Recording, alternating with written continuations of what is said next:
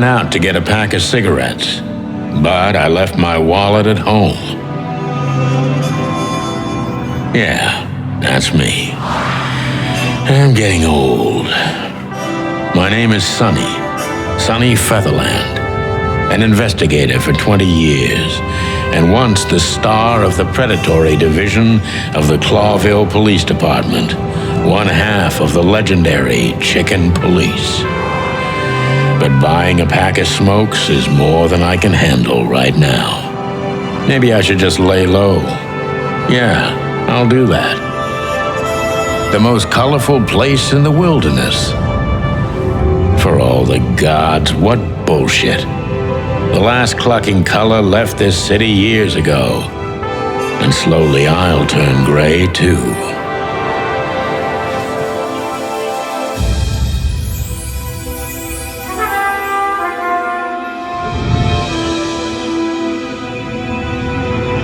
Still, what do I expect? We're living in a vast experiment and don't even notice that everything got clucked up a long time ago. We believe in this wonderland of peaceful coexistence. Wolves and sheep, chickens and hounds. Yeah, sure, why not? It's just ridiculous. The dog eats the chicken. It's in our nature. I'm not propping up the illusion anymore. 121 days, and it's over. Retirement.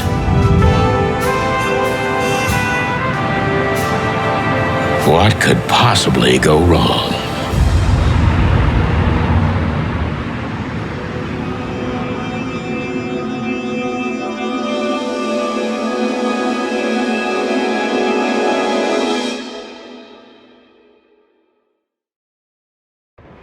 Crap. My office lock is a piece of shit if a dame can pick it. She stood in the darkness. The light painted stripes on her body. It whispered secret little things that were never there in the first place. But she was no zebra. Reality was just a light switch away. Elizabeth or Charlotte? I was sure she'd have a sophisticated-sounding name. She had a bygone look in her eyes. Older than this ancient building, and perhaps the whole city itself. Or maybe I'm just drunk.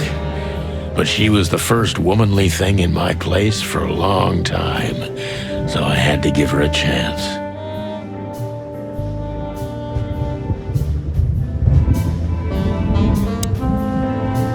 She doesn't seem so dangerous that I need to grab my gun, but you never know. My last cigarette. You're lucky I don't have a light, pal. My wallet and my badge. The wallet is real, the badge ain't. Chief Bloodboil took mine, so I got this one out of a pack of cornflakes, just in case.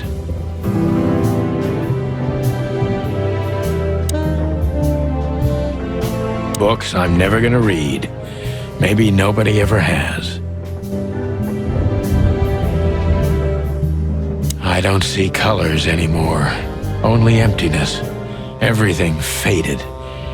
I need another drink.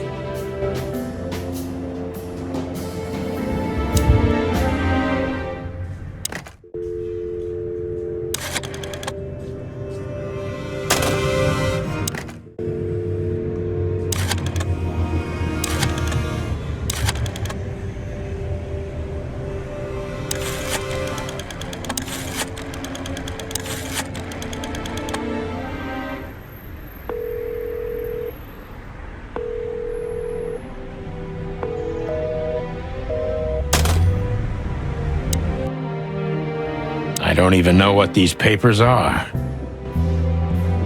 Every whiskey has the same color nowadays, at least in this price range. I promised myself I'd write a novel one day. We used to be star cops a few years ago. Tabloid press, radio interviews, and even a book series. I don't miss those days. Of course, Marty, my old partner, would disagree. He just loved the spotlight. This is... this is one of the most beautiful memories from my old life, before Molly left me and took our daughter. The good things in life don't last long. The best ones always leave first.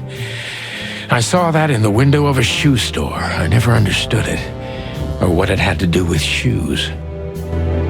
M.B. Davis, the eternal king of jazz. The photo is from the days of jazz prohibition. I only heard the old man live one time, but I'll never forget that night. And not only because I woke up at the harbor without my gun, my badge, and my pants. The Wild Gentlemen. Those guys rebuilt the city after the Great Fire of 867. My heroes when I was a little chick. I'm starting to think they should have left Clawville as it was, burned to the ground.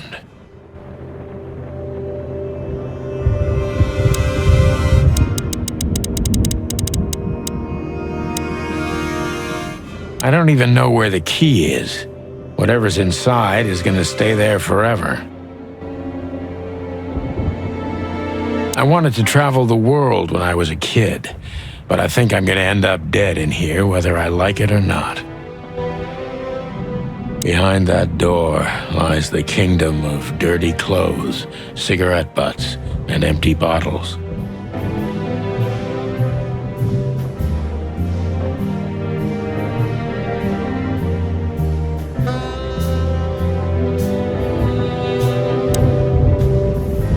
Who is this dame, anyway? And what the cluck is she doing in my apartment on New Year's Eve? Let me introduce myself. My name is Deborah, Miss Deborah Ibanez.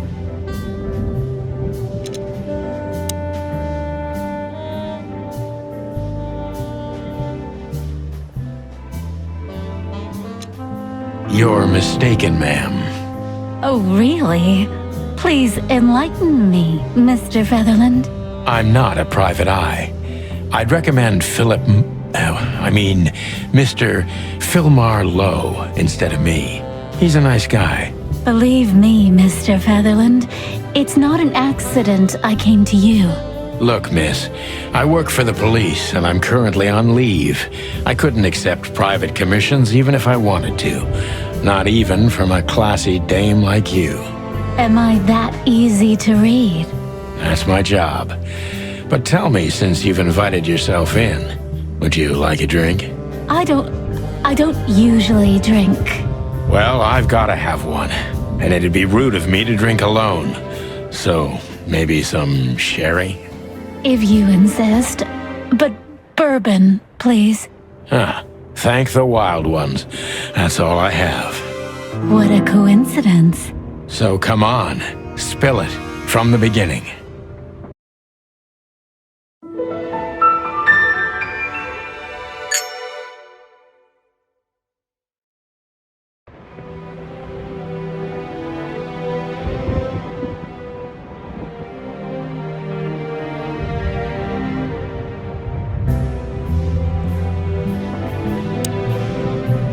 That's better. Now, if I understand correctly, your mistress is receiving threats. What kind of threats, exactly? It's a very strange matter. First, there were letters. Then it came printed on a wine bottle's label, sent as a gift. Then carved into a brick, thrown through the window. And finally, they painted it on the wall of the house in giant red letters. I think it's time to dig a little deeper. If you don't mind, I'd like to ask you some routine questions. Please, that's why I'm here.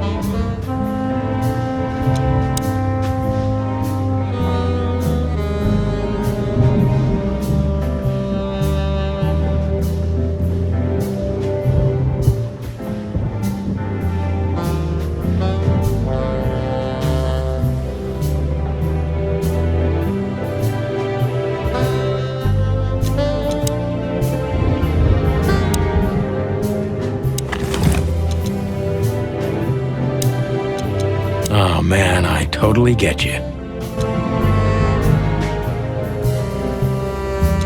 Ironic, but ever since I've been on furlough, with only my fake badge sitting in my cabinet, I feel more like a cop than I ever had before. More like a Clawville cop, anyway. I haven't dusted you off in a while, partner. Looks like I may be needing you now.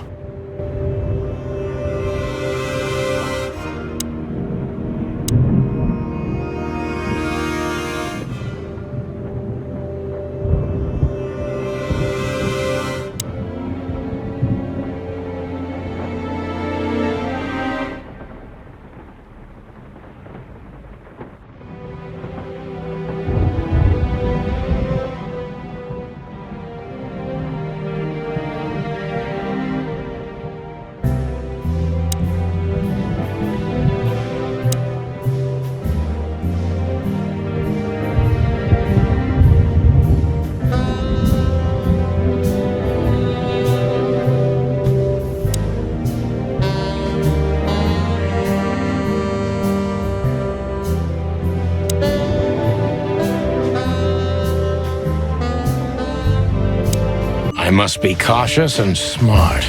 This dame seems shy, which I can use to my advantage. But I must be careful about what I say to her, or I could scare her off. Let's start gently, and when the time comes, we can go in hard.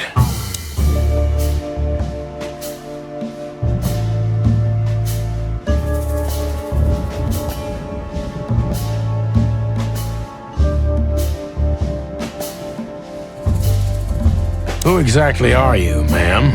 I'm not somebody important, Mr. Featherland. You're important enough to deal with such a delicate matter, right? I carry out the wishes of my employer, nothing more. This means simple paperwork, most of the time. You've been thrown into deep water, sweetheart. Tell me, can you even swim? Believe me, this is just as unpleasant for me as it is for you, if not even more.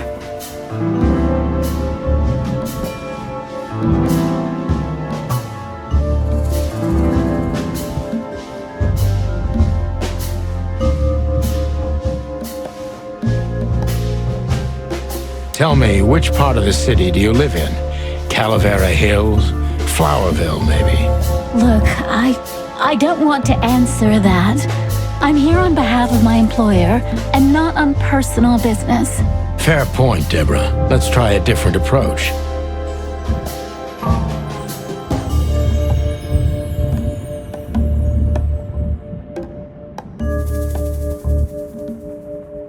Why did you have to visit me this particular evening?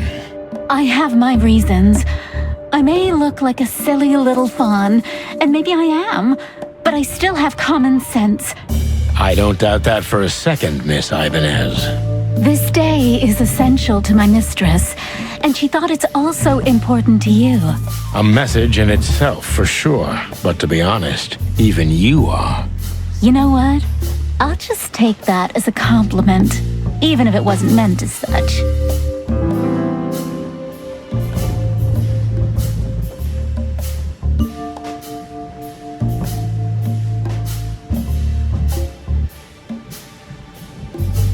Why did you come to visit me? Why not your employer herself? My employer is Miss Natasha Katsenko. She hasn't been leaving her home lately, only if she really has to. How so? Miss Natasha is afraid. She's scared because of those unwanted messages, and everyone knows who she is. So she's that kind of woman. I don't know what you mean. Of course you do, Deborah. Thank you, by the way. We're finally getting somewhere. We avoided the point long enough. Deborah's hiding something, no question. Let's focus on that.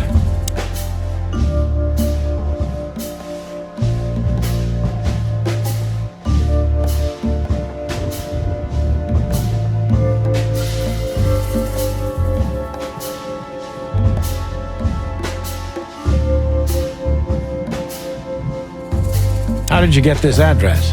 You know, my mistress has exceptional connections. If they were so exceptional, she wouldn't have chosen me.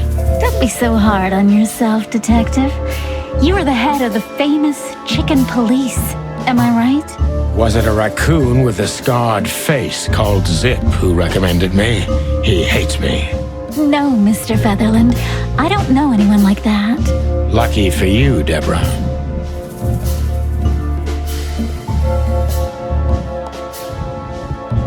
What exactly did you expect by coming here to meet me?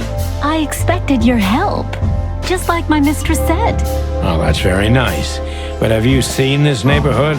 Have you seen this wreck called a hotel? Who were you hoping to find in a place like this?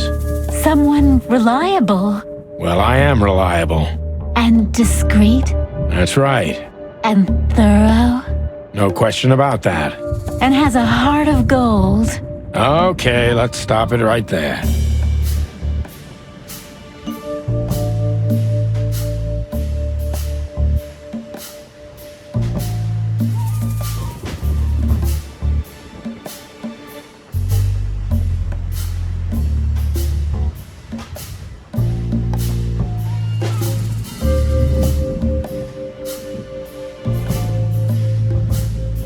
Are you in some sort of jam?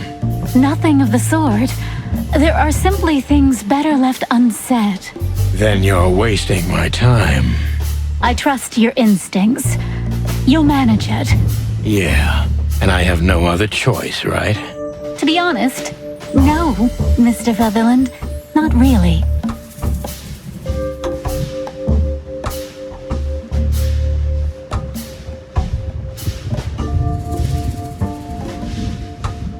Don't you think this whole thing is a little suspicious? Look, Santino. I'll explain everything. I have no doubt about that. You look just the type, sweetheart. No offense. I'll take that as a compliment. Or maybe I'll act like I haven't heard it. You see, we're starting to understand each other.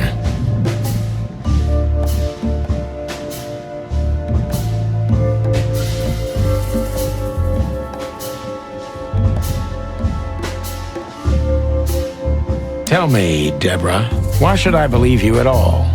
Because my mistress trusts you. Should that be enough? If you really like what she thinks you are, then yes. Damn, what can I say to that? Look, I didn't mean to back you up against the wall. You have a way with words, sweetheart. Did you ever want to be a cop? No, not for the world. Smart answer. Be honest and tell me what you're so afraid of. You know, Mr. Featherland, my mistress's partner is Hobart Wessler. Or as most people know him... Ibn Wessler, the Kingpin. Exactly. Feathery gods, help me. So you get it now. The secrecy. To put it mildly, I think I understand it all. Wessler. This little piece of the puzzle changes everything.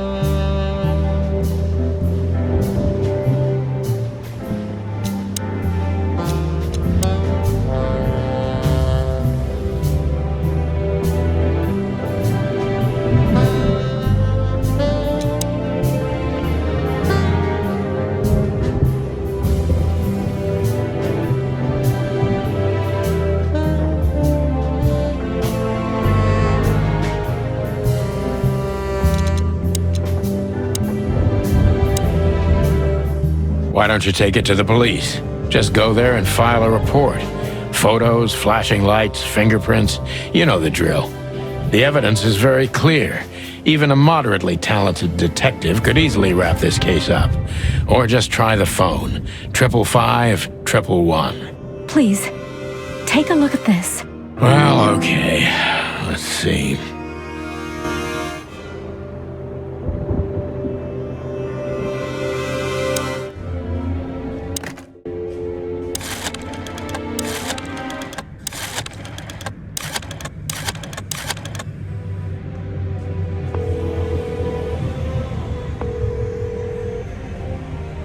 Bravo PD, how can I help you?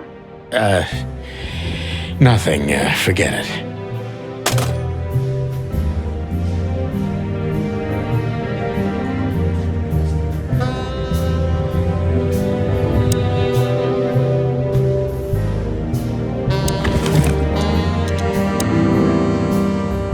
I know Molly very well. Please note this when deciding whether or not to accept my assignment.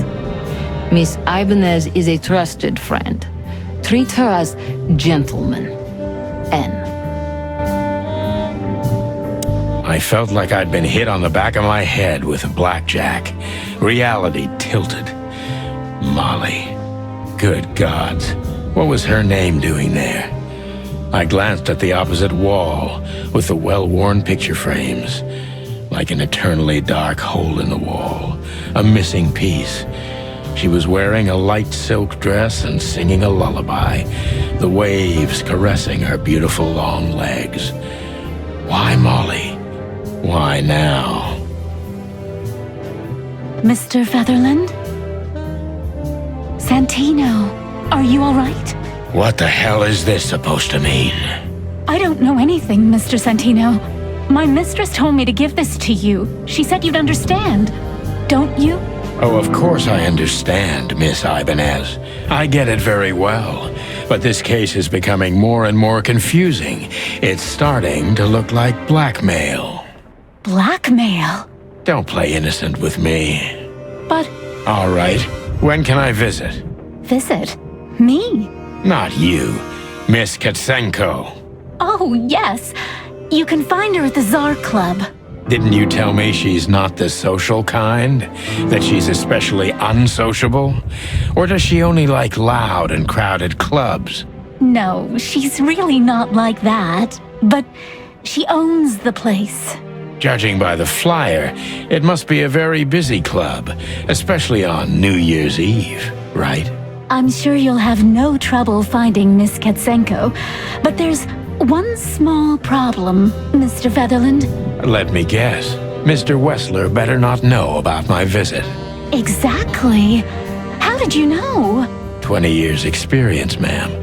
Oh, and please, call me Sonny. It was a pleasure to meet you, Sonny. I'll talk about the rest with Ms. Katsenko in person.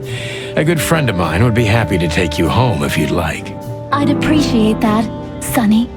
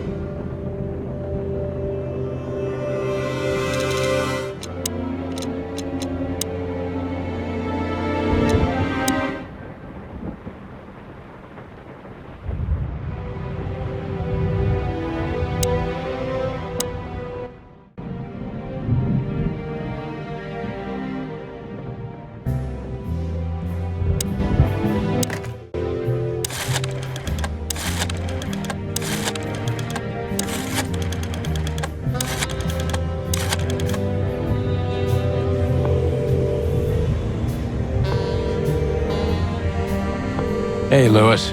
Am I bothering you? No. Of course not, Sonny. Old friend, what's up? Could you come over? I've got a favor to ask if you're not busy. For you, anything. Just a minute.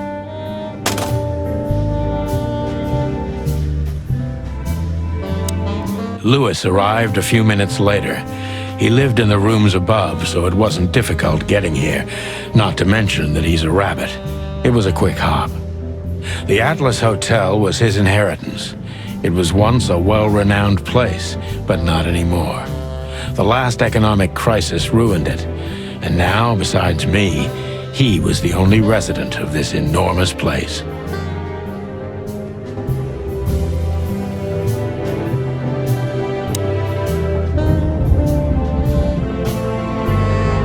Thanks for being so quick, Lewis. Can you drive Miss Ibanez home? I have some things to take care of. Of course, Sonny. You know, anything for you. Thank you for being so considerate, Sonny. I appreciate it. Don't mention it. Goodbye, then. So long, Deborah. Before I visit the club, I have to take a detour. I've got a feeling that this case isn't going to be a one-man job. And there's only one bird in this city I can trust. My ex-partner, Marty. He's going to be at the station. I can only hope he'll be willing to talk to me.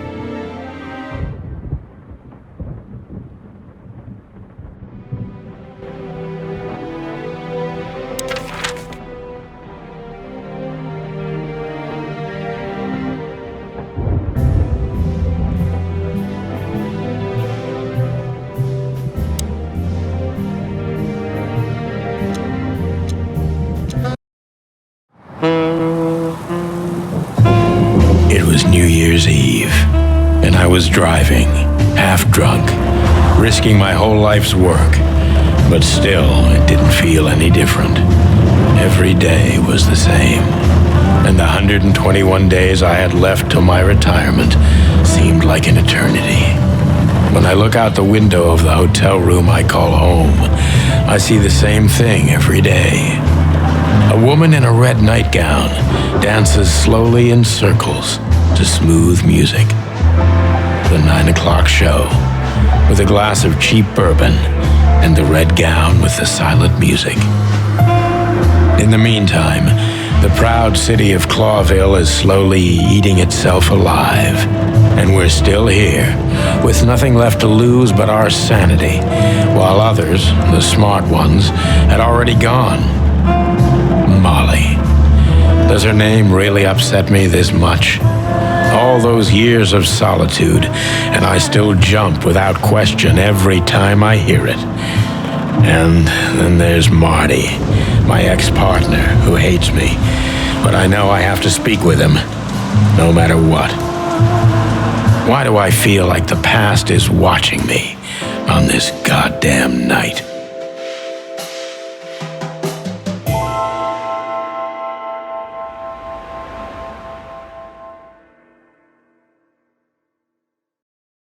I knew where to find Marty. At the station, we'd always draw straws about holiday duty. Marty never joined in. He always took the New Year's Eve shift, even though he had someone to go home to. I understood. 10 years ago, we survived the night the press called the Bloody New Year. Forgotten by Clawville, but not by us. We both left parts of ourselves behind that night.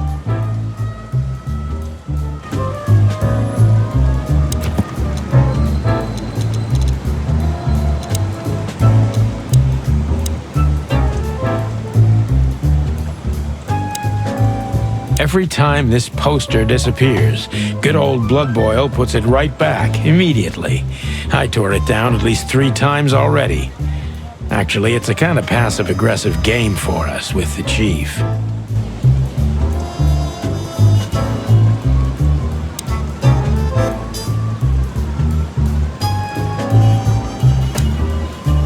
This happened when that old bloodhound, Blood Boil, was promoted to chief of police. Did you miss me? No? Same here. Back in the day, I used to patrol the city's streets in one of these. I don't miss it, but it used to have its advantages.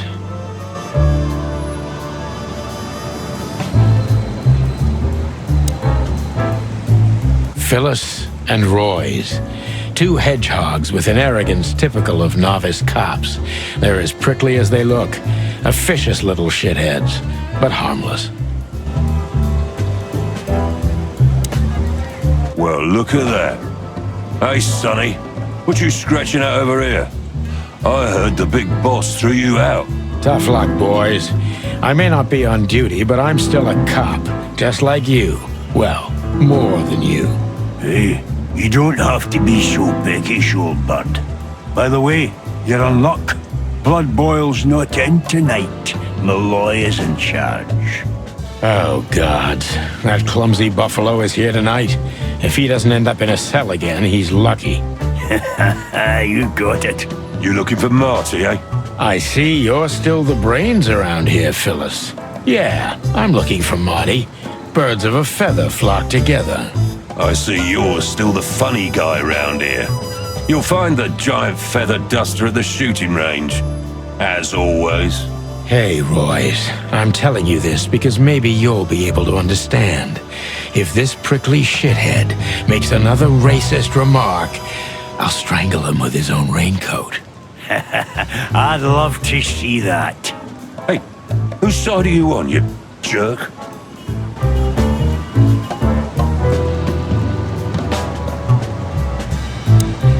Here we are again, Clawville Police Department. I've never been good at history, but if I'm not mistaken, this place has been a church, a hospital, and even some insane cult's secret hideout over the years.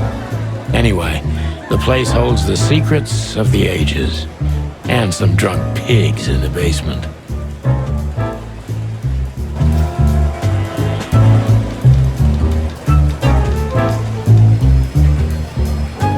Honor, strength, unity. For the love of the wild gods, I'm gonna be sick. Marty drinks this shit. I've never tried it, but I'm pretty sure it's gross and probably toxic.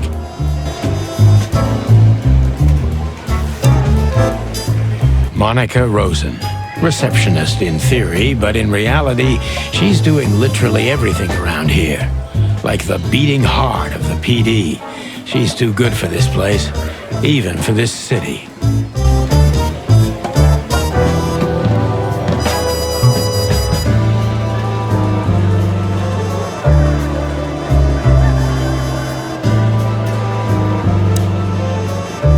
Mort, you scabious beast. What the hell did you do? It's Morty to you, sonny boy. Everything's fine. There was just a bit of trouble in the bar and someone got knocked on the head with a glass. It wasn't my fault. I'm as blind as a bat, am I right? Did that ever bother you, Morty? Listen, sonny boy. Go tell them to leave me alone, eh? It's New Year's Eve, after all, and I didn't even do anything wrong. Not that wrong. Where's your little lapdog to get you out of this mess? Is that little pimp of a midget still sniffing around you? Jesse is a good boy, Sonny. And he's good to me, believe me. Oh, God, spare me the details. When will you finally realize that little shit's been using you? Oh, of course he's using me. What could a pretty boy like him want from this old monster, eh? Still, Sonny, I have no one else. You understand that, don't you? Even you deserve better, pal. By the way, you look horrible, even for yourself. Are you feeling okay? Well, I'm not what I used to be, but neither are you, judging from your voice. But I'm seeing a doctor, sonny boy. I really am. Are you? Don't need to, Mort. I'm fine. Anyway, if Bubo prescribed you something, don't even think about taking it. I don't talk to that insane owl. Damn right.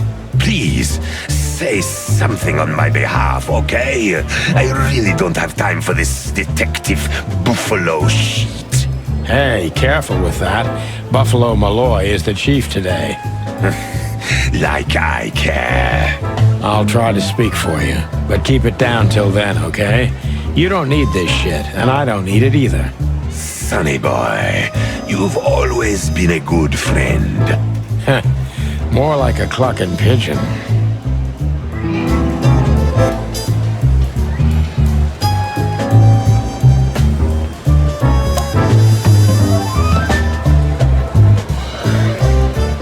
Holy wild ones, look what the cat dragged in. Hello to you too, Bosco. I see you're busy, as always. I've been sniffing around one of the rundown joints. You know how it goes. And boom, this son of a lizard comes flying out the window. I didn't know the lizards could fly. So, Mort was being a bad boy again. Nothing unusual. And you? Still dying? I'm still a cop for another 121 days, Bosco. It's as unpleasant to me as it is to you. All right.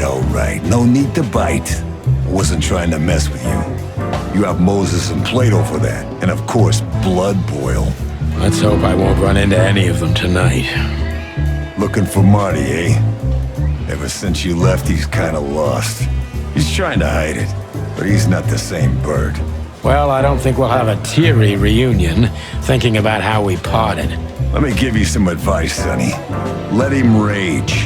He'll be the same after that. Anyway, he was the one that shot you, right?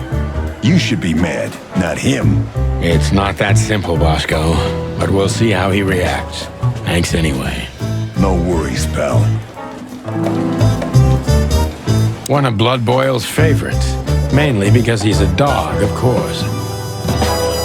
I'm really not in the mood to meet Deputy Malloy or any of my ex-colleagues from the Predatory Division. Officer Jardine. They say she's clever, smart, and dangerous. We need more of her kind in here.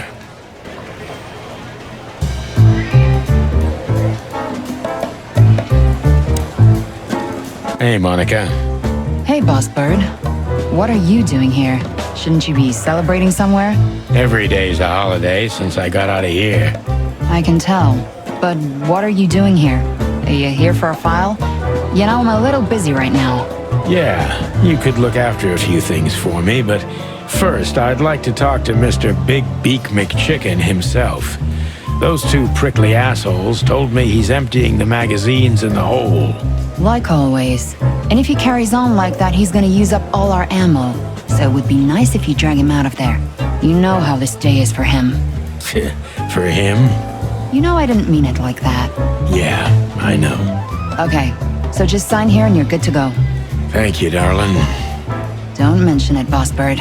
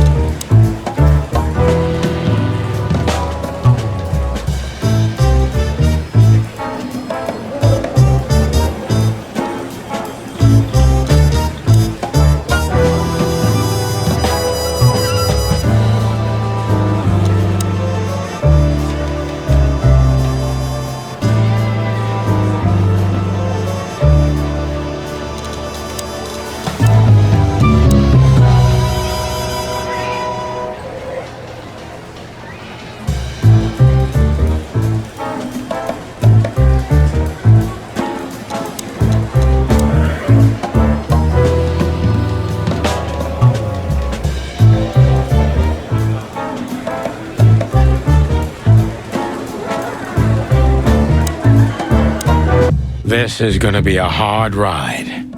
Last time we saw each other, he had a smoking gun in his hand and I was bleeding. I don't know how we can get past that, but it's worth a try.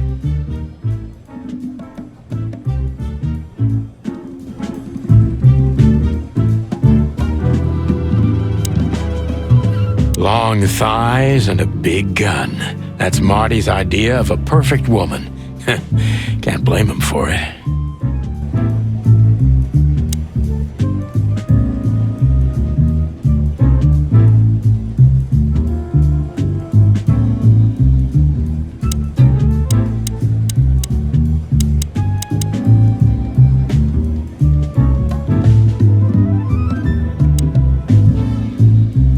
Claudia, tiny, dark, and angry, and hits you where it hurts the most. I know her well. Marty calls her Susie, and I have to say, this little she-devil pulled us out of many tough situations over the years. I believe this piece is forbidden. Cops can't use it, but this is Marty's personal collection, so it doesn't matter. At least nobody has ever complained. Her Majesty Big Bertha. Or rather, Big Bertha 2, because there was one before her, a sawed-off little broad, but we lost her in a swamp. Marty cried for a week. But once he saw this giant lady here, the balance of the universe was restored.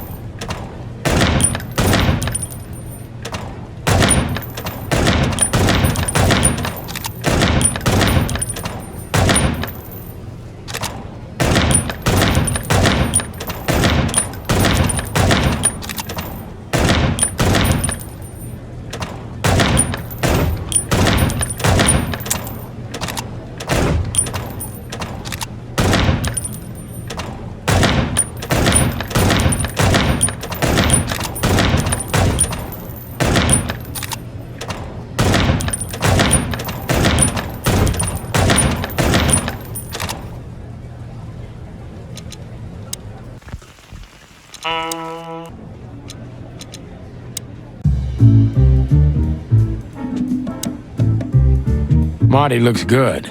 Big and loud and angry as always. Hey, Marty. Oh, well, look who's here. Hello, Boss Bird. Were you lost? This is the PD building, you know. Cut the shit, Marty. We're better than this. Well, at least you are. Better than anyone, huh? Marty, come on, let's forget that. What's past is past. Easy for you to say, Sonny. Damn it, Marty, you shot me, remember? I almost bled to death. Hell yeah, I remember. Unfortunately, my aim wasn't good enough. I need your help, okay? That's what you want to hear. Well, it's a start. Okay, I've said it. I won't do it again. Yeah, right. So, are you in? Just for tonight. Small case. We'll wrap it up in no time. What kind of case? A personal one. How personal? Very. The kind of case where if you come with me right now, you're not on duty anymore. Ooh, damn, Sonny. Stop it right there. I'm in. That's it?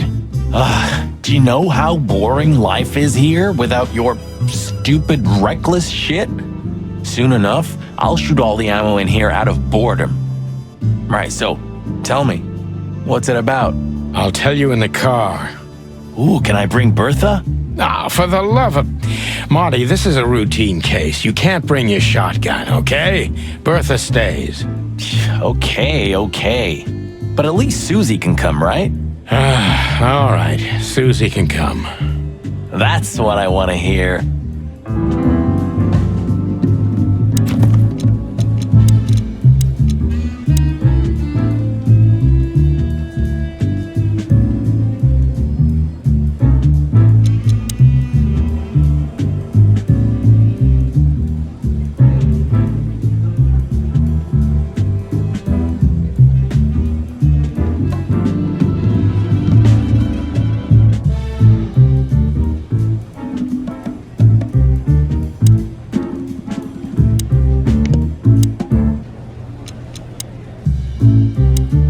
Hey, Marty, what about Laura? How come she didn't eat you yet? Yeah, very funny. We're good, by the way. Mostly. As good as we can be after all these years. Glad to hear it. She asks a lot about you. Really? Yeah. She always hated you for getting me into trouble all the time. Understandable. But she also felt sorry for you. Oh, well, thanks. That's much better. If I'm honest with you, she loved the chicken police, Marty, better than this one. Well, I think I'll take that as a compliment. Whatever, Sonny. Still drink coffee? Yeah, my only poison. Except for guns, of course. And women. We could visit our old haunt. What do you think? Oh, a nice cup of Zips coffee and the hot dog. I'm in. Oh, and maybe we'll get into a little fight too, huh? If it comes to that, I'm leaving you without a blink. Oh yeah, like last time? Those were different times, Marty, with a different Sonny. Well, all right. To the city then. You don't have to come with me, you know.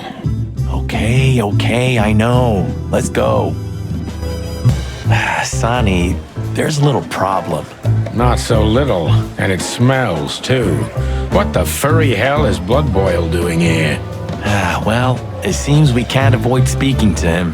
Oh, yes, we can. You have your rifle with you, right? What? Just kidding. Sort of. I see you're swamped, buddy. I've sent the old lizard away. I don't need him to foul the air anymore. I hate his kind anyway. Well, because he's a reptile. No, because he's a good-for-nothing piece of shit. Oh, yeah, that's true. And you letting off some steam? Something like that. We'll go and check out some seedy joint. We're cops, after all, ain't we? And this is still Clawville. That's true, pal. Protect and serve. Eesh, get a room, you two. Shut up, Marty. We're leaving, sweetheart. Stay safe, boys. I'm glad to see you two together again. I'm afraid you're alone with that. Hey, don't make me change my mind. You won't, Marty. I bet you can't wait to get mixed up in some serious trouble again. Yep, that's true. I'm serious, boys. Be careful out there. We're big birds, Monica. We can take care of ourselves. Mostly.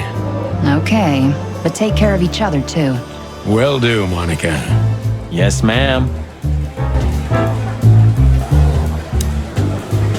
What a surprise. The two pigeons back together.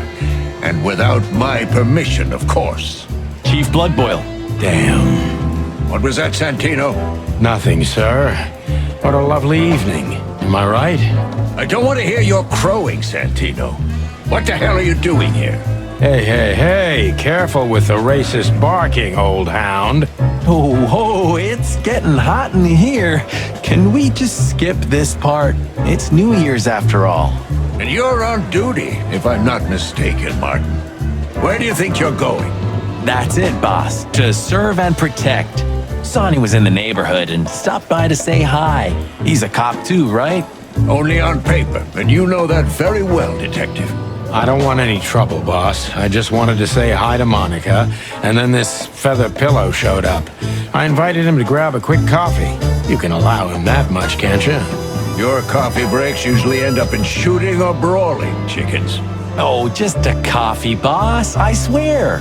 Oh, have a heart. It's New Year's Eve, and I haven't seen my old partner for so long. How touching. You shot him with a shotgun, if I remember. Family quarrel. For all the marrow bones of the world, get the hell out of my sight. Have a lovely evening, boss. You especially. Fuck off right now, Santino.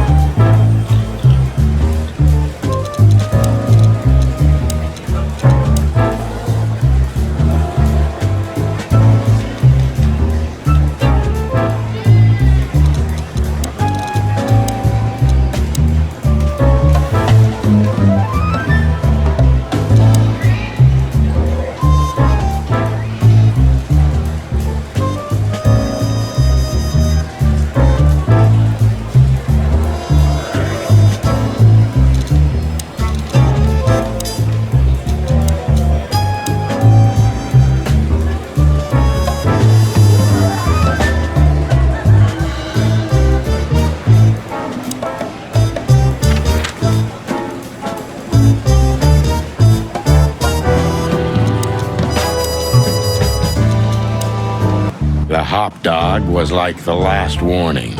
You can still turn back. My eyes lingered on the sign. An enormous dog.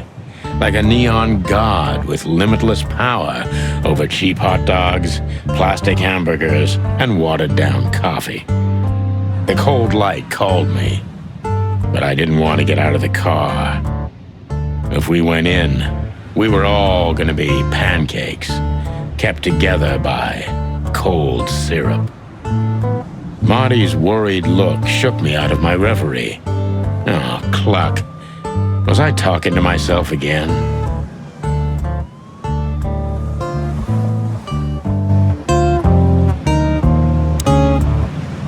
Look at the poor bastard. He's looking okay, Marty. Remember what we saw when we worked at the Hive? Wild ones. Don't even remind me. Trying to forget that shit every day. It's been even worse since. I guess you heard about the riots. Who hasn't? You know, people are afraid that the Great Fire will happen again, and those hive houses are pretty flammable. I don't speak of the devil, Marty. But to be honest, I have no idea how this insect matter can be solved. I do. We just open the ghettos and let the insects live among us like they did for centuries. Your heart is pure gold, buddy. But you know it's not that easy. Clawville isn't what it used to be. Hey, pal. Can you hear me?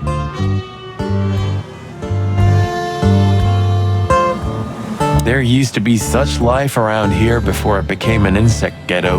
That was a very long time ago, Marty. I was a little chick, and the hop dog had the best pancakes in the entire city.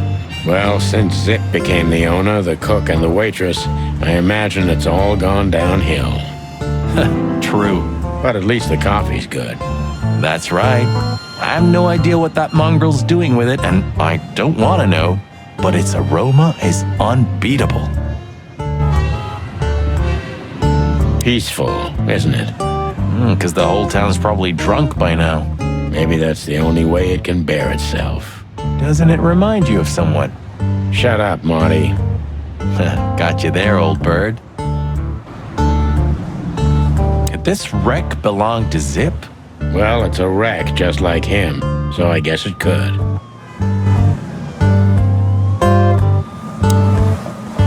Are you sure that thing's a dog?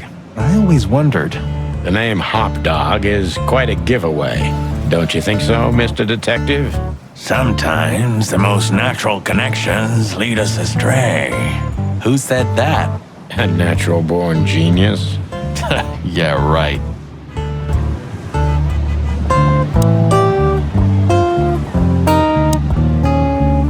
Of all that's furry.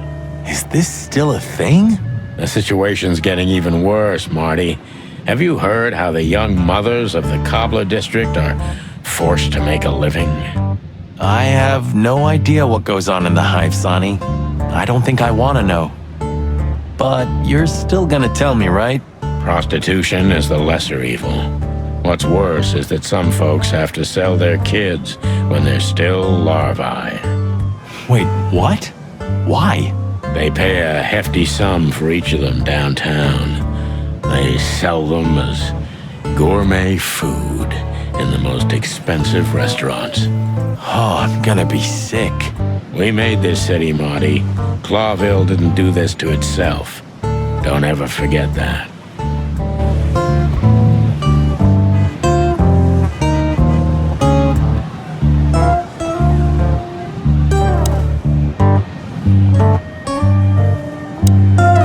Ugh, the place is deserted.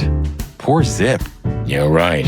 Yeah, the guy's middle name is Bad Luck. That's for sure.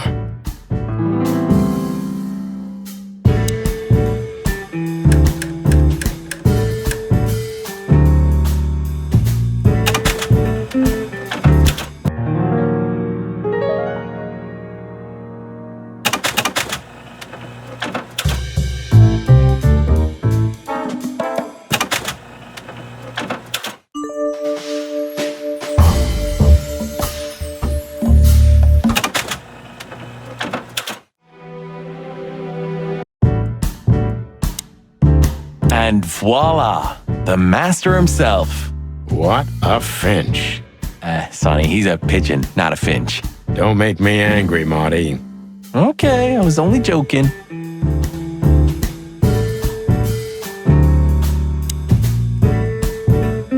The highlight of my day. Yeah, I can smell it already. How does he make the coffee here so special? Look at that mangy trash panda and tell me, do you really want to know? You're right. As always. What insight? Well, that's a good question, pal.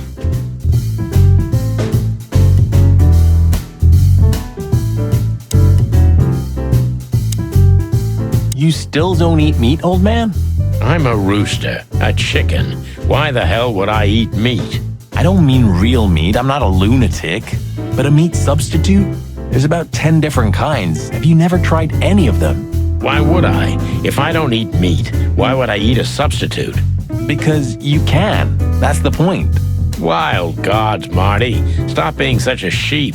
Do you fall for those adverts? Substitute isn't meat, Sonny. And if it's tasty, why wouldn't I eat it?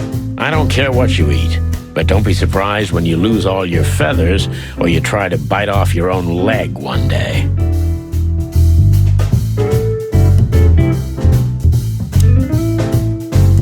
The door didn't look like this last time. Yeah, because last time you tore it out and beat that baboon with it. Oh yeah, I remember now. So that's why Zip remodeled the whole place. He had to. We didn't leave much of it standing. If I didn't know how nice we are, I'd almost hate ourselves. Welcome to the club, partner.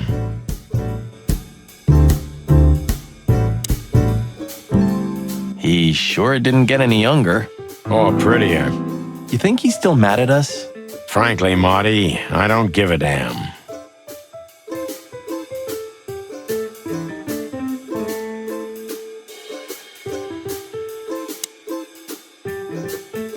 Hello, boys. Now, get the hell out of here while I'm asking nicely. Hey, is that how you greet two old friends? Hey, I'm not joking, Sonny. I got a shotgun under the bar. No, you don't, because if you had, we'd arrest you here and now. If there's still life in you when you're full of buckshot. It's going well so far. We're just here for a coffee, Zip, okay? Like old times. Nothing's like old times. Haven't you noticed? Yeah, as a matter of fact, it's quite noticeable. Shit. All right. And where'd you blow in from? We haven't been anywhere yet, but we're going somewhere. Everybody's going somewhere, right? Tell me, how much do you know, Zip? That depends. How deep is it? Bottom of the well kind. Goes down around Ibn Wessler. Holy hell! Wessler? You've dipped your wings in deep shit, boys. If you've got anything on him, don't keep it to yourself. We'd be grateful. Grateful? Maybe you're not gonna trash my joint this time, eh? You know, Ibn's acting strange nowadays. He always believed that if you want something done, you do it yourself. That's how it was for years anyway. And? But now, he left his real estate, the fish racing clubs, the casinos, and the bars to his right-hand man, Mongrel Mick. And ever since, he's been kinda weird. Bottomed out, brooding in the seediest joints of the city. Nobody ever knew him to be like this. Weird, huh? Yeah, weird. Do you think it's about a lady? It's always about a lady. Well, there is a woman. I knew it. But not like you think. Is this gonna cost much? Only a favor, like the good old days. Okay, I'm in.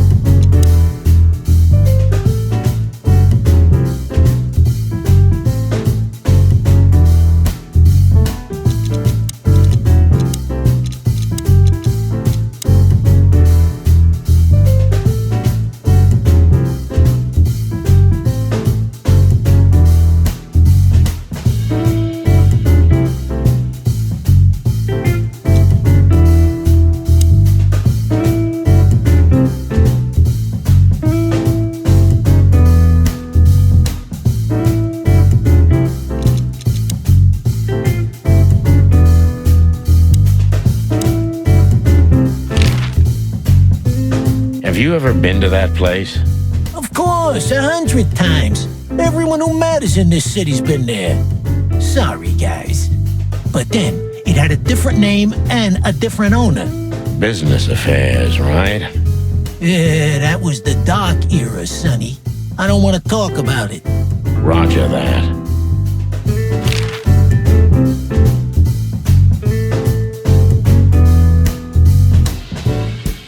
I've Gotta say, you've revamped the joint pretty well. After you trashed it, I had to. Look, I'm sorry, Zip. That ocelot and his gorilla. Baboon, not gorilla. Whatever. Sonny, what's your beak? So you owe me one until about the end of time. But I'd settle for you washing up here for a few years after retirement, Sonny. Mind your tongue, furball.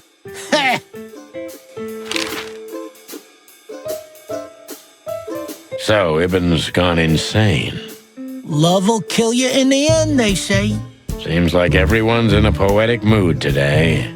You're one to talk, by the way. Huh? Why? So, about that woman. Is she really that dangerous? What woman isn't, huh? No, Zip. I mean really dangerous. She's got the most influential gangster of the city wrapped around her finger.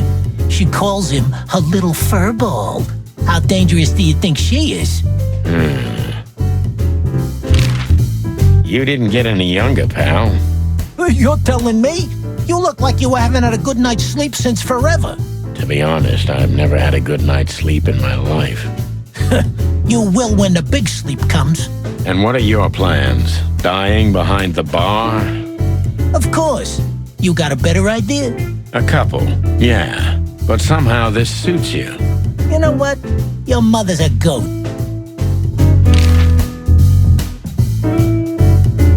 That Natasha's a mysterious woman, a real cursed jewel if you ask me. She came out of nowhere 2 or 3 years ago and landed on the stage of the Millions almost immediately. Is that so? Interesting. Yeah, she's got a fantastic voice, makes men go crazy. But we all know that's not what's important. Then suddenly, bam! She got the whole club, just like that. But we know exactly how it was. I can imagine, yeah. Since then, it operates under the name the Czar Club, right? The old click is still clicking, right? Yeah, the club was renamed and remodeled. Everyone knows she was Ibn's lover, but she's not your usual canary. She didn't get involved in Ibn's dirty dealings. Then how exactly does she fit into the picture? Check this. A few months ago, the old rat pulled out of his own businesses and gave control to Mongrel Mick and his mob. Mongrel Mick? Doesn't sound familiar. Mick the Marauder ring a bell? Damn, that little monkey came this far? I think that little shit took advantage of Ibn not being himself. Which has something to do with this Natasha, right? That's my guess. Thanks for this straight dope, Zip. We owe you one. One?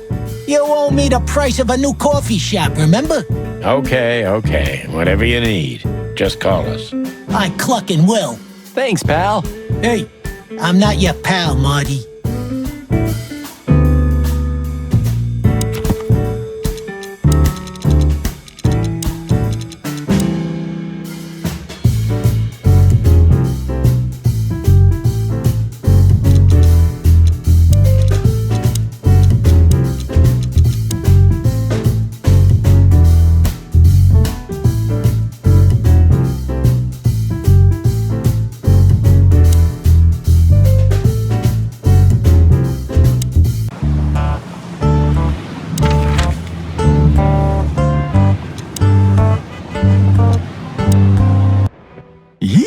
My condolences, pal. I see your cleaning lady died. Yeah, she set foot in the bedroom once. I haven't seen her since. I didn't dare to go after her. Oh, I wouldn't want to go in there either. But what's that smell? Cigarettes and whiskey. Yeah, with a hint of dirty laundry, but no, this is lavender? That. Now, that's got to be the Ibanez dame. You know, the broad who gave me the letter. And the job, obviously. Pretty, huh? I can smell it. She's an exotic, too. An impala, maybe? Furry hell. That's why Chief Inspector Bloodboil hates you so much. He's jealous because your nose is better than a clucking bloodhound. The bitter old dog. He just hates all foul. True. Except for Monica. Monica's a fairy, not a bird. So, what now? Well, let's gather my stuff and head to the club. We gotta find out who this Natasha is and what she wants from us. I mean, what she really wants. After you, Boss Bird. I wouldn't like to touch anything in here anyway. If it's okay, I'll just stand around and stare out the window. Sure, just do it quietly.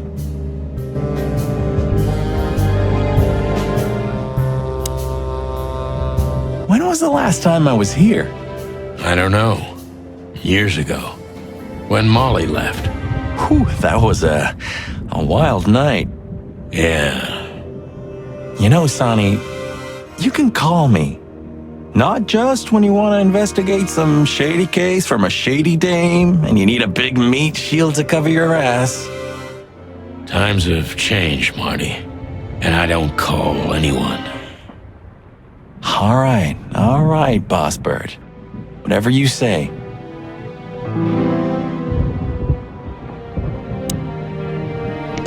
It would be best to board it up. It'd go well with this rundown neighborhood. It may be run down, but somehow I still feel like it's honest. Sure. You could live in Cockroach Town. That's an honest place, too. Has a similar stink. Believe me, Marty, I thought about it. Why am I not surprised?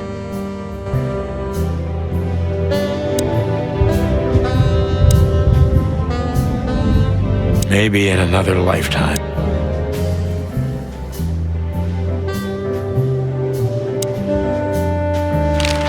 Have you been there before?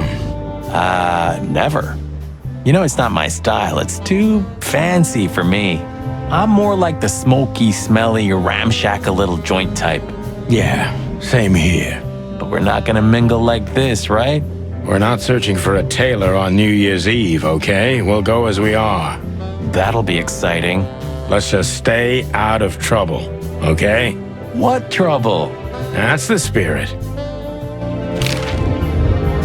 So she just turned up with a message and this flyer, and you fell for it? Maybe I was bored, or maybe there's more to this thing than meets the eye. Yeah, there's always more. Maybe I just wanted to meet you for old time's sake. That's not funny.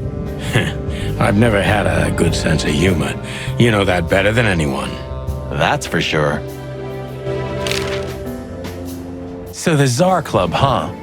My city's on fire. Sounds good. But that's all? It's kind of weak for a clue. It's not a clue. It's just a guide. By the way, it's New Year's Eve. We deserve some fun, right? Well, that's true. But it's never that easy with you, Boss Bird. There's something you're not telling me, right? Nothing important, Marty. Yeah, if you say so. Oh, hi, Mr. Sinclair. How are we? Sinclair is doing fine, thanks. Anyway, you still talk to your guns? Yeah, and so what? Other animals talk to their plants. Crazy, isn't it? At least a gun has a soul, and it's useful. I can't believe you're allowed to walk around freely, Birdie. Oh, if you only knew what I'm packing right now. I don't want to know what's under your feathers, Marty. So, am I staring quietly enough? Well, the floor's creaking a bit when you shift your weight, so, You're an asshole.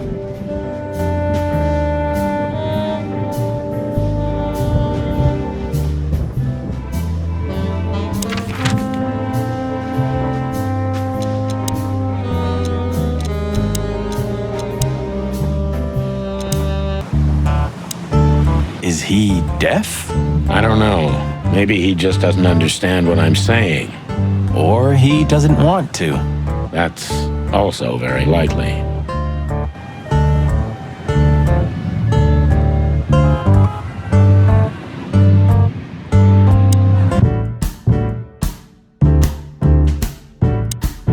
You sure talk a lot. And maybe the past is haunting me. Once a rat, always a rat, right? Aw, come on, Zippy. Don't be so hard on yourself.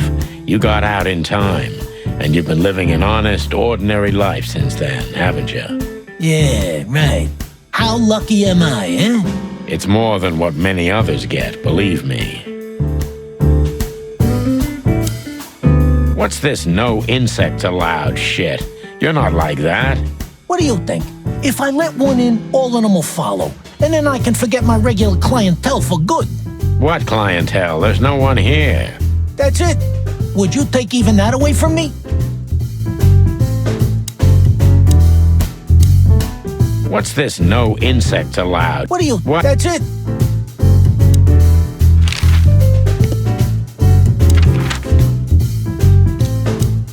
Look at these two simpletons.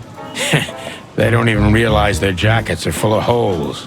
For the wild God's sake, don't dare tell them. I already tried, but nothing happened. Figures.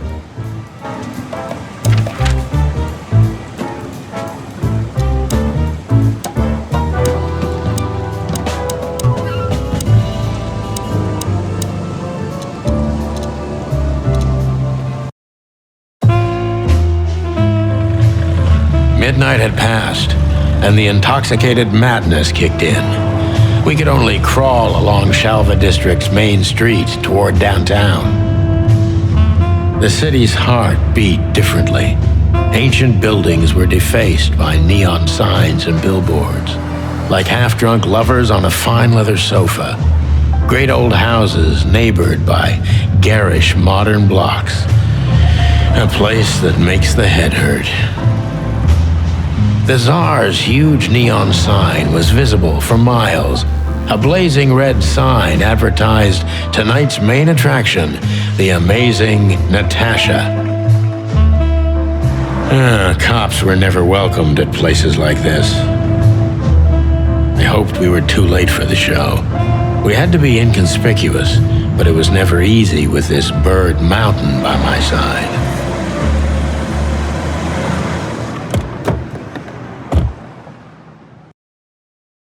Ah, so this is the famous Tsar Club. More like infamous, Marty. It's not for our kind, that's for sure. And I don't mean that they don't like foul here. Well, at least we don't have to be afraid that they see you as a detective, Boss Bird. Very funny, Marty. So what are we gonna do now? We find Natasha, the broad who sent me the message, remember? But first we need to get into the club. And Marty, please, don't monkey this up. Excuse me? On behalf of the well-respected and noble primate community of Clawville? Cut the crap, Marty. Let's focus on what we're here for, okay? As you say, Boss Bird.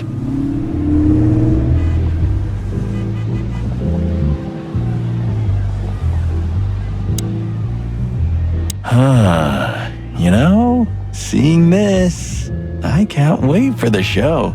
The girls? New Year's Eve's once a year, right? And we're not on duty. Have I asked how Laura's doing?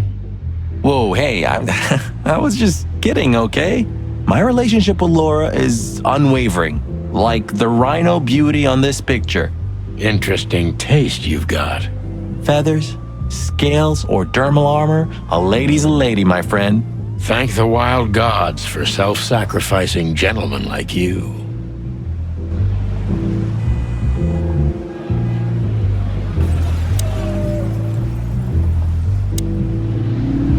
Hey, that's your old friend, right?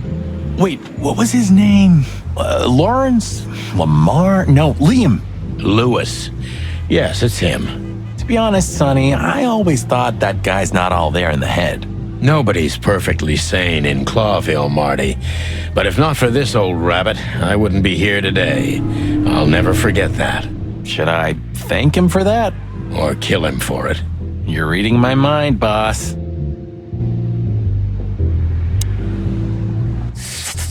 Sonny, my dear friend. Hi, Lewis. This is my partner, but I'm sure you already know. You have no idea how happy I am to meet you, Mr. Marty. I'm a big admirer of your work. Pleasure's all mine, Lawrence. Lawrence? Anyways, so the legendary Chicken Police back together? Isn't it amazing news?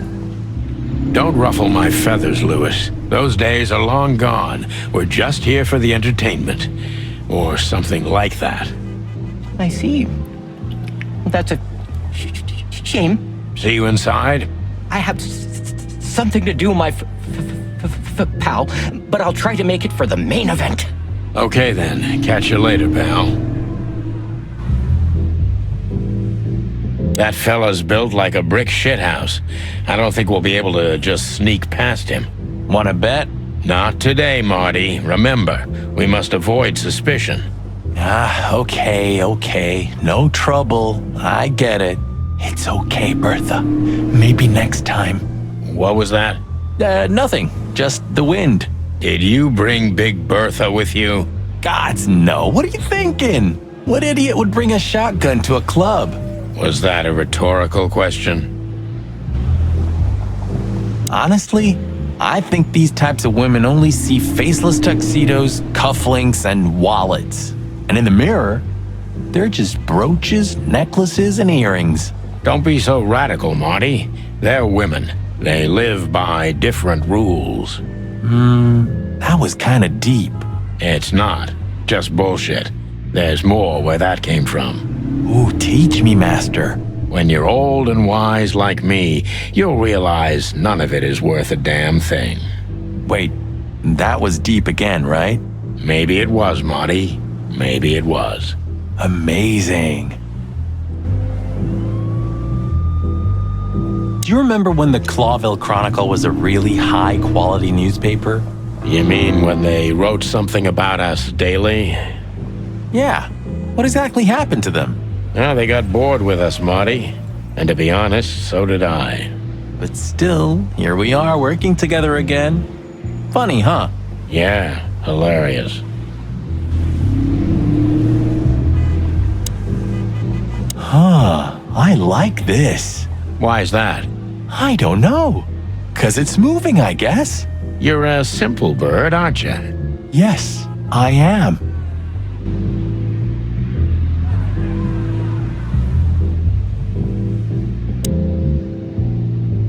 Whoa, look at that. Isn't that the new... It is, Marty. A brand new 942 Silver Hawk. Haven't seen such beauty since I left Iveria. Of all that's furry, whose is it? Maybe it's Ibn Wessler's. I guess he's no paper tiger. Yeah, he sounds like a fellow who drives around in one of these. Lucky bastard.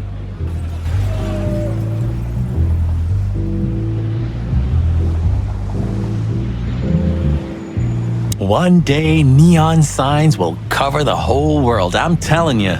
You read that in some kind of science fiction book? No, it's just what I think. Oh, so you have your own thoughts now. The world's really moving forward. Cluck off, Sonny.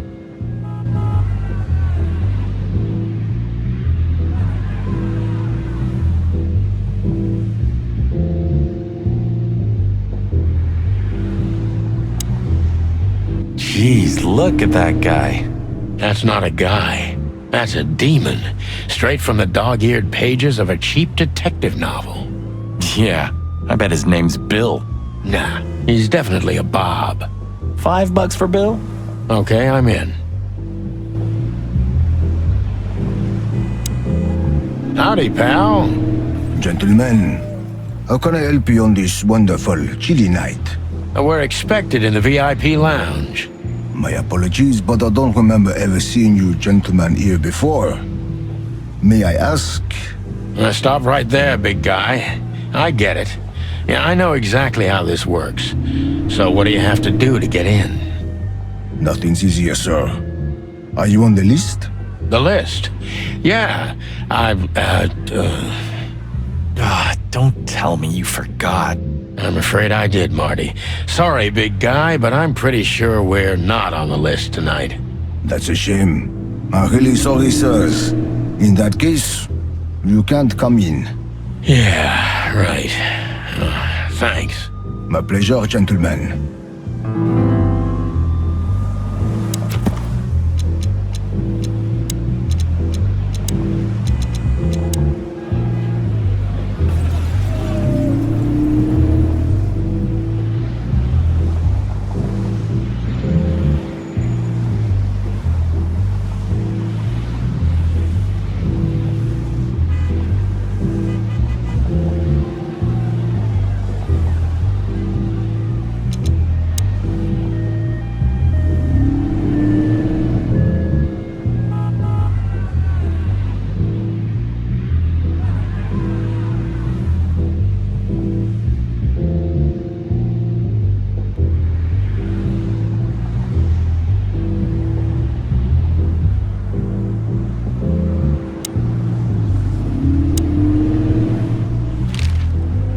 Look, I really don't want any trouble, but... It is even more inconvenient for me, sir, but this place doesn't like coppers. Forgive this slang. I can't let just anybody in, and there are some I am strictly forbidden to. Please, you have to understand. Listen here, you cow. Do you have any idea who we are? You ever read the papers? Of course, I know who you are, sir. I read the news and more, and I must admit it's an honor to meet you in person, Mr. Santino Featherland and Mr. Marty Machikin. The Bell of the Pantheress is one of my favorite books. Oh my God, not the books again. So it would be terribly inconvenient for me if I had to use force on you, gentlemen. What did you just say? Relax, Marty. This guy has chicks like you for breakfast. Thanks for the information, pal. Have a nice night. Thank you for understanding, gentlemen. And forgive me for my austere composition. No problem, Shakespeare. Say, big guy, you know Mr. Lewis Hayworth? But of course, Mr. Hayworth is an impeccable gentleman, and also a frequent visitor of the club. Is that so? Good to know. And? I'm afraid that is all, monsieur.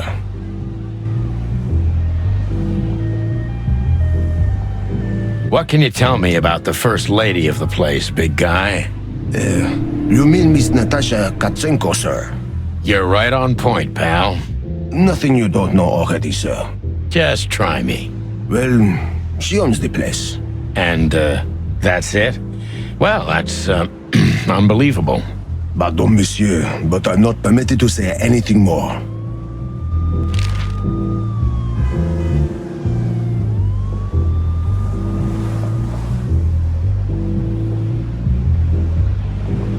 Let's just knock that giant out, shall we? Easy peasy. Let's just not do that, shall we? Okay.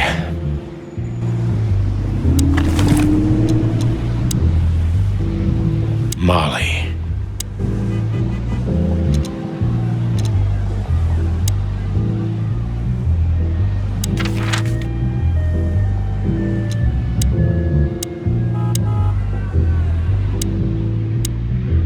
Just one more thing.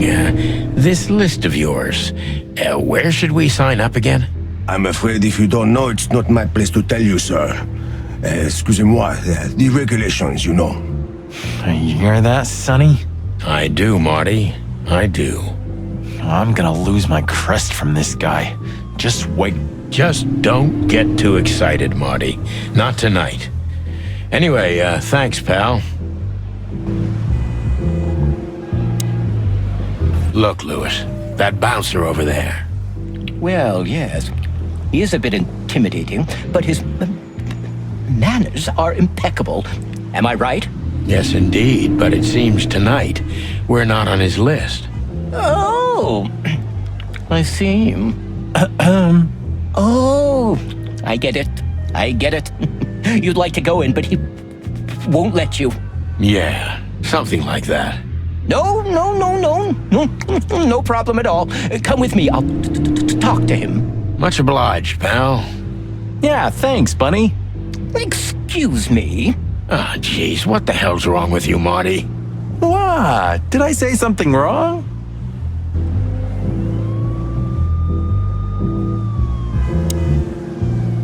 Let's not bother her. Okay, boss.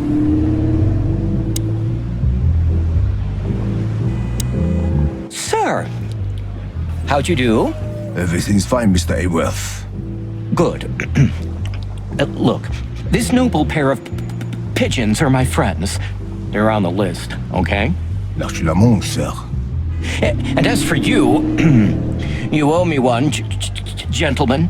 Thanks, old pal. It was my pleasure to help you, as always.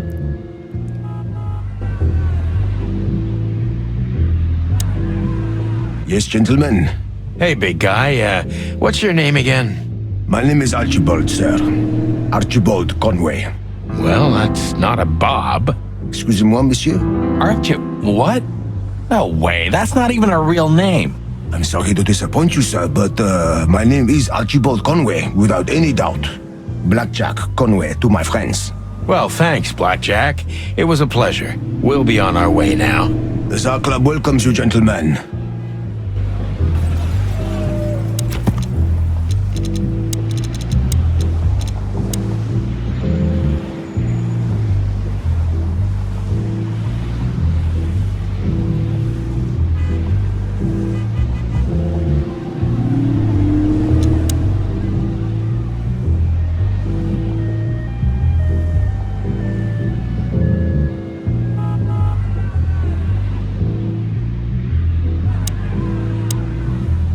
The jazz overwhelmed us. There was no band in sight, yet the music seeped from the walls like years of cigarette smoke and the smell of spilt whiskey. Behind the bar, rows of fancy bottles reflected the harmonious voices of pretty dames and the clinking of crystal glass. It was the kind of place that makes you drunk, even if you've never had a sip. A dangerous place for someone like me. No matter how alien I felt, it was strangely like coming home. Welcome to the Tsar. Here we are. Mother of... I take you to the nicest places, eh, sweetheart? Oh, does it mean you're buying, honey? Don't even think about it. Ah, men these days. So, we're here to find a dame called Natasha. I have a hunch she won't be hard to find. Let's mingle and try to avoid suspicion. Just like always. No, Marty, not like always. This time it's for real.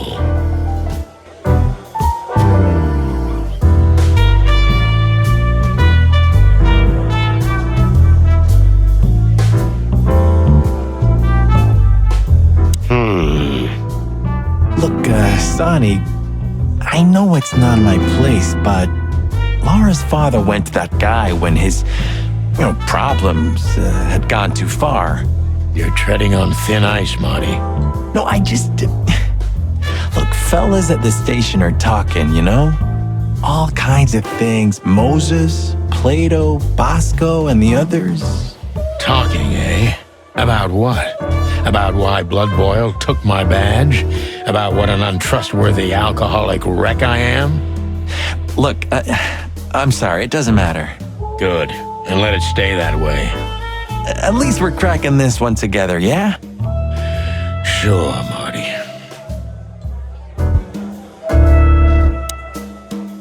Hey, there's Philmar. Who? Oh, yes, Philmar. Because that's what he calls himself, right? You know him well?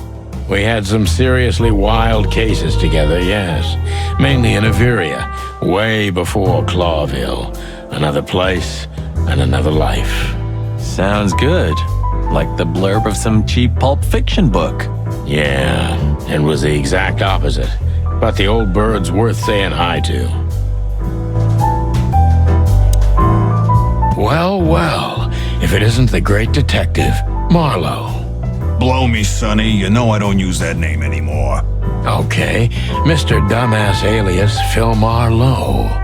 So says someone who tried to go undercover with the Feather Pillow Mafia is a turkey. Right, Mr. Turk Cayman? Hey, that was a long time ago. I was young. And I stick to my principles and my stupidity. Phil Marlowe, and that's that. Don't rile me up, you old fart. Okay, fair enough. Sorry, I'm a little clucked tonight. I know the feeling, pal. By the way, what are you two doing here? You stick out a bit. Are you here for a good old-fashioned beating? We stick out? Man, you look terrible. Like someone who sat on an electric pole. Don't even ask. I feel exactly like that. You want a case? 5 feet tall, half of that legs. Angelic voice, demonic eyes, just the usual. Oh boy. And you? Something like that. Just don't know the exact numbers yet. A dame named Natasha. She called us here. If I'm not mistaken, the joint is hers. Yeah, she owns the joint, amongst others. Well, good luck, guys. That broad has a reputation. She's not the kind to toy with, if you know what I mean. Any useful information?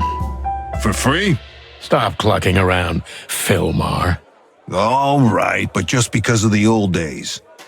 Look for me after you've talked to her. You wouldn't understand what I have to say about her before then. Don't leave unless you're thrown out, in which case, you know the drill. We don't know each other, I'll deny you in a blink. Good to see you too, old pal. We'll be back.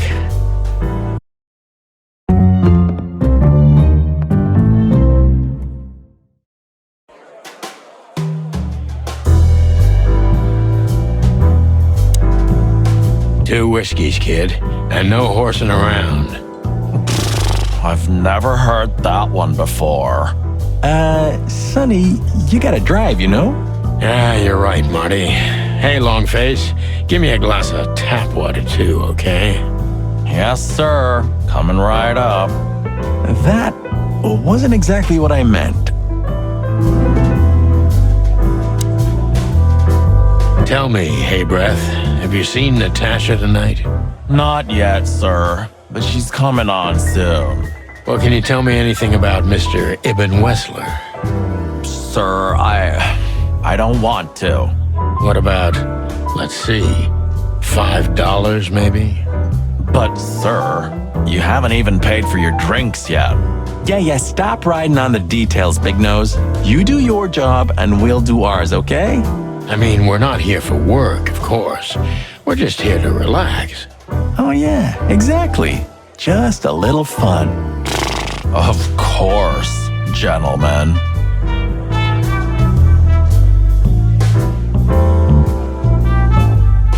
She has pretty long legs. I mean, pretty and long legs for a squirrel, but I don't want to be prejudiced. We're not here to stare at pretty squirrels. We're here to investigate, remember? Gentlemen, your drinks. Yeah, sorry, but we have to run. Thanks anyway, Bojack. Ugh, my name is not Bojack. I tip you, pal, but I don't have any change, so... Sure, sir. The Tsar welcomes you back anytime. Sounds good, Bojack.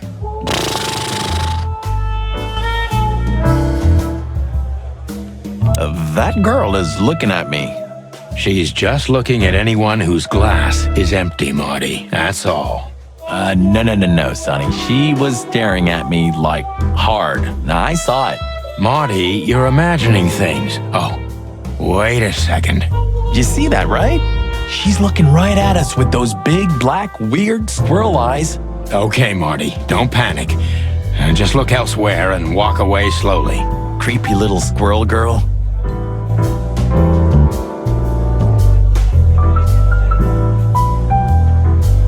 So, where the hell is Natasha? Let's ask that stud over there with those nice gals. That guy looks way too horny for my taste. Oh man, your sense of humor is bad as ever. You just need to get used to it again. What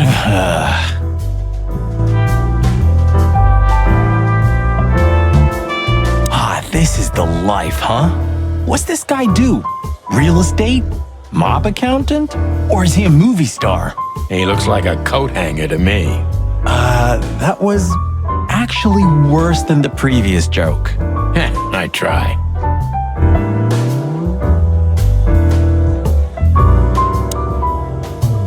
I was hoping to have missed the main event. You're a rusty old cock, that's why. So says the little butt jam. But what? That's not even a word. It is now, all because of you. You should feel honored. Butt jam. You know, Sonny, sometimes you're like an evil little child.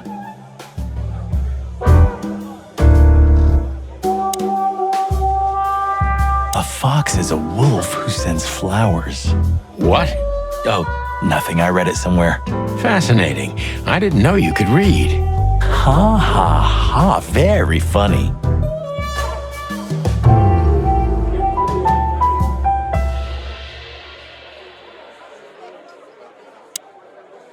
Huh. Another lupus movie. Jeez. Is there nothing today they're not trying to sell with this guy? Whoa, don't be rude, Sonny. Lupus Columbus is a timeless genius.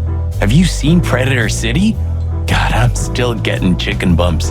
But wait, who's that next to him? Cassandra Ruby Faye. Nah, never heard of her. Cassandra Ruby Faye. Oh, gods, even her name makes me go weak in the knees. Watch your blood pressure, pal. Don't mind me, just women and guns are my only weakness. No shit.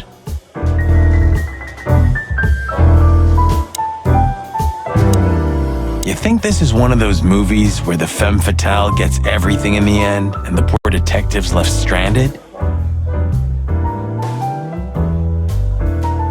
Yep, just like life.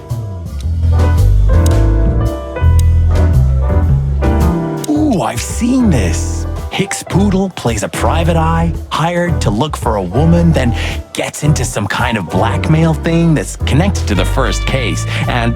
Hey, Marty? What, yeah? I don't give a shit.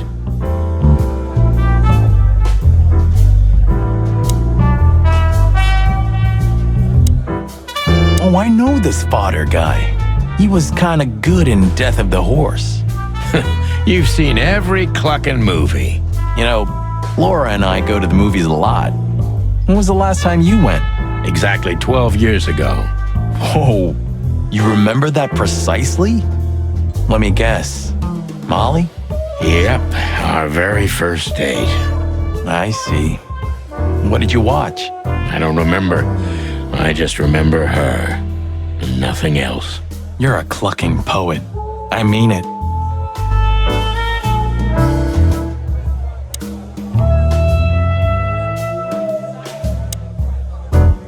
This guy is certainly not a gangster henchman. Of course he's not. Hey, Marty, I bet you wouldn't dare to go up to him and ask... What? Why? I'm mad, yeah, but not suicidal. Ah, are you chicken or what? Piss off, old bird. Nah, chicken shit.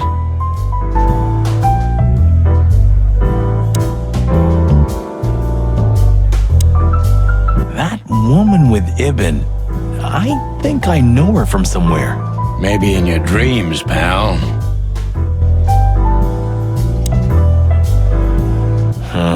The memories are returning. Geez, just spare me the dirty details. Isn't that? Yes, it is. The great Ibn Wessler, in the flesh. So much for our incognito. You think he noticed us? Only if he's not entirely blind. Great. Just try to act normal, as much as you can. Yup, that's him. The big rat in the flesh. Well, it looks like this unpleasant conversation can't be avoided. Just act nonchalant, my friend. No, it can't be. What now? Is that Olivia? No, Marty. Hey, Olivia. Are you talking to me? It's me, Marty McChicken. Oh, God. What a pleasant surprise. The Rooster Copper's in person. Chicken police. But yeah, Mr. Wessler, you could say so. The name's... Sunny Featherland, of course. Chicken police. Your partner is, he is, Marty McChicken, sir. I just introduced myself to your lady companion seconds ago. Oh yeah. I'm so happy to see you. Hello, boys. So, to what do we owe this pleasure, gentlemen? Yeah, so, we were, just in the neighborhood, and... Cut the crap, Marty. All right, we're here for your sweetheart, Natasha. Oh, I see. No big deal. Just a blackmail thing. You know, horrifying threats written on the wall with blood-red paint, the usual stuff. You must be familiar with this kind of thing. Oh yeah, indeed. It's, nasty business.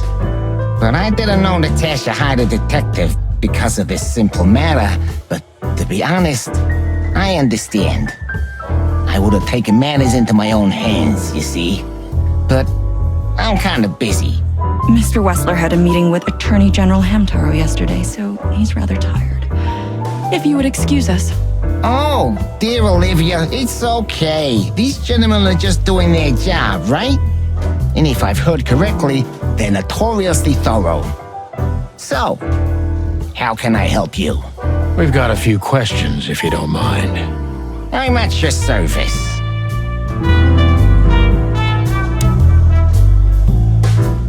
Nice bunker you got here. Well, thank you, but it's not mine. Not anymore. But I'm sure you already know that. Listen, detective. If you want to know something, please ask straight, huh? All right, Mr. Wessler, let's make this a bit more professional.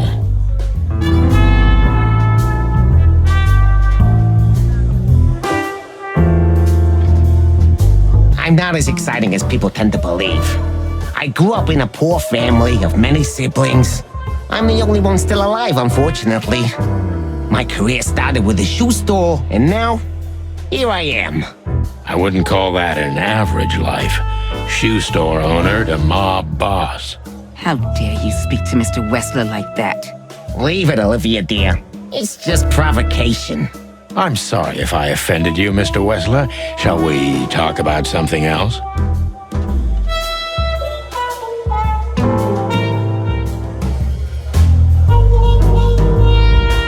Everybody knows Mr. Hayworth. He's an antique piece of furniture in this city, so to speak. Only a bit worn out. It's not my fault that he's so much in debt, detective, but the name of his family still rings quite loud in Clawville. Is that still worth anything? The name is just their name, of course, but the man behind the name is another matter, Mr. Featherland. You're a pragmatic rat. Thank you. Look, detective, if you want to know something, just ask. All right, Mr. Wessler. Has your assistant been working for you long? Are you talking about me? Yes, I'm talking about you, ma'am. Let me answer your question then. I've been in Mr. Wessler's employment for 6 months. Why do you ask? Oh, just routine questioning, you know. Most of them aren't good for anything. Just killing time. It sounded rude to me. Yeah, please forgive a detective. Olivia's a real firecracker.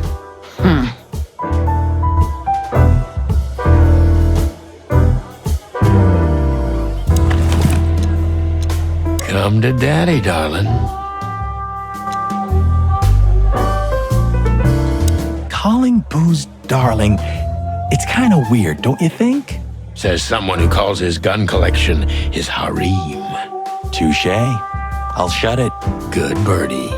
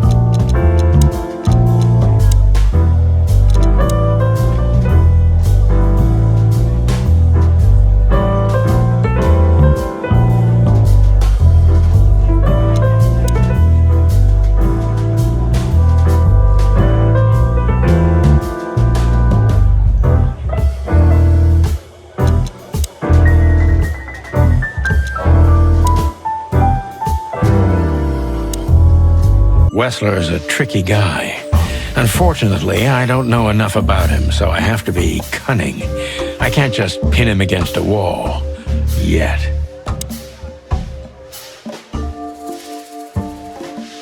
How did you feel when you heard about the blackmail? Honestly, I found it ridiculous. And now? Now I'm kinda interested. But I wouldn't call it blackmail yet. They're just empty threats. There were no demands. Good point. Thank you. Are we done? No, not quite. I'm sorry to hear that.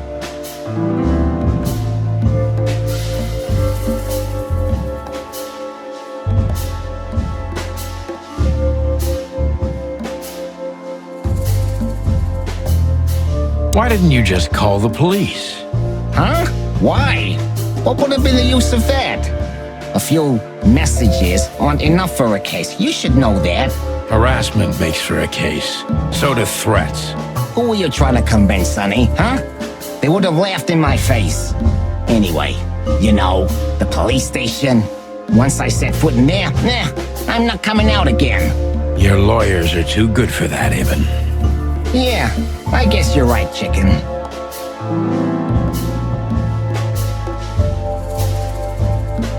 Why would anyone have reason to blackmail your girlfriend? I don't know, maybe because she's my girlfriend? You think that's enough? It's plenty enough. Good point. Oh, are you finally getting to a point? Or do you really want to dig around in my private life? Because, people who do that end up in the alley, if you catch my drift. Very much so, Mr. Wessler. Wessler is tougher than I thought, and he's secretive. It's time to gently beat around the bush.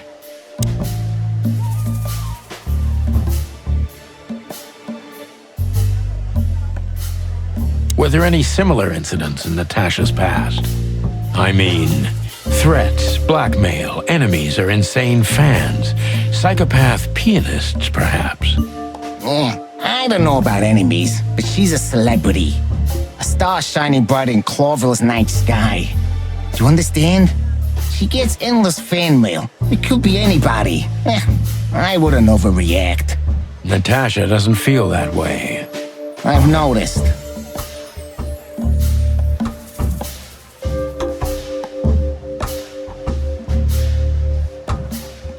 Do you think one of her fans is the culprit? Someone who can't take rejection, maybe? Why not? It's quite common. It's a typical motive, indeed.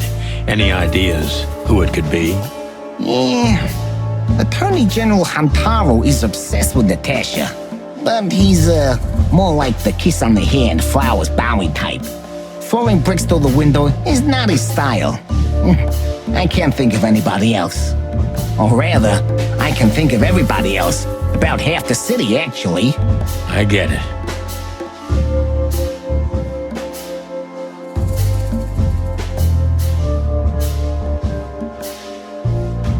Have there been similar threats in the past?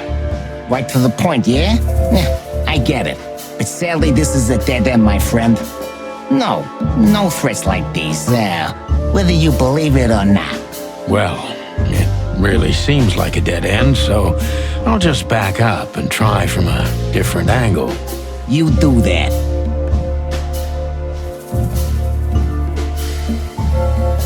The mob boss and the pussycat, eh? How did you even meet? Huh? Are you trying to piss me off, Corpora, so I accidentally let some big secret slip out, huh? A simple answer would work. You know, Natasha, she's both connoisseur and muse, So, how was it, when was it exactly? You don't remember? That's strange. Ah, yeah, the Millions, of course. It was like another lifetime.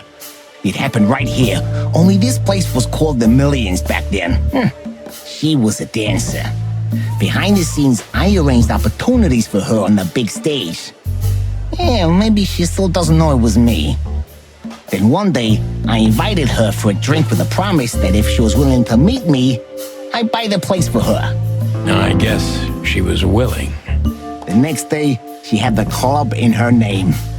Well, that is romantic. Yeah, there are many kinds of romance, Birdman. There's cheap and there's expensive. You get what you can afford. Do you live in the same house as Natasha? Oh, you're really something. Natasha's a free woman, but mostly, yeah, at my place in Goldtown. But she has her own kind of a weekend house. How often does she use the weekend house? Yeah, every other weekend, roughly. I see. That's very important information. Yeah, if you say so.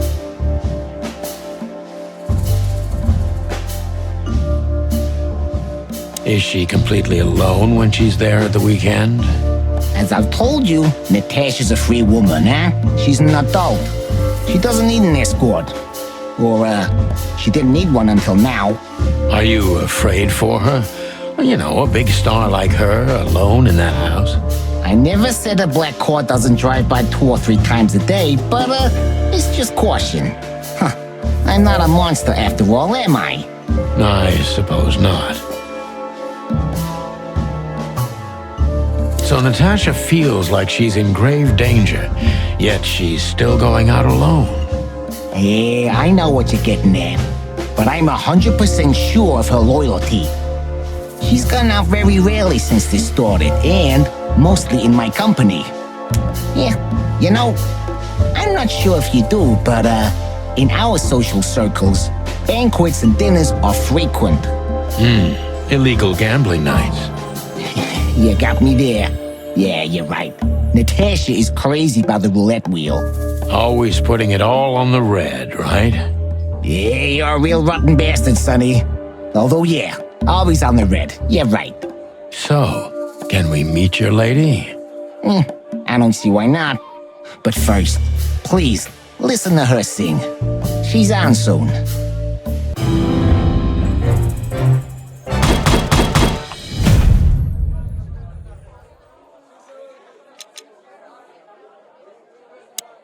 Thank you for your time. We'll be seeing you. I have no doubt about that, unfortunately. Hey, we should grab a coffee or something, Olivia. You know, for old time's sake. Pleasure to meet you, gentlemen. Goodbye. Oh. Please, take a seat. The show's gonna start soon.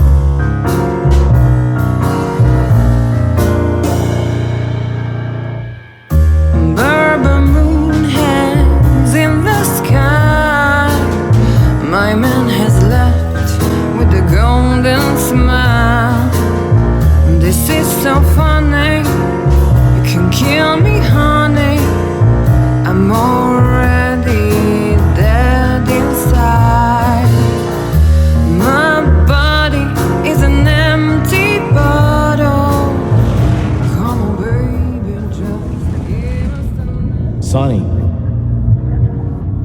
Sonny. Say, Chloe's still lying in my bed, and it's dead.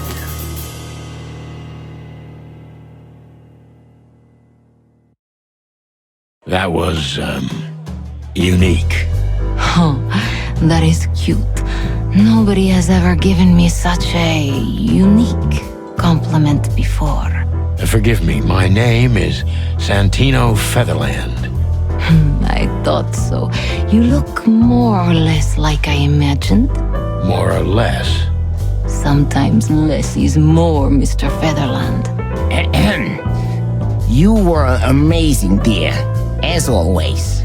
Could you be my little furball and fetch me a cocktail? But of course. Ibn will be back soon. We'll have a few minutes to talk. Then he'll end the conversation and throw you both out. With all due respect, ma'am, we're not that easy to get rid of.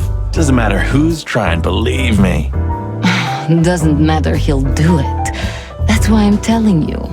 I don't want a scene. My room's upstairs. Meet me there in 20 minutes. Come alone, Sonny. You'd be too conspicuous otherwise. Hey. I understand. You know, they call him Target Marty at the station. I don't have time, Mr. Featherland. Sure thing, Natasha. I'll come to your room. 3 knocks, a short pause, then another 3. I'll be waiting. Go, before he comes back. I knew she was trouble the first time I saw her. She wore danger like a perfume. It was simply part of her being, and it attracted me, like light attracts the moth people. I wanted to be the microphone as she whispers her melodies, or the pillow she rests her feet on while reading some cheap romance. I wanted to be her nightdress, barely touching, barely covering her marble skin. But I was a cop, and a lifetime wouldn't be enough to rid myself of what a woman like her hides under her makeup. Keep your distance, Sonny. Just keep your distance.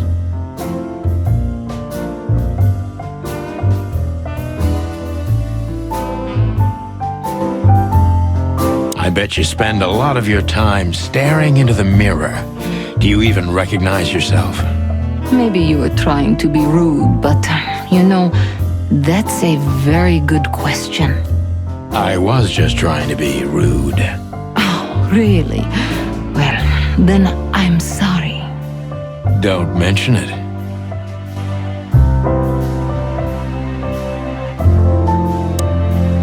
Gee, that is a, unique picture, and kind of daring. I admit I've never seen anything quite like it before. Yes, I admit it's a little daring. I keep it. It evokes good memories. A precious old friend of mine.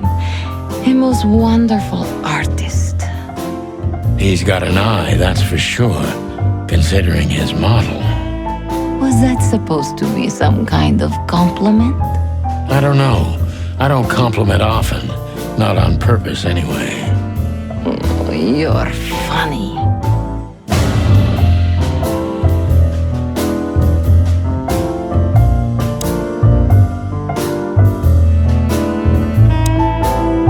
This woman's aware of her charm, and she knows how to use it.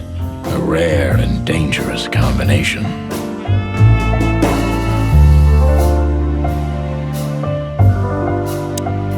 How do you like your bourbon, Mr. Featherland?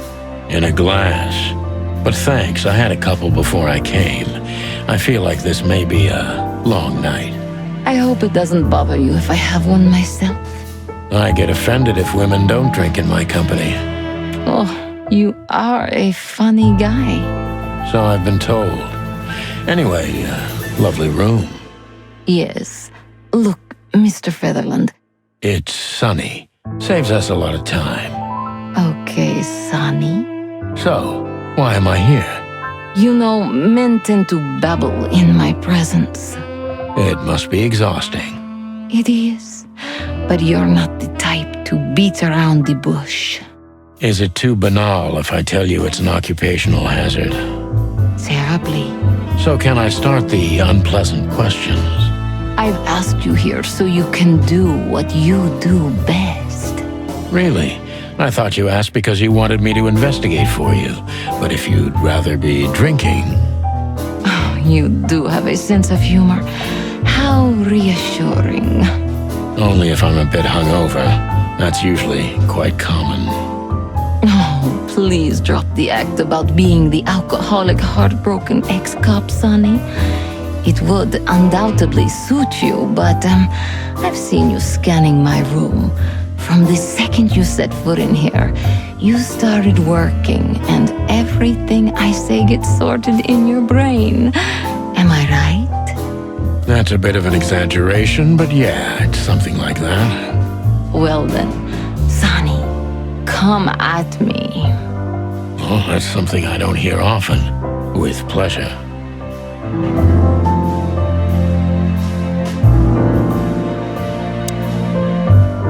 Natasha is a confident woman.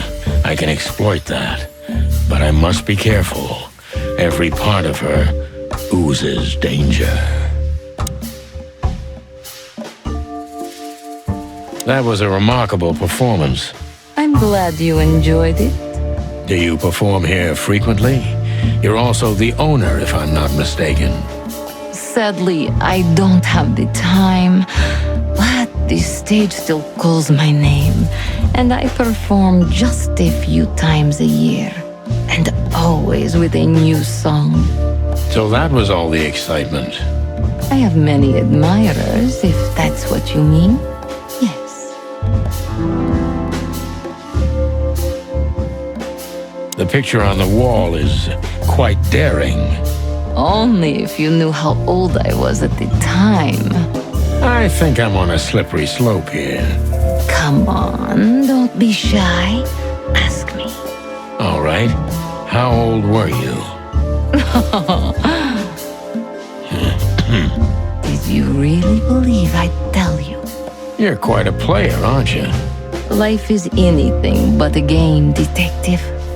You tell me.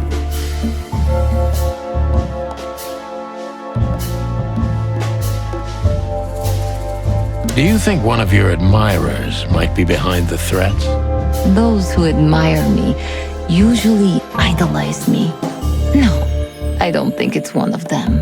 You know, the soul of an animal is extremely complicated. Sometimes all it takes is a bad look or some small rejection to turn admiration into hate. That's a stillborn theory. No one hates me if they once loved me, Mr. Detective. Ah, I see.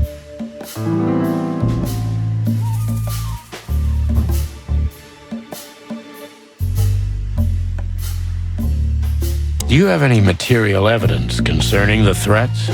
You may think I'm irresponsible, but I didn't keep any of it. I simply couldn't bear to look at them. Didn't you think maybe the police would need it? I didn't think I needed the police. Moreover, do you think the girlfriend of Ibn Wessler could ever turn to the cops? I see. So, what about me? How do I come into the picture? It sounds ridiculous, but you're my last hope. That does sound ridiculous, but I accept my ego and old habits.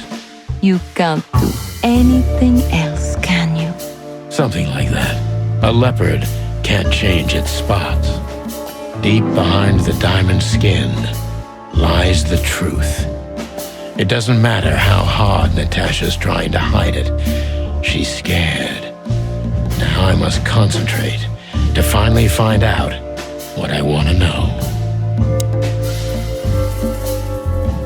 What was in those threats, exactly? The message itself is not a threat. It's just a word. But a word again and again is threatening. Exactly. So? You really don't have any idea which word could be used for a woman like me? I guess I do. Yes, I think I know what it could be. Whore. Cat got your tongue? Am I right? You heard it. I said what you were thinking. And yes, that was in the message. That was printed on the paper and painted on my wall in giant red letters. Well, thank you for your honesty.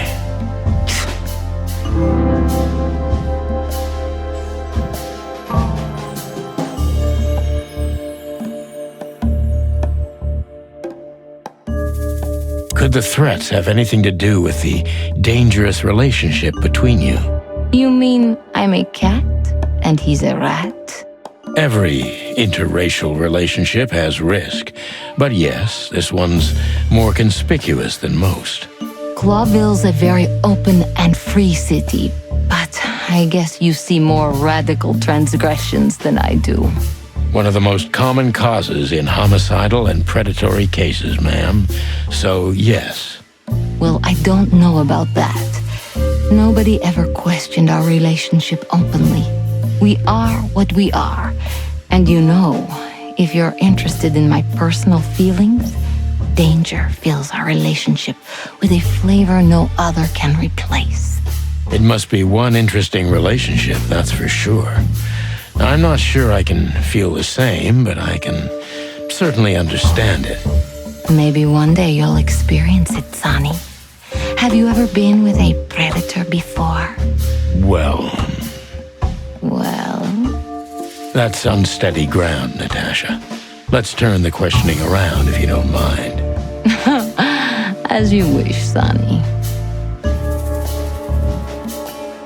How many fools like me have you used up, Natasha? In all my life? Well... I just forget it. I don't want to know. Curiosity killed the cat. No pun intended.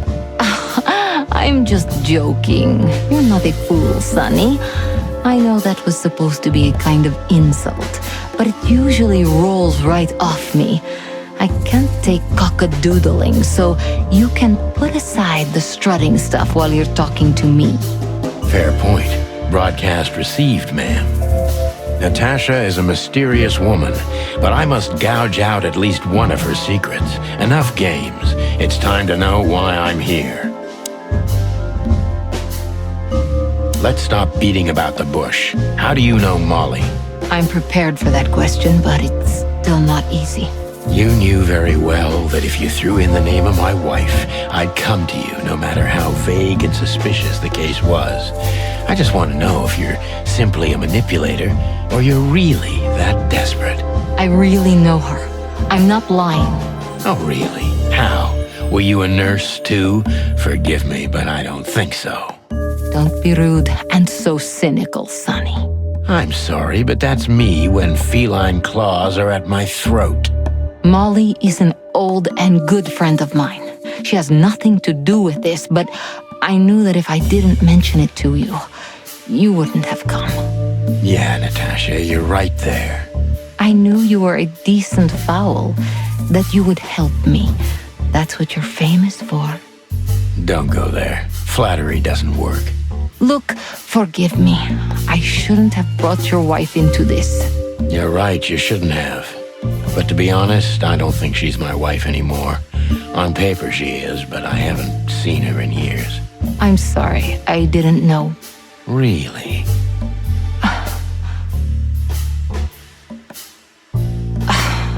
I did. I knew. I checked you out before I sent Deborah. Luck me. This case is getting more and more intriguing.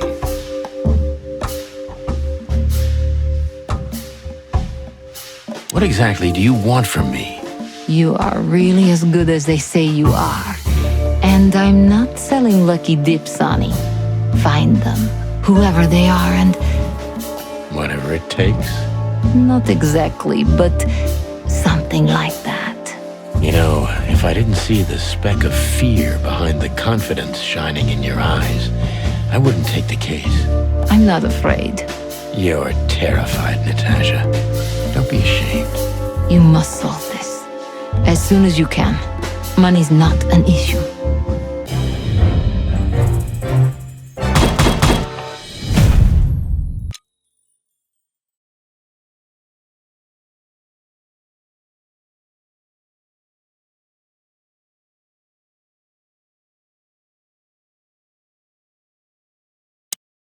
Just one more thing, Sonny. Natasha? Please, come to 37 Rochester Street in Flower Town tonight. I'd like to show you something that could be of a great help in your investigation. I was afraid this was coming. Why there? Why not here and now? It's something I keep hidden there. I won't take the risk of Ibn or one of his men seeing it. Isn't Ibn too dangerous to keep secrets from? Sonny, a woman is naked without her secrets. I knew you would understand. Oh yeah, I understand everything. So, when do we meet? The night is almost over. I'll be there in an hour. Don't be early, and don't be too late. Look, Natasha, you know... Please, this is very important to me. Sure, I get it. I'll be there. Thank you. Until later, Natasha. Goodbye, Sonny.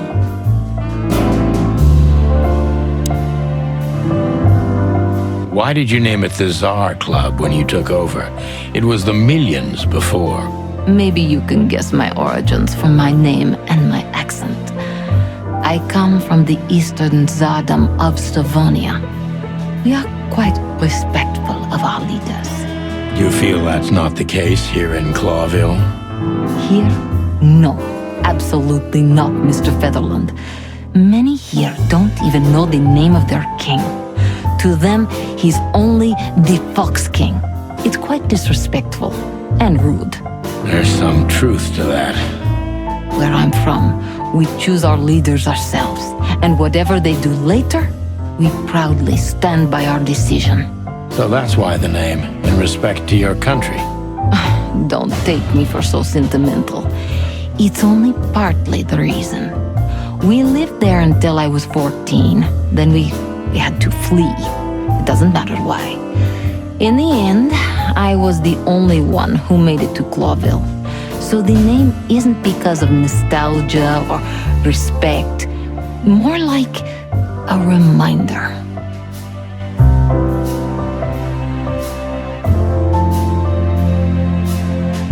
So, why Deborah? I could not seek you out in person. It was risky even to send Debbie. It's too late now. Mr. Wessler is aware of my little investigation. I'm sorry I got her mixed up in this. She's a lovely girl. She looked like one. May I be brash? It's New Year's Eve. Everything goes tonight. Ibn, do you love him? In my own way, yes, I do. Whatever that means. You can't understand this, Sonny. There are women who can't actually love. Not like they're supposed to. But that doesn't mean they don't love however they can. That's not a real answer, is it? If you only accept yes or no, then yes, I love him.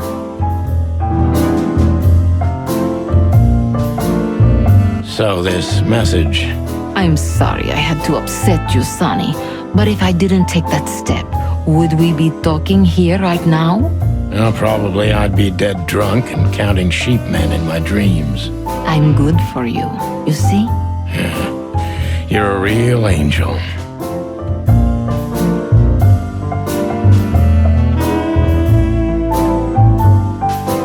Why just me? What's wrong with my partner? Nothing in the world. I just like to be discreet. I wanted to talk to you in private because of Molly. Thank you for your discretion. It means a lot. Don't mention it. So, who's this Olivia bird? I know well what you're curious about. You want to know if she's sleeping with Ibn. The thought may have crossed my mind. You men. But guess what? Maybe she does. You don't care? As long as he loves me, I don't. Well, that's your business. What do you know about her? She's not the one threatening me. You can be sure of that. I know that was your next thought. The lovesick assistant is jealous of the boss's girlfriend and wants to flick her out of the picture. It would even stand up, but Olivia doesn't have feelings. If she let Ibn sleep with her, it's because she does what he says, nothing more. That was so honest and raw, I'm inclined to believe it.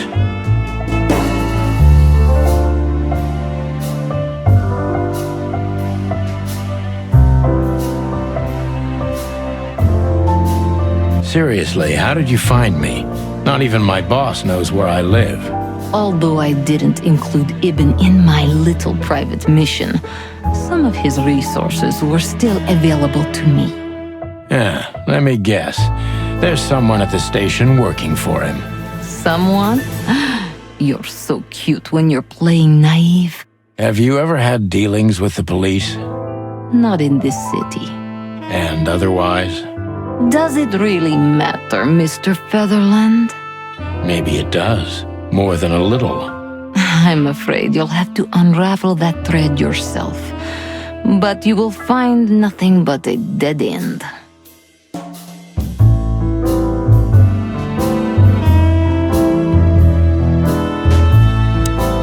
Well? Weren't you supposed to be waiting in the car? I was bored to tears, Sonny. I also thought maybe something happened to you. You thought Natasha had eaten me alive, huh? Well, who knows? You're such a fragile little thing. I'm too old for this, Marty. Then next time, leave the dangerous predators to me. I didn't mean that, Marty. I meant you. Oh.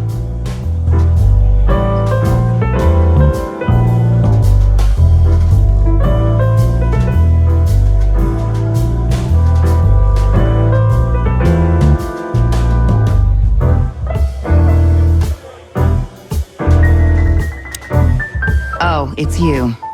How can I help you, gentlemen? Look, we really don't want to dig into your personal life, but... But what exactly is my relationship with Mr. Wessler? And how close am I to him? You don't beat around the bush, man. Well, actually, I remember. I don't have time to chit-chat, Mr. Featherland. So yes, I'm not one to beat around the bush. And no, I'm not sleeping with Mr. Wessler. Well, thanks for the quick and straight answer. Anything else?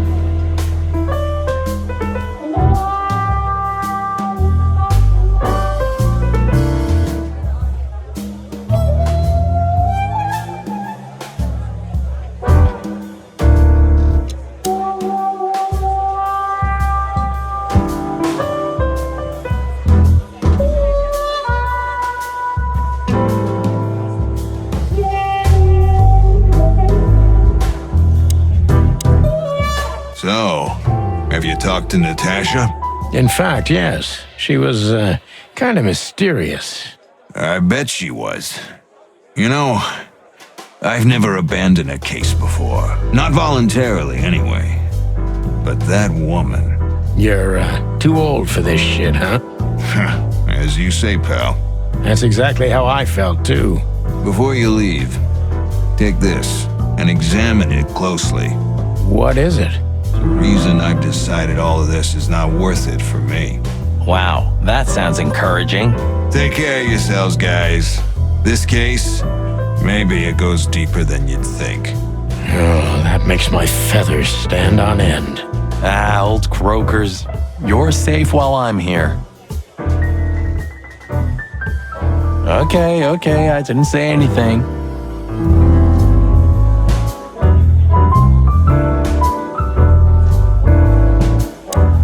Take care of yourself, old bird. You're one to talk.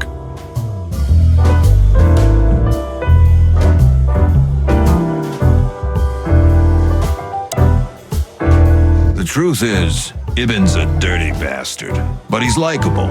It must be his charisma that snared Natasha. Maybe there's more to it than simple wild love.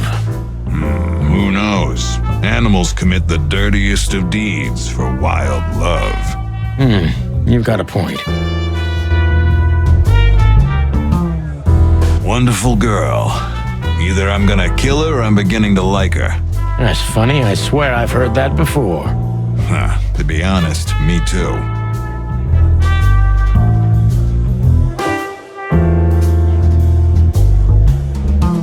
So, Natasha invited us to her weekend house. That's either very good news or very bad news. 50%. That's not that bad, is it? That's an admirable attitude. Attitude, yeah, he's got that. Most of the time, I think that's all he's got. Hey, who is this woman anyway? She's like Ibn's shadow. Nobody knows anything about her. I don't know if she has anything to do with the case, but it's worth keeping an eye on her anyway. More women, more trouble. You already fantasizing. Even the sight of young women make me tired. Anyway, most people say she's the rat's lover too. But next to Natasha, I doubt he'd want her. Anyway, Pussycat would have already torn her to shreds. Could be.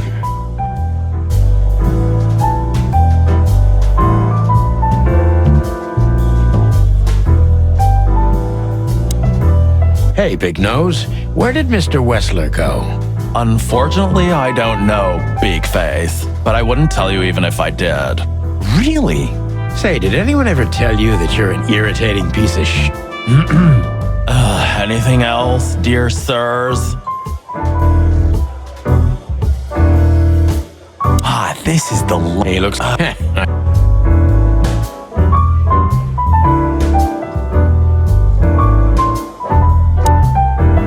Excuse me, pal. My name is Santino Featherland. Gabriel, what do you want? Chickens. Do you happen to know where Mr. Wessler went? Do you take me for a fool? Get out of here while I'm in a good mood, birds. Okay. Thanks, big boy.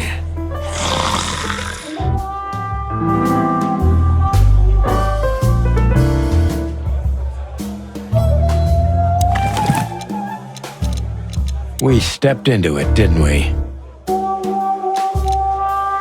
Of all that's furry, what kind of a list is this? Exactly. I have no idea, but I don't even want to find out. Those names, all top dogs. Maybe they play cards together. Sure, that's very likely. Anyway, I pried this list out of a dead man's hand. Somebody dropped him outside the forest, a few miles from the Wessler residence. I should have known she was keeping secrets. Keeping secrets? She's the secret herself. Thanks, Filmar. This could be important. Don't thank me. Maybe I've just signed your death warrant. Oh, thank you, sir. Ah, shut up, Marty.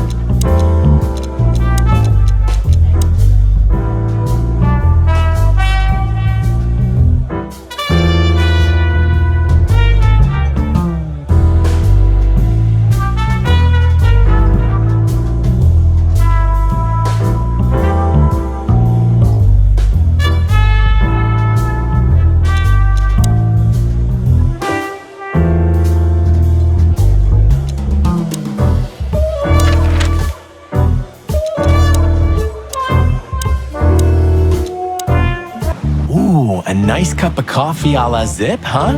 We're not here for the coffee, Marty. Zip always knows more than what he lets on. It'd be worth interrogating the old trash panda. If he forgave us for wrecking his joint last time. He'll never forgive us, Marty, but we helped him out of trouble so many times, he's not gonna have any choice. I hope you're right, old bird.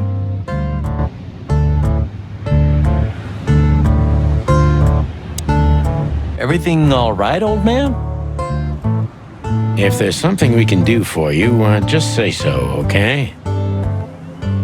Well, all right.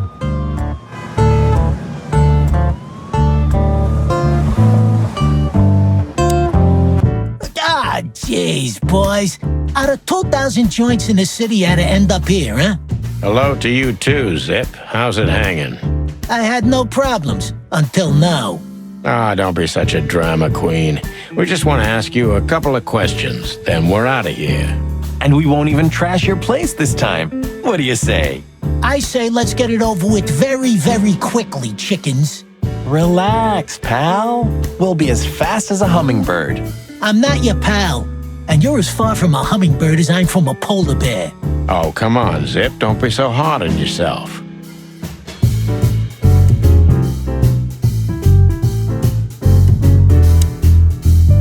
Damn it, what's the scribbler doing here?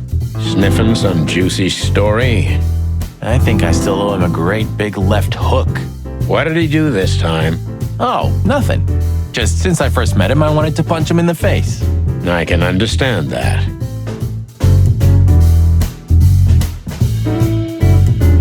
I used to think... Oh. Hello, Timothy. Scribblers don't celebrate New Year's. Hello, boys. What a pleasure to see you. Answering your question, no, not really. Not me, anyway. I'm always where the story is. Mm-hmm. And where's the story now? I can't see it anywhere. It just stepped through the door, pal. Oh, you mean us? Well, I think I'll have to disappoint you.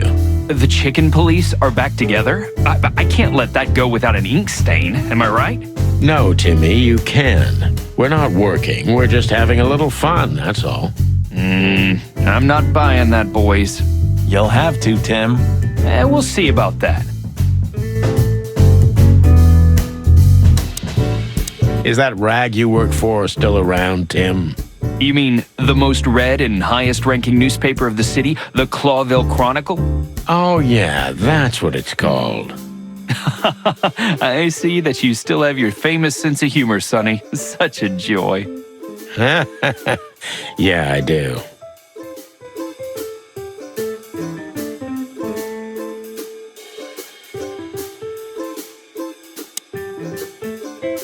So, out with it. Stop winding me up. I'm almost consumed by all this excitement. We've just come from the Tsar Club, Zip. Who do you think we met? If I can guess one, I'd say, was it His Majesty Hobart Ibn Wessler, the Rat Prime himself? That on, pal. What a surprise. So, what do you want to know? Just because I don't know anything. Of course you don't. Just a couple questions. Go on, boys. Hurry up, will you?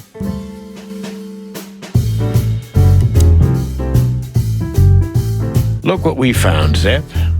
Furry hell. Who'd you beat to death for that? Beat to death? Who do you think we are? We simply confiscated it. You sneaky broilers. I'll give you $50 for it. Don't make me laugh. It's worth 3 times that. Oh, come on. Give me a break. Tough luck, Trash Panda. We also ran into Filmar. Filmar? Who's that? A grumpy old raggedy-ass hawk. His manners are even worse than mine. Ring a bell? You mean Marlowe? Was Marlowe. Now he goes by Filmar Lowe. Oh, I see. So that means he's still alive? Yeah, I'm almost not surprised. The old guy has a reputation of being indestructible, huh? He is. And he gave us something that could mean something.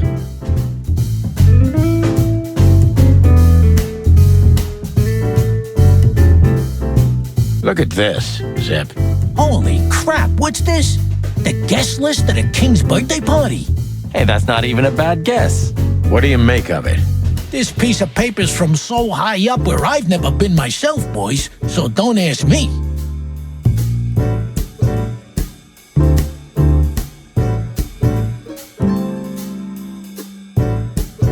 We spoke to Natasha. She's scared. Well, it's not good life insurance to be the girl of the most powerful gangster in the city. It's not about that. Someone's been writing offensive messages to her. She feels threatened. I only know that every second husband in the city wants to have her, and every second wife wants to wring her neck because of that. Nothing else. Thanks, Zip, but we're not any further ahead. But not further back, right?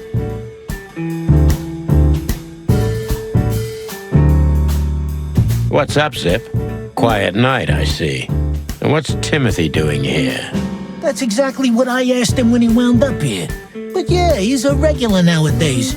He must be sniffing some kind of story about the Hive. About the riots? Have they reached here already? I ain't seen nothing. More cops around, yeah, as you can see for yourself. We're not on duty, Zip. It's still the same. A cop's a cop. A lot come by, but besides beating up bugs, nothing much happens. It will, Zip. I can sniff it in the air. If you say so, Sonny, your sense of smell is better than mine. Maybe once.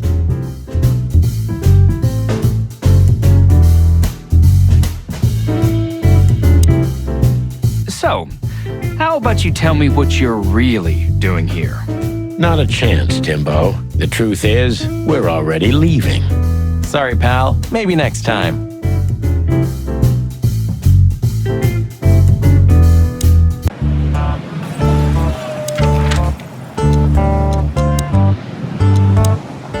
I don't know, Sonny. What exactly are we doing here? Let's hope we can learn something about Natasha and Ibn by sniffing around before we visit that weekend house in Flowerville. Learn something? From Phyllis and Roy's? Well, I wasn't exactly thinking about them. Yeah, figures. How's it going tonight, boys? Uneventful so far, Sonny. But now that you're rolling together again, I suppose we'll have some excitement to look forward to. What do you mean? Are you kidding? Last time you shot up a theater, and, if I remember correctly, each other. That was a complicated evening. Sure. Complicated.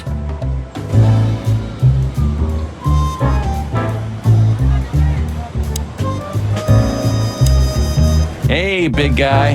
Hey, Cox. What's up? Back here so soon? Did you get nostalgic all of a sudden, Sonny? I'd rather be anywhere else than here, Bosco, but we're sniffing around on a case. Who? Are you trespassing again? Who? Us? What are you thinking? Just an old case. Still open. Not official, but not active either. We're not bothering anyone. You know, old habits die hard. I know. I'm just messing with you. So, how can I help you?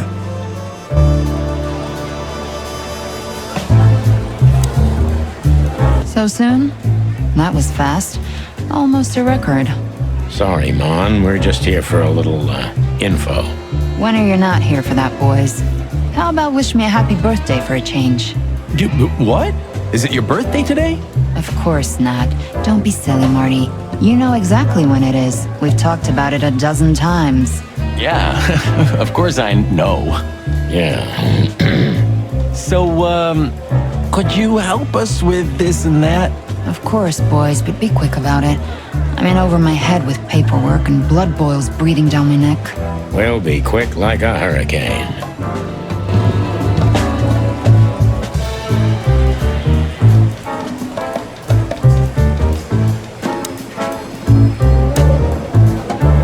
Guess who we met today? In person, Mon.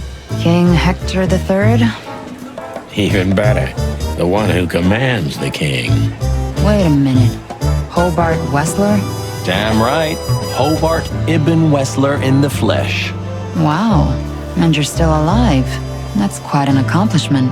But seriously, have you heard that he wants to get out of the black market business? Allegedly, he's trying to clear his name with some kind of new meat substitute. His name's gonna be rather difficult to clear. It's a heroic and impossible venture. I haven't heard about it, but it's an interesting addition to what I know. Which is? Ibn's been acting very strange lately, and he left most of his business dealings to one of his goons, Mickey. Also known as the Butcher, the Mongrel, and the Slayer. Yeah, we once had the pleasure of meeting him. That's all I know, boys. I know it's not very much, but it's something, I guess. I'll keep my ears open. Thanks, Mon. Listen, Mon, a reliable old friend shoved this into my hand. Could you take a quick glance at it? Quite an imposing list. What could those numbers mean? It could be a date even, but no, this is something else. That's what we were thinking too, and we got nowhere. But you see a lot of documents. So, is there anything familiar about this? Unfortunately not, boys. The names are imposing indeed, but based on this, it could be almost anything. The richest of the rich get together on all kinds of excuses. Huh, it must be a secret cult. It could be, of course, but also anything else. I'm sorry I couldn't help you more. Ah, don't mention it, Mon. Thanks for your time. Or, wait a minute. There is something. Oh, stop teasing us, Mon. I'm sure you've noticed that all the names in the list are men, right? Yeah, of course we noticed. Thanks for the observation, Monica. Don't mention it. I'm just a receptionist. We saw a pretty good show at the Czar Club tonight. Good for you, I guess. Natasha? Natasha. She performed her new song. She also sang about why she called us there. Or rather, me. And? That's confidential, Dollface. Anyway, I can't help wondering about that woman. Her past is a mystery, and I couldn't draw much out of her in person either. Women like her always have something to hide, Sonny. I think that's exactly what makes men fall head over heels for them. I know another broad who's all mysterious. Oh yeah? What's her name? I'll look her up if we have a file on her. Marty, shut up. Oh, you mean me, right? All mysterious, full of secrets, and grace. I didn't even hear that, Marty.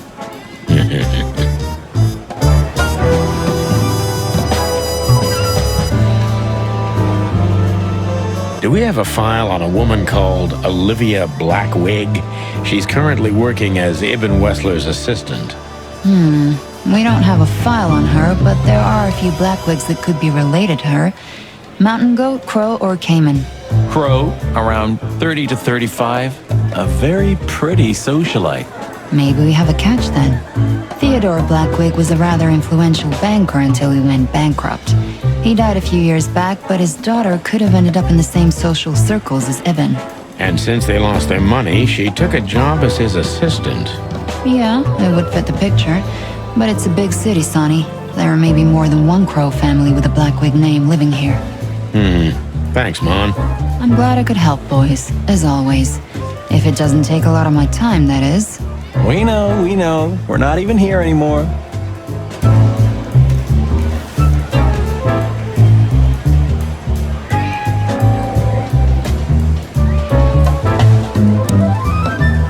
Do you still remember Philmar? Do you mean Philip? Of course I remember. He's got quite the reputation with that Philmar alias. We just met him. Small world, huh? Do you know what he's up to these days? Yeah, as far as I know, he's investigating petty blackmail cases and sneaking after poor bastards cheating on their wives. Anything else? Did he get mixed up in something that stirred up a storm recently?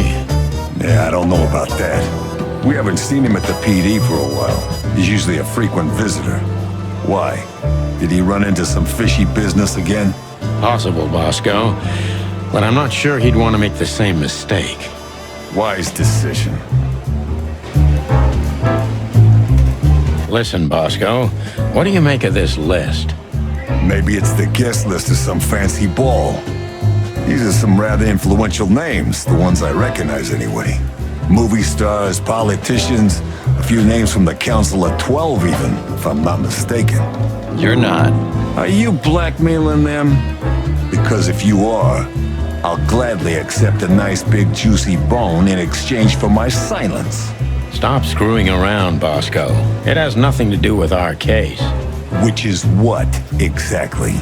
We're still not gonna tell you.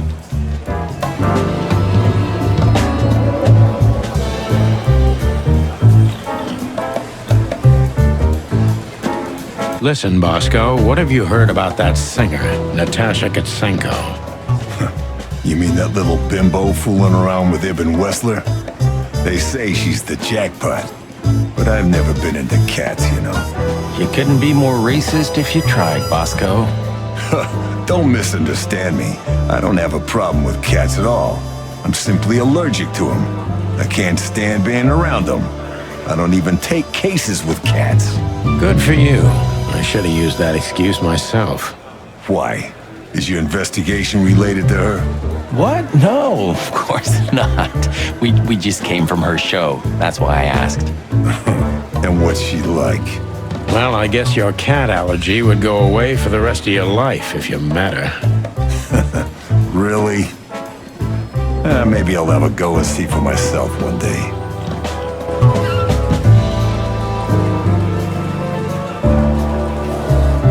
Miss Jardine, one of the 7 female officers of the Clawville PD. Officer Barkman, unwavering cop and a slavering beast.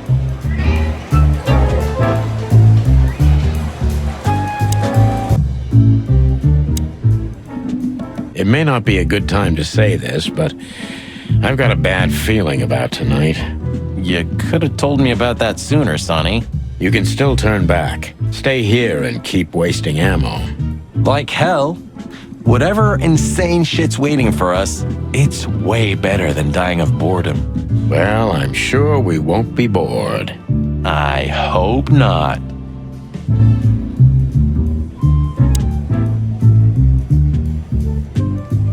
Don't you want to practice a little? You must be all rusty after such a long hiatus. If you want to know, I sometimes practice at the empty hotel. Leslie lets you shoot up the place. Lewis. And no, he doesn't. There's a room that one of the guerrillas of the Castilla clan had totally trashed. He won't notice 1 or 2 holes.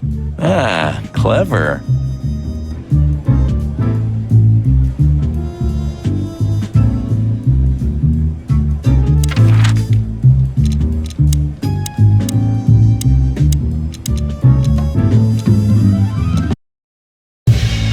Well, if there's one thing I'd learned during 20 years of detective work, it's that if someone wants to meet you at a remote location at night, you should bring an army for backup.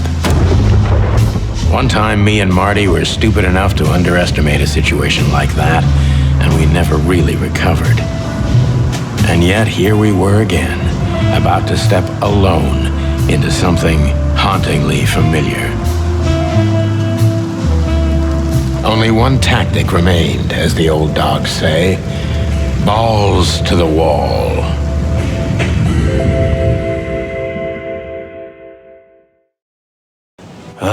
This place gives me the creeps. I wouldn't say I like it either. Let's take a look around before we go inside. Textbook. I'm telling you, it's a trap. Shut up, Marty. Damn. It's not a good sign. Maybe she just lost it when she hurried into the house. Yeah, right. Do you think it belongs to Natasha? No idea. Do you think I measured her feet when I was in her room? Not sure I want to know, but I wouldn't be surprised.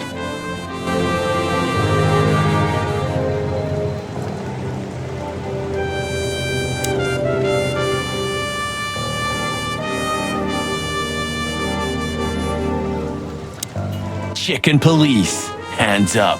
Marty, that's enough. So, this is the word. What can I say? The message is loud and clear. Yeah, what matters is who is it for and what does it mean? I can't misunderstand that if I wanted to. We'll see.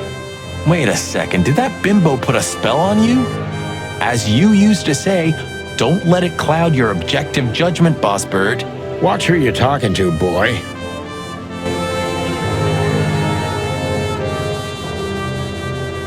Marty, before we enter, did you bring Big Bertha? Of course. She's in the trunk. It's time to get Her Majesty out. That's what I like to hear.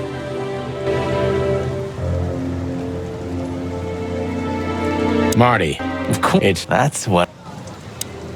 Let's go. Hello, my beauty.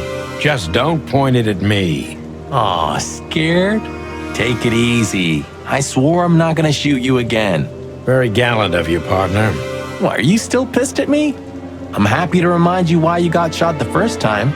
I get it. Just shut the fuck up already.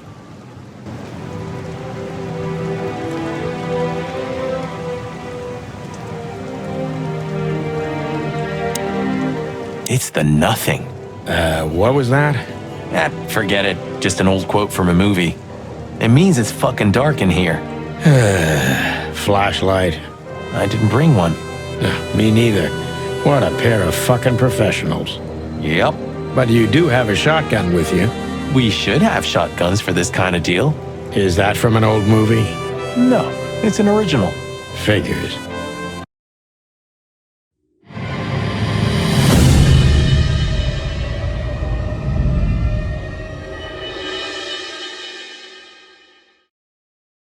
She was lying on the floor as if she was sleeping. She looked peaceful, almost. The large pool of blood ruined the picture. Poor, delicate Deborah. Maybe you were too pure and innocent for this city, but in the end, its filth pulled you under. You know, no animal can swim in high heels.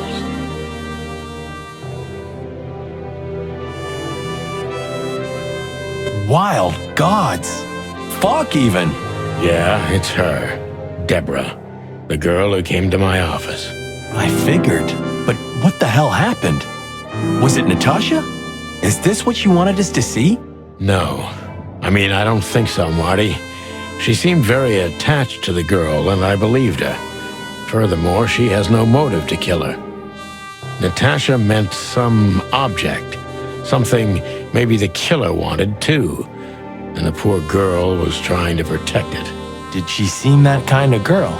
She risked a lot simply by coming to see me. She would have done it for her mistress. Why is she naked? Was it sexual? I mean, there's no sign of struggle. She seems untouched. Maybe she knew her assailant. Was it a lover? This looks premeditated. So far, the messages have appeared in weird places, but this is a new level. It's no longer just about empty threats. Well, maybe Natasha's on her way here right now. Or she was already here and something happened to her, too. Kidnapped, or worse. Those are possibilities, but we can't wait. We don't have time for guessing. Search the house. Search everything. The room's not trashed. Whoever did this wasn't looking for the same thing we are. Or they knew exactly where to find it. Wait, what are we looking for exactly? I have no idea, but it's something important. Things like that have a way of getting noticed when you come across them. Amen to that.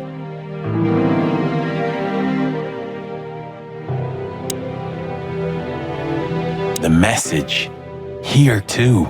Yes, but this isn't about Deborah, and wasn't meant for her. It was meant for Natasha. Obviously. What have we gotten ourselves into, Sonny? I don't know, Marty, but let's get ourselves out of it as soon as possible. Anything interesting in there? Yeah, I think there is.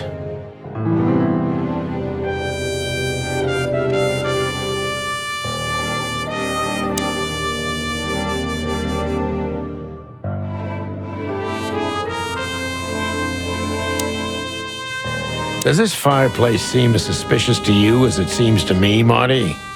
It looks like it's never been used. And the place has radiators in every room, meaning there's central heating. Then why the fireplace? For decoration?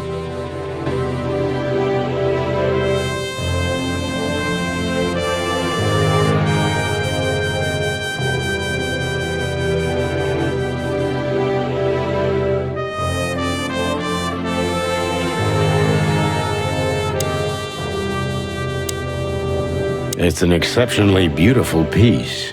What does it depict, I wonder? I have no idea, Sonny. It's so art, I'm scared to have an opinion.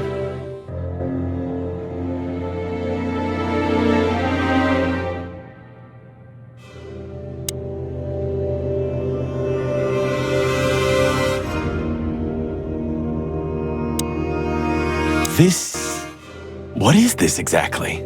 A human. Mythical creature. Quite the cult in Iveria. The whole country's full of these statues. Does it mean anything? They say humans are the keepers of secrets and the messengers of chaos and destruction. You don't think... Let's take a closer look.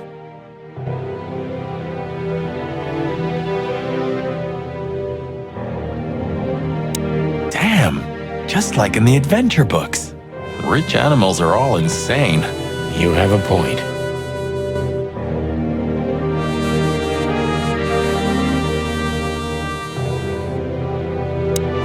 You can't be serious. Is this some kind of... Yeah, it's a riddle, Marty. But it doesn't make any sense. Why use something as simple as this when a 4-digit number is almost impossible? An idle whim, or the riddle has a meaning? Maybe. 4 animals into 4 places. What does it represent? Think, Marty. Where did we see 4 animals holding something in their hands?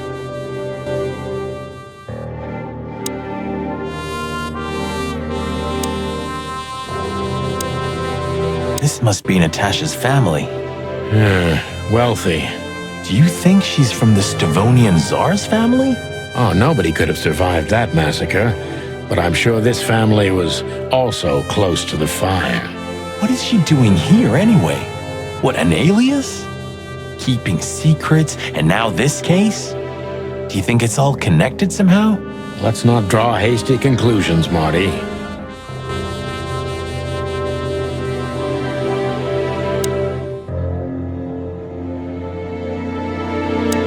We should call the department. Anonymously, of course. Do you still remember the number? I haven't called my own workplace in years. Cretin.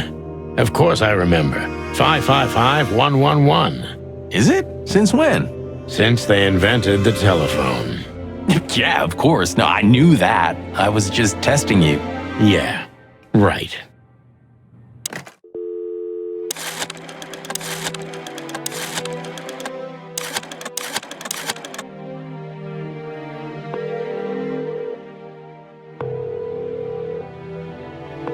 Clarville PD, how can I help you? I found a corpse. A woman. She's dead. Cold. The address is Rochester Street, 37, Flowerville. Sir, please, would you repeat that? Rochester Street, 37. Write it down and hurry up for the sake of the wild ones. Hurry! Hurry! Like a pro. Yep, like I've done it before. Oh, yeah. I almost forgot. How can you forget a case like that? How many times have you seen a 3-headed monkey in your life? I have a memory of a chicken, you know? That's for sure. Now let's get the hell out of here.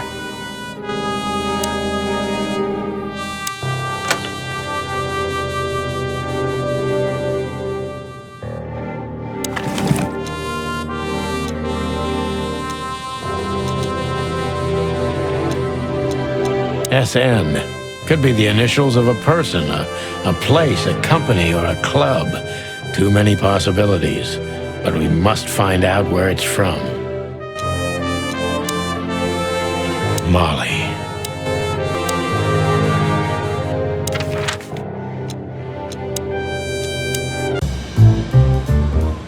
Honor, strength, and unity.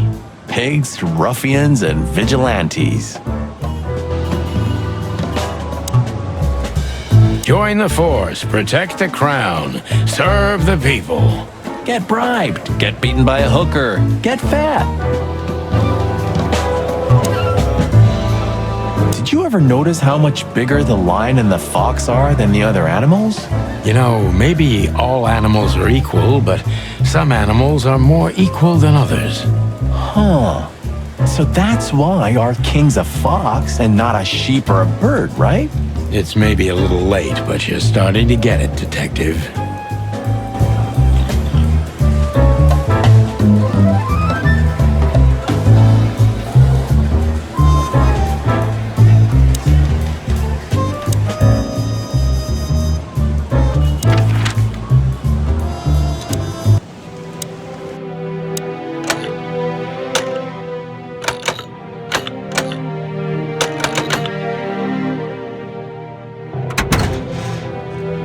Hello there. What could this be? Maybe a piece of a painting. And there's some kind of squiggle on it. The signature of the painter? Yeah, I can't make it out.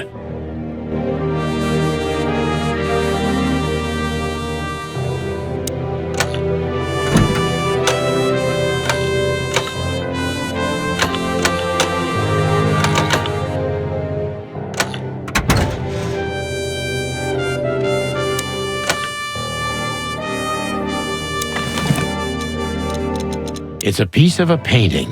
Judging by how well it was hidden, I'm sure this is what Natasha wanted to show us. So a piece of a painting? That's it? And what's that smear on it? It's too illegible to be a signature. It could be anything. Well, maybe Natasha can help us. After all, this is what she wanted to show us, isn't it? Well, that's if we find her. She should be here by now. True. Well, then what's next? How about we peck around town some more? We could do that, but I think we should gather what we know and try to figure out where we can go from here. Bourbon in my office? You know what? After all this, I could use a drink. Right answer.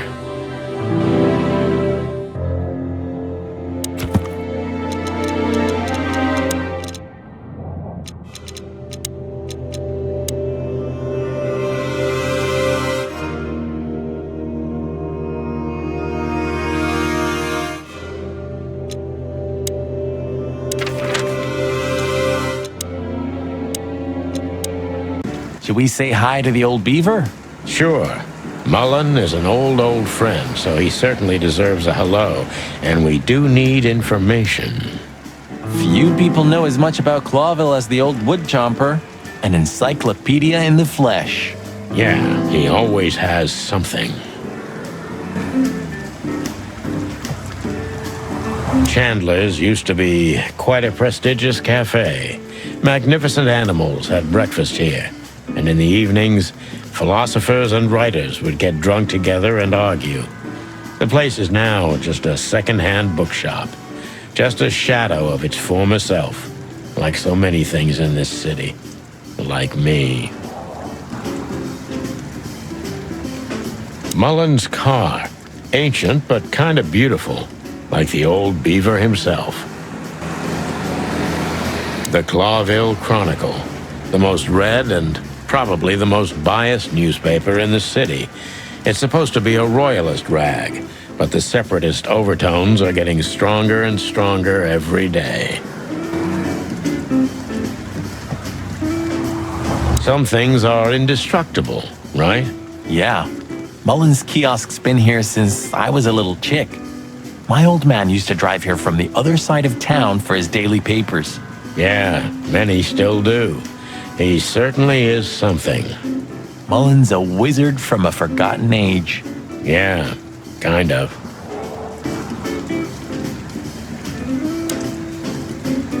We're getting older and older, and Mullen's not changing a bit. Where's the justice in that? He's just eternal. Like an ancient god or something. Or the personification of the city. What a lovely thought. But if the city took shape, it would most likely be some kind of vermin. Yeah, true. But that wasn't very politically correct. coming from you, pal. Hey, you know I didn't mean it like that. Yeah, I know, Marty.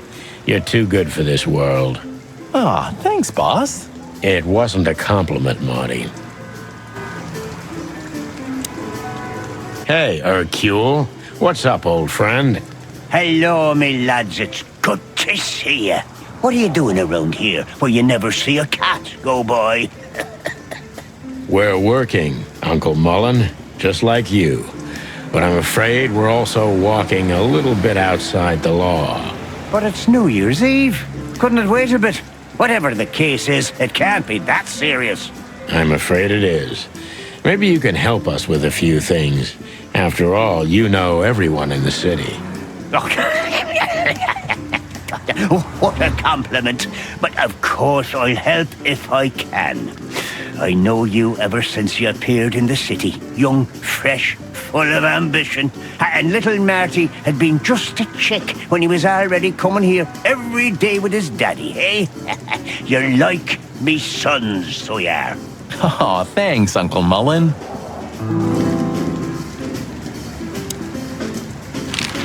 Eben's a ruthless gangster, that's for sure, but he's not bloodthirsty or stupid. You're not in danger until you're in his way, and that's not so easy to manage as the whole city's in his hands. How come they never tried to approach you, Uncle? What? Of course they tried. They wanted to buy the whole area and build some huge parking garage on it. Mongrel Mick, Eben's #1 thug, came here and threatened me more than once.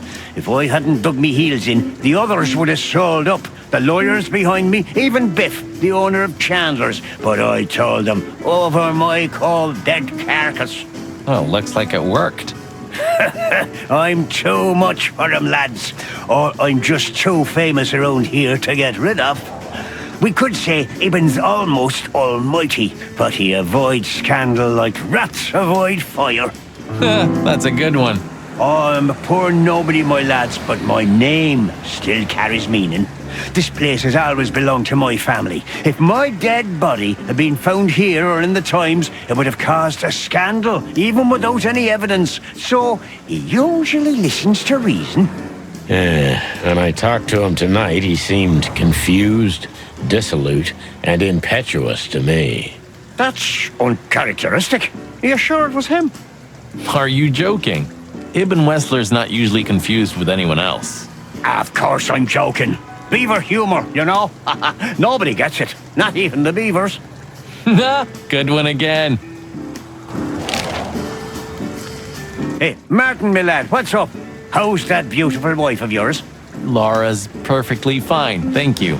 It's crazy you could grab an amazing woman like her, son. Are you blackmailing her with something? I missed your famous beaver humor. I'm just messing with you, son. Anyway, you look good. You're in good shape.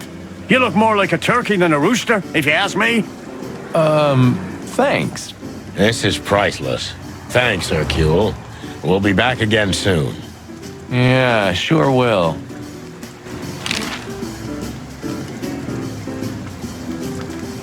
Nice girl. She used to come here for a while, but I think she moved downtown. Yeah, she's the poster girl for workaholism.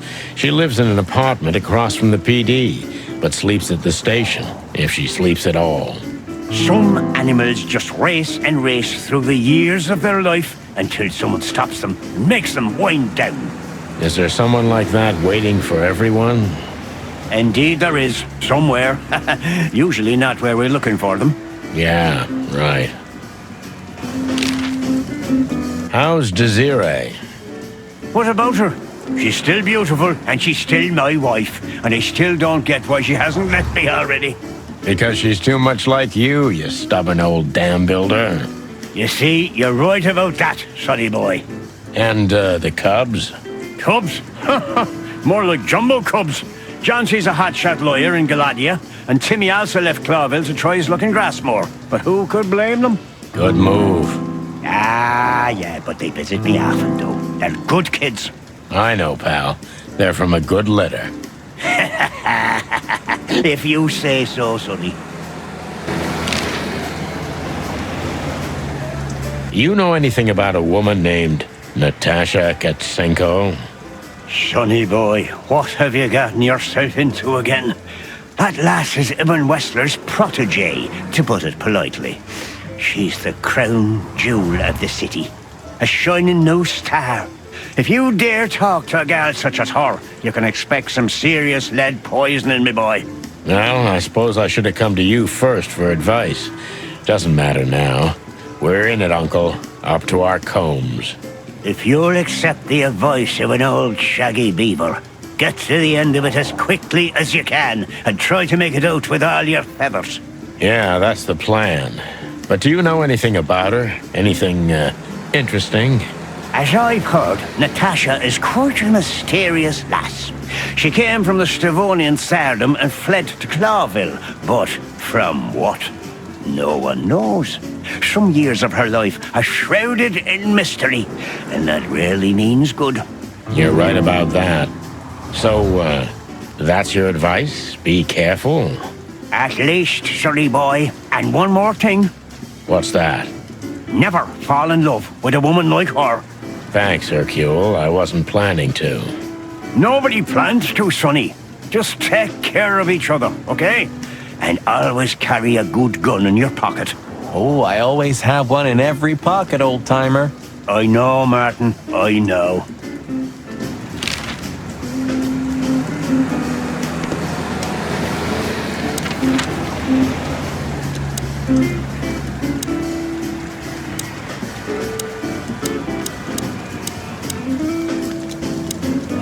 So what are we doing here again, Sonny? I don't know. Maybe we could question Natasha. Do you think she's here? Who knows, Marty? We'll see. There's Philmar. Maybe he knows something. Yeah, maybe he's not drunk as a skunk. Stop projecting onto others, old chicken. Ah, shut the clock up, Marty. No, I'm sorry I hurt your precious feelings, Boss Bird.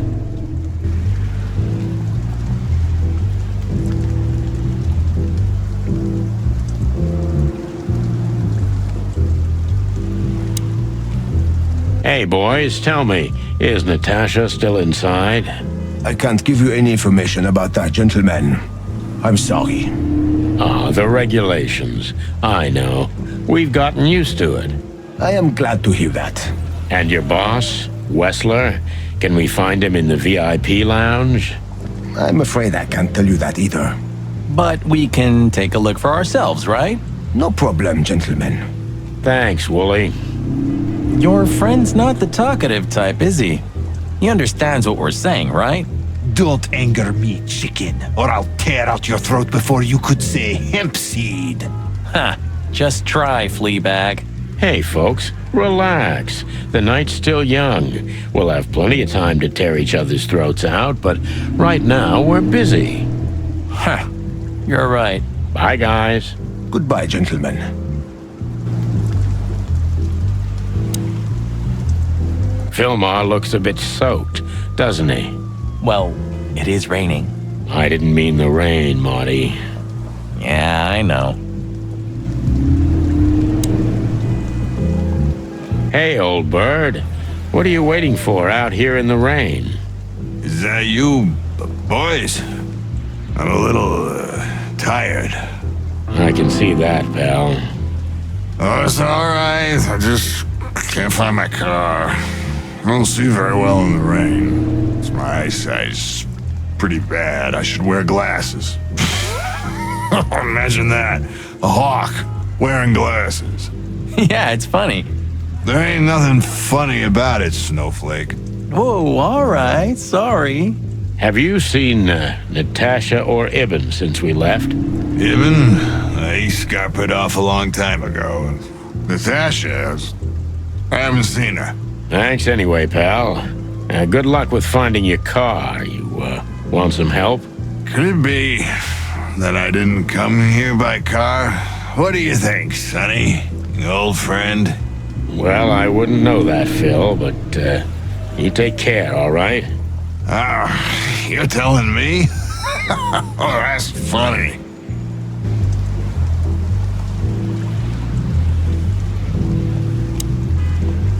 Sonny, pal, listen. Tell me, Phil. I like you. Really, I do. So listen here.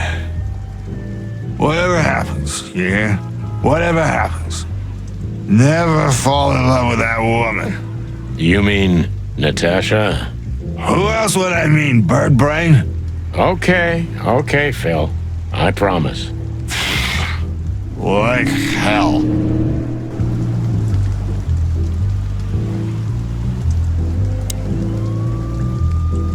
Maybe I came by bike. Bike, huh? I have a hard time imagining that, pal. Yeah, right. Me too.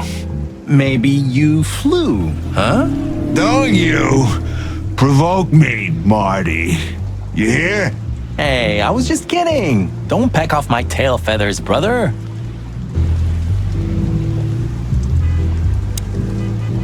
Maybe. Don't. Hey. Excuse me, are you the parking valet? You lost. Ah, I'll have to practice that some more.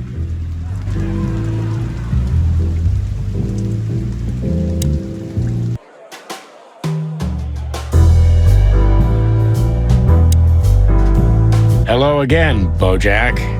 Please don't call me that, sir. You're right. I'm sorry. What's your name again? Well, if you really must know, I'm Lance, sir. Okay, Lance. Listen, it's very important. Oh, please, sir. Don't get me involved in anything. I just want to get my shift over with and go home to sleep. Relax. There won't be a problem. Just answer the questions honestly. If I must, let's give it a try. Right, kid. Lance. Lance. Yeah. So, have you seen Natasha since her performance? No, don't ask me anything about Miss Kitsenko and Mr. Westler. It could cost me my job or even more. Hey, it's a matter of national security. It could be. Yeah, see, it could be. So, if you help, you won't only be helping us, but the crown and the whole city of Clawville. Oh, okay, all right, just stop that chicken shit, will ya? I saw Natasha, yeah. She came down, spoke with someone, then stormed out the front door. And then what happened? She came right back in 2 or 3 minutes later, soaked to the bone. She was in a hurry. She went up to her suite, then came back down and left. And you haven't seen her since? I genuinely haven't seen her ever since, sir. Thanks, Lance. You've been a great help. I'm happy to hear that. So Natasha had left?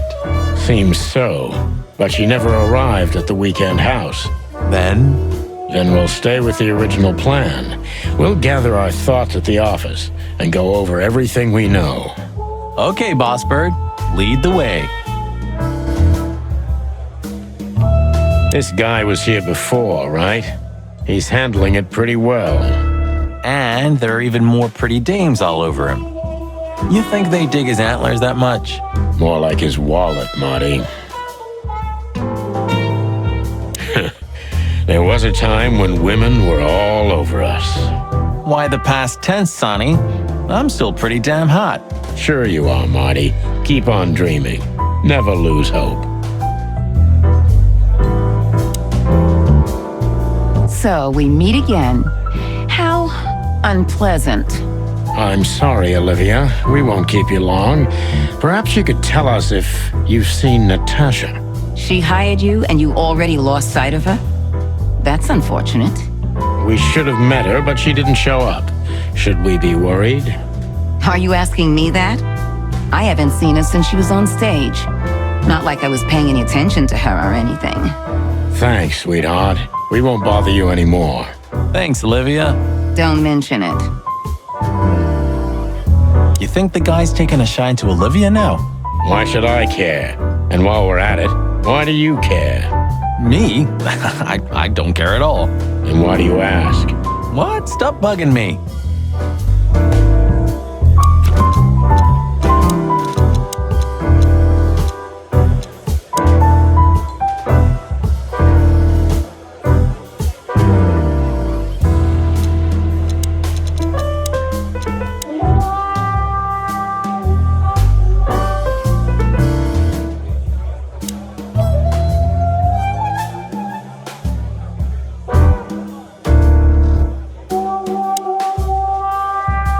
Just one more thing, Toots.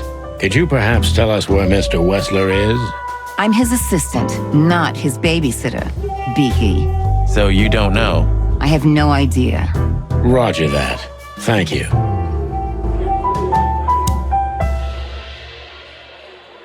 Do you come here often, Olivia?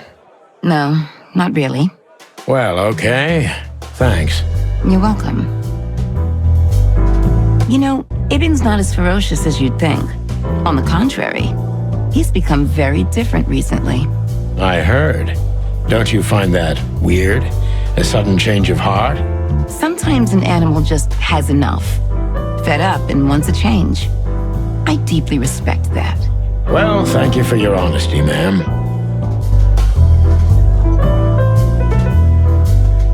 What's your relationship with Miss Natasha Kutsenko? We've talked a bit, that's all. There's no tension between you? You know, the pretty secretary. Well, thank you for your compliment, Mr. Featherland. No, no tension. Natasha's an intelligent woman. I respect her. Is that mutual? That I can't tell.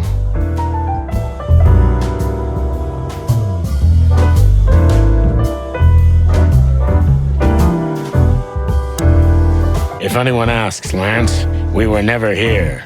Sure, sir.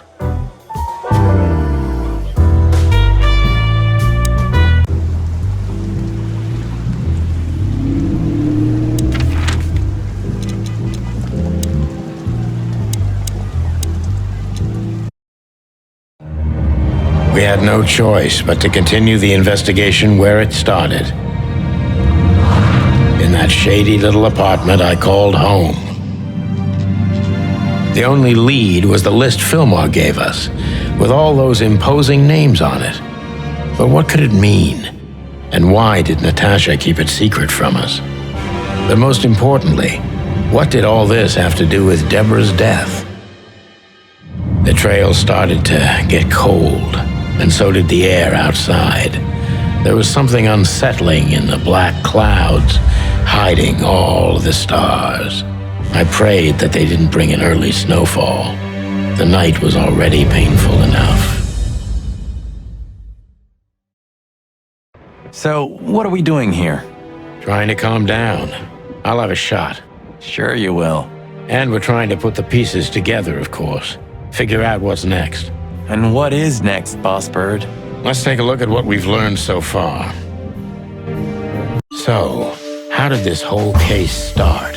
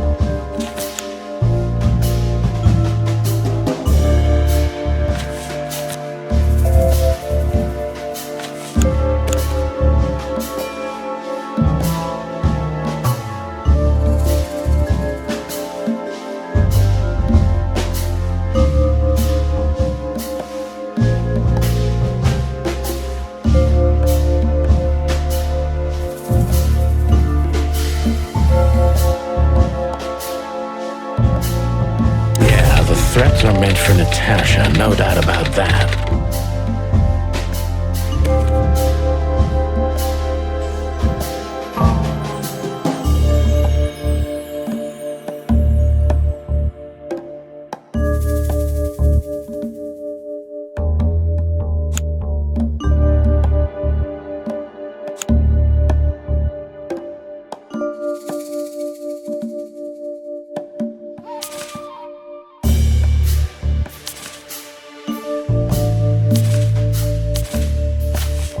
There was something Natasha didn't speak about. Natasha is terrified, and she's in real danger. but she kept this list hidden from us. It seems too important to keep it a secret.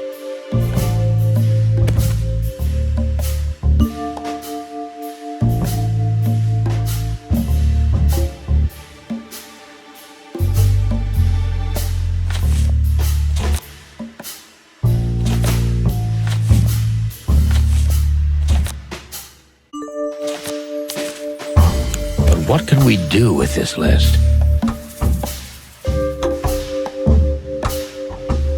I know only one person who moves in circles high enough to know where it's from. Lewis.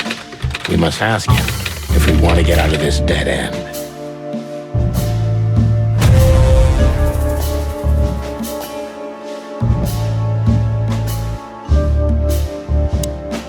So, the card is, maybe a dead end. The piece of painting, too. But the list Philmar gave us... Exactly. Full of those imposing names. And I only know one person who moves in similar circles. Lamar! Yes, Marty. It's Lewis. Exactly. Of course, it's Lewis. But where do we find the Bunny Man? Well, since he owns this building, I'm hoping he's here. It's worth a call. You know his number? By heart. 555-932. I wrote it down in my notebook as well. Oh, you are a professional, Boss Bird.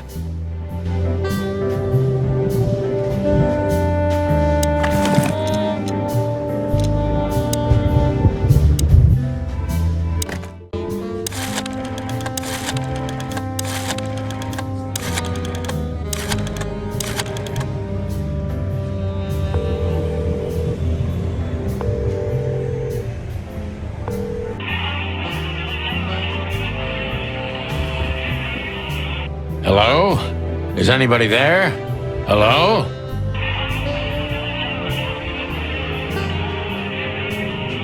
Hello? Do you hear me?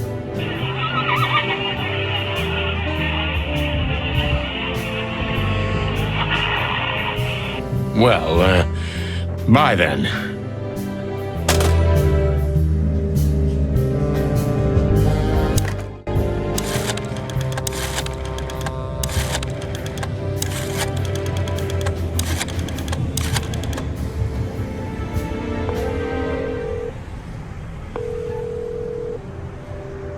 Hey, Lewis, sorry to disturb you again. Could you come over to my place? I have a question for you. It's very important. It's about a case. A real case? With the chicken police? Of course, Sonny. I'll be over in a few minutes. Thanks, pal. I owe you one. One? Just a second.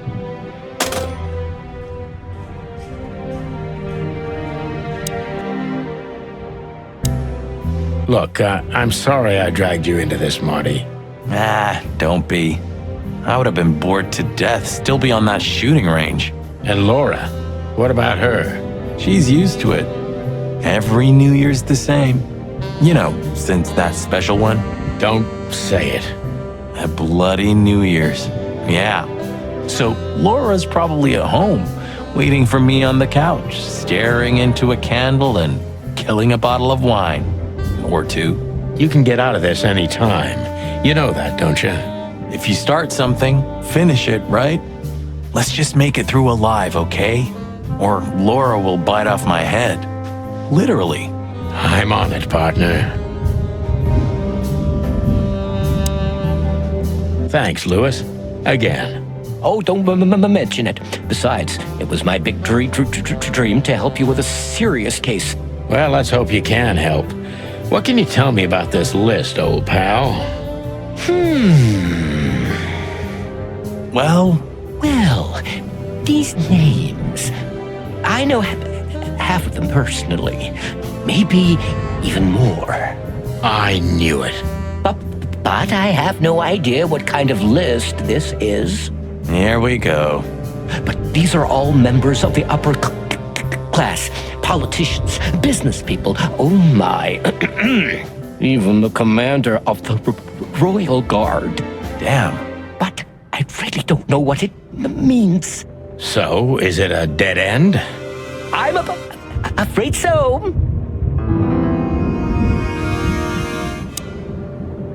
Deborah, the girl who came to me tonight. Yes, she's a very lovely young lady. Where did you take her after you two left? Where she asked me to Flowerville. Flowerville? Rochester Street 37? Yes, exactly. Why? Luck. Did something happen? Nothing good, Lewis. Nothing good. This? This? Oh, my goodness. I think we have a bingo, gentlemen. You see, I also have one of these. A card? Like this? Really? Yes. It's a membership card to a very exclusive club. How exclusive? Very. That's what I'm talking about. What does SN mean, Lewis? It's the sweltering Nile. But that's a... Well, yes, it's a brothel, but it's not like that. It's something completely different. Calm down, Lewis. We're not going to tell anybody. Thank you so much. It is rather embarrassing. Listen, Lewis, how do we get in? You want to get in? Well, if you show them this card, they'll surely let you in, but it will be obvious you're not regulars there. We're used to that. So, are we going to a luxury brothel? Correct, Marty. Thanks for the help, Lewis. I owe you one. For the third time today, I think.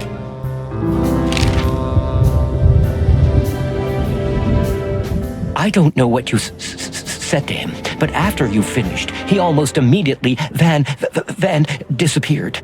Really? That's suspicious. Or he had business elsewhere. It's New Year's Eve. Everybody's going somewhere. I didn't see her after the show. If I'm not mistaken, she usually leaves when everyone else has already left. What else do you know about her, Lewis? Oh, not much. What everybody knows. She was a dancer, then a backing singer, then star, and then club owner. We found out as much already. Do you think she'd fled the Stavonian massacre? That's why the secrecy. Do you mean the massacre of the royal family? I'd say her accent is a dead giveaway, and her name too, though it's undoubtedly an alias. So it's possible that she is a part of the royal family? I don't think so. Nobody could have survived that awful night. You're probably right. What should we know about the place, Lewis? Besides what they're dealing in there? No, it's an elegant and exclusive place. Not everybody visits them for that, you know. Some animals just go for company. I see. I guess it's mostly visited by the upper class. Mostly, yes. The wealthy who have a taste. Yes, of course. Is it true what they say, that it's some kind of hidden stronghold of the royalists? The Nile is a proud herald of the coexistence of all the species, yes. But stronghold? I don't think so. But the place must be an eyesore for the separatists, right? Oh, don't worry for the girls, Sonny. They can defend themselves quite well. The separatists wouldn't dare to go near the place. Well, we'll see what they have to say about these two old cocks. That was a little bit, equivocal. May I ask what you have gotten yourself into? This looks serious. It's complicated, Lewis, but nothing good. I can tell you that much. Ah, is there anything else that I can help you with? Maybe there's something.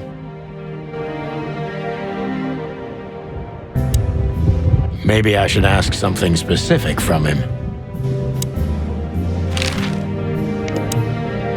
What could this list mean? And what's the connection to Deborah? I have no idea, Marty, but we'll figure it out.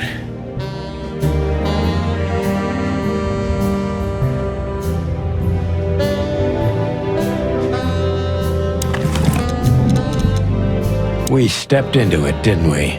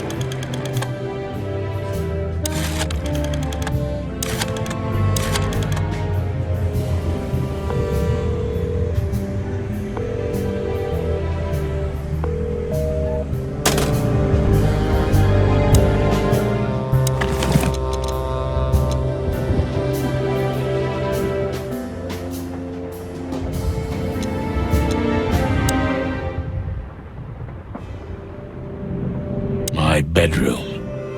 Sort of.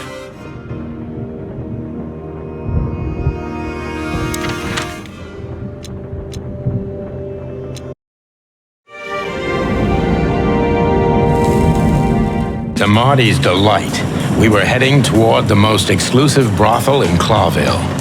The separatists and those opposing the monarchy hated the place, just like they hated everything that supported interracial relations and peaceful coexistence of all species.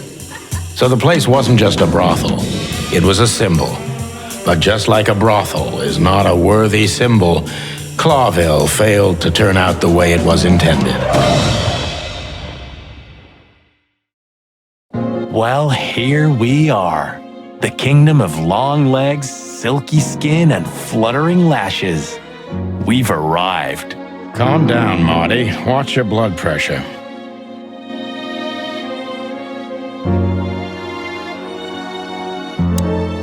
That woman, she's familiar. Do you think it's her? The broad from the Bloody New Year's? God damn it, Marty. Do you have to say it out loud? It gives me goosebumps. Chicken bumps, more like. Anyway, I don't know if it's really her. I always get confused by the exotic ones, but yeah, maybe. Honestly, it gives me the creeps. Yeah, me too.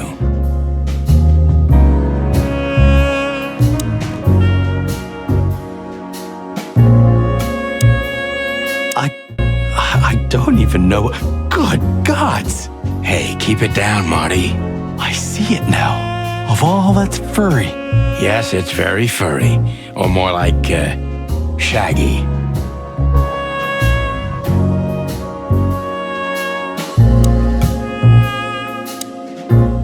Holy fur. You swallowed so hard, the whole place shook. Are you kidding me? I've never seen anything like this before. Is this even legal? Why wouldn't it be? I don't know. Vice? You really must be joking. Vice in Clawville? Okay, I was pulling your leg. But still, it's a little hot in here. Oh, cool down, Marty. Don't even look over there. Remember Laura, your wonderful girlfriend, whom you love more than anything. You don't need to tell me. All I'm thinking about is her. With a hatchet in her hand. More like my nuggets. That's...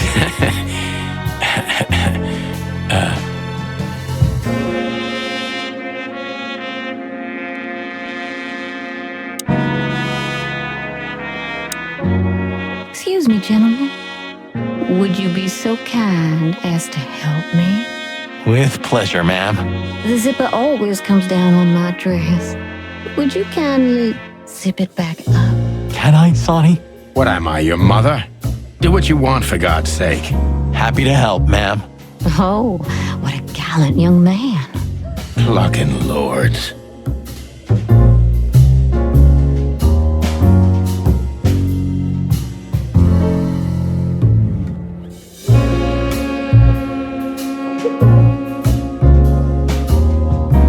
Oh, thank you, honey. Marty, ma'am. Marty McChicken. Thank you, darling Marty. I'm much obliged. Anytime, ma'am. Anytime. May I invite you gentlemen for a drink, perhaps? No, thank you. We're in a hurry. Oh. She's what I call an exotic beauty. Well, that's one way to put it. Hey, every animal's the most beautiful thing in the world to someone. Yeah, you're right. Oof, I don't know about you, but I go weak in the knees for Stripes. Please, Marty, I don't want to know. And I don't care. Keep it to yourself. And let's get out of here quickly. Can't I even talk to you anymore? You can. Ask about the weather, or how's my lower back. Those two are even connected if you want to know. Yeah, old fart. Beauty is relative. May I invite you? No. Oh. Yeesh. That guy's stare gives me the creeps. I can see why. I've always told myself that birds are weird. What did you just say? Huh? What? Me? Nothing. Is he a bouncer or a guest? I'd rather not ask.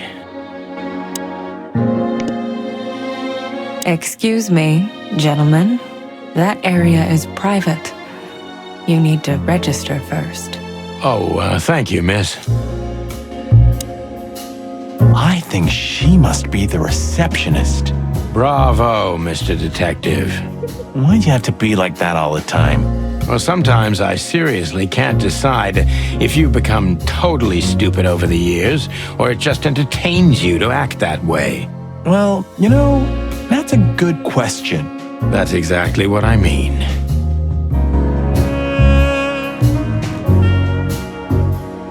These broads are elegant, just like Laszlo said. Lewis. What do you think could be the old rabbit's type? Fluffy tails? Furry ears? A raspy tongue? Oh, for the love of all the gods, stop it. But just think about it. Please shut up, Marty.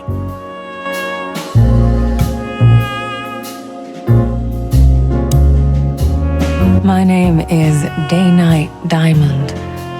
Welcome to the sweltering Nile, gentlemen.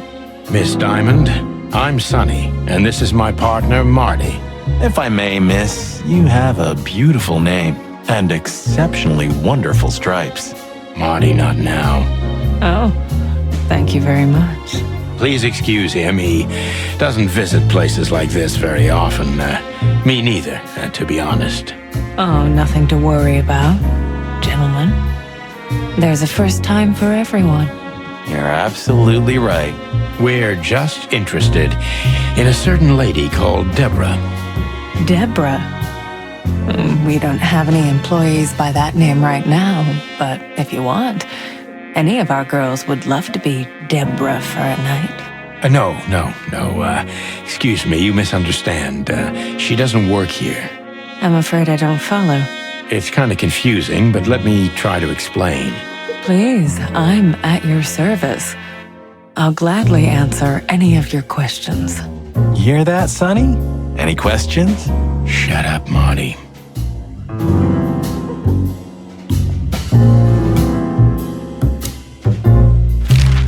I wouldn't want to offend you, far from it, but it's evident you're from the police, even without this. Is it that obvious? No, it isn't, but, you know, here in the Nile, we have a keen eye for this kind of thing. Right. I understand, ma'am. Do you know a gentleman named Louis C. Hayworth? Of course I do. Mr. Hayworth is a regular guest at our establishment. I see. How regular, if I may ask? I can't give you any information about that. House policy. We have that too. It's called the law, ma'am. If you have any questions of that nature, please come back with a warrant. Touché. Does this list mean anything to you? This? I'm not sure. No, nothing. Don't you see some familiar names on there? I do, but everybody knows those animals. Personally, I have no contact with any of them. I see. Oh, thank you. Look, she gave this to us. The girl named Deborah, the one we asked you about. I see. Do you know what this is? Of course. It's a membership card. Was this person a regular here? If this belonged to her, then yes. I can check for you. Please, the ladies will entertain you while you wait. I'll be right back. Thank you. Much obliged. Beauty. How young is this girl? Damn. This place is clucked up. Do you think they're forced to do this? Marty, we're not here for that. Just for the information we need. Yeah, but you know what, Sonny? We're fortunate to be able to choose what we do with our lives, huh? You are, Marty. You have the chance to work with Santino Featherland. Me, on the other hand. Aha. Beauty. May I invite... No. I apologize for the wait. Please, come with me, gentlemen. So you were successful. My mistress, Madame Savas, would like to meet you. You mean that, Madame Savas? As far as I know, there's only one of her, so yes. Please, miss, take us to her. With pleasure. Madame Zavas was a legend in Clawville. Her name was known all over the wilderness. She's an avid royalist, former member of the Council of 12, spy master, assassin, businesswoman, and courtesan. To be honest, I didn't even know she was still alive. She's no spring chicken, that's for sure. She could also be my mother, or maybe my grandmother. First Ibn Wessler, now her. Honestly, tonight it wouldn't surprise me if His Majesty Hector III didn't grace me with his presence. Interesting pieces. Do you think so? It's the art of my people. Crocodiles? There are many kinds of crocodile in the wilderness, Mr. Featherland. This is the art of the Nilenites. Ah, hence the name, the Sweltering Nile.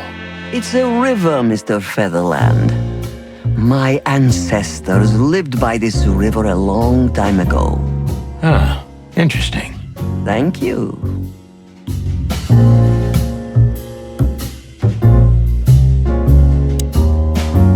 Is that the time already? Have you noticed your clock's not working? How observant you are. That clock isn't meant to show the time. It's a decoration. A memento. It's beautiful. Indeed.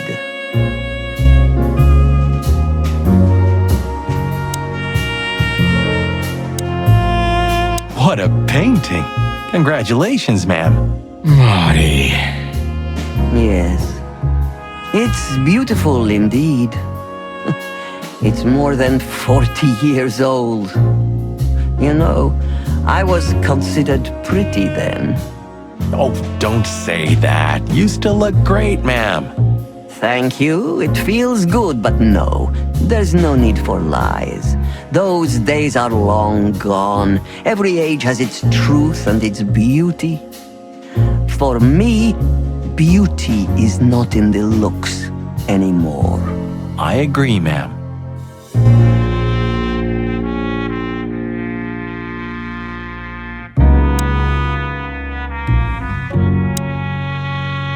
There are books here on quite a variety of topics. There are books here on...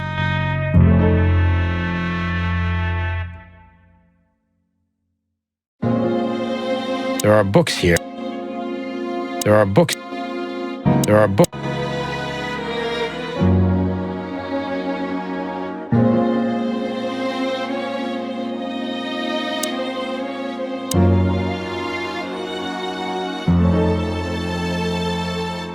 So she is the legendary Madame Zavas.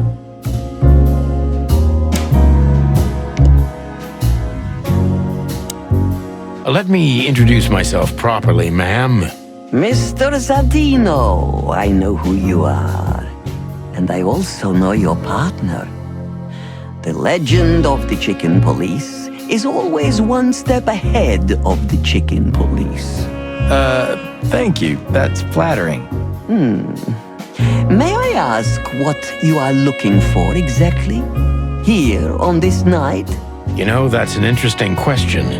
The card we've shown your lovely colleague Belongs to an old friend of ours, whom we haven't seen for a long time here. And the name? Unfortunately, no, Mr. Santino. That's confidential information. In my line of work, discretion is everything.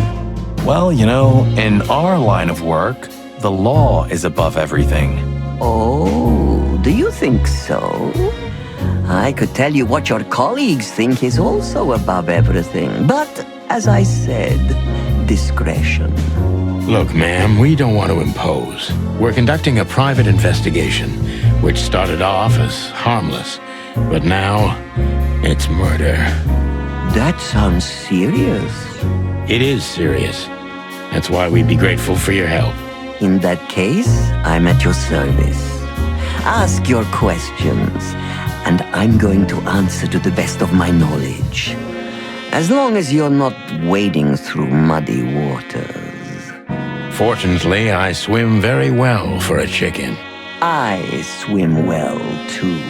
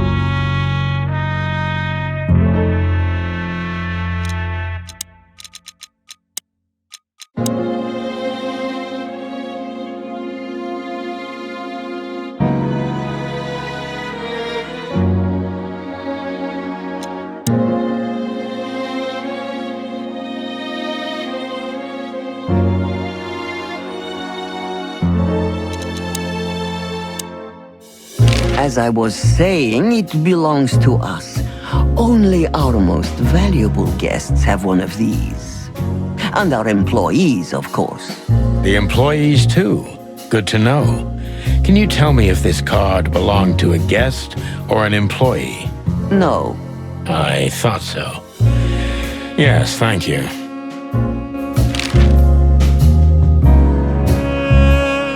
Louis Hayworth is a good friend of mine. It surprises me that he's a regular here. You wouldn't believe our clientele. You would be shocked. No doubt. Louis, does he come here often? Not so often. Thank you for the vague answer, ma'am. The mystery is thrilling. The thrill is life itself. That was beautiful, ma'am.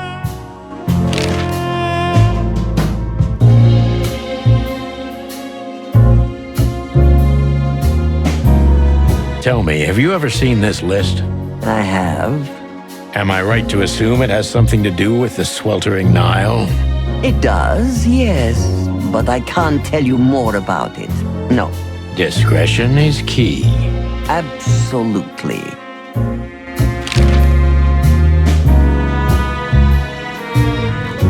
Do you know Natasha Katsenko personally? Yes, I do. Tell me about her. Warm-hearted, protective, quick-tempered, fierce. Yes, fierce. Thank you. Very useful. This place isn't just our home with the girls. It's a sanctuary. Really? How? It symbolizes why the city was founded almost 1,000 years ago. Unity, love, freedom. Interbreeding? That too, yes. Do you have a problem with that? Oh, don't get me wrong. I don't. My girlfriend's a predator. Really? I'm glad to hear it.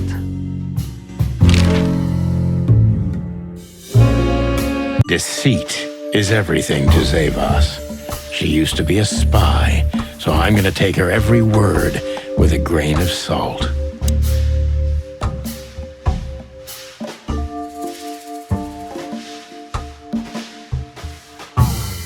Who's behind the legend, Miss Zavas? Who are you, really? Just an animal raised to survive, Mr. Featherland. And because I've been taught, I know how to survive. I always was what I had to be. And you managed to dodge my question. Clever. Well, you see, this is one of the typical elements of survival. The way of dodging a delicate question and still making the questioner believe he got the answer. But you're too cunning and experienced, aren't you? You're not an easy one to fool. I'm trying to maintain appearances, ma'am. You should. Appearances, most of the time, are stronger and more dangerous than the truth.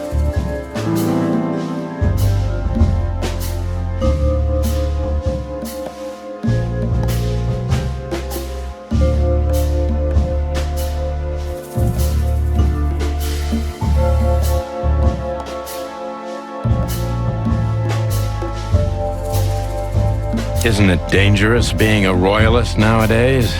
You know, Mr. Featherland, those that are genuinely dedicated never care about danger. That's something you must know even better than I. Do you think it's my loyalty that motivates me the most? If you do, I'm sorry to disappoint you.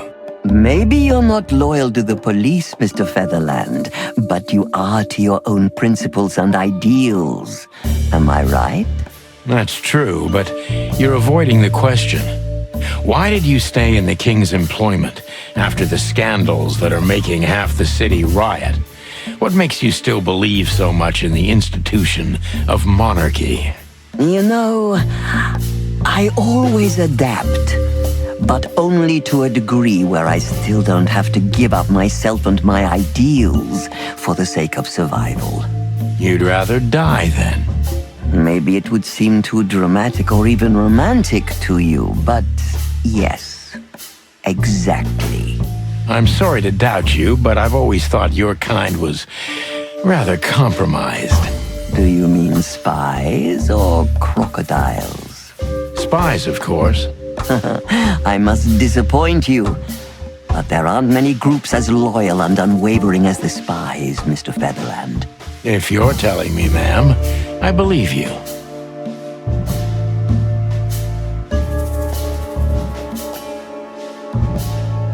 Why did you decide to open a brothel?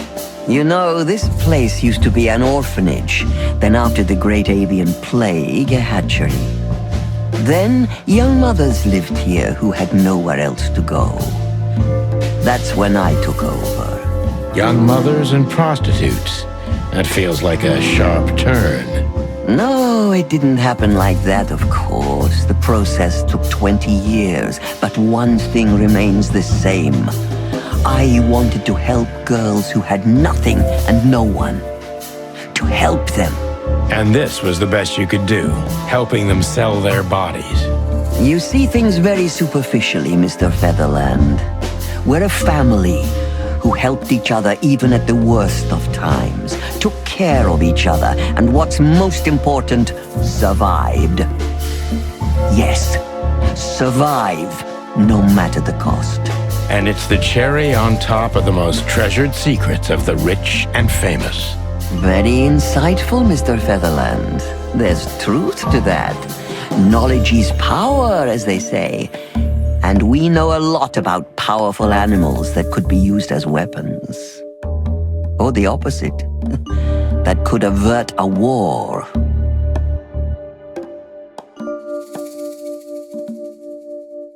If I guess who the card belongs to, will you tell me? I wouldn't say that's an acceptable price for such a secret as this, but if you guess right, I won't lie to you. Then, I will tell you you were right. Yes.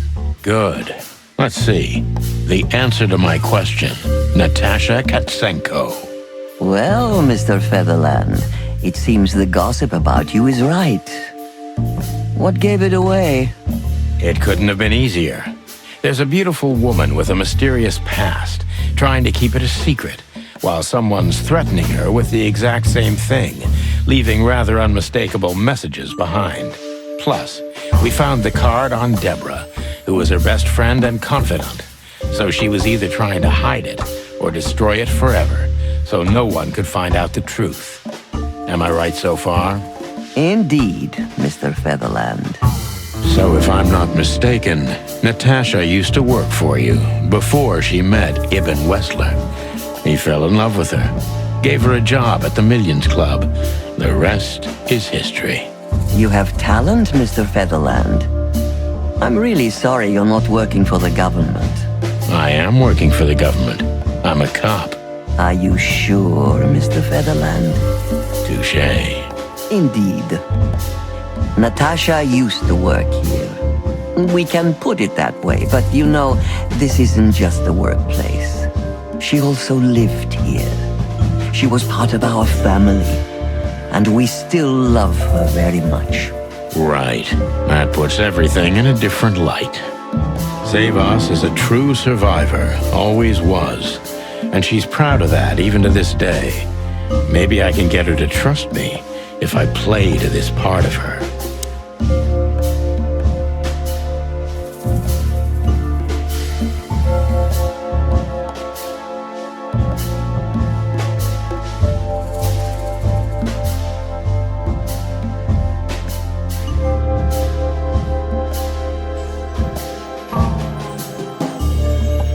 You tried to protect her. From what? Natasha came to me penniless, cold to the bone, and wounded. She was only 17 years old. Even if she were my enemy, I would have taken her in until she recovered. Yes, I'm like that. I was raised to be like that. Haven't you seen any opportunities for profit? Or were you guided by pure animal goodness? Is that so hard for you to believe? I think that worldly women like you try to turn every position to their advantage. I hope I don't offend you. On the contrary. But no. I didn't see any opportunities in a girl who could barely speak our language, who was starving and wounded and obviously running from something. In fact, I was taking unnecessary risks because of her.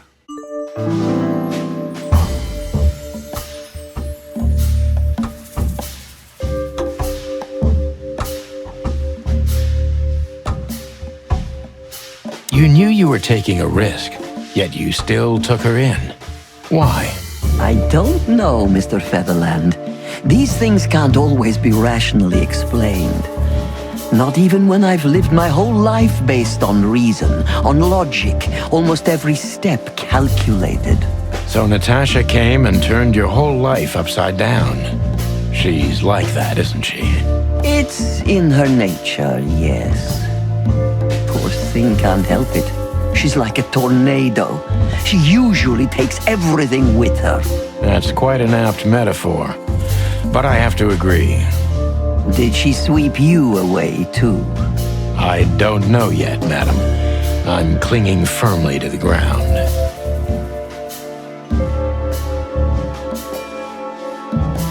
Do you know where Natasha came from before Clawville? Naturally.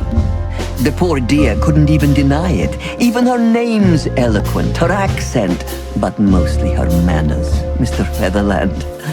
She's from Stovos, and she belonged to the upper class of Stavonian social circles. She could barely even speak the language when I first met her. That's all you know about her. An ex-spy like you must have checked up on her new protege's past. That's the most exciting thing. Yes, I have. Multiple times putting my most treasured connections to good use. But nobody found anything. Natasha's trail could only be traced back to the Stavonian border. What happened in that country, no one knows. It's rather curious, don't you think? It is, Mr. Featherland. Yes, curious. That's why I've always been rather fond of Natasha. Did it touch you deeply when she left you? Indeed, it did. Zavos is protective. It seems she's dedicating her whole life to her proteges. If I concentrate on that, maybe she'll open up to me.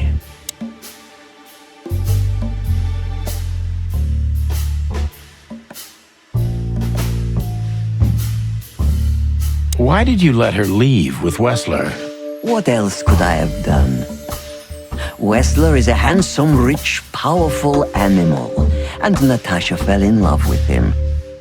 If anything, I know you can't stand in the way of a woman in love.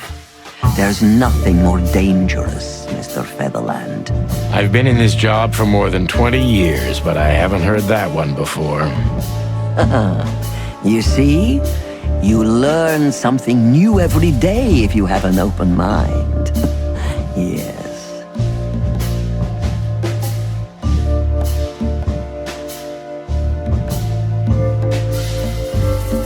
When was the last time you saw her, Madame Zavos? Maybe around 2 months ago.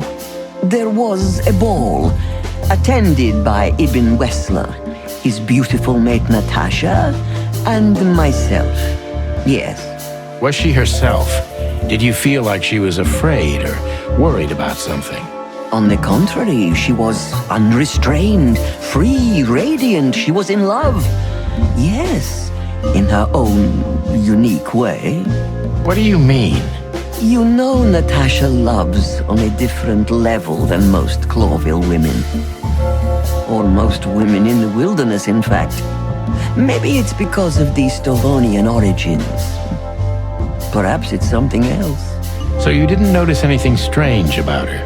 Well, if anything could be called strange, it was that I saw a woman positively floating above the ground, who previously used to stand on it with 2 feet. I see. Thank you, madam. How did you feel when you learned Natasha was going to leave? Honestly, I was very hurt. I loved her as a daughter. How would you have felt? I couldn't say. And I still couldn't stop her, and you know why? Of course I do. Because you loved her. You've been in my shoes before, am I right, Detective? Yes, I can feel you have. This isn't about me, madam. Please stop changing the subject. I have felt betrayed on a certain level. Yes, and offended, and alone. Even amongst all my friends. Were you disappointed in her? Only in myself, Mr. Featherland. But I have a hunch you know this feeling very well. Yes, you're right. Well, thank you for your time, madam. Anytime, Detective. Yes, anytime.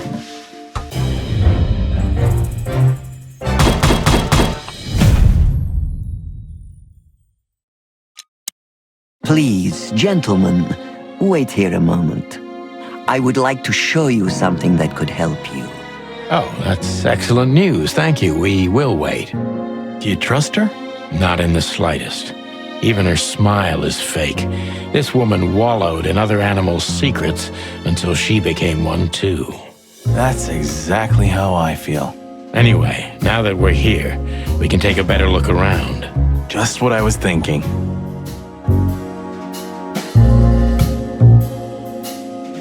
Beautiful pieces for sure. They must be worth a fortune.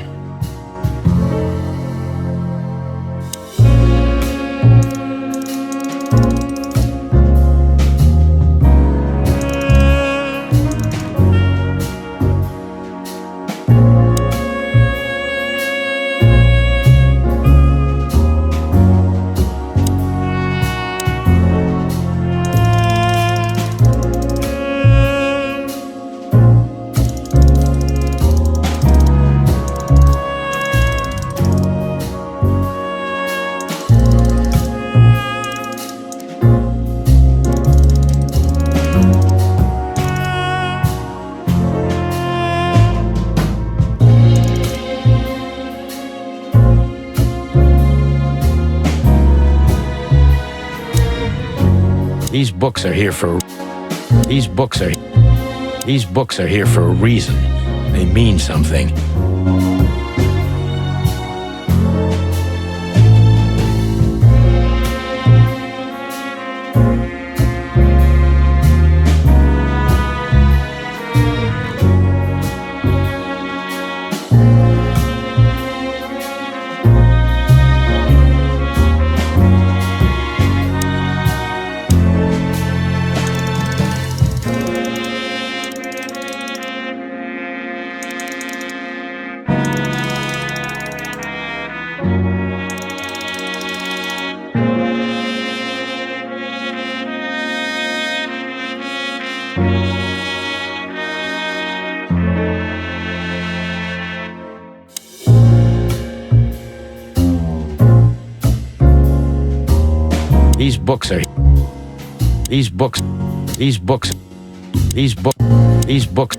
These books.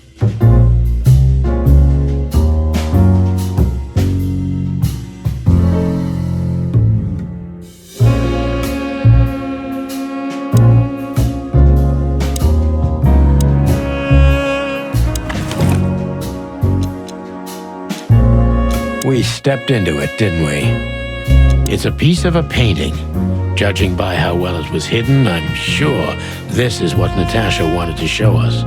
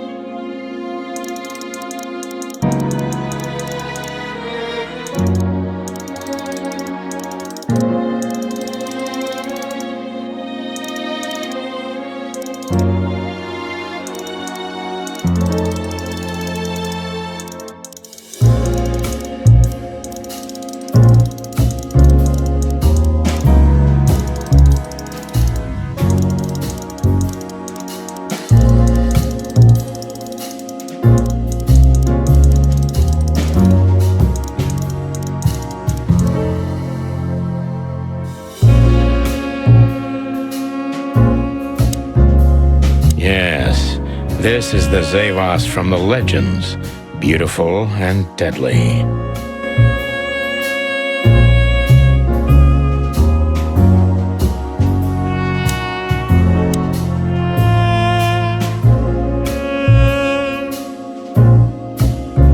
These books are here for...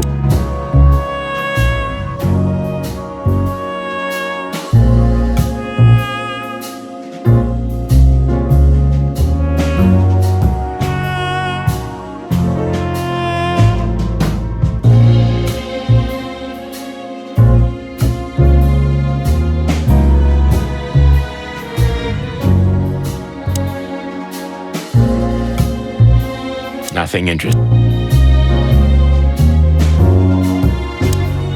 Yes. Yes.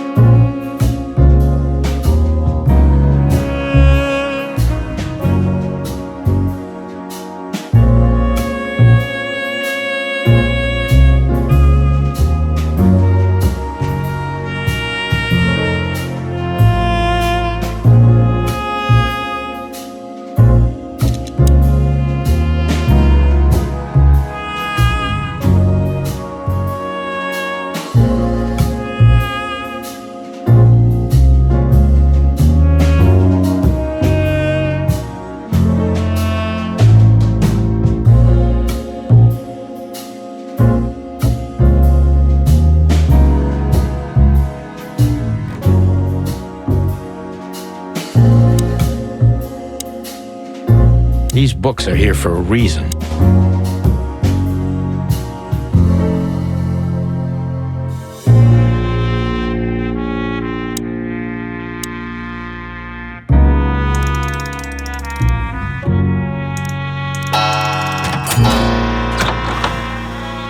A hidden door. Who'd have thought? She is a legendary ex-spy. Well, this is something I've never understood. Why isn't a key good enough? I mean, you can take that with you, but riddles can be solved by anyone. I don't think many animals get to be in this room, Marty. And the other thing is... maybe she wanted us to find it. Exactly what I'm thinking. Who knows? Anyway, we're going in.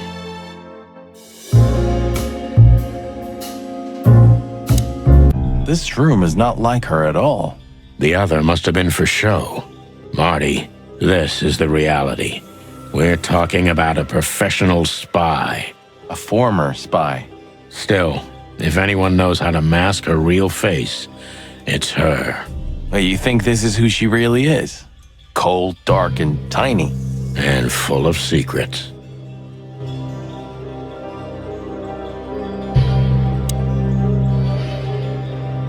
Somebody started typing a letter but left it unfinished. What does it say? Number 2947222. Report about separatist group movements. Damn it. Don't even read that. What? Why not? I don't know about you, but I don't want to get caught up in the royalist-separatist conflict. What you don't know can't hurt you, right? I can't even recognize you, boss. Where did you put your sense of adventure? My sense of adventure has retired. Leave it alone.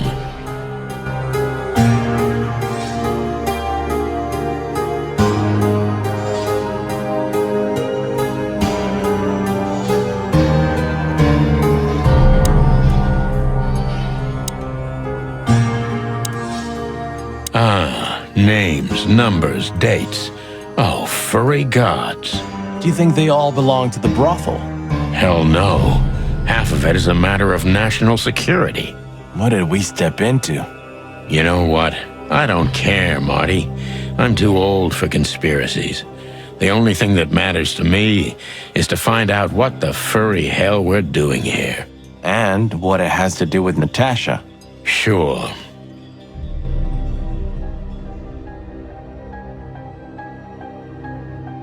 Ugh, this place gives me the creeps. Me too. We better get out of here before she comes back.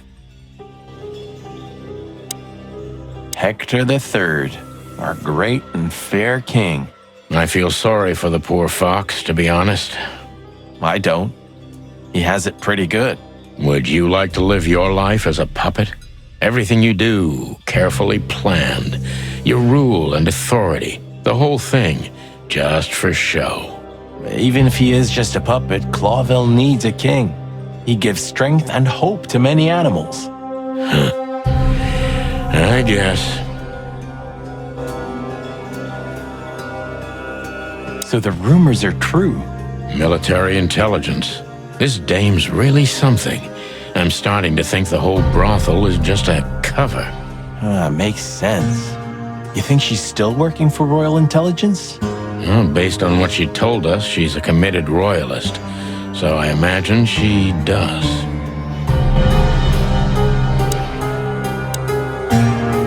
This has got to be it, Marty. Look at the missing page. Oh, gods. And look at the names. Yeah, the ladies and their guests. Damn. What this means, Marty, is that the most influential people in the city had been Natasha's patrons. Some even from the royal family. This book could destabilize Clawville. At least the Clawville we currently know. You think this is behind everything? Somebody's blackmailing Natasha because of this? That could easily be the case. But something still doesn't fit. That piece of a painting. Sonny? If there's even a small chance of... Sonny. What? There's another familiar name here. What are you talking about?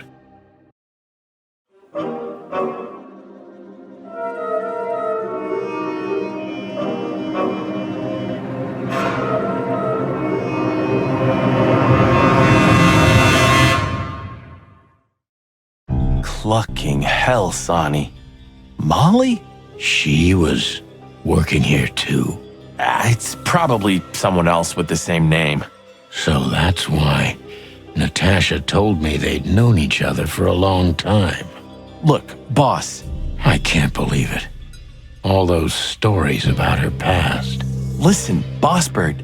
Molly loved you, right? Isn't that what matters? Marty, please shut your fucking beak right now or I'll shut it for you. Okay, boss. I'm sorry, but... Just shut the cluck up.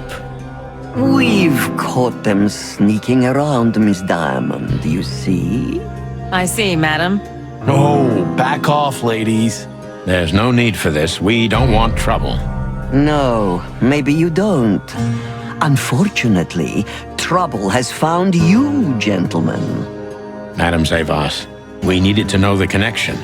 What this place has to do with Natasha. And my wife. Filthy cops? He's talking gibberish. May I shoot him? No, not yet, Miss Diamond. I'd be very sorry to put holes in your lovely striped skin, but believe me, baby, I will. I've always wanted to know if diamonds are bulletproof. Please, madam. It'll all be over in a second. No. We have received different orders, Miss Diamond. Stand down. Oh, I see. The pony does tricks on command. Well, I'm not surprised. That's enough, Marty. You knew who she was, didn't you? What she meant to me. Well, well, Mr. Featherland. Aren't you interested in your case anymore? No? All it took was a name from your past, and your professionalism drowned in the mud. Stop playing games with me, Zavas. What does all this have to do with Molly? Nothing at all. No, she was just a little bird among the many who sought refuge here. You forced her into this. You'd love to hear that, but until she met you, she was one of us. Just another... You clucking... Sonny, no!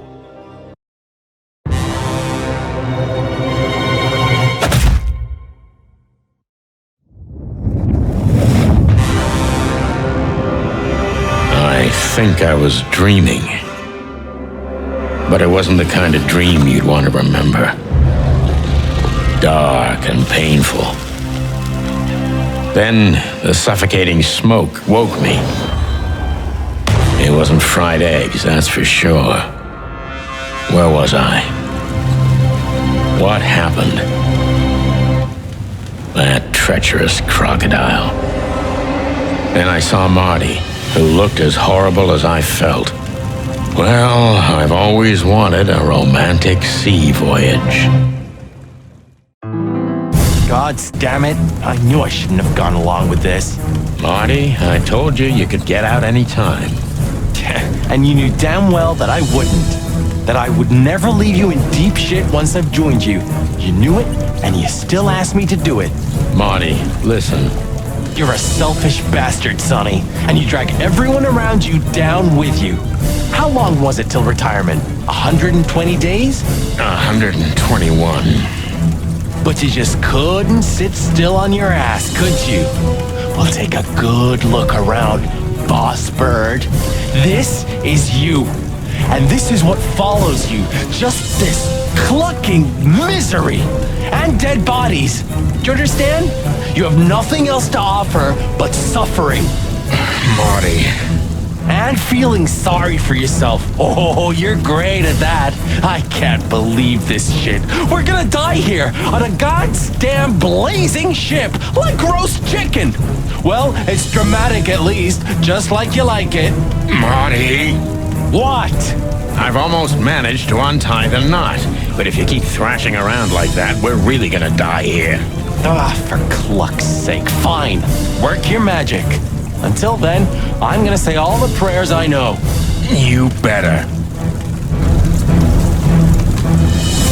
We'll be fried chicken. I hope there are spices in those barrels at least. So close, yet so far. Goodbye, partner. It's been a swell ride. Well, let me concentrate on the rope. Oh, really? What a sharp observation. Shut up.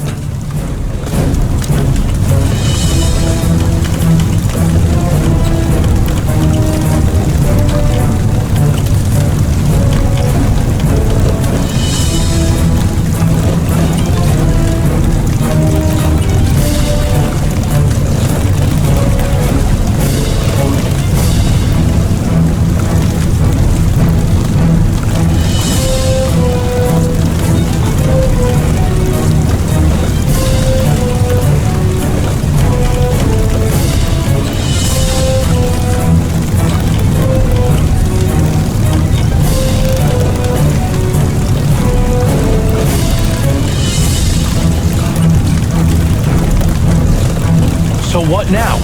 Now we run and swim. I can't swim. Well, you better learn fast or you'll die. I'm not gonna drag your fat ass to the shore if that's what you're hoping. I shouldn't have brought this many guns with me. Throw them away then. Never. Then they'll drag you down into the deep. I don't care. I always thought your gun mania would be your undoing. Cluck you, Sonny. We have to survive this first.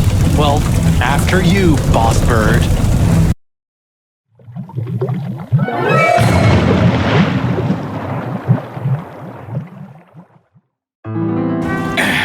That furry, fucking clucking gods. Damn. Yeah. Listen, Marty. What? What you said on the ship. What about it? You were right. I knew this would happen. Or something like it. I dragged you into this deliberately. Because I'm not enough on my own. Sonny, cut the crap. No, I'm serious. I knew I couldn't do this alone. I needed you to look out for me. I don't need this, all right? Stop playing the wounded soul. I don't fucking care. Fair enough. You're right. Hell yeah, I'm fucking right. I'll, shut up now. Good.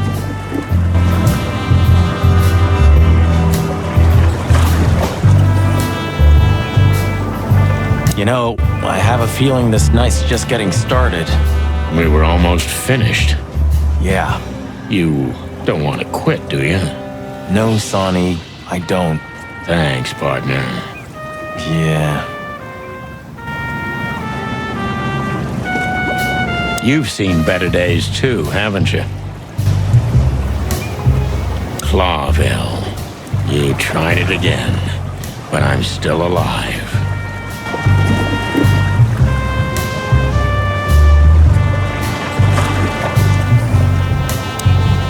Pluck me? That's old Captain Marsh. I thought he died 50 years ago.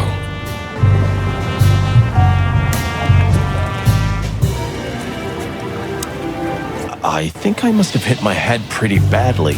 Say, isn't that Captain Marsh? You see him too? Oh, thank the gods. Ho, ho, ho, lads. What the hairy devil are you doing out here? Isn't it a bit cold for a swim? It was warm on the ship, at least while it was burning. I bet it was. Arr. Hey, Captain, how's it hanging? It's hanging all right. Arr. What about you lubbers? What was all that ruckus, eh? Well, I think someone tried to kill us, Captain. Again. Come on, Boise. There's nothing new there. Yeah, old rust can't be scraped away. Did you see anything, Captain? Arr, of course I have. A burning ship. Then two cocks suddenly learned to fly, and even swim, by gad. Oh, what a time to be alive, eh? You haven't changed a bit, old man. Sure I haven't. I'm steady, like the Sea of Clawville. Yeah, except that Clawville doesn't have a sea.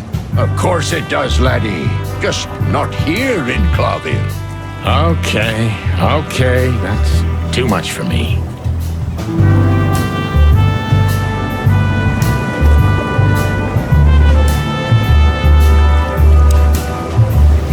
I'm glad you made it, partner.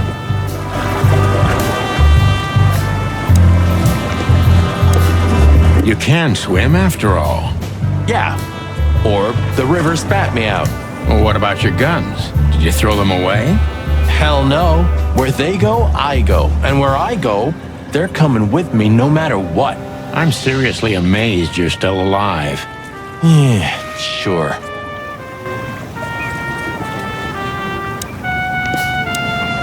Well, anyway, I'm glad we both made it. Yeah, thanks. I must admit you were pretty dope with that rope. But still, cluck me. Am I right? Without you, we wouldn't even be in this mess, so if you weren't successful with the rope, I would have strangled you before we both burnt to death. Nice thought. But your hands were tied, so... Sonny. Okay, you're right. And now we'll have to see where this shitstorm ends. Yeah, I know. Burning us, along with a ship, that's pretty dramatic. We've stepped in big dung, that's for sure. Do you think Wessler and the crocodile are in it together? I get the feeling that whoever hit us wasn't a pretty gal. Yeah, figures. But seriously, have you seen anything? Arr, of course I have. I'm always watching, my lad. Just ask me. What do you want to know? Tell me, Captain, do you hang out here all the time? This behind me is me ship, lads. Or at least, it's a ship I'm living in at the moment. It's not mine, you know. And what do you do? I stand here and watch the sea. The sea? You mean the River Times? River? Arr, that was a good one, boy. Okay.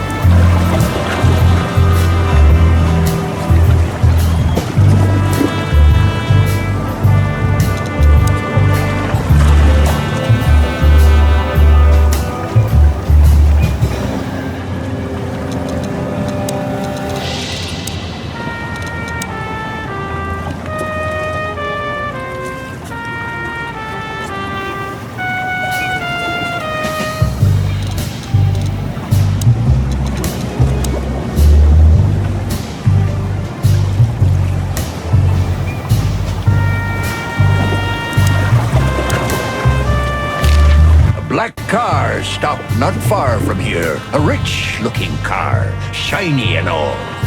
Yeah? What else? Two big lads stepped out of it. One of them was looking like some kind of cow.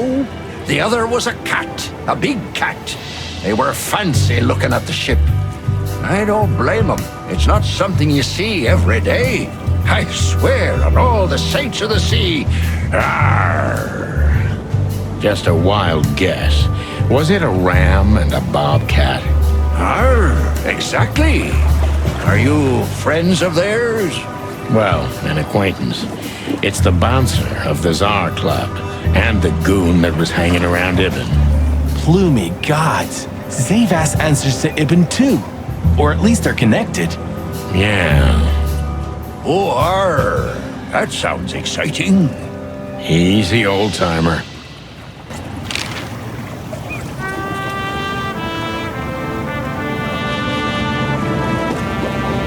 This Ram fella, what did he do after watching us? Nothing at all, laddie. When that lovely ship started to sink, they got into their pretty car and got away like bats out of hell. So they didn't see us swimming to shore? I wouldn't know that. What now?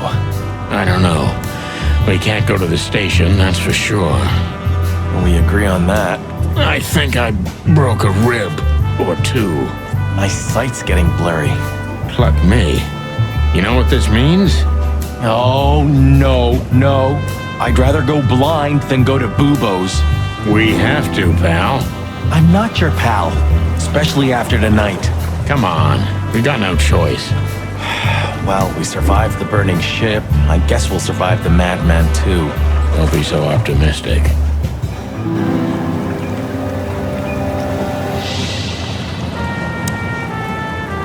Do you know anything about the place called the Sweltering Nile? Of course I do, me boys. But they don't really tolerate folks like me there. Not surprised. Have you heard anything unusual about it? Sure I have. They have the most beautiful wenches there, laddie. Like sirens of the sea. And they're willing to do anything for you. If only I were a spring chicken like ye are, I'd be already running over there. Well, actually, Captain, that's where we came from. On a burning ship? Bloody hell. You know how to live, lads. We're doing our best, Captain. Hey, you be! Arr! Have you heard the name Madame Zavas? When I was young like ye, they were talking about a gorgeous crocodile with that name. Aye, beautiful and deadly. Just how I like my women. Me too. It's her, yeah. Less beautiful now, but just as deadly. She has something to do with the burning ship, eh? You're quite the detective. So I've been told.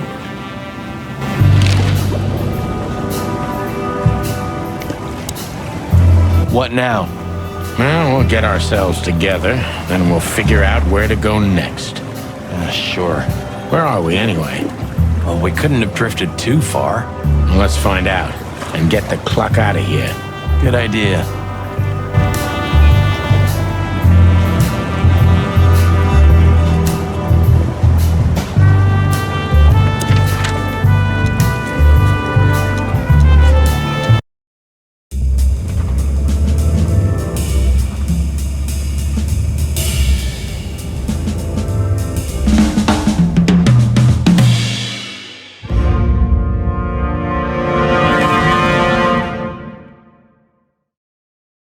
Bubo used to work at the PD as a coroner and pathologist.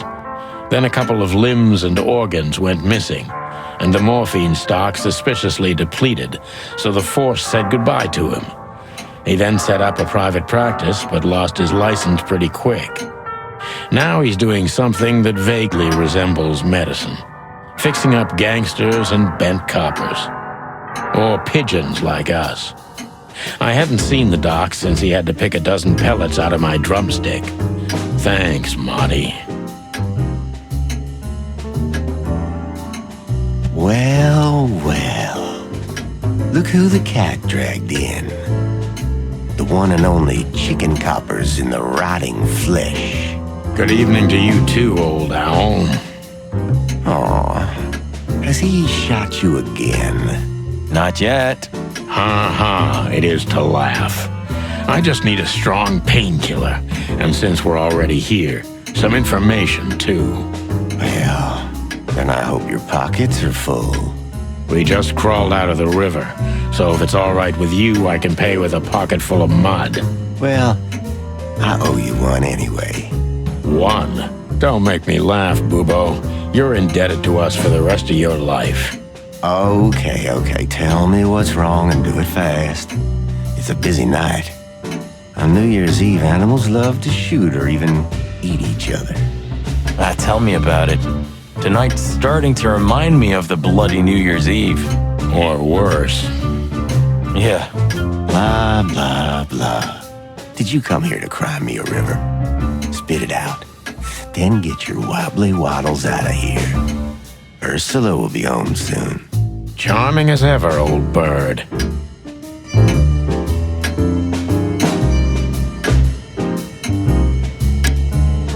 What do you think? Is this a medical illustration or the good doc's dinner? Unfortunately, the two are often one and the same. Ugh.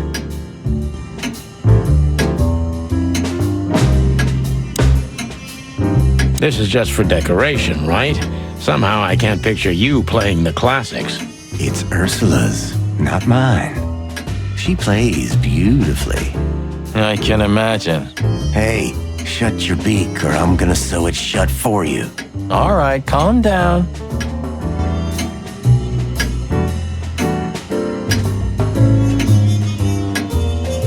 Do you keep the dead bodies and your stolen morphine stash here? The morphine's long gone. Oh, poor Boobo. Watch your beak, Martin. Who's that? Who? Oh, he's my father. Your what? Why are you so surprised? He gave his body to science. Then what's he doing here? Hoo. You're a hilarious guy. That was a good one, Sonny. Yeah, thanks. Huh. Two infantile monkeys.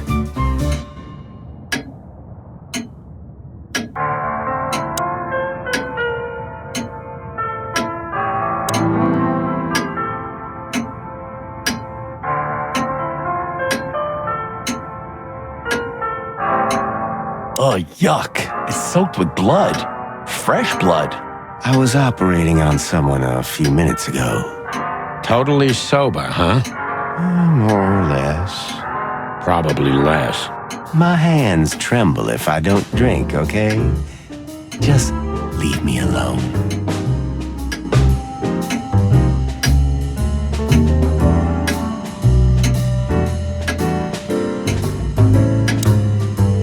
You look pretty good, old man. You want a formaldehyde diet? Your humor hasn't changed. Worn and out of style. Just like you, Boobo. Spit it out. What do you want from me? I have a busy night. Busy? I had to patch up two muscleheads a few minutes ago. Of course, they ran off and didn't pay. What muscleheads? Wait, let me guess. A ram and a bobcat. How did you know? Shit. What was their problem? Why did they come here? The bobcat's hand was badly burned and something had sliced the ram. Well, it's not an easy job to haul two unconscious roosters onto an abandoned ship and then set it on fire. What have you gotten yourselves into again, you fools? Those two work for Ibn Wessler. You don't say. Well, in this case, it was nice to know you, gentlemen. Don't celebrate in advance, Doc. As you can see, we're not so easy to kill. Just tell us everything you know. And give us some strong painkillers. Well, all right. Ask away. But I must warn you. If Ursula comes home and sees you here, she'll either kick you out or maul you to death.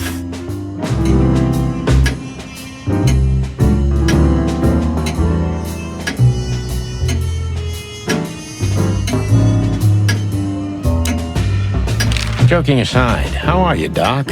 Long time no see. Oh, you should get shot more often, then you'd see me more. Yeah, right. I'm on it. I'm still alive. Clawville's still standing, to my surprise. Ursula still bears with me, to my even greater surprise. What else can I say? You don't need anything else then, right? You know, I could use a big house, a normal job, and a ton of money. And it'd be great if that ridiculous King Hector would finally resign from the throne. So you still support the Separatists? Wow, this old owl's heart is beating. But your life partner is a bear. Not a problem as long as I don't marry her. You're a goddamn hypocrite, Bubo. Why, thank you. What does this tell you, Bubo? That you tore off the corner of a painting? Not that. What do you make of it? That somewhere a painting is missing a corner. Don't cluck with me, old man. I'm not. I'm completely serious. Then, thanks for the help. Don't mention it.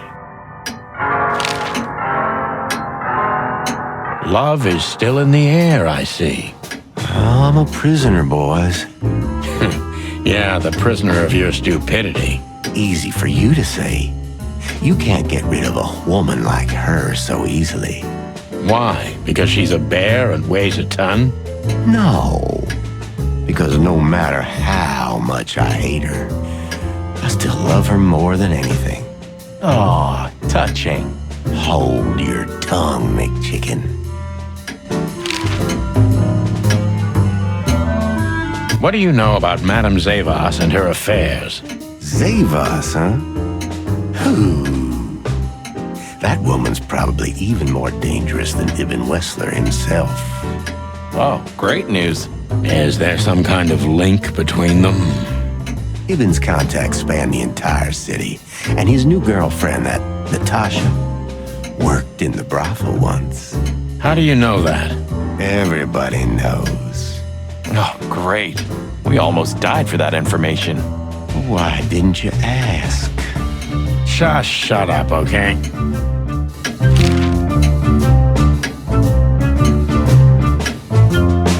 So that Ram and his partner, did they talk about something? About their plans, where they're going next? The Bobcat didn't say a word, he just growled. But the Ram couldn't shut up, and he talks like a butler or something. He's got a very strange vocabulary, I must say. What did they say, Bubo? Get to the point. After they've done the job killing you, I guess, they said they have to kill a rat, too. A rat? Figuratively. An informer. Someone who spilled the beans and hurt Mr. Wessler's interests. An informer? They called him a sneaky little bastard, too, if that helps. That's gotta be Zip. Of course, Zip. Damn it. Well, then that Fleabag's done for. Hold your horses, Marty. Zip is like a cockroach, practically immortal. I guess. We gotta help him then. I'm afraid you're right.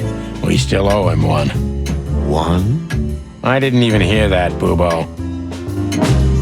So, who tried to get us out of the way, and why?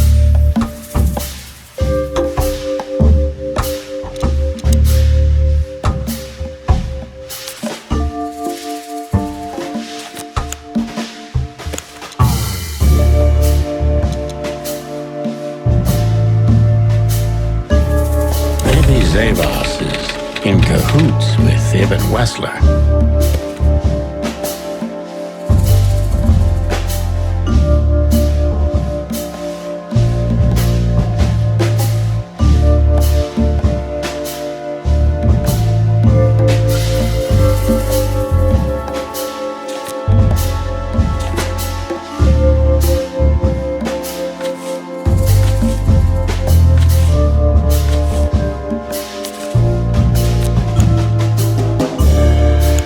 But why? Just because Natasha used to work at that place?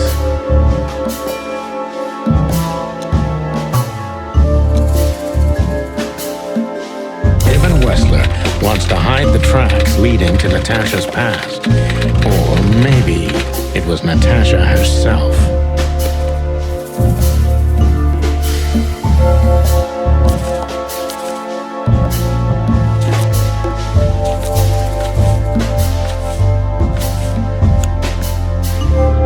But what does it have to do with Zip?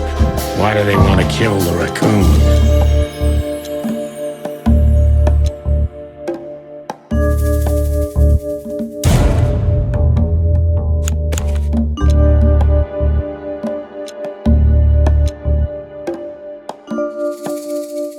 Zip knows something or has something that can unveil Natasha and Ibn's secret. We need to find out what it is.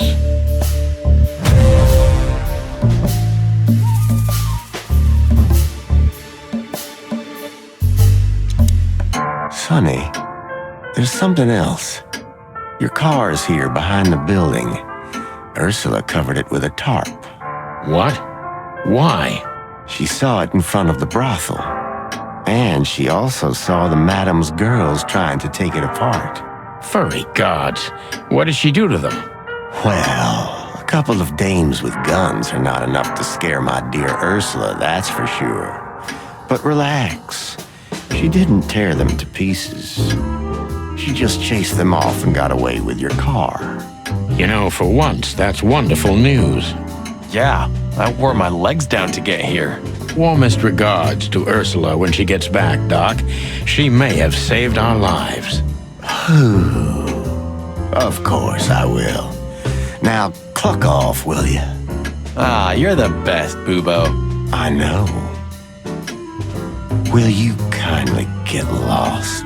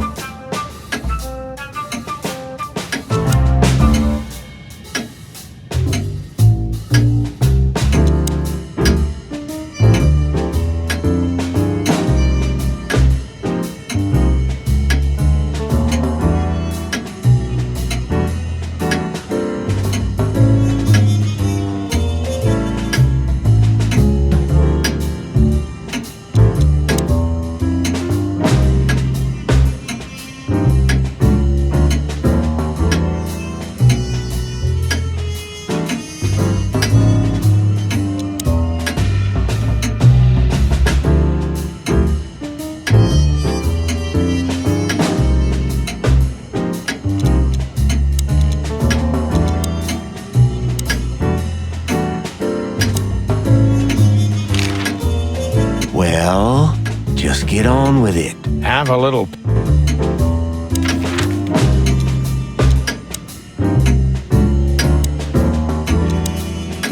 Ah, we're busted, boss. Yeah, the boys were quite fast, I admit. Ah, what are we gonna tell them? Any chance we were just joyriding around here?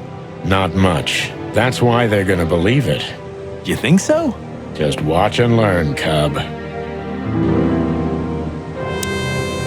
Hey, boys. I see you're working hard. Hey, what about you? What the hell are you doing here? And we were just driving through when we saw the party. And who are you trying to feed that bullshit to? Yeah, we're not eating it, Sonny. This isn't your neighborhood. So, out with it. Why are you here? Pull back the spikes. What's going on? Just fill us in, Phyllis. Oh. Young girl, around 25 to 30 years old. Pretty? Some kind of dough or something? Impala, you moron. She was an Impala indeed, fellas. Wait, how do you know that, Marty? One of the officers mentioned it. Don't blow your top, okay? Carry on.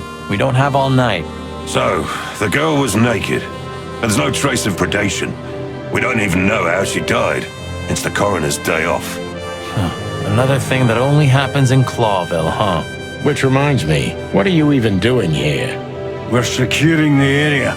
Yeah, I can see that. I beg your pardon, Marty. I said have a nice time doing nothing, boys. I mean, securing. Should we blow out the tires, boss? What the hell's gotten into you, Marty? Huh? Should we blow out... What the... Huh? The rain's not gonna wash that off, I'm sure. No, it won't.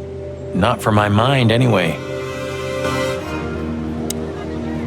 Why do you seem so guilty to me, boys? Even your combs don't look right. You're imagining things again, Phyllis. You must have stood out in the rain for too long. You need a nice hot cup of joe. Change the subject, are we, Rooster? We're keeping an eye on you, you know. Wow, that gave me the shivers. You too, Sonny? Now that you mention it, yeah, pretty much. Get the hell out of here. Then what the Here's the alpha pup. Hey, watch out, he may bite you. A barking dog never bites. Oh, Bosco's not like that. He's as happy as a dog with two tails. Ah, we're criminally funny. Yeah, in a better world, we'd be in jail for it. Sorry, guys. Crime scene. You can come in if you want, Marty, but unfortunately, Sonny counts as a civilian. It's all right, Bosco. We understand. Anyway, I don't think whatever's in there would surprise us much. What? Why'd you say that? Oh, nothing. We've just heard what's going on. It's one ugly case. Yeah, she was young and full of life. At least I think so. Sometimes I feel like I'm too old for this shit, you know? What are you doing here anyway? I heard there wasn't any predation here. It's a simple murder case, isn't it? Yeah, it would be, but the city's too busy tonight. We simply don't have enough officers on duty to cover everything. Sound familiar? Yes, it does. So everyone's doing everything, eh? And nothing. Not what they should, anyway. But you know, I'm not even here. I just stepped in to take a look at the case for the boss. I'm already heading back to the PD. We just happen to be around here too, so we'll be on our way now. See you soon? Yeah, afraid so.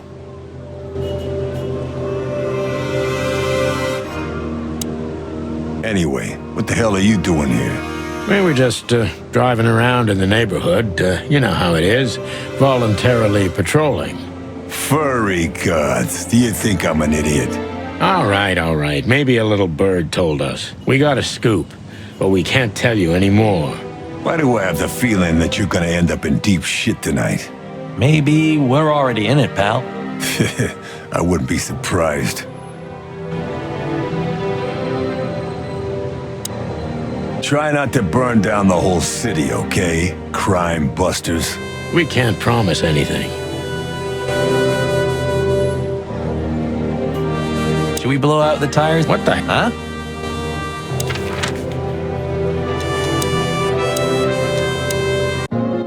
Sonny, you sure they'll welcome us here? No, they won't, but I don't care. I like this new Sonny. Maybe it's just a statue. I swear he was blinking before. I have a feeling we don't fit in here.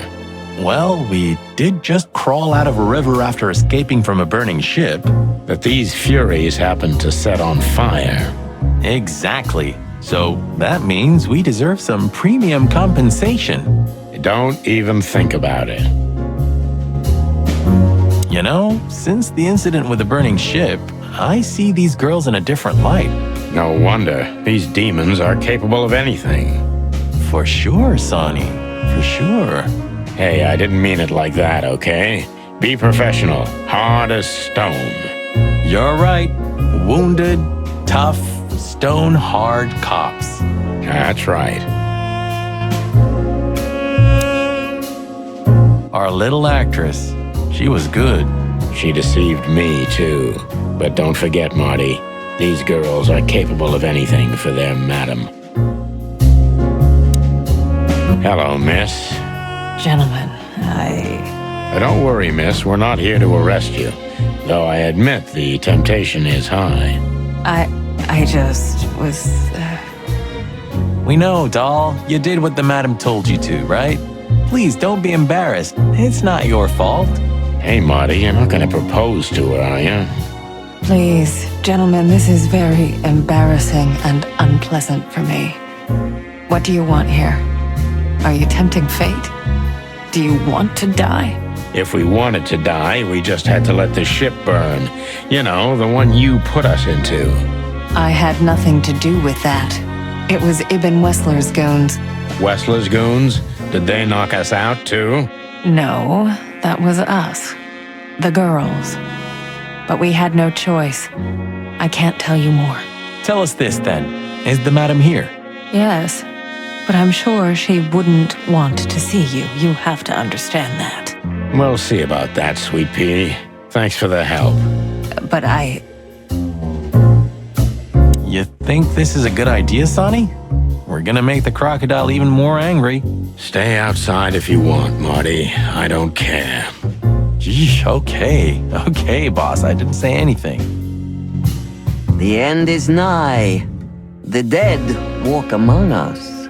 Greetings to you too, madam. Are you surprised to see us? I must admit I am a little. But I also must admit I'm relieved. Yes. Relieved?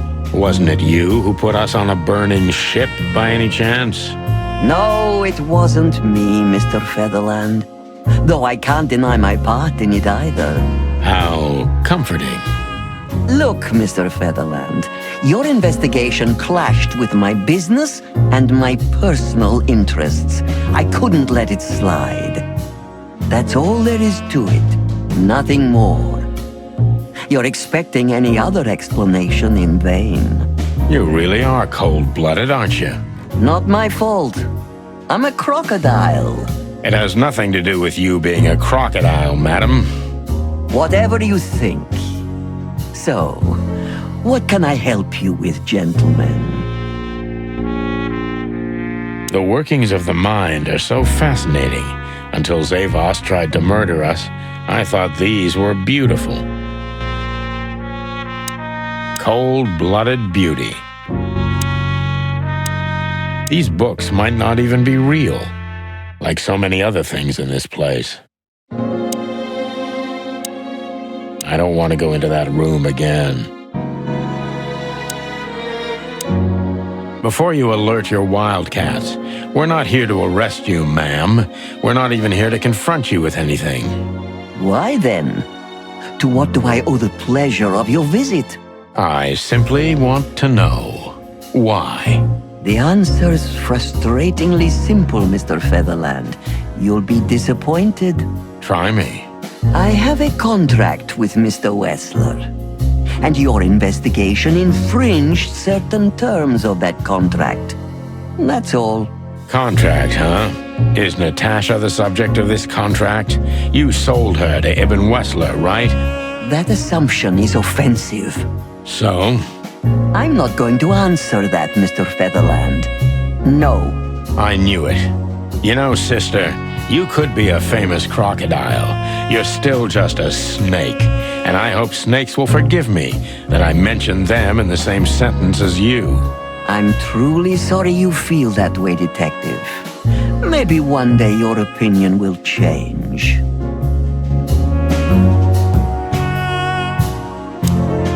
You know, Mr. Featherland, I was growing rather fond of you two. I'm sorry. Don't take this the wrong way, but we don't need your sympathy or your pity, Zavos. Just take care of yourselves when you finally face Mr. Wessler. He's much more dangerous than you think. I hope you understand we're pretty skeptical about your advice, madam.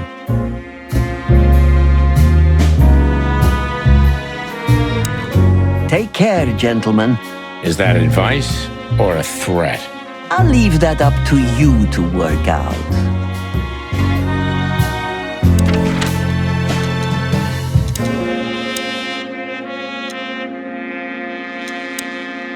Look at what the wind of the sea dragged in.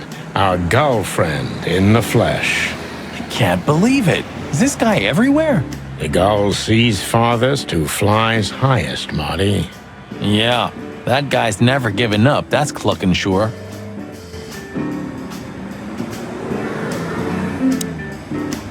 Let's get this over with. He's not so bad. Just have to get used to his style. You had 10 years to do that. 9, and it wasn't enough. Don't panic, Sonny. You have around 5 good years left, maybe 6 before you fly up to the heavenly chicken coop. So you can still succeed if you try hard enough. Just shut up, Marty, please. Hey there, Timster. Long time no see. Hey, boys. What a lovely surprise. Do you also have a deja vu, Sonny? It's like all of this had already happened, isn't it? Yeah, now that you mention it. I wasn't following you boys, I swear. We never said you were, Timbo. But what exactly are you doing here? It's a little far away from Roachtown. Okay, I confess. I was following you. But I simply had to know what this is all about and how it's gonna end. It's my job, after all. But you have to understand, pals. We're not your pals, Tim. And I'm telling you for the last time, get the clock off our backs, or it's gonna end up a lot different for you than you think. Ah, that's harsh. Even from you, Sonny. Did something happen? Did you get dragged into something personal? And on New Year's Eve again? Yeah, I mean, what's the chance of that? Bloody New Year's is back? Is there a connection between the two? What happens if it reappears again? Make him stop, Marty, or I'm gonna twist his beak off. Hey, okay, I get it. Yeah, my beak is sealed, and I'm gonna keep it low. Very good. You're not so stupid after all, Tim. You must have been just pretending. That's a good one, Sonny. I'd be grateful if you didn't follow us anymore, Tim. We know you're a veteran scribbler, but where we're going, I'm not sure you'd make it out alive. Uh-oh. Well, that sounds rather irresistible, Sonny. You couldn't have made it more tempting for him. Oh, shut up, both of you. Okay. Okay.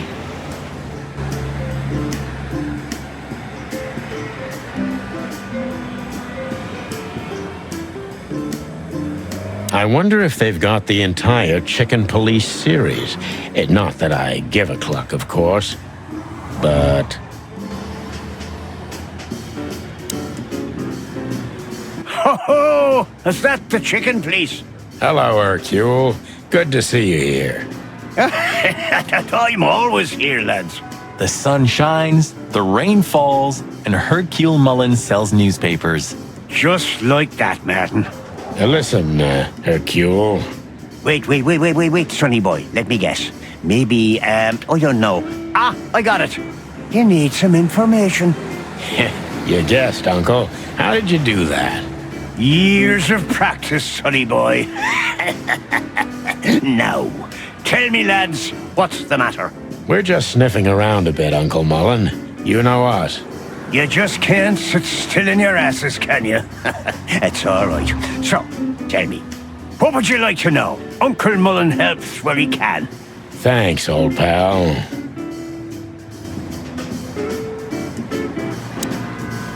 You know, since chickhood, everything's changed around me. Except... Hercule Mullen and the Stand? Exactly. Mullen is eternal and unchanging. Maybe he's just an ideal, and ideals don't grow old. Or maybe he's one of the great wild ones in mortal form. We may never know, Marty.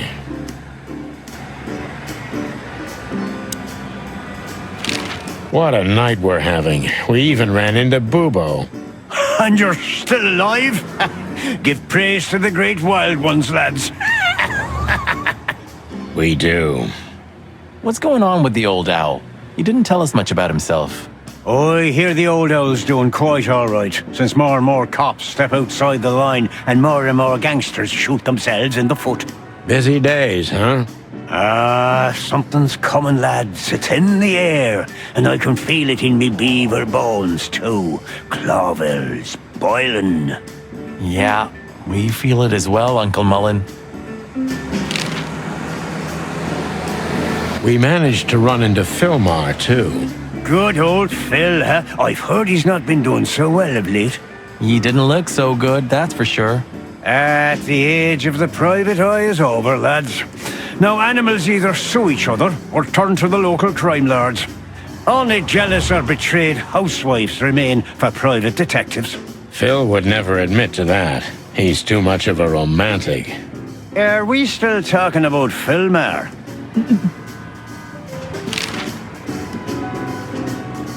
What the hell is Tim doing here?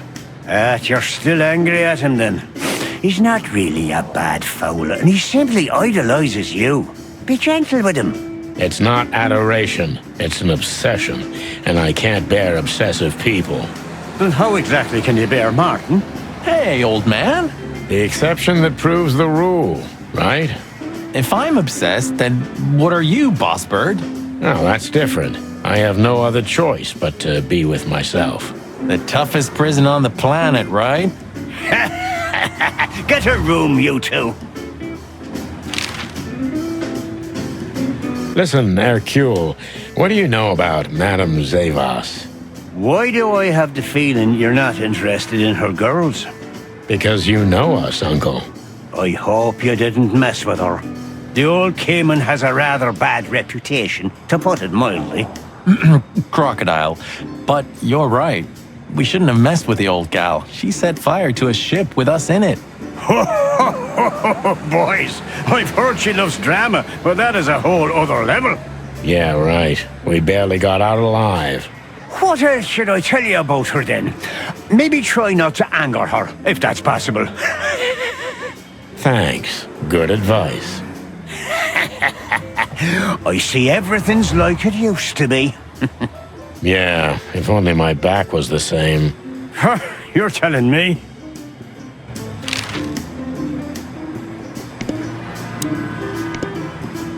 Seems like the kiosk is still a good business.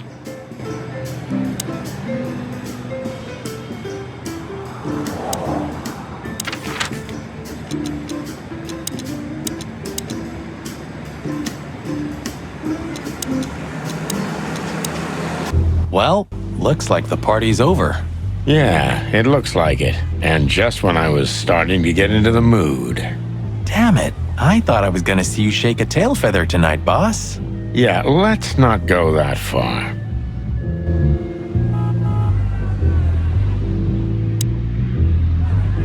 There he is again. Good old LaGrasse. You're doing this on purpose, aren't you? What? Not calling him by his real name. Lamar or Lawrence is okay. Laszlo, maybe. But LaGrasse? All right, I admit it. I know that's not his name. He's Louise, right? Okay, I don't care anymore. I'm done. Hey, Louis. Here again? I just left something here, Sonny, but nothing important. Are you sure everything's all right, Louis? You seem, distracted. I'm fine, Sonny. Don't you worry about me. What are you doing here anyway? You look quite battered. Now we got both hot and cold tonight, literally and at the same time. But we're alive, and we're hoping maybe we can find Natasha here. I'm sorry, Sonny. I haven't seen her since her performance.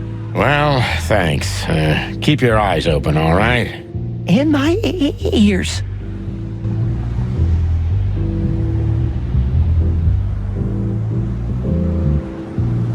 Hello, ladies. Not even what happened to us at the brothel and on the burning ship discouraged you, huh? On the contrary, Sonny. I haven't felt this much alive in a long, long time. All right. You have 5 minutes. Then we're leaving. Thanks, Dad. But I'm not going to talk to them. You know me. I only conquer from afar, and only in my mind, ever since Laura turned my head and my world upside down. What a lucky woman, eh? I'm the lucky one. That's for sure.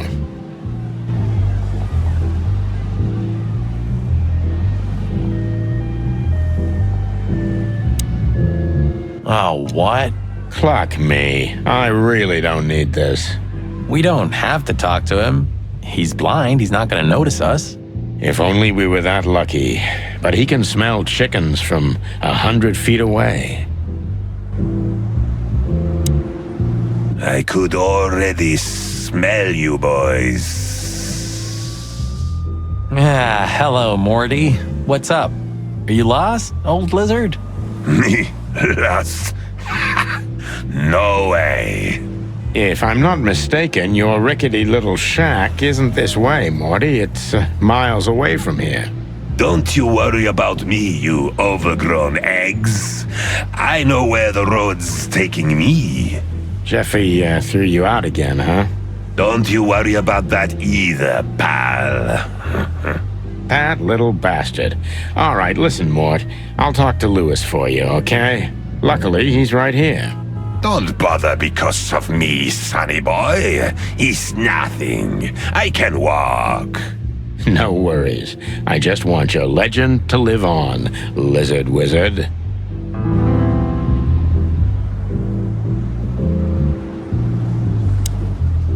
Thanks, boys. But you really don't have to. Not one more word, Mort.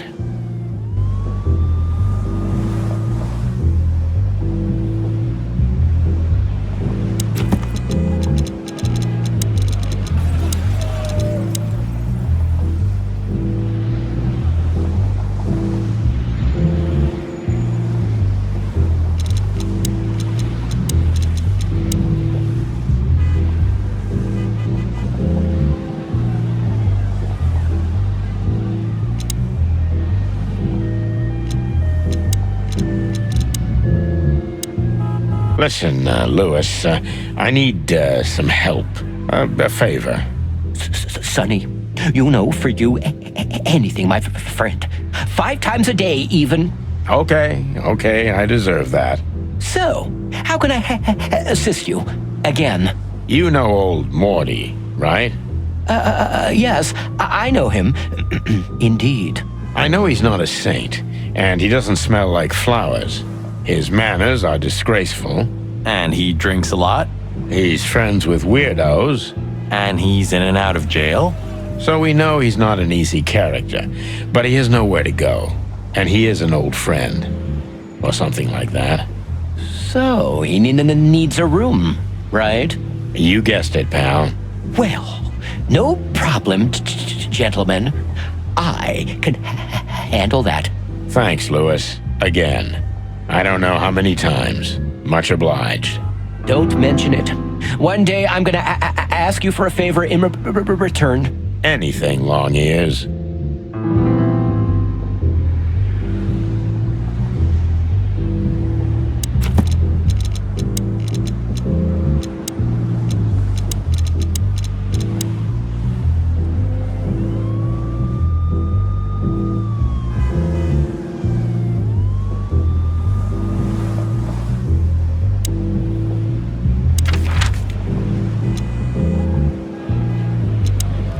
Damn, we're late. I don't see him anywhere. But that jerk's here. Yeah, the famous scribbler Tim in the flesh. He must have seen something. And because he's here, he must have caught a whiff of a serious case. We should interrogate him. Oh, let me be the bad cop, Boss Bird. Permission granted. Yes. Hey, old pal, could you help us? Does he understand us? I don't know. Excuse me. Have you seen where the raccoon went? The one who owns the joint? Nothing. Hey, old pal, nothing. They say an animal's just like his car. Does that mean I'm... What? What about... No. A 912 Van Dillon. For a car put together by monkeys, it was a good one in its time. Hey, monkeys have seriously pushed forward in car manufacturing, Sonny. Cars from the Tongoku Peninsula are the best. Ah, sheep shit. Clawville's the best car producer. Yeah, 30 years ago. Once this broken down old car was new and shiny. Am I a broken down old car too? When all of this is over, You owe me a foot massage.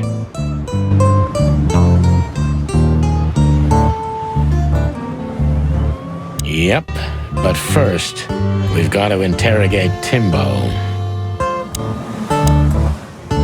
Scribbler Tim, second-rate journalist and first-rate ass-kisser. He's a huge fan of the chicken police. Hey, Timbo, my old pal. Hey! Hello, boys. What a lovely welcome. You're not scared to see us, are you? Who? Me? What are you thinking? I'm always glad to see you working.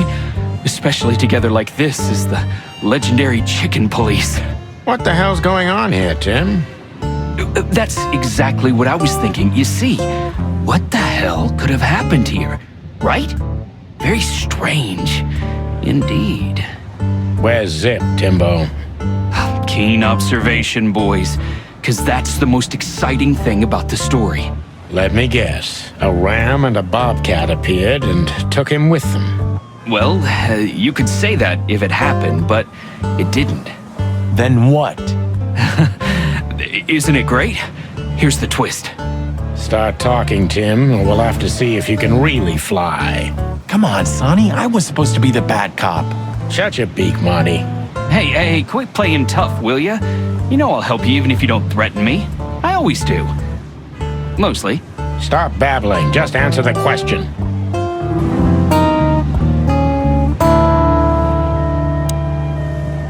Hey, Timbo. What about the old fly guy? Did he see something? Yeah, maybe he did, but he's not talking. He didn't even speak when the coppers were asking him. And not even when one of them kicked him and the other spat on him. Tough fella indeed. Those fuckers.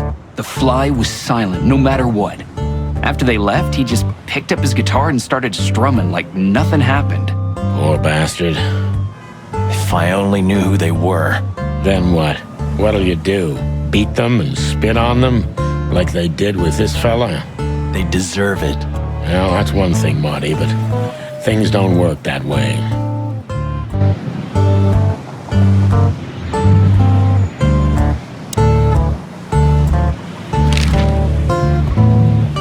Have you seen anything weird around the river? You mean the smoke and burning ship? Exactly. Oh, no, I haven't seen that.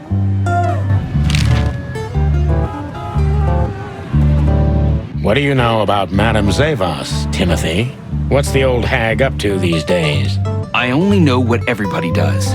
She's rich, she owns a brothel, allegedly she used to be a spy, and she's an enthusiastic supporter of the Crown and the Royalist Party. What else? Well, I haven't heard anything else, I swear. She's surrounded by secrets. She was a spy, you know. Although... Yes?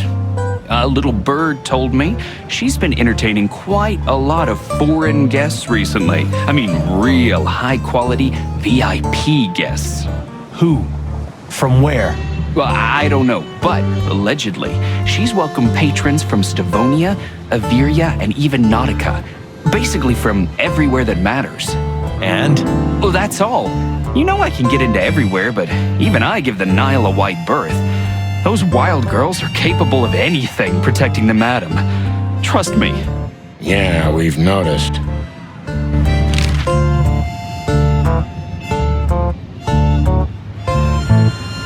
So, what about Zip? I'm telling you, I don't know. He was already gone by the time I got here. Why are you still sniffing around? I was trying to make that fella talk over there. What, the old fly guy? You speak insect? What if I do? I'm educated, you know? All right, Tim, my patience is gone. It's time you start singing like the songbird you are. Hey, that's seabird. Okay, back off. We're old friends, aren't we? Exactly. That's why I haven't smeared the walls with you yet. Ouch.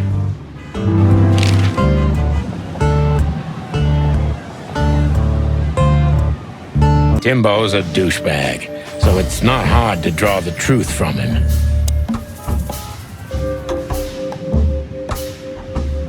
So what the hell are you doing around here, Timbo? All right, I confess, but you'll be surprised. I was looking for you boys. The whole town's talking about you. Really? I'm swelling with pride. Everybody's whispering about the chicken police being back together again. And that you've already turned the whole city upside down. Great news. What else do they say? That you've threatened Ibn Wessler's sweetheart Natasha, then trashed Madame Zavas's brothel. Hard stuff. Really? I'm not surprised. Oh, and the best! You set fire to a ship, too. Yeah, right. Ah, and one more thing. A poor girl was found dead at Natasha's place after you visited there. Is that so? And you believe all that? I'm a journalist, Sonny. Doesn't matter what I believe. Yeah, right. And why were you looking for us here, of all places? You offend me, Sonny. I'm your biggest fan. I knew the hot dog's gonna be on your list. So it was a lucky guess. Something like that. And I'm wasting time here often anyway, so I had nothing to lose. And here we are.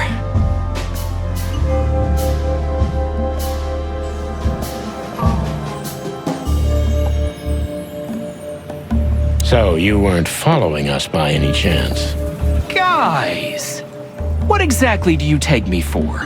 Let's not get into that, Timbo. So? I wasn't following you at all. This place was my first guess, okay? Or I just wanted to have a good cup of coffee. I mean, who knows? What happened to Zip, Tim? Okay. When I arrived here, the hot dog was already closed. Zip wanted to shoo me away, but I managed to persuade him to talk to me a little. We're old friends, Sonny, you know? And I have this personal charm. Yeah, right, the charm. Get to the point, Timbo. Okay. So, he was totally crazy. I've never seen him like that before. He was flustered, flailing, and talking absolute gibberish. He must have said something, since you're such great friends. He just said he'd go to the only place where there are even bigger scoundrels than those that are after him. Really? I can guess where he meant. I didn't have a clue. Anyway, after he closed the dog behind me, and then the cops came and took him away in handcuffs, I came to the conclusion that all of this makes no sense. Zip, you clever son of a bitch. Why? What is it? Oh, tell me. You just keep your beak out of this, Scribbler. I think I've got an idea about what our little friend's up to. Timbo loves to brag, and it's easy to approach him through his ego. Best if we ruthlessly exploit that.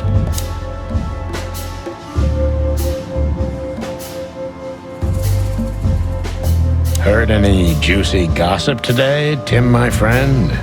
Natasha performed her new song tonight. It was a blast, I heard. And a poor little Bambi died. Oh, and a ship was seen burning then sinking on the Times, but you already know that. Not only know it, we even felt it. That all? It could fill a full issue of the Clawville Chronicle. Isn't that enough? It's more than enough, Tim, old pal.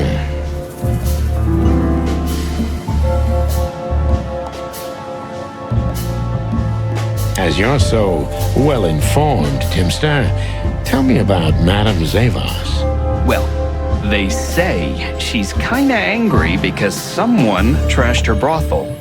Oh, and that someone was allegedly you and Marty. Yeah, you already told us. Good story. Anything else? With a little more truth in it. Allegedly, Ibn Wessler's men were seen around the brothel. I have a hunch that they were the same two guys that came here, too. Gee, that may even be true.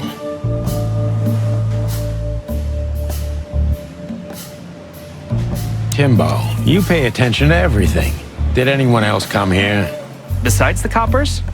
Yeah, a ram and a bobcat, in fact. But you just told us it wasn't them. Wasn't them what? I didn't say they took Zip, because that's not how it happened. Don't make me mad, Tim. We're really not in the mood for this. Hey, I'm only telling you the truth. They stopped here in a fancy big car, looked around, then left. Zip was no longer here. Neither were the coppers, okay? Tiny Tim is a true fan of ours, and it's time to finally use that to our advantage.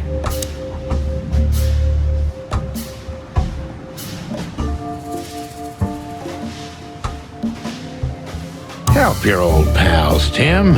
What was Zip doing before they took him away? Hey, you're trying to grease me up with all that sweet talk, Sonny honey. Of course not, Tim Tim. We're old pals. I'm sure we are, but I don't remember you telling me that without an ulterior motive. But you know what? I don't care. Feels good anyway. I'm glad to hear that. So... Zip was acting crazy. He was running around, knocking over everything and throwing things away.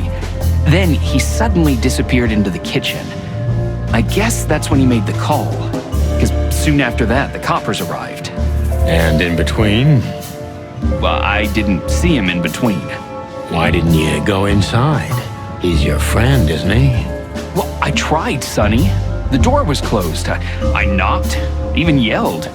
You know how a yelling seagull sounds like. But nothing. I think I have a hunch what that was all about. Good for you, Sonny. Zip was hiding something in the dog, right? What do you mean exactly? You tell me. You're good old friends, aren't you? Well, that's right, Sonny, but Zip's not the kind to easily share his secrets. But now that you put it that way... That's more like it, Tim. Tell me, what do you know? I don't know what it could be exactly. I mean, maybe it's not even relevant, but I'm sure Zip was trying to get rid of something when I arrived here. What and where? I don't know, okay? I already told you too much.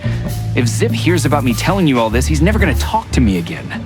Tim, unless we find Zip, he's not gonna talk to anyone ever again. Not in this life, at least.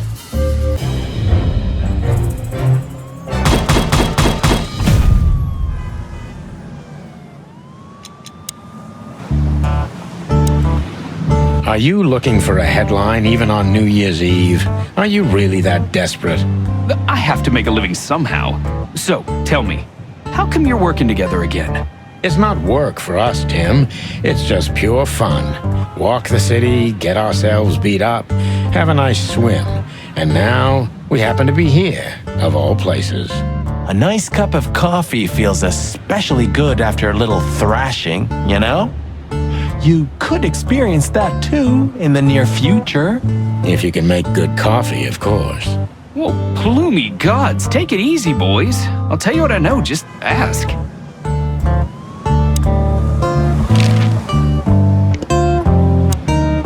Look at this mess.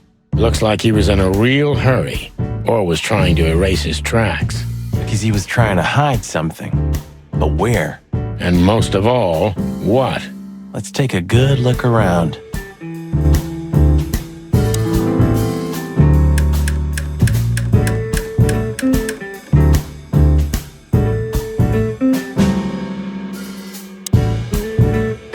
Huh, what insight?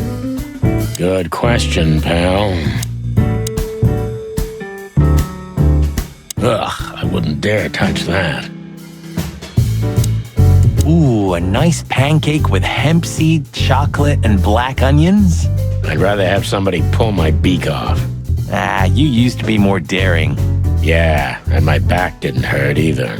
Furry heavens, it's depressing being around you, Boss Bird.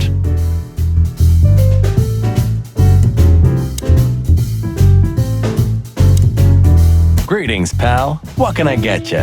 What are you doing, Marty? A nice hot cup of coffee? Maybe some toast? Ooh, our strawberry jam pancake is divine. You must have hit your head pretty bad. Yes, sir. One coffee and a turbo milkshake with extra vanilla and millet powder coming right up. Ah, furry gods help me. Please don't have a nervous breakdown, okay?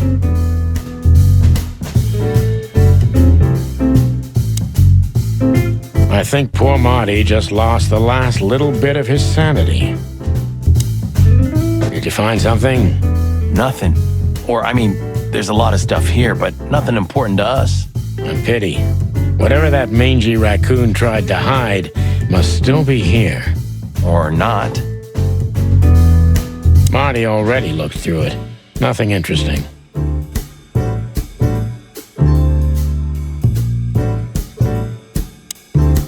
When we get over this whole mess, I'm gonna take you to a concert. No, you won't. Yes, I will. Swear. Yeah, well, good luck with that. You'll see. Just wait.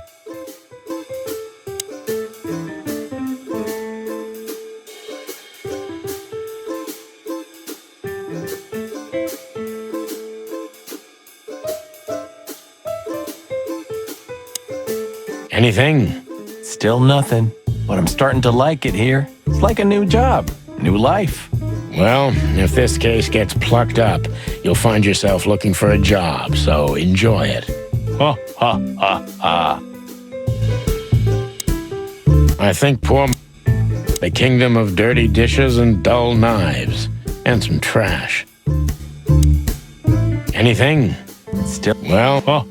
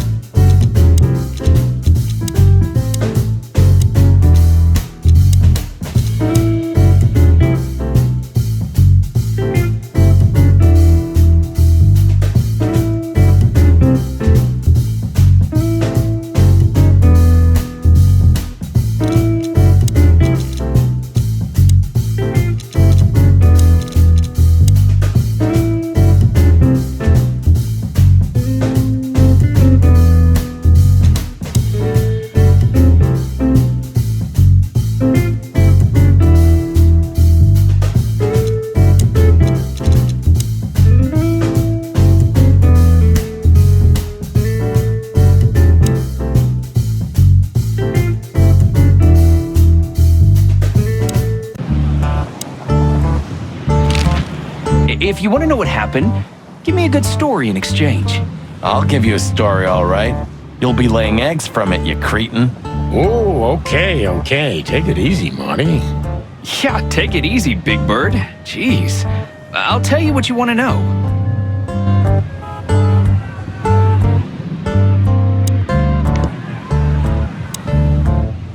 I don't know if you understand what I'm saying, but I'm sorry about my colleagues. Not all cops are like them. Leave it, Sonny. So long, pal.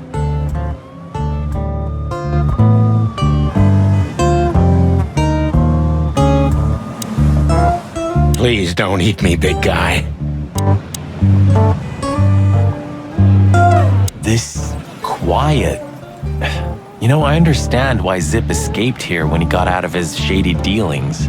It's not possible to get all the way out, Marty. What? So, you also stay a cop even after retirement? Every cop stays a cop. It burns itself into you. That's good to know. So am I gonna stay a cop forever? Sorry, Marty. Well, that's that.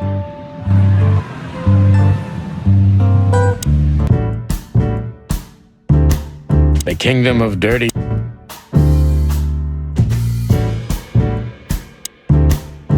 I was...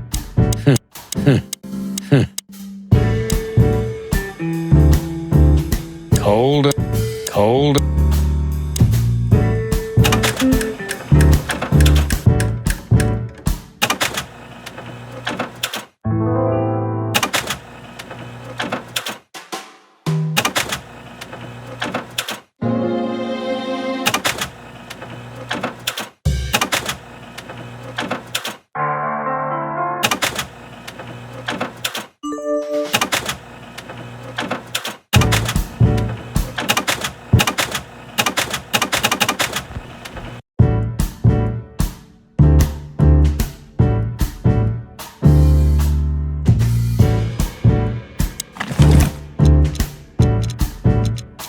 It's a piece of a painting.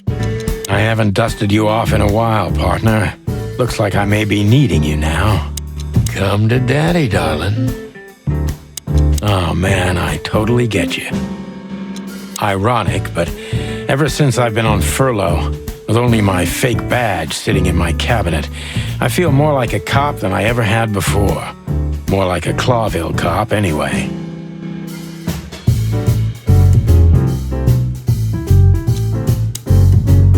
The Kingdom of Dirt.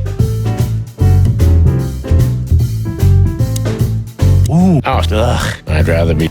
I would eat.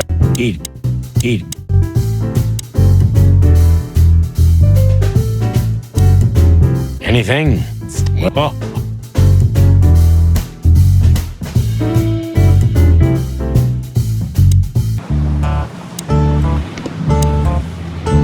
thanks, Timbo. I hope we don't have to see you again tonight.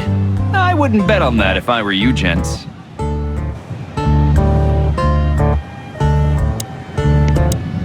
Thanks, Timbo. I wouldn't.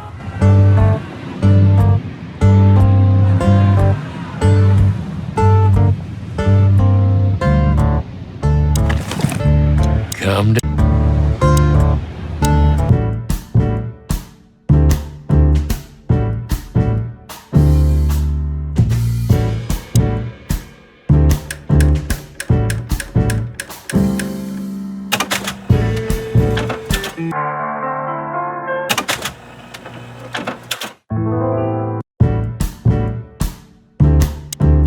Even looking at... Cold and moldy could be the motto of this place. I think poor Mark...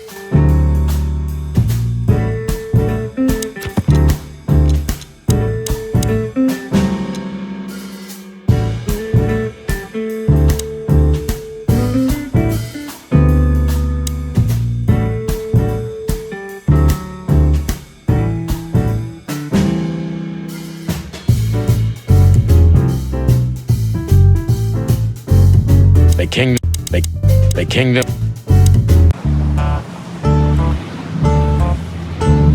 Once this broken down old car was new and shiny. Am I a broken down old car too?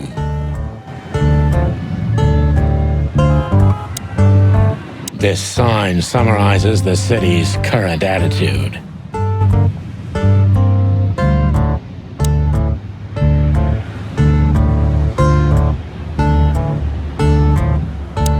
Hail to you, Lord of all the pancakes.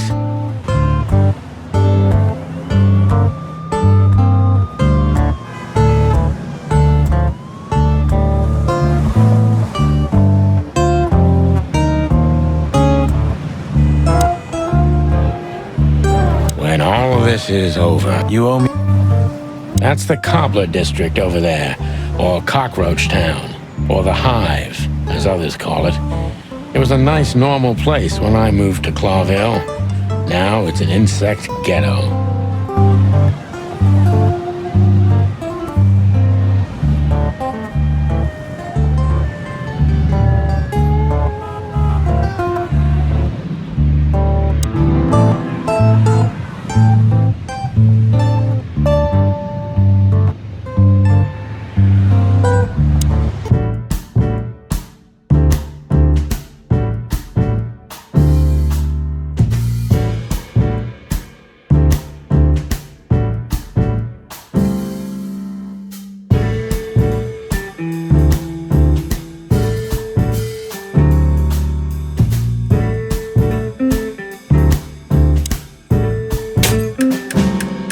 Look at this.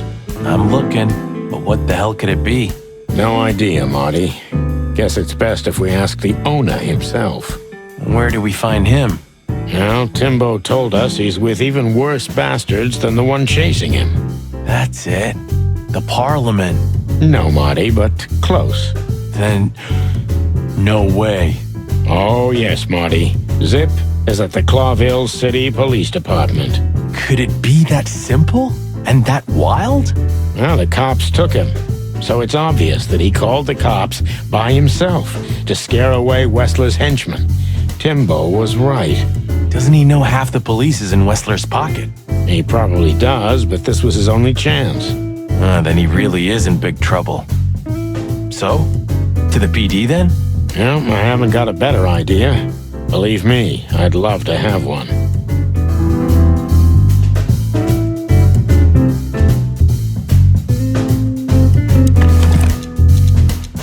Why did you keep that wristband?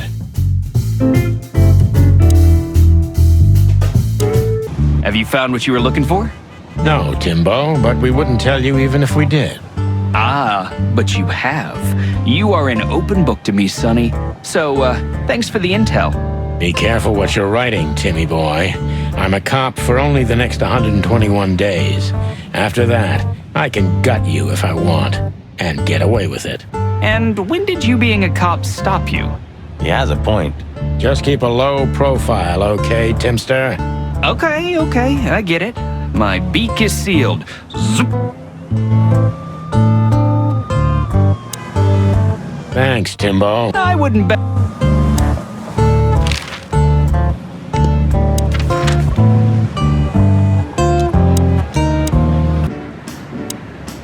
So long, Tim. I hope we won't meet again for a while. Yeah, the pleasure. Was there any movement around here? I mean, in Clawville? Well, they say there was some kind of trouble at the PD because good old Malloy had drunk himself into oblivion. The idiot. Blood boils fuming, of course. And there was talk of a murder in the Rich District. Flowerville, yeah. We already know about that, unfortunately. I'm sure you know more than I do. It's a suspiciously quiet night, if you ask me. At least for a New Year's Eve. Calm before the storm. Something's brewing. I can feel it in me old beaver bones, and that signals three things perfectly every time. Bad weather, big trouble, and the wrath of me beloved wife. Thanks, old man. We'll keep our eyes open. You do that.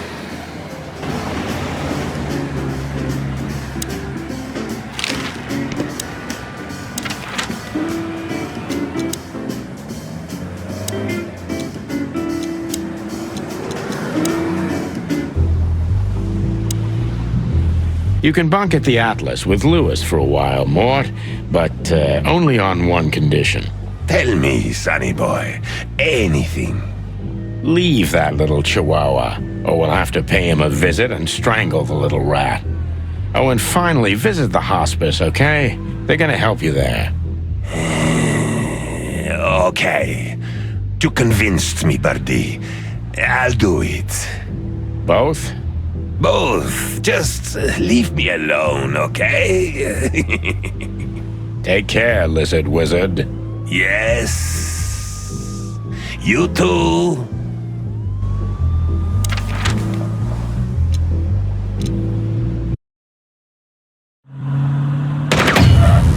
Clucking furry hell! So they know we're still alive?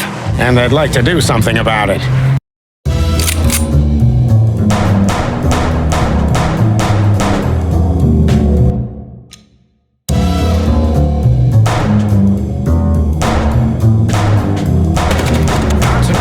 For the God's sake. Can you drive like you're not a fucking lunatic?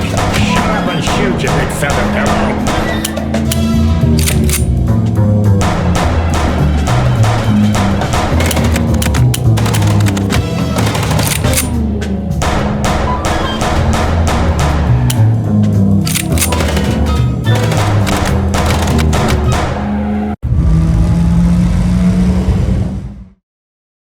We could only hope we'd arrived in time. If they'd taken Zip to the interrogation room, the hole as we called it, and beaten the truth out of him, we'd lose the trail and end up in a dead end. It was time to be fast and ruthless. God damn it, Zip. Why couldn't you stay out of this? Ah, look who's here. The top of the cops. Idiot's luck. They must have gotten soaking wet because of those holes.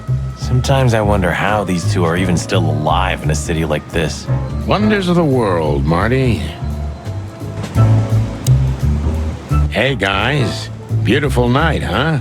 Maybe a little wet, but, Well, to be honest, I'm soaked to the bone. Maybe the spikes. Shut the fuck up, Royce. And you, didn't you have anything better to do, eh? Better than this? Nah, nothing. We love clowns. Ah, piss off, chicken. How many of these did we wreck in 10 years, Sonny? 9. And I have no idea. I stopped counting after year 2. How much does it cost the city to keep us on the force? Well, stop thinking about it. It'll make your head hurt. Yeah, right. The boss is waiting for you inside, my little drumstick. He's in a lovely mood, if you ask me. Hang yourself, little pincushion. You wish, feather duster.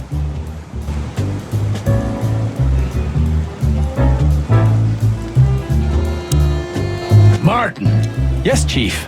do you know what I've heard? I have no idea, Chief. You think I'm stupid, Birds? No, we don't, Chief. What the ever-loving fuck do you think you're doing? Chief, if I may, Sonny, shut the fuck up.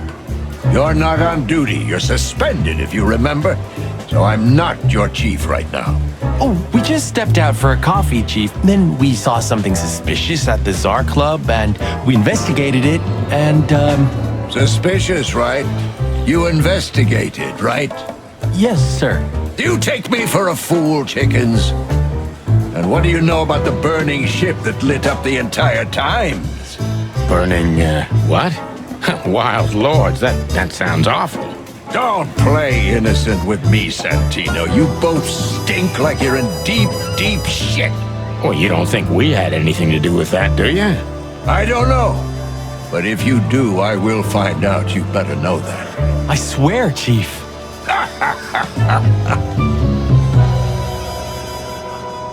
I've had enough of your swearing for a lifetime. Get the fuck out of my sight. Yes, sir. Have a beautiful day, Chief. Don't let me see you again, Santino. Or... I'll try not to be seen, Chief. I'm not your chief. Get lost. You two again. Say, Bosco, what's all this about, Zip? Yeah, if only I knew. This idiot called us on himself. He told us we have to take his statement. And what does he want to confess to? I don't know yet. We still can't get it out of him. But we're taking him down to the hole soon. There, he'll sing like a little bird for us. No pun intended. Would you mind if we asked him a few questions before that? You know, just for old time's sake. Sorry, boys, but you know the rules. The rules, right. More like blood boil. Yeah, more like blood boil. So sorry.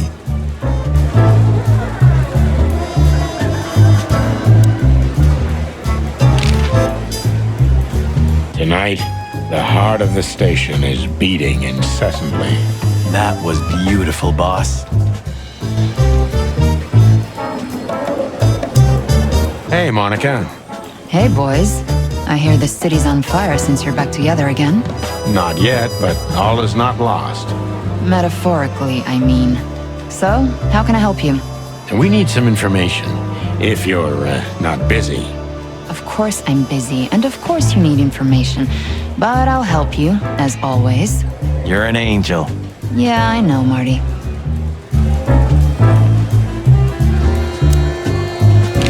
Do you know anything about a girl named Deborah Ibanez? You mean the Bambi whose body was found in Natasha Kutsenko's weekend house with huge red letters on her back? Don't call her a Bambi. So you knew her? Just fleetingly. Anyway, I don't even want to know. I don't know much about her. Moses and Plato are on that case. Thanks for the intel, Mon. Anything else worth mentioning? You were at the scene, right? We? Of course not. Sonny, you can't lie to me. You just can't. Is this some kind of interrogation? Just leave us alone, Monica. You're an open book for me, Sonny. Remember that. Guess who we had the chance to meet? Madame Zavas, the legend herself. So you're that lonely? I didn't think that was your thing, Sonny, but you know what's best for you. We were there to investigate. Of course. And were you successful? To be honest, they beat us and tried to burn us alive. Inside of a sinking ship. Wow. Busy night, right? Even for you. Yeah, so what do you know about the madam?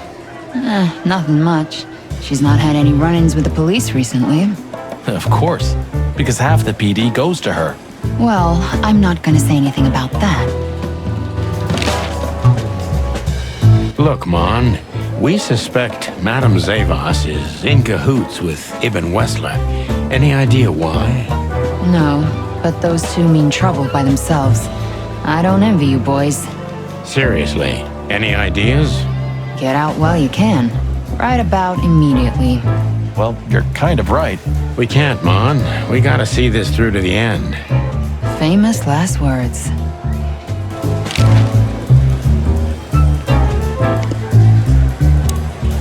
The Hound of Hell in the flesh.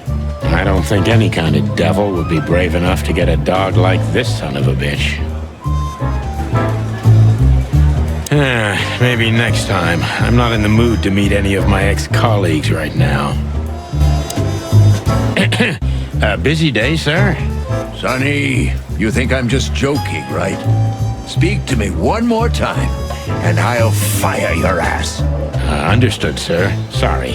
I hope this doesn't count. Get the fuck out of my sight, Santino. Yes, sir. Sorry, sir. Not gonna happen again, sir. Did anyone ever tell you you're a real pain in the ass, Sonny? Only my mother, sir. Still here? No, sir. Well then, for all the wilds, Sonny, get out of my sight. I don't understand how you do it, Sonny. Do what? You drive him crazy, yet he still doesn't bite your head off. He didn't even suspend you. Because he respects me, Marty. I may be insufferable, but he can't deny I've always brought something to the table. That's why you drive the poor old dog mad? No, I do it because I'm bitter and twisted. Oh, yeah. Still here? Well, for all... Don't you have anything more important to do, Bosco? I do, but Blood Boil ordered me to guard good old Zip here.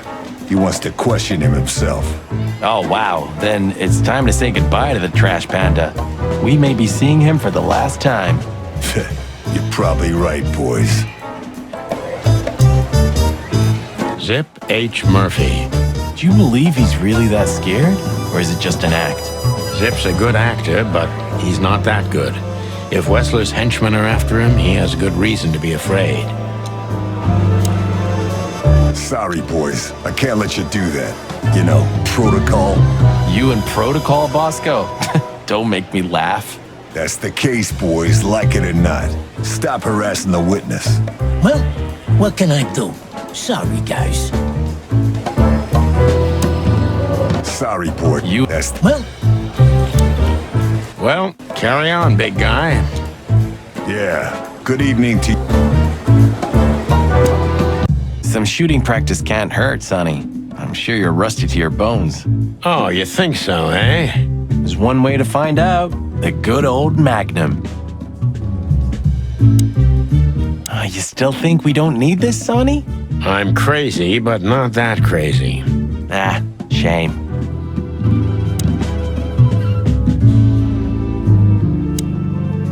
Hey, Marty, listen. Yeah? Well, nothing. Just, Go on. Well, it's just, Sonny, relax. I know, all right? You know. I know, you're sorry, you didn't mean it, and you thank me. Well? Yeah, that's what I wanted to say. Then let's pretend you did. Forget about it. Okay, partner. Thanks.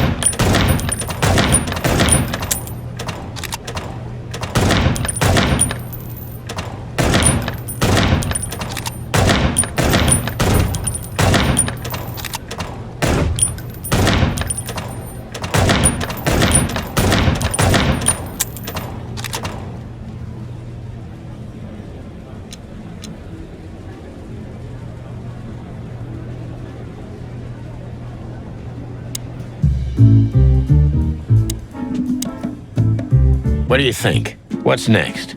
Oh, you're asking my opinion now? Yeah. Why? Why is that so funny?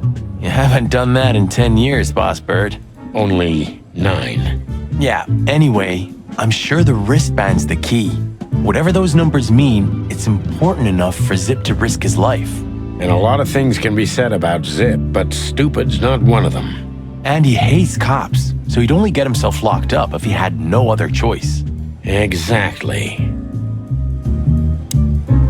Hello, Annabelle. How are we today? Annabelle? You give her a different name every time? You know, we never get bored of each other this way. Hey, you named her too, if I recall. I swear, if we ever visit an insane asylum, they'll never let us go. Don't tempt fate, Sonny.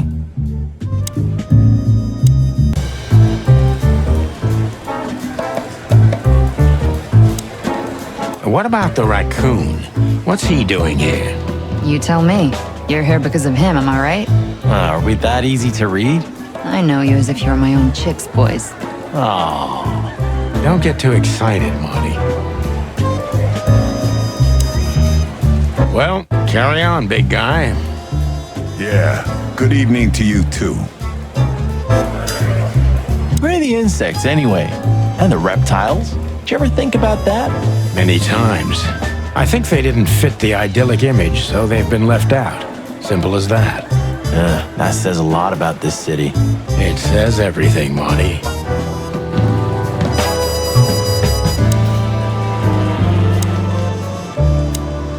Royce, take care of this midget for me, okay? The wind might blow him away. Okay, Sonny. Oh, just shut up, Royce. Can't you see they're making fun of us? Did you ever believe in all of this, Sonny? What do you mean? I mean, what we represent. Well, or what we should represent. I did, Marty. Yeah, I used to believe in it. And now? Somewhere deep down, I guess I still do. After all the shit we've been through, why else would we be here right now? You're right. Does that mean I also believe? Well, if you ever question yourself, Marty, then yes, you still do. Or I'm just an idiot, like you. That's a possibility, yeah.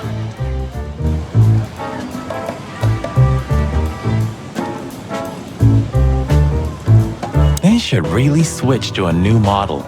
We've been driving around in these since they invented the wheel. Even the most incompetent fur smuggler can outride us on a bicycle. Well, at least we can blame the car. Good point.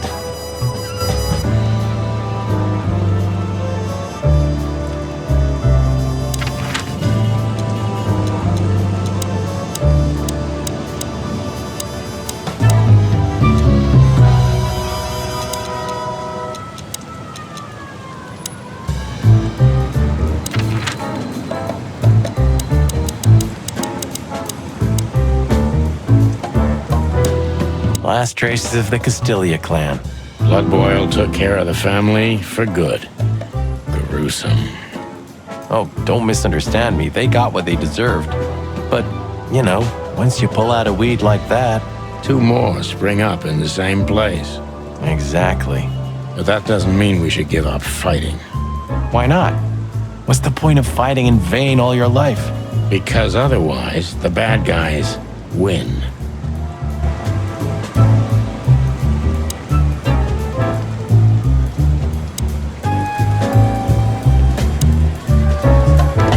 Don't drink that shit, Marty. It's bad for your health. Sonny, you're bad for my health.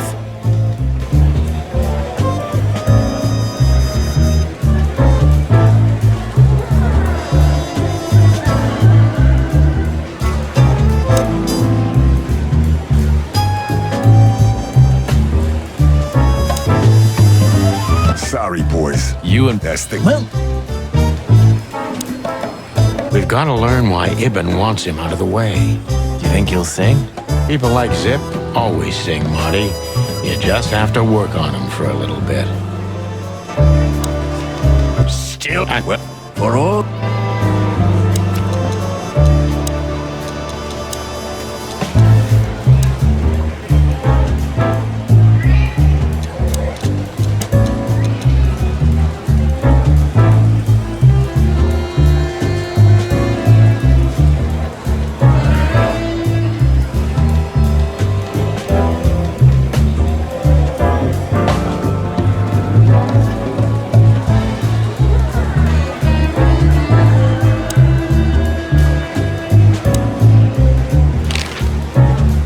did they bring in the trash panda?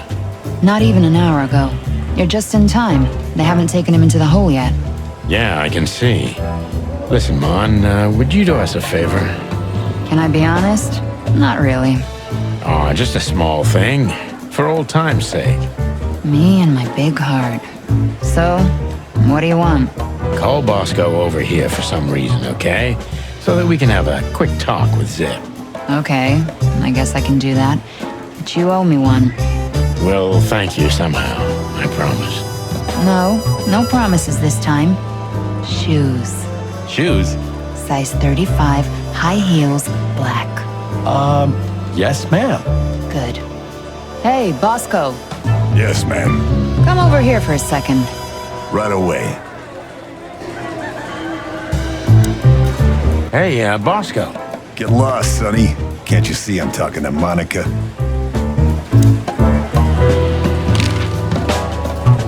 Bubo doesn't have a high opinion of you, Zip. How do you know him? You see these stitches? His weight. All of them. Ah, I see. My condolences. He's a good friend of mine, but the word friend is misspelled in his dictionary.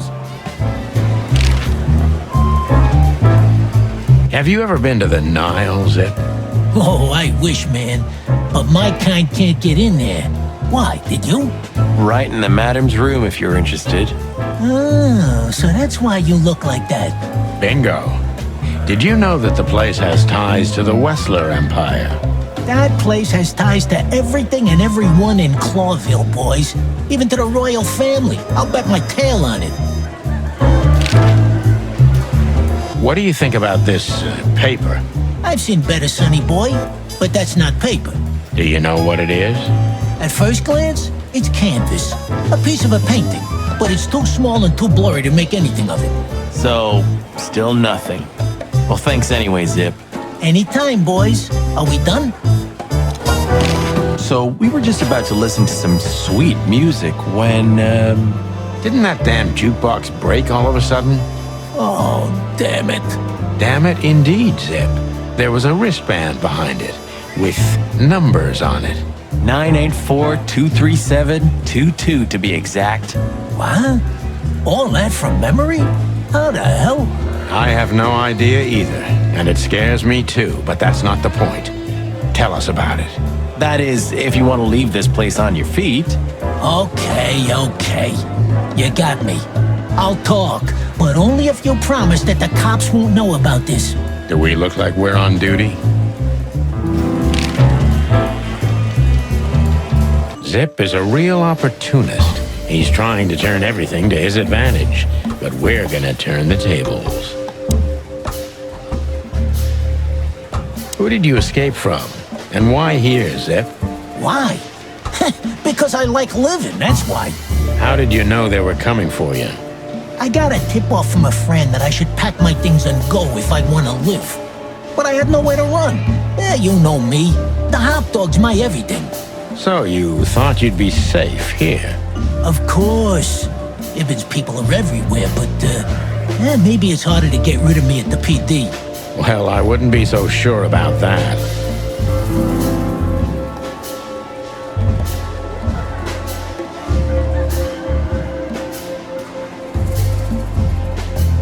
How did you manage to piss off Ibn Wessler? I don't know, all right? I don't have time for this. Sing like a bird, or I can't guarantee your safety. I did something for him, that's all, okay? A tiny little favor. You know how it goes, sonny. Animals like Wessler make a living out of these kinds of favors. Tiny little favor, eh? Wessler's kind don't send assassins after someone for tiny little favors. You have no idea what's going on in his head nowadays, pal. Fella's gone totally insane.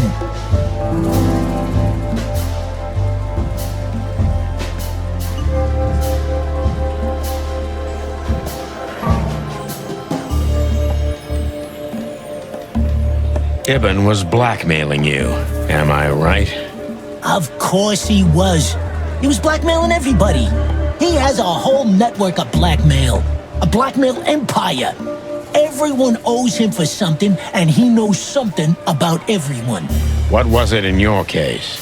You don't really think I'd tell you, right? Even you can't be that naive. What did you have to do for Ibn? I never hurt anyone, all right? Let's make that clear right now. I never said you did. I just had to get rid of a package for the boss. That was the job. Quick, clean, simple, right? Yeah? What kind of package? A very heavy one. Dead bodies are kinda heavy, Zip. How did you know it was a dead body? I didn't. I was bluffing, but thanks for the answer. You lousy chicken. Zip's a secretive little specimen, but knowing his past, it's no surprise. I must take advantage of this and trap him with it.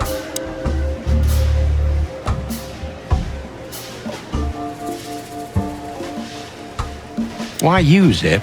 Ibn has many loyal henchmen for these kinds of jobs. Because, it's harder to trace back to him, I guess. He chose you out of the whole city for this particular job. Why? He needed someone who knows the Hive well. The Hive? So, Roach Town, eh? Why? Because I had to get rid of the package there. You mean the body? It's starting to get interesting.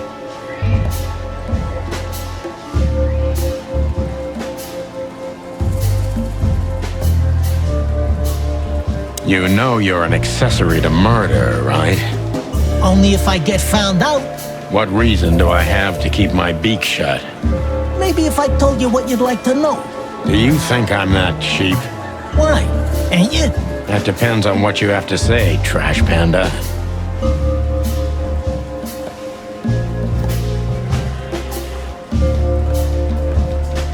Why did you keep that wristband? Because it seemed important.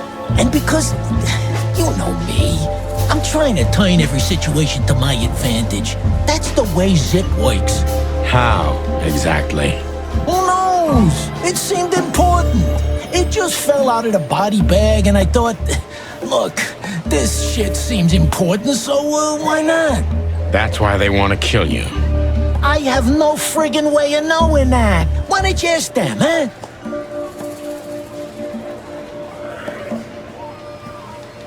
What happened to the body, Zip? I don't know, Sonny. All I had to do was drop it in an abandoned part of the Hive. Where starvation's most prevalent, I guess. Where insects fight for their survival, right? I couldn't have found a better way to get rid of a corpse myself. All that fresh meat must have been gone in a matter of minutes. Fuck, I don't know. I didn't stick around to see what happened. You make me sick, Zip. You would have done exactly the same thing in my situation. Anyone would have. I got the order, I did what I had to. I wanted to survive. That's Ibn for you. Blackmail. Yeah, something like that. Zip may be secretive, but if he manages to open up, he's also honest. He's not trying to change the subject anymore, so I only have one thing left to do. Ask the right questions.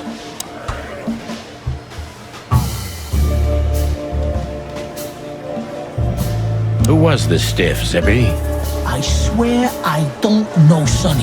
You have to believe me. I have a hard time believing you didn't take a little peek into that body bag, Zip. I didn't dare, okay? I knew they'd kill me if I did. It looks like they're gonna kill you anyway. Not if you help me, Sonny. I haven't received enough important information yet, Zip. I'm asking you for the last time. What's with the wristband? I honestly have no idea, Sonny. It simply fell out of the bag when I threw it down in the alley. At first, I wanted to leave it there, but then, well, you know me, huh? And that's the whole story? That's the whole story. At first, I thought it was some kind of, code. But on a wristband, it's usually an ID number instead. Like on prisoners? Exactly. But I know from experience that prisoners don't get bands like this. Not in Clawville. It looks more like something from a hospital. Maybe you're right, Zip. While we're at it, was it Dr. Bubo who gave you the tip-off to get out of the hop dog? Yeah, it was. Why? Thanks, Zip. You've helped us put some vital pieces into place. Well, that's great. Then help me, Sonny. I don't want to rot in here or end up in an alley of the Hive. We'll see what we can do. You gotta help me. Be glad I'm not charging you as an accomplice to murder here and now. Just keep your head down. Understand? I will, Boss Bird. I will. That's more like it.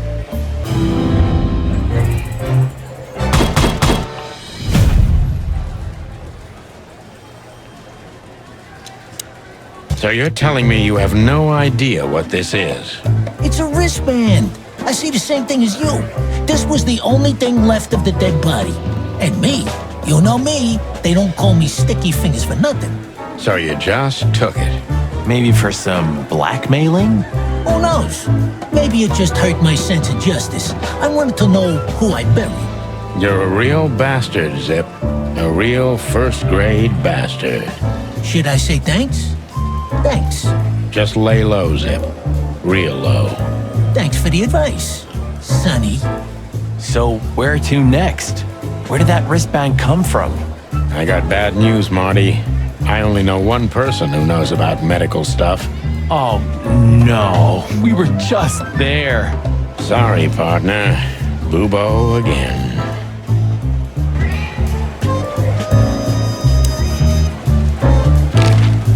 Hello, Zip. Hello, boys. What's up? We were trying to visit you, but guess what? You were nowhere to be found. Yeah, I don't get it either. But suddenly the cops appeared and, Cut the crap, Zip. We talked to Tim. We were at the Dog and at Bubo's, Zip. Two meatheads were talking about gutting a rat. A rat? An informant, Zip. We immediately knew it was you. Isn't that flattering? I can explain, boys. My life was in danger. These lunatics want to kill me, and I have no idea why. They wanted to cook us, Zip. We're lucky to be alive. Then we walked our feet to the bone and almost got shot to pieces just a couple of minutes before. What Sonny means is we're not in the mood for bullshit or raccoon shit. But boys, I have no idea what they want from you. I don't know what they want from me either. We have time. And by the looks of it, you have too, pal. So start telling us what you have to do with all of this.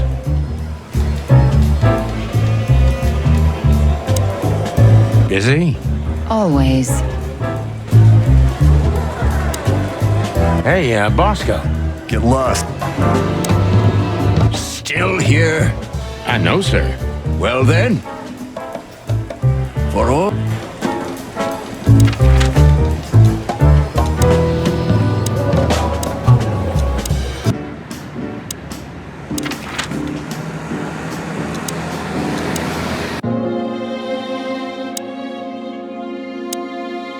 Take care, gentlemen.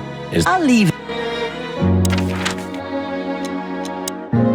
Hello, Ursula, dear. Oh, what's the rush? Is there something wrong? Wrong? That dim-witted, insane, ragged old stinky owl. That's what's wrong. Whoa. It's all right, Ursula. Just tell us what happened. What happened? You happened. And Wester's goons. It was supposed to be the only day of the year we could have relaxed a little. We're sorry, Ursula. You're right. Like I care, Marty. I'm tired of this. Tired of the bitter old owl, and I'm tired of waiting. And? Never mind. I'm going. This time, I'm going for good. Hang in there, Ursula. And if there's anything we can do to help... Anything? Of course there is, my dear. I never want to see your faces again. Ouch. I'm gonna try to talk to the old owl, all right? Good luck with that. Oh, and Ursula, thanks for all you've done for us. With the car. You know, I'm starting to regret it. That was... rough. Yeah. But understandable. I only see Bubo once a year, and even that's way too much. A lot of people feel the same about us. Yeah, that's true.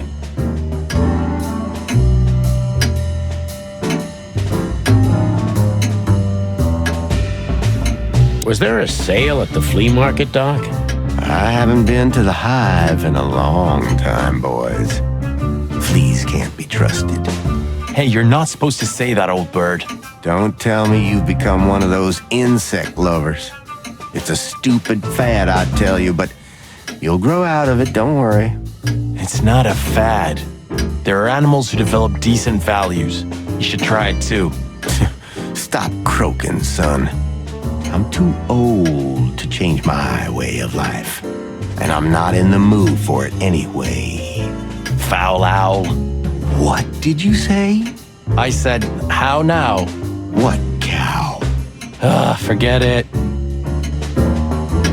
Do you know the night owl blues, Boobo?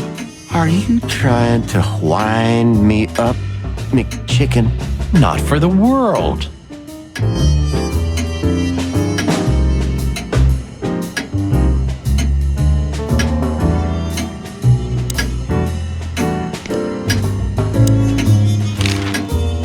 Hey, what's up, Doc?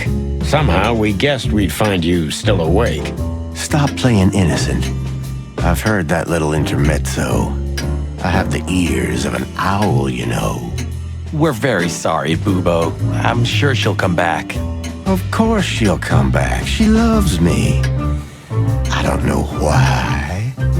And she's afraid that I'll drink myself to death once she's gone for good. She's not wrong about that. What do you want? Haven't you caused enough trouble already? We're here for some information. Then we'll be out of your hair. I mean, feathers. Who cares? So what do you want? And be quick about it.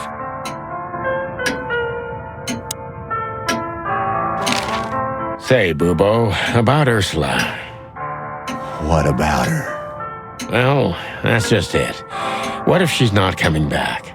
I'm a little worried about you, Doc. And you know that's not my style. Well, don't worry, boys. The wind's blowing, the sun's shining. And Ursula always comes back. Exactly. There are things in the universe that are unchangeable. Touching, but you should be prepared for the worst. I thought Molly was coming back too, you know. Oh, yeah. I trust Ursula, Sonny. What else can I do? Well, to be honest, that's all you can do. That rat you mentioned was Zip. Should I be surprised or what? I knew it was him. Yeah, we knew you knew. What did that old raccoon do this time? Ibn was blackmailing him with something. That's what we wanted to ask you. Do you know anything about it? I don't care about Wessler's dealings, Sonny. I patch up whoever winds up here, and I don't care if they're cops or gangsters. It's the same thing. Or gangster cops. It's the same thing. Oh, brother.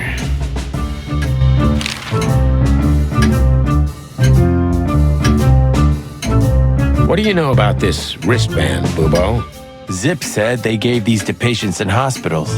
That's why we came back to you. Something similar, yes, but not exactly the same. It's different. And? And what? Well, what do you think? Where's this from? How the hoot would I know, Sonny? What am I, some kind of psychic? That I put my hands on it and tell you? Okay, let's try another approach. Do you have any idea why Wessler's men were looking for Zip so hard? I don't. How should I know? Why should I care? He had to hide a body. The body of someone Wessler killed. The wristband is from the corpse. Really? That rang a bell, old owl. Well, boys, if I'm right, you're in deep shit. That's more like it. Tell us, Boobo. So, Wessler, the wristband, and a corpse, huh? It looks very much like I know the connection. Or at least I have a hunch. Out with it, Owlface. Okay, don't peck me, chickens. Hobart Ibn Wessler has a relative who happens to be a resident at an insane asylum. The band is very likely from there. Wait, a relative? What kind of relative? You don't know? I thought you were the detectives. Anyway, Ibn Wessler has a twin brother, Albert. Albert Wessler? You put it together very skillfully, Marty. Yes, Albert Wessler. He's a madman kept in solitary confinement. Do you think he's the corpse? But why? How the hell should I know that? Thanks, Bubo. If what you told us is true, then this time we'll owe you one. Will wonders never cease? So, Albert Wessler. Which asylum do you mean, Bubo? It's got some fancy long name. I don't remember, but I have a brochure. Let me find it for you. Thanks, Bubo. Here it is. Let There Be Peace Forever. Mental Institution for Ill and Damaged Minds. Quite a big fool. Where can we find it? I've never heard of it. It's a good 6-hour drive from Clawville. Maybe more. But you'll find everything in the brochure. You're the best, Bubo. You finally proved useful. Finally? Now get your chicken scratchers out of here while I'm asking nicely. Just one more thing. What's that, Bubo? If that someone was really Albert Wessler, the trouble's bigger than you think. It's always bigger than we think, Bubo. We're used to it. You don't understand. Ibn Wessler never loved and respected anyone in his life like he did his brother Albert. So what? Then the problem's bigger than we thought. A cornered rat bites. Well, thanks for worrying about us, Doc. But there's no way back from here. Too far, too late. We're like hounds, old man. Once we've caught someone's leg, we never let it go. Who? Not while you're alive, eh? Yeah, exactly. Well, goodbye then, fellas. And I wouldn't mind if you never visited me again. The pleasure was all ours, Doc.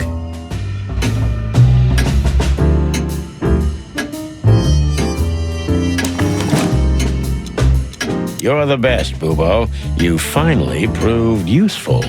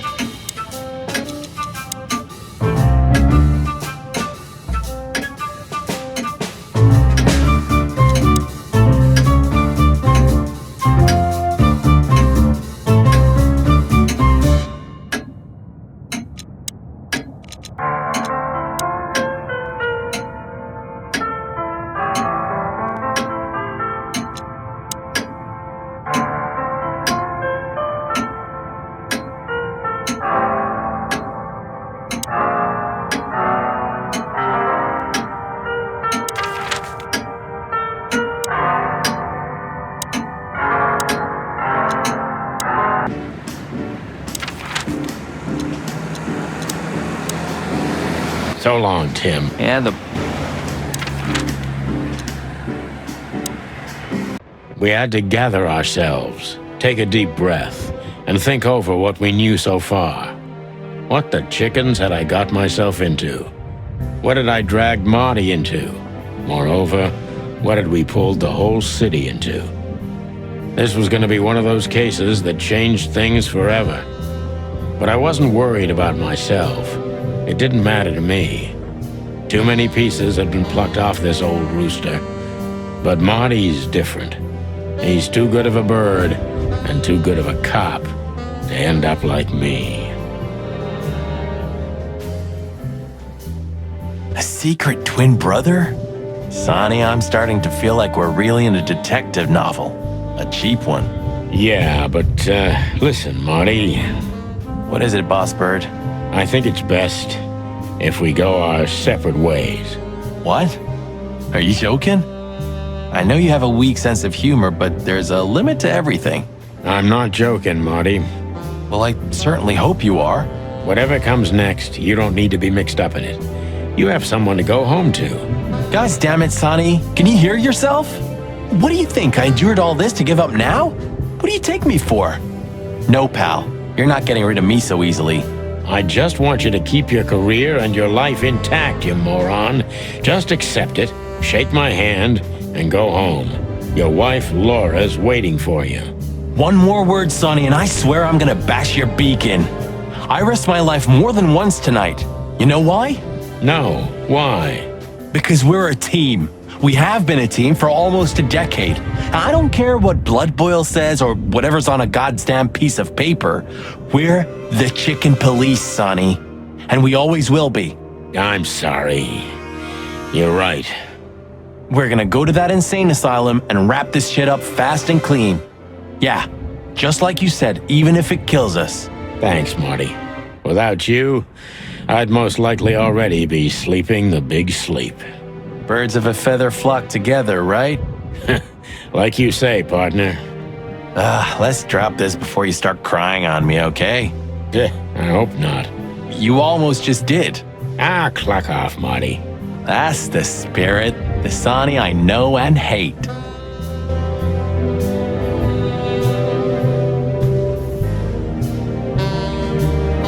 I've had enough stimulation for today. You know, I thought about it multiple times that you might be Meredith H. Marble. We've met her on a number of occasions, Marty. Remember? Her real name is Susie. Maybe Susie's just an actress you hired. You've read too much of that cheap garbage, Marty. There's no conspiracy theory.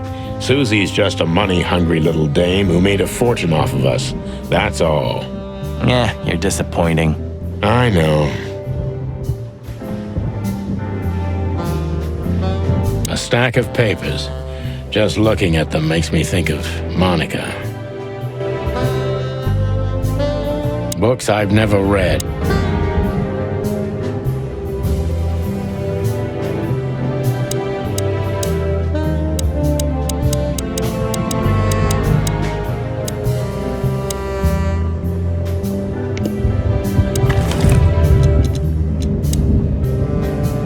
Molly.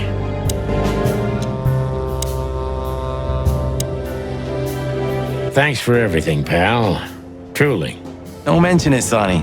If it weren't for you, nobody would have tried to kill me with a Tommy gun or set fire to a ship with me in it. How lucky you are, huh? Damn right.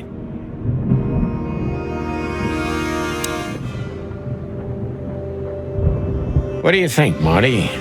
What? You care what I think? You must have hit your head pretty bad. Stop fooling around, Marty. I'm serious. So what do you think? About everything? Well, I think we're in deep shit.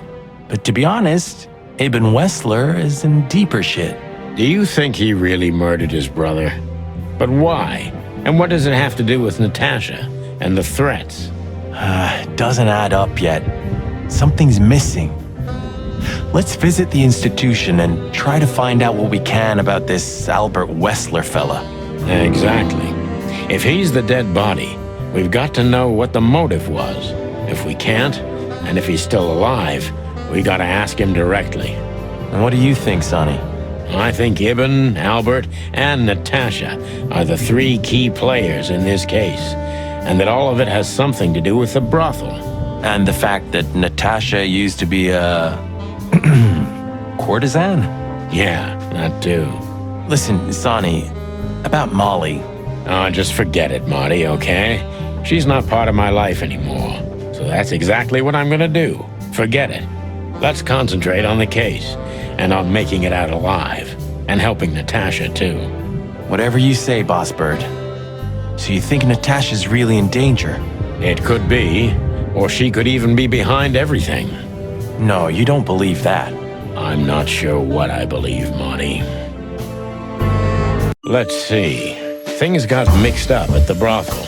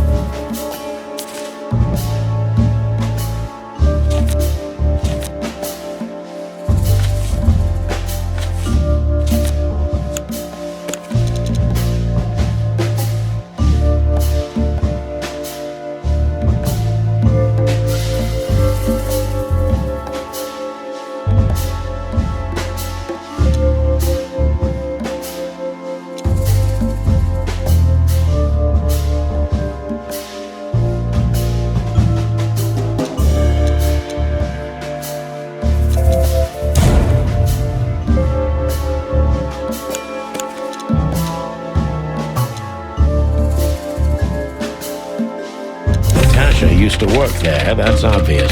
And Ibn wanted to keep that a secret.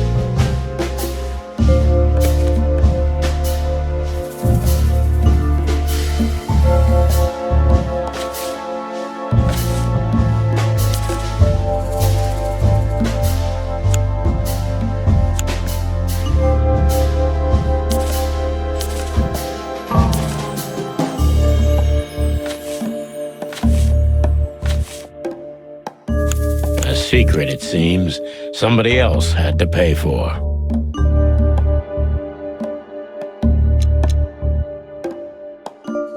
Somebody died for that secret. Zip hid the body, but he kept the wristband.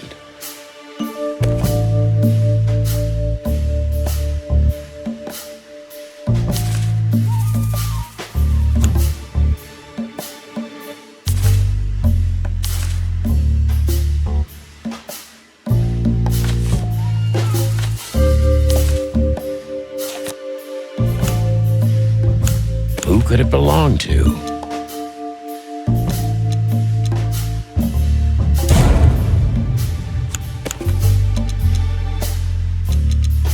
The dead body was almost certainly Albert Wessler, a resident of an insane asylum.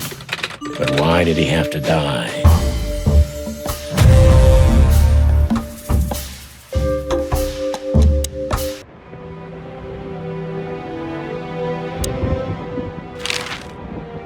So where exactly is this place? A few hours' drive from here, in the middle of nowhere. It's a creepy old mansion, of course. You think it's a good idea to go there? What if it's a trap? I told you, you can still go back. Huh, wouldn't you love that? No such luck, boss. If I get killed or locked up forever in an insane asylum, that's gonna be on you. Thanks, pal. I deserve that.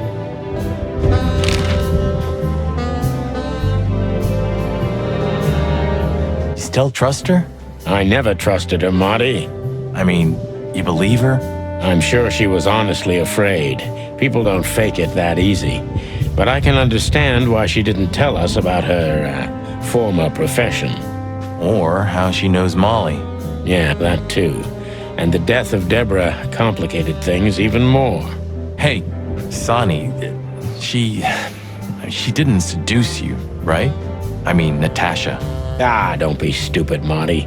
My old ticker hasn't been beating for a long time. Not that way, anyway. Yeah, all right, boss.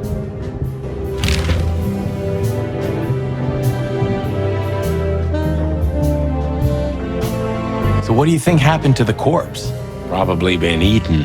Horrible to think about, but even if half of what they say about the hive is true, starvation, riots, arson, predation. You're telling me.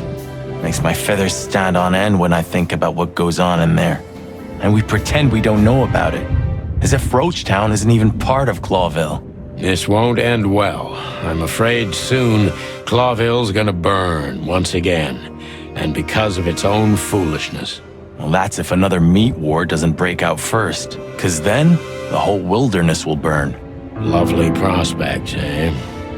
Either way, it was a damn clever move for Wessler to hide the body in Roachtown. It's the only place no one will ever find it. Like the belly of a burning ship. Oh, I think that was an intentional red herring. Sounds about right.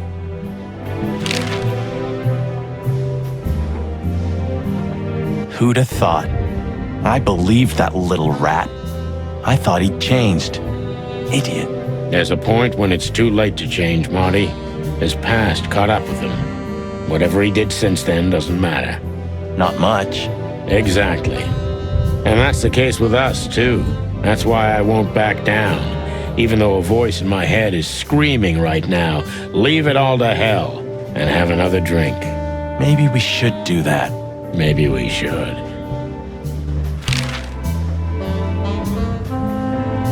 Who'd have thought? There's a point. Maybe we.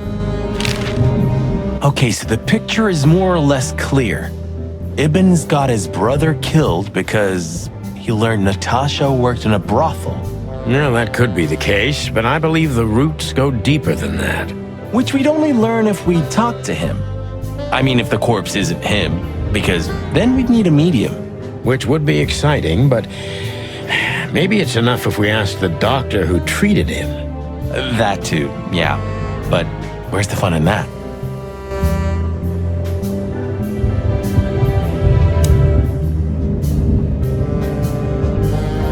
A closet that...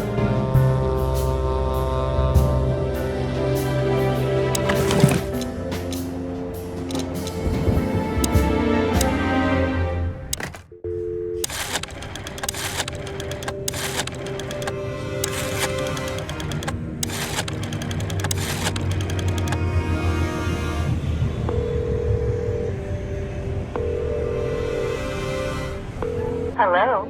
You've called the Let There Be Peace Forever mental institution for ill and damaged minds. What can I do for you, sir? Or madam? Well, I'd like to inquire about a patient who I believe is being treated at your institution. His name is Albert Wessler. I'm sorry, sir, but I can't give out that information if you don't have the password given to relatives. Do you have one? Unfortunately, I don't have that. I'm not a relative. I'm calling from the Clawville Police Department. Oh, I see. In that case, officer, I'd advise you to visit our institution personally. Our director and I would be happy to answer your questions. Thank you, miss. I guess I'll do that. We'll welcome you with open arms, sir.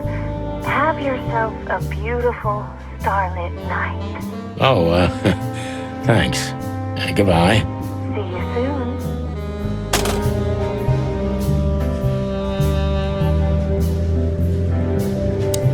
So, we have to go there.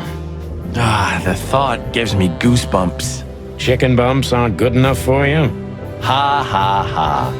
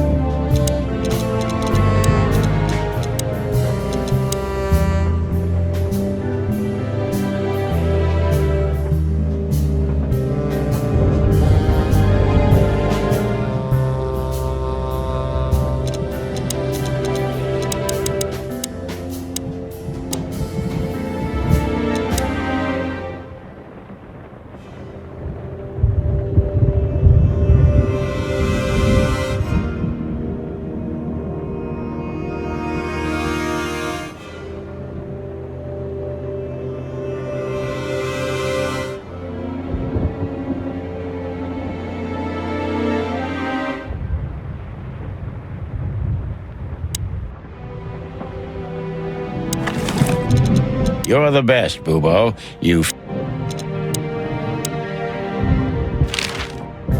So, I get the couch? It'd be better if I called Lewis. He'll open up a room for you to sleep in. Whew, great idea.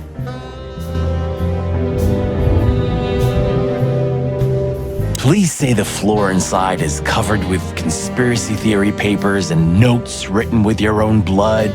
More like dirty clothes and empty bottles, Marty. Sorry. You're no fun, Sonny. Well, you'll get old eventually, too. Never.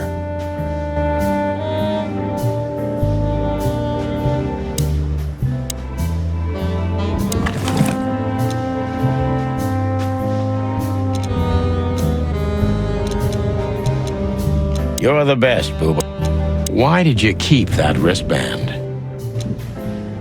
Why did you keep that?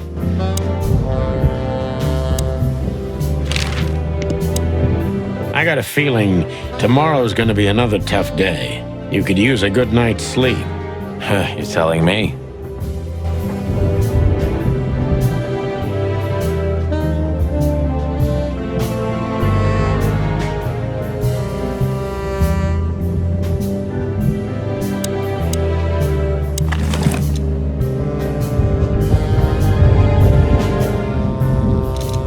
It's a piece of...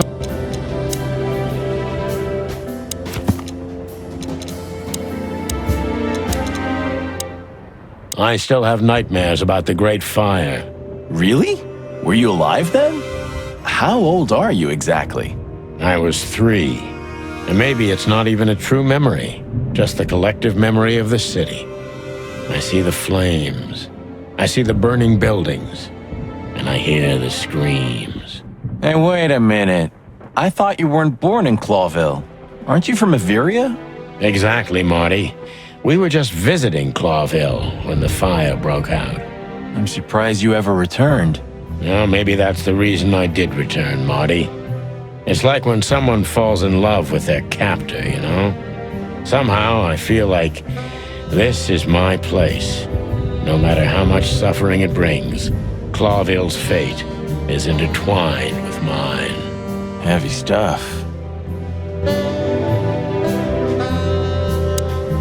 I got a feeling tomorrow's gonna... I've had enough...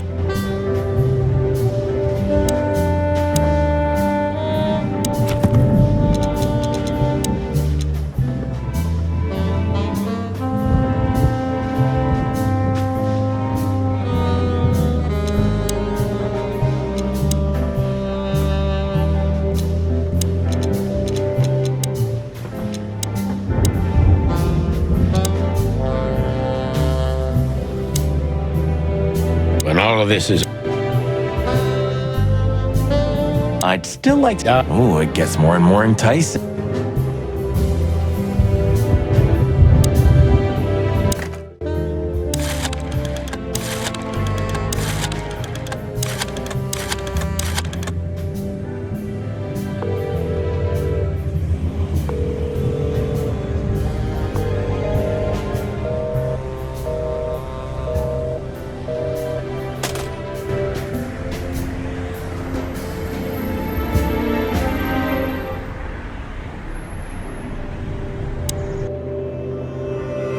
Huh. Maybe I am really Meredith H. Marble.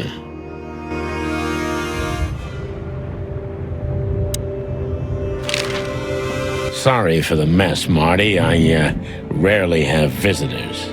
Don't worry about it, Sonny. I didn't expect anything else. Thanks.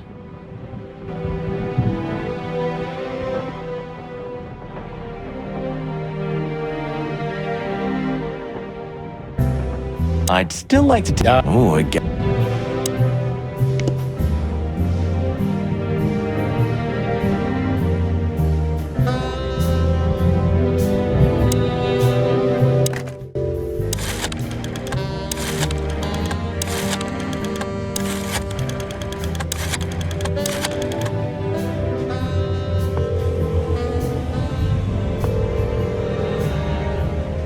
Hey, Lewis, it's me again.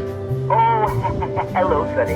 What's up? Were you sleeping, pal? Me? Oh, I wasn't.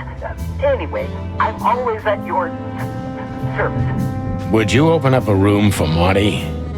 Naturally, Sonny. Thanks, Lewis. I'm not even gonna say it. I will. You owe me one. Again. Yeah.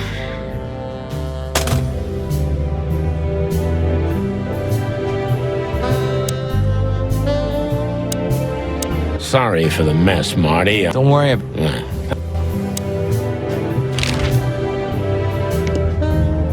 I'd still like to take a peek inside. Oh,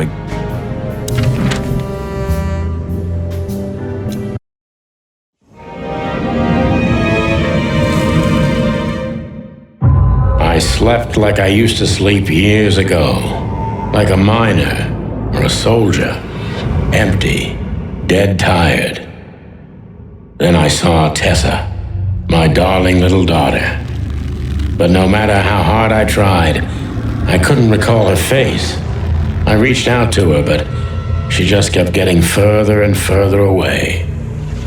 Then I saw Molly. But she wasn't real. Just the ghost of a memory. I'm here, I cried, but all I heard was laughter. Not hers. Who's there? Suddenly, she appeared. Natasha. Just stood there laughing, but her eyes were cold. Then she said something. Painted red. Painted red. Painted red. That was just a dream, Sonny. Nothing more. I looked at Marty and I saw the same thing in his eyes as he probably saw in mine. It's time to hit the brakes, to turn back, go home and forget about all of this. Of course, I stepped on the gas instead. Honestly, I wasn't expecting anything good, but this... Ooh, just like a horror movie. I was thinking the same. Appearances can be deceiving. Let's hope so.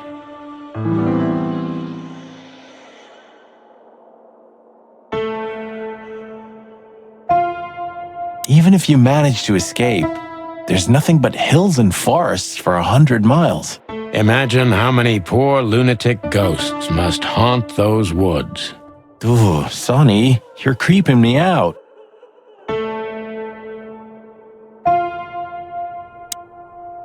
This picture. It's very... special?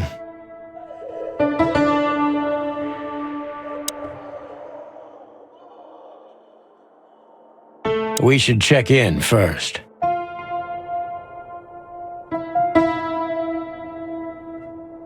This guy seems strangely familiar to me. You don't say. You've been treated here too. That would explain a lot. Oh, don't be stupid. I'm serious. Take a closer look. No. Well? No, it can't be. Are you telling me it's him? M.B. Davis himself? I'm sure of it, pal. It seems the gossip was true. The eternal king of jazz in a madhouse. Oh, no, no, no. The poor devil.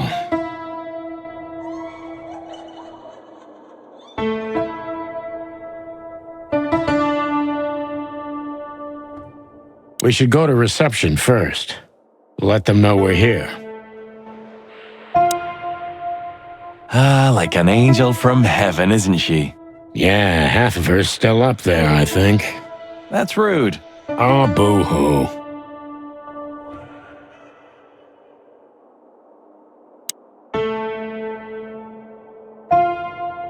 Of all the great wild ones. Greetings, miss. Is it really you? Well, yes. Yes, it really is you. The chicken police. I'm afraid so. Of all that's furry and plumey, that's fantastic. Oh, my goodness. Miss, we'd like to ask... Please, don't be scared. I'm just really excited. You know, I've read every book about you and your adventures, and I even collected newspaper articles when I was a little girl. Indeed. You can't imagine what an honor it is to meet you in person. We really... Oh, God, oh, God, oh, God. Take a deep breath, Miranda. Take a deep breath. Are you okay, miss? Yes, I am. I just needed some air. So, dear detectives, Santino and Martin, what can I do for you? Well, miss, we have some questions, if you don't mind. I'd love to answer all of your questions, detectives.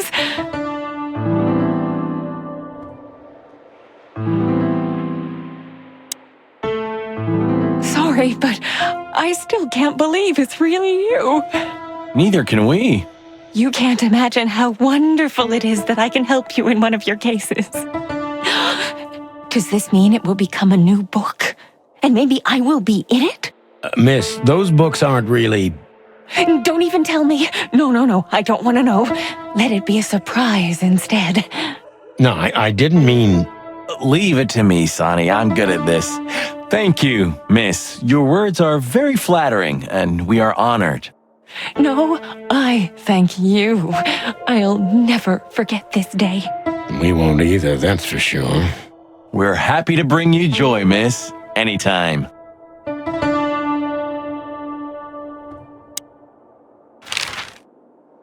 Say, miss, what can you tell us about this place?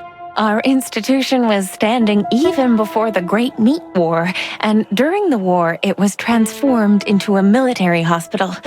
Since then, we're relentlessly working on treating injured minds under the leadership of Dr. Quetzal, the famous specialist. The place seems pretty empty. Do many people work here? We have 32 residents and 7 nurses, including me. We also have a 3-person maintenance and cleaning staff and, of course, the heart and soul of our institution, Dr. Quetzal himself. I see. Now, this Dr. Quetzal, is he the director here? Exactly. Director, scientist, researcher, patron, and doctor. And even a friend. Quite a guy. He certainly is.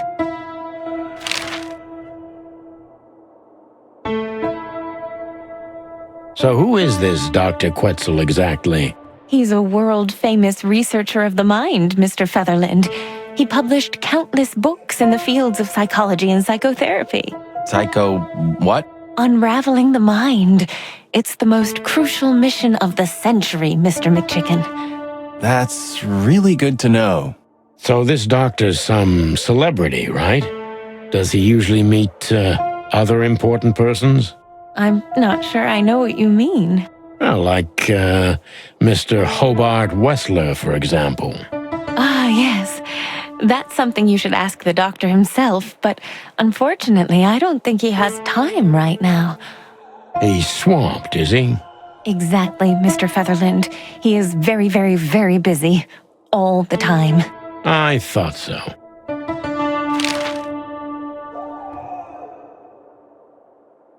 What can you say about this, miss? Have you seen anything like it? Of course. Our residents wear these for identification. But how did you come by it? They only wear them inside the institution.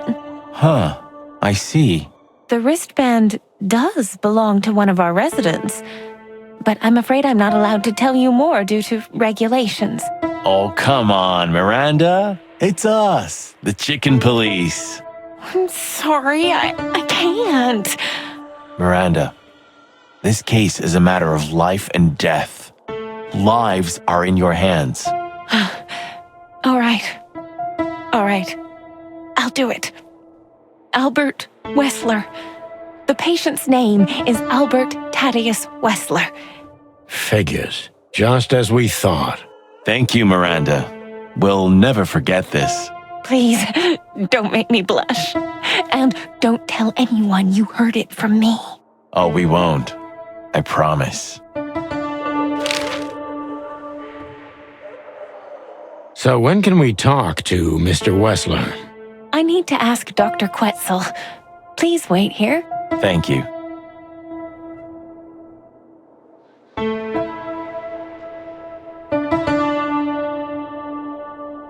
Dr. Quetzal will see you. He's waiting for you in his office. Up the stairs, all the way down the hall, until the last door. What a surprise. It's enough to mention Wessler's name and all the doors are open. I wouldn't want to get mixed up in this, but do you think Albert is in danger? Danger? What do you mean? We haven't heard from him since he disappeared, and we're really, really worried. I see. We don't know yet, miss, but let's hope for the best. Great wild ones protect him. Where is he? No idea, Marty. The smell of all that's furry. I'll never get used to it.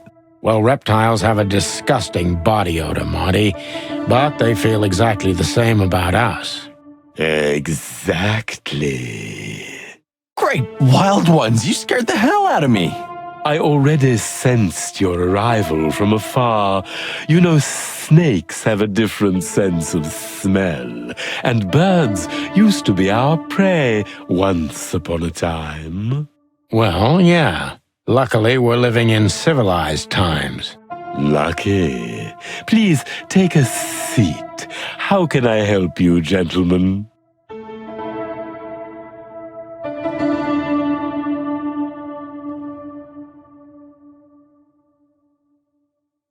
Your office is rather Puritan. Simple, I mean. Ain't that the truth? Well, yes. I can't let my mind wander from my work. I only keep what's essential in my office. I see. That makes sense.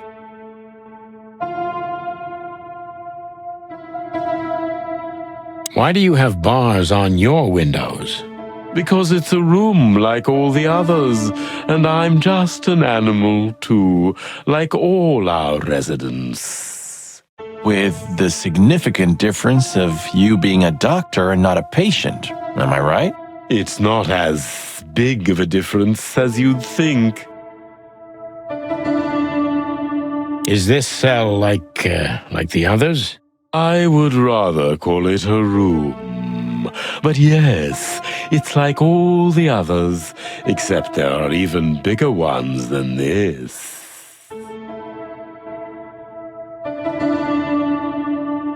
An isle of reason in a sea of insanity. Insanity is such a strong word, and it's mostly an abstract idea. Where does insanity start, and how long is one not insane? Interesting questions. Am I normal, or are you? Maybe neither of us. You see, that's something I think about a lot nowadays. If you like, I can give you an appointment. Oh, this is your chance, Sonny. Don't miss it. We're already here. Marty, clock up. A snake. I can't help it, but they make my feathers stand on end.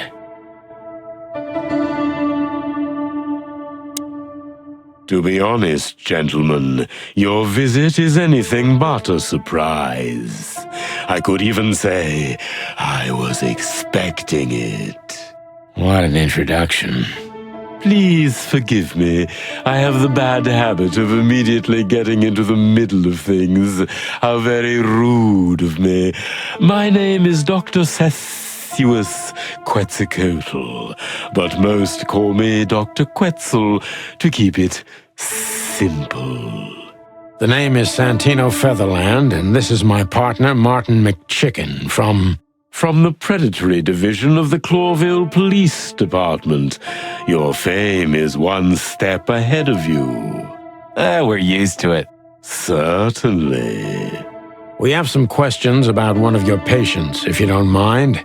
We'd like to talk to him, if that's possible. Please be specific, Detective. Look, Doctor, we're too tired to play cat and mouse. Not that snake and chicken sounds any better. Very funny, I must say. Just what I expected from you two detectives. We know you know. It's about Albert Wessler, Ibn Wessler's secret twin. Ever since we've said his name, all the doors have miraculously opened. That's what we call a bullseye. Well, yes. Why should I deny it? We're talking about a rather illustrious patient here, who's also a very particular medical case. Now, that's much more interesting. So, are you willing to talk about him?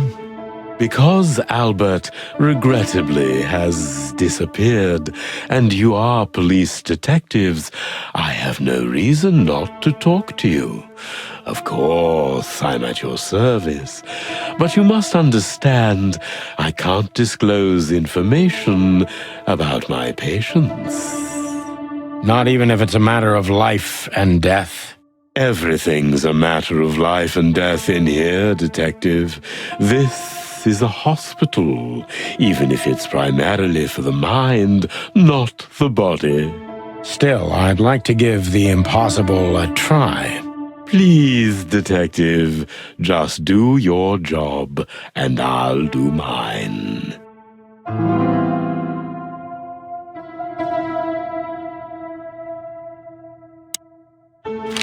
How long was Albert a resident of the institution? For quite some time. His first symptoms surfaced in his teens. Depression, panic attacks, and schizophrenia. Was he brought here immediately after the first signs that something wasn't right? You know, the biggest problem with an opinion on insanity is that animals are ashamed of it. That's the reason our institution stands out here in the middle of nowhere. Because animals would rather hide what they're afraid to face. I couldn't have said it better myself. As far as I know, the Wessler family wasn't exceptionally wealthy. Indeed, they were rather poor, but we offer our services gratis. Then how do you sustain yourselves? By the grace of the treasury of King Hector III, of course. I wouldn't have guessed that. My family and the royal dynasty had always been on good terms, Mr. Santino.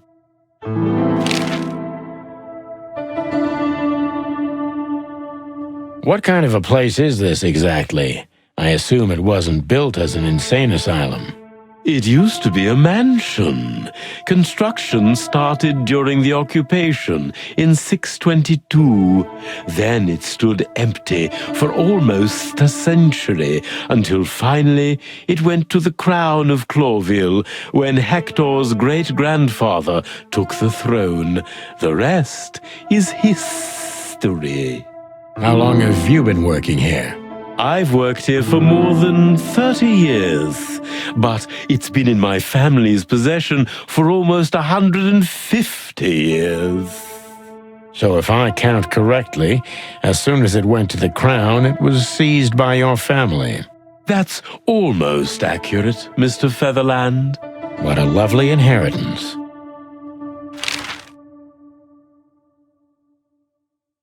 Tell me, Doctor, do you know Madame Zavas? Just like everybody else, I've heard of her, but I never had the pleasure of meeting her in person. I'm sure she's an interesting case. Oh, you can be sure about that. I'd gladly get you two together if I had the chance. A spare cell would suit her very much. Is that so? As it turns out, she likes small, narrow, secret places. Oh, I see. What a coincidence.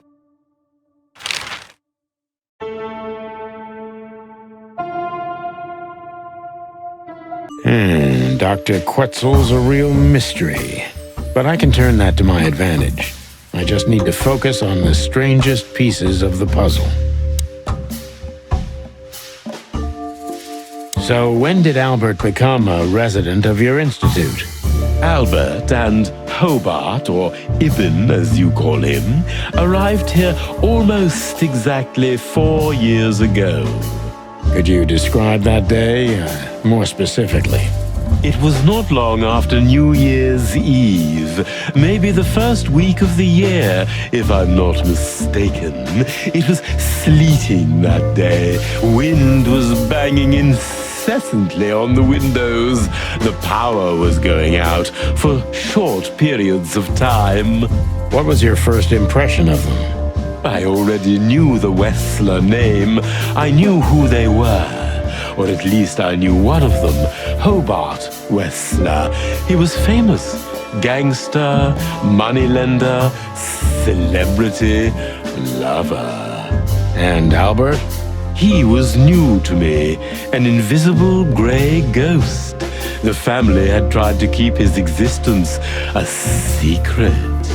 Why? Because they were ashamed of him, of course, Mr. Featherland. That's how it usually is. What was your first impression of him? He was silent, but observed everything that surrounded him. His eyes were constantly moving, never stopped for a second. Was he afraid? I wouldn't say so. It seemed to me that he wanted to move into our institution voluntarily. It looked as if he couldn't wait to be here, alone, locked up in silence and darkness. Didn't you think of that as unusual? Of course I did, but who am I to judge? It was rather special treatment.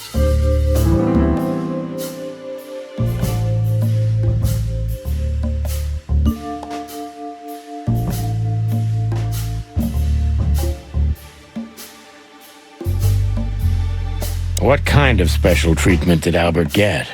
You know, if an institution like ours has to accept a Wessler as a guest, there's bound to be some favoritism. And complete secrecy, I guess. Yes, but that's the case for all our patients, Mr. Featherland. Of course. So in what way did he receive more than the others? Basically, we don't admit anyone into our institution without a complete and thorough prior assessment. In the case of Albert, we put that aside. So you didn't even know if he had anything wrong with him? Initially, no. He was more of a guest than a patient.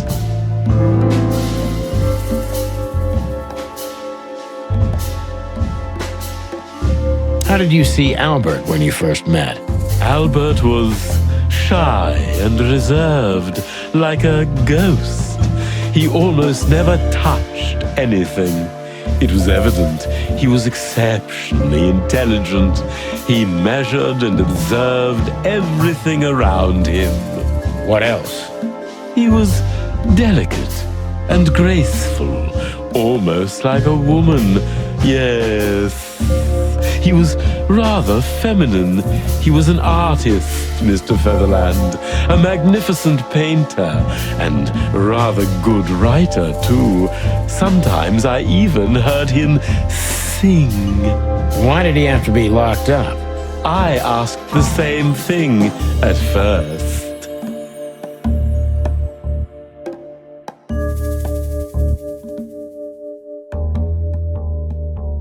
Are you telling me Albert had multiple personalities? We found out very quickly that there was no other reason for the cause of his seizures. He had a cold and calculating personality who sometimes, especially on stormy days, took the reins over their shared mind. He had these seizures from the beginning. Yes, Mr. Featherland, but they started to intensify after Albert left our institution for the first time. He did what? Left the institution? More than once? Oh, yes, Mr. Featherland. Albert left the institution on several occasions until the last time, when he failed to come back. Quetzal's not only very observant, but he's addicted to details. I must focus on that if I want to get closer to the truth. Focus. Addicted to details.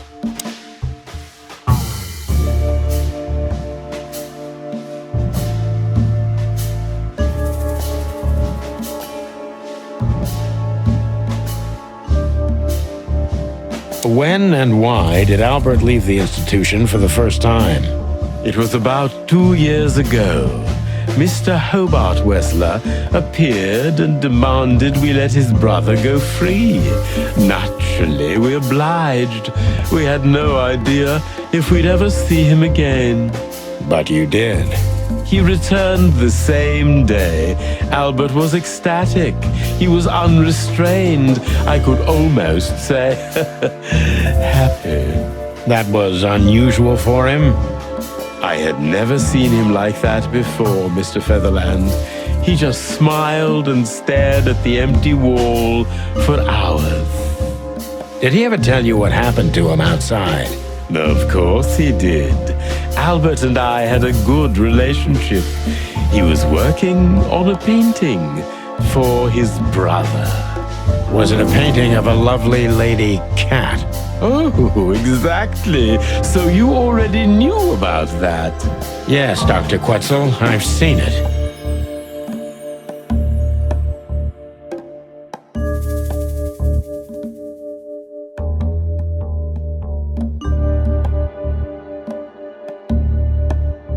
So Albert left on many occasions to continue working on the painting. Exactly, Mr. Featherland. Every time he came back, he was like a different person.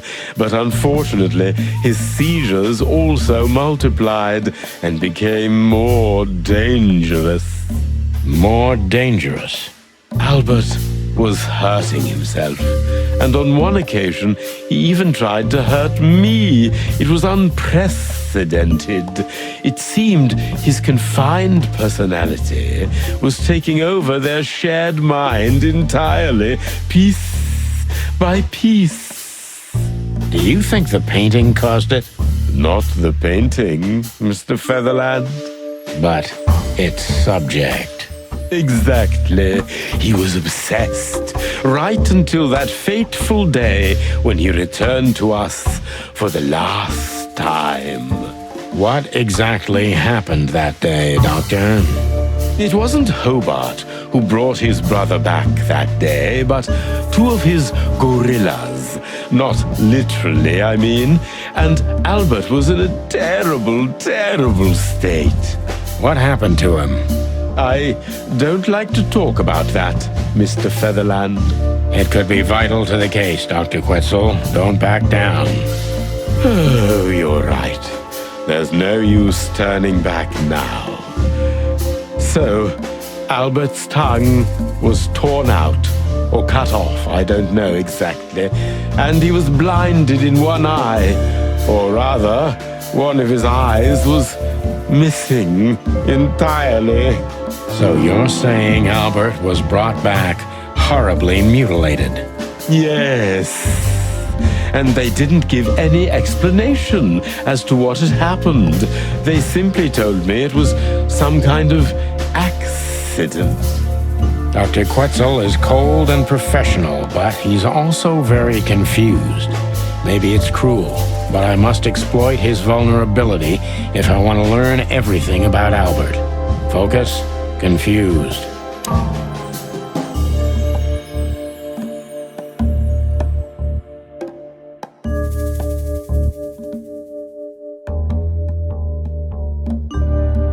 Maybe it's not easy for you to talk about it, but did you examine his wounds thoroughly? I'm not that kind of doctor, Mr. Featherland, but even I could determine his tongue was either cut out or bitten off, and his eye was gouged out. He also had several broken bones. But there's no doubt it wasn't an accident. I don't believe it was, Mr. Featherland. I totally agree.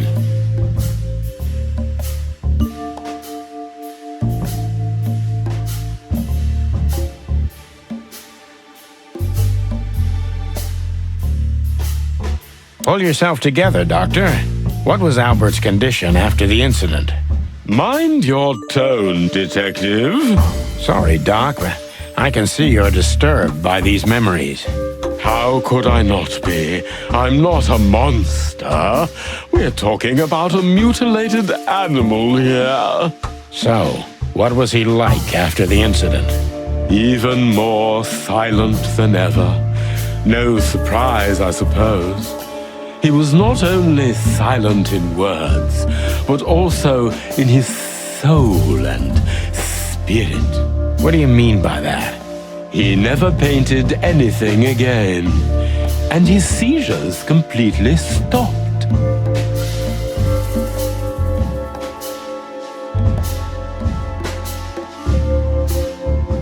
What happened then? How did Albert disappear? A few weeks later, Hobart came to visit Albert one more time. Albert had been in terrible condition by then. We even had to transfer him to another cell, a more safe one. What did Hobart do during the visit? He didn't do anything. He just sat and watched his brother, who was in an almost vegetative state by then. Couldn't you manage to draw anything out of him? You or Hobart? Nothing.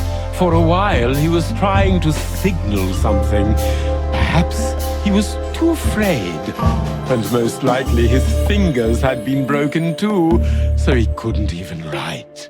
Do you think Hobart could have killed Albert? It's horrible to say it, but I'm sure of it. How did he disappear in the end? Did someone come for him? That's what's most eerie about it all, Mr. Featherland. He simply disappeared. His door, which only I had a key for, was open. Did anyone see anything? No one. We interrogated the staff, even the patients. He simply vanished off the face of the wilderness. We don't know what happened to him. Unfortunately, I have a hunch. Thank you, Doctor. You've been a great help. Oh, well, I'm glad I could be of help. But please, I now must attend to my work. We understand, Doctor. Thank you.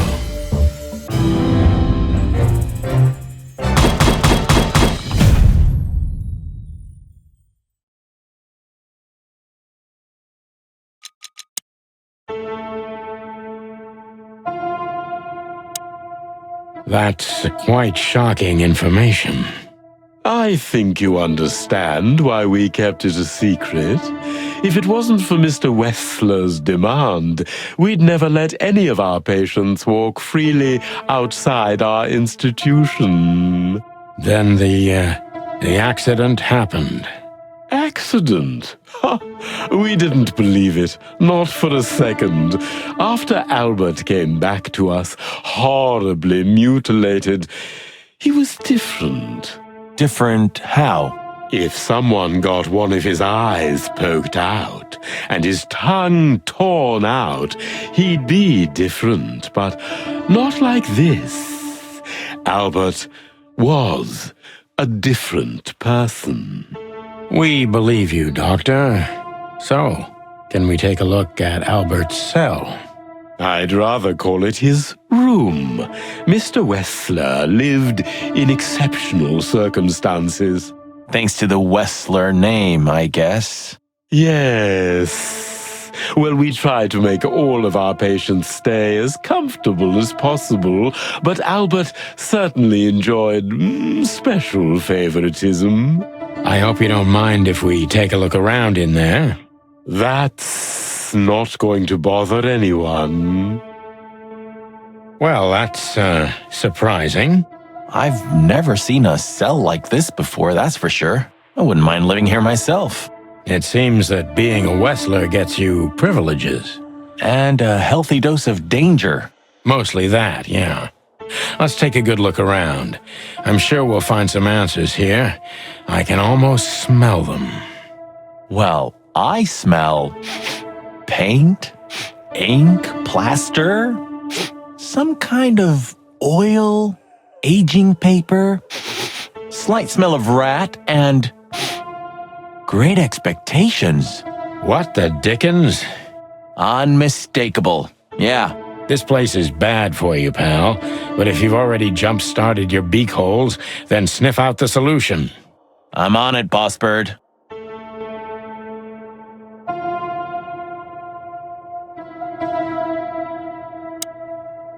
Look at that. A letter.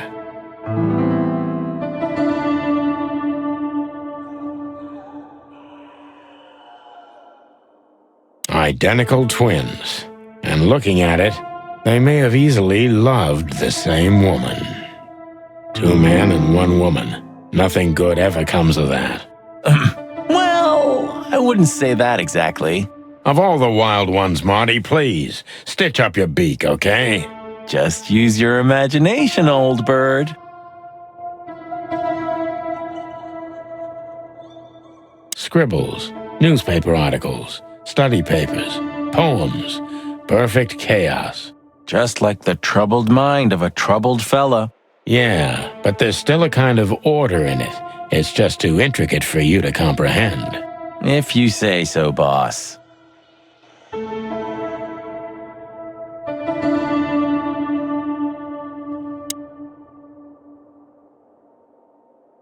No way! Is this some kind of puzzle? I don't think so.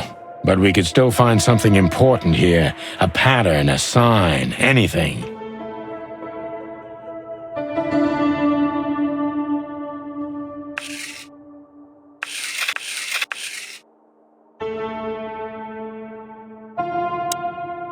The style. It's very familiar to me. You've been lonely for far too long, huh? Not funny, Marty. It is, a little.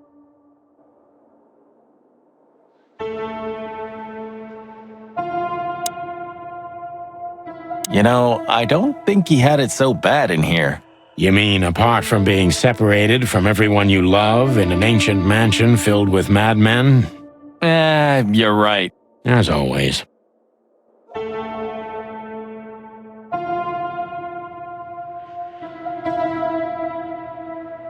A small window, a small hope.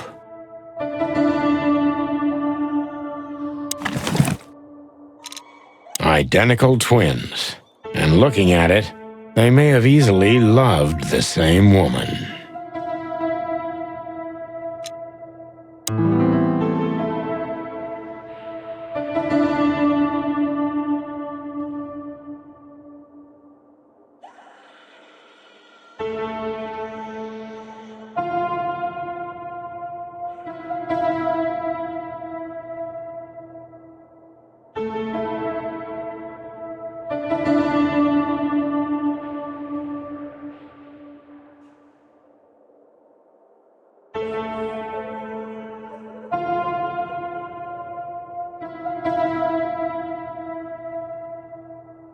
Albert was madly in love with Natasha and would have done anything for her.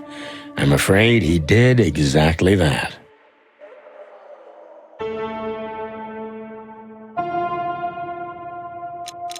What do you make of this? Apart from the fact the guy was totally insane? I don't know. What should I? That maybe we've been chasing the wrong person all this time, Marty. What do you mean? Everything will be revealed soon. Why do you have to be so melodramatic all of a sudden? If I'm right, this'll flip the whole case upside down. What's that, Sonny? A blurb from some horrible novel? I just have to think things through before I come to any hasty conclusions, Marty. Ugh, you're killing me. So, what now? Where to? Back to Clawville, where we can finally put all the pieces together. You're driving me crazy. But all right, let's go home.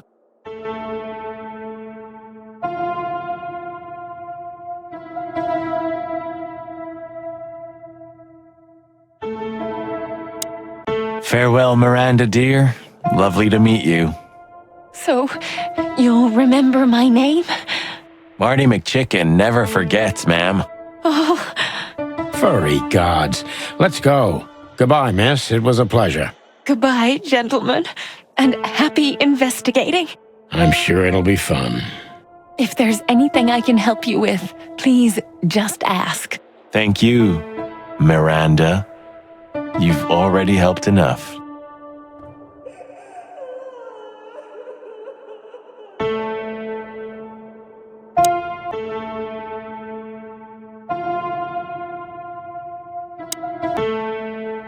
We need to let them know we're here first. Please, I'm at your service. Thank you, miss. What can you tell us about the woman in the photo we saw in Albert's room? Do you mean Miss Natasha Katsenko? Well, yes. I don't know much about her, but everyone heard her name and her voice around here. Did she ever visit this place? Never. But if you ask me, Natasha probably didn't even know Albert was a resident of our institution. And Albert, did he mention her often? Constantly. It was obvious he had an affection for Miss Katsenko, but I wouldn't have thought for a moment he could escape because of her. I wouldn't jump ahead, Doctor. Something else could be behind Albert's disappearance. Do you think so? All the signs clearly indicate this. Maybe they do, Doctor, but in my line of work, logic's not always the best advisor. In 99% of cases. Exactly. But this one typically belongs to the remaining 1%. If you say so.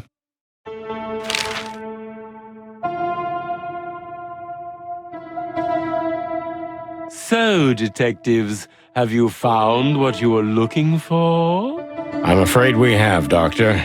And more. I wouldn't dare to say I'm happy to hear it, but I'm glad to be of service to you. Well, thanks, Doc. I hope I don't offend you by saying I hope we're not going to meet anytime soon. Not on account of either of our jobs, am I right?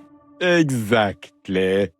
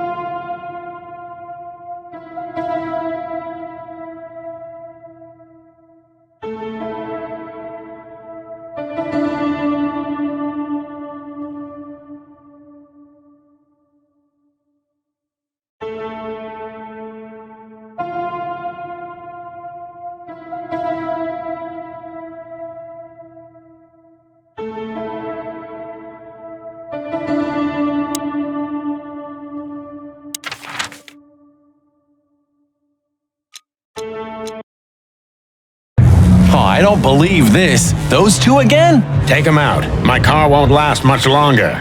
Don't worry, Sonny. I was born to do this.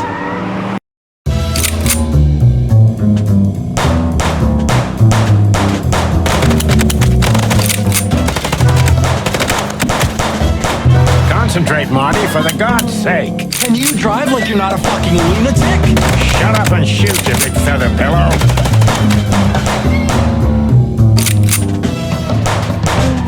Are you blind or what? Where did you learn to shoot?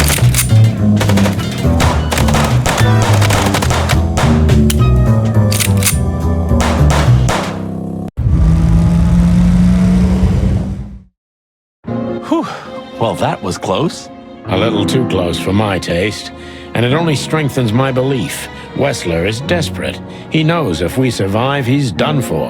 Well, come on, what did you work out? Will you tell me already? Sure. Let's put the picture together, piece by piece. Let's start from the beginning. So, we got a case.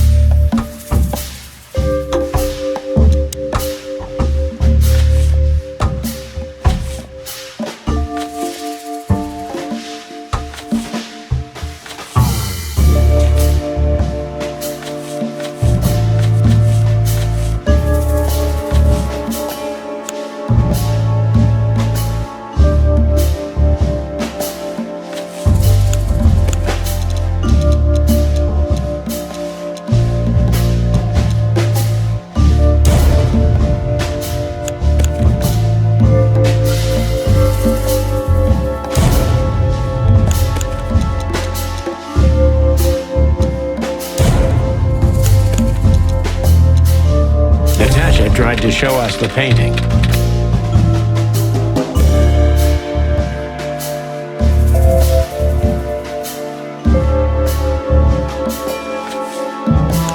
And that painting would have shown us the way.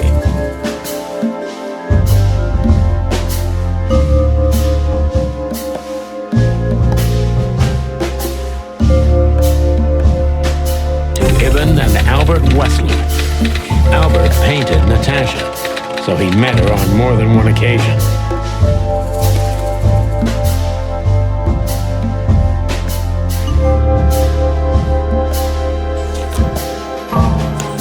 Which made Albert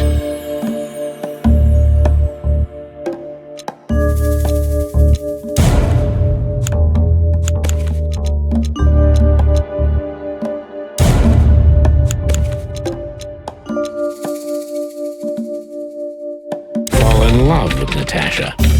And on a fateful night, he killed his brother so he could take his place in secret and win Natasha's heart.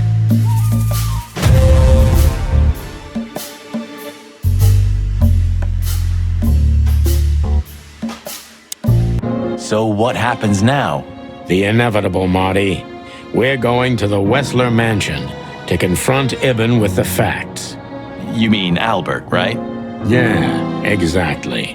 And of course, Natasha. Do you think she knew about it?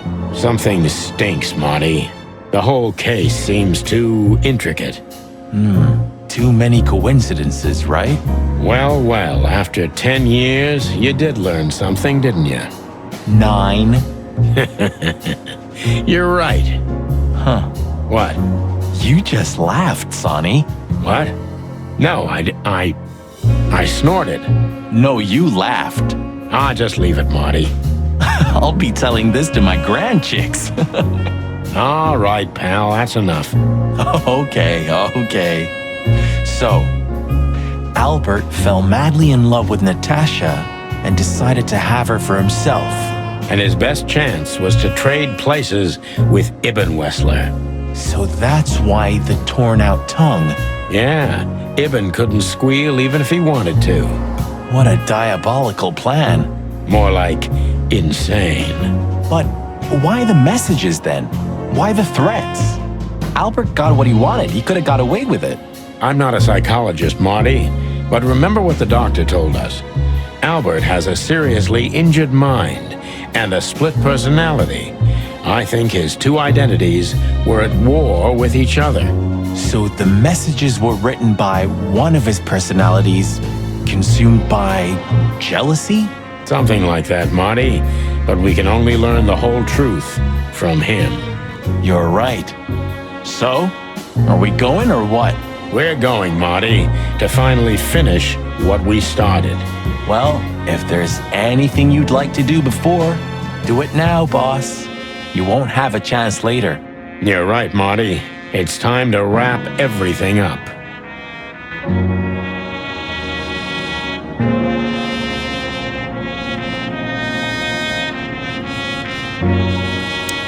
I see we're ready. You'll need a shotgun for this kind of deal, Marty. Maybe even that won't be enough. Nothing to fear while Bertha's here. Even less because you're here too with Mr. Sinclair, of course. Should I cry? That would be nice for a change.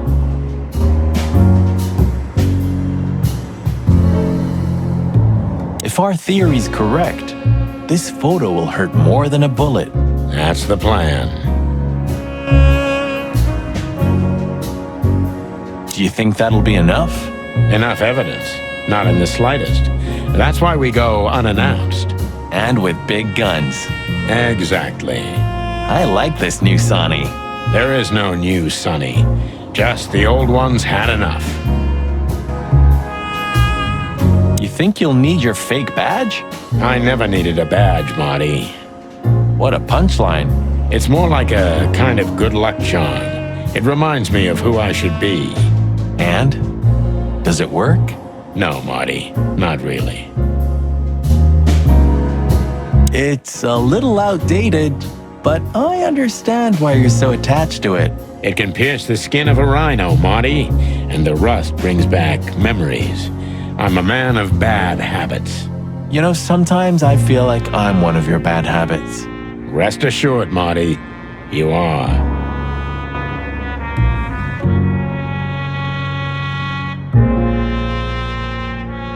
If we survive this, can we crack this open?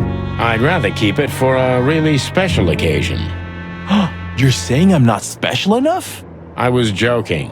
If we survive this, we'll drink it to the last drop. Now you're talking. Ah, Her Majesty Bertha II. My drumstick still hurts every time I see her. Be glad you're alive. Bertha rarely leaves witnesses.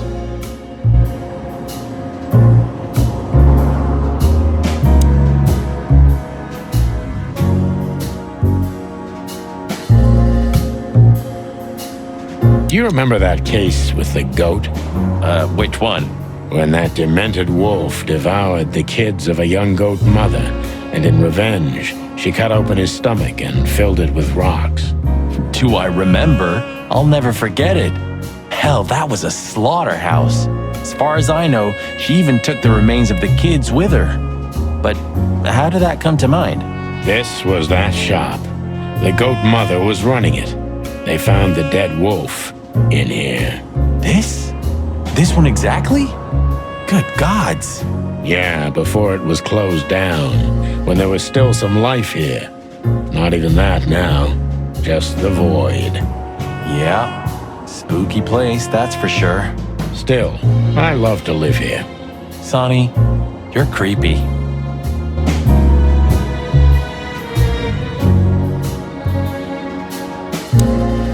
It hurts even to think about it. But without this feather duster, it wouldn't have worked. Look, Sonny, I think if we go now, there's no turning back. Not today, at least. So, are you ready? I'm still thinking about it, Marty.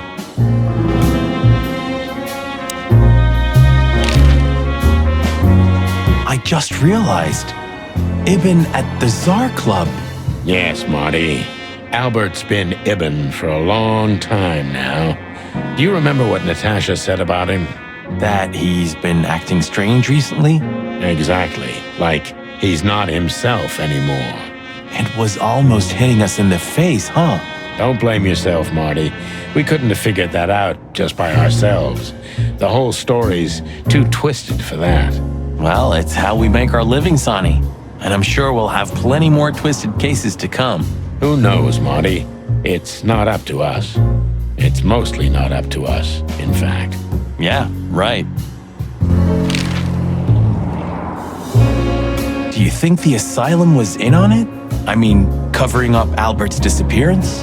You know that reptiles give me the creeps. One of them even set fire to that ship.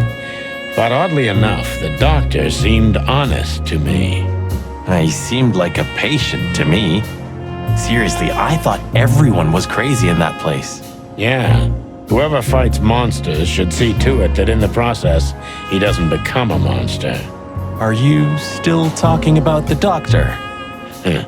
Good question. So, what's the plan? We shove the letter and our theory in his face and see what happens? Something like that, Marty. I think our presence will be enough for the truth to come out. I really hope you're right, Boss Bird. We have no other choice. So I hope so too. Do you think it's a love triangle? I mean, could Natasha love Albert as well? Good question, Marty. But I don't think so. When I first spoke to Natasha, she told me she loved Ibn in her own way. In her own way, huh? And could she love two rats in her own way? Maybe. Maybe she even suspected the truth, but didn't dare admit it, even to herself.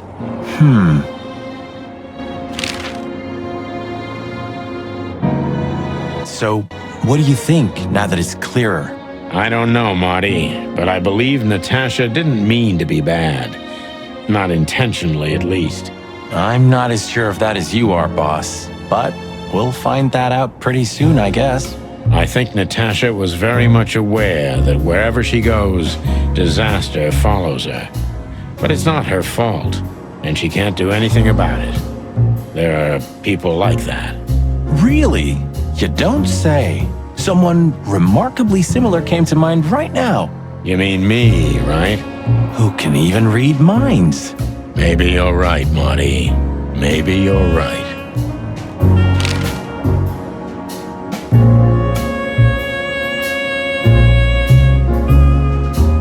Okay, so when you feel we can leave, just point to the place on the map and we'll be off. Thanks, partner. I'll do that.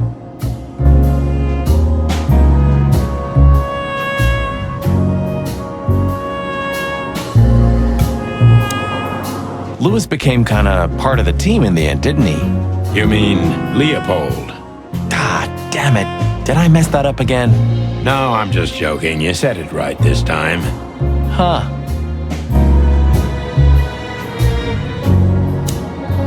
Hey, Louis.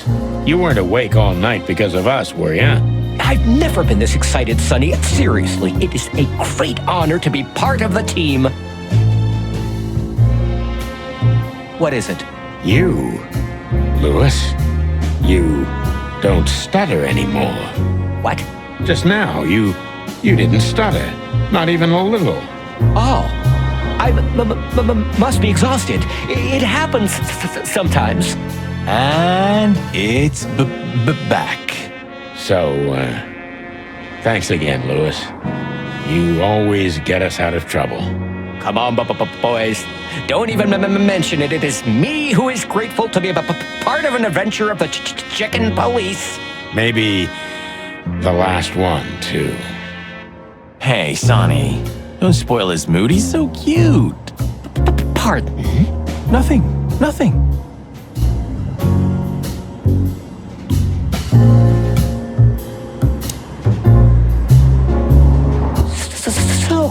You're going now to confront Mr. Whistler? We have no other choice, Louis. We're gonna see it through to the end. We've already come this far. You're brave, gentlemen. I'm honestly impressed. Well, the rabbit's onto something. This isn't about money. Not about courage or pride either. It's simply... stubbornness? Mostly, yeah.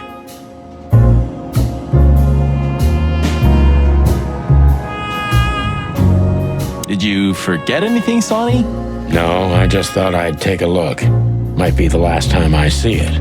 You becoming sentimental? Who knows? Maybe I am. Oh, that's cute. Should I say it?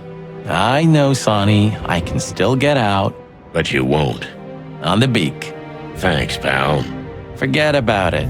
I'd be bored to death otherwise.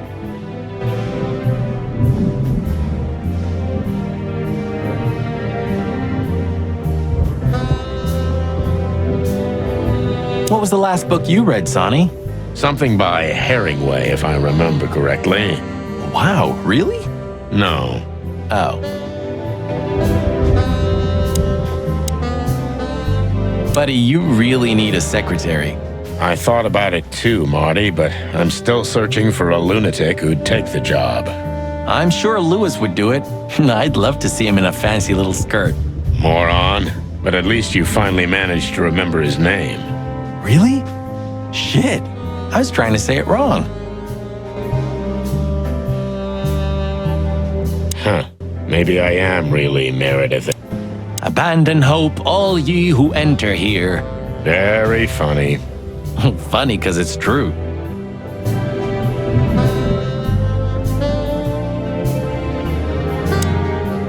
You know, pulling the trigger was the toughest decision of my life. You mean when you shot me? Yeah. But it wasn't hard, because you thought you'd kill me. Not at all, Sonny. I knew you'd survive. I wanted it to be a permanent injury and hurt like clucking hell. But I knew that everything would change from then on. That something was gonna break between us? Yeah. And that I was never gonna be the same either. With that shot, I also gunned down who I was, you know? It really did hurt like hell. I know. I almost bled to death. Almost was the goal. And? Did you manage to forgive me since then? Well, what hurt me wasn't what you did. I mean, of course it did, but what hurt the most was you not trusting me. That you didn't believe me. Not until you pulled the trigger. At that moment, I knew you were right. Ah, Cluck. Yeah, Cluck. All right, enough sentimental crap. We have an insane rat waiting to be put behind bars, and a woman you gotta get. What? Come on, Sonny. Even a blind bat can see it. Oh well, Cluck again. Yep. You didn't have the chance to tell me what happened to your brother. He left Clawville, and I haven't talked to him since. Oh, I'm sorry. But I received an unexpected letter 2 weeks ago from the Sura province. Someone dropped it off at my door. Was it him? He wrote the letter, that's for sure. I could smell the jungle when I opened it. But whether he was the one who delivered it, I don't know. Have you tried to find him? He'll find me if he wants to, Sonny. I know he's not guilty, and that's enough. But he's still wanted in Clawville, right? Yeah. Well, I'm sorry for playing a part in all of this. I know, Sonny. The past is the past. You know, you've truly changed, Marty. You try to hide it, but you've changed. Thanks, boss. Just, don't call me boss, okay? We're partners.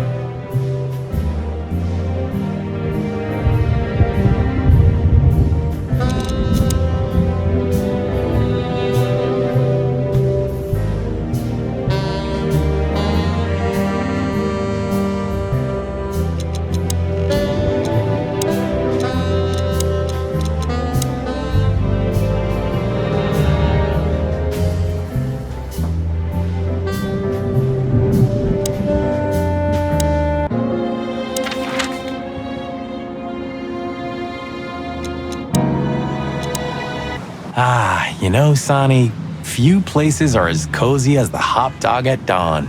You have a point. The silence, the fog, the sunshine slowly devouring the sleeping city. The smell. Yeah, the Cobbler District has its own distinctive aroma, that's for sure.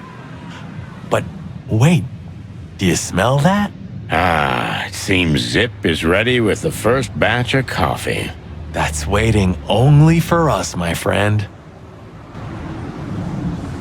Does it still work? Who knows? Maybe Zip's keeping it for decoration, or living in it. I can easily imagine.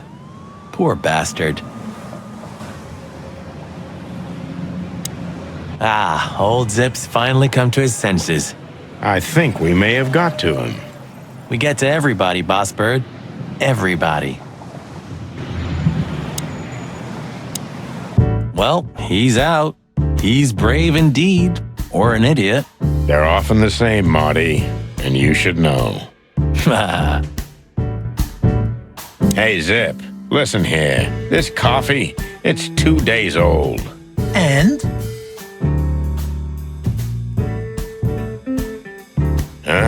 Nothing.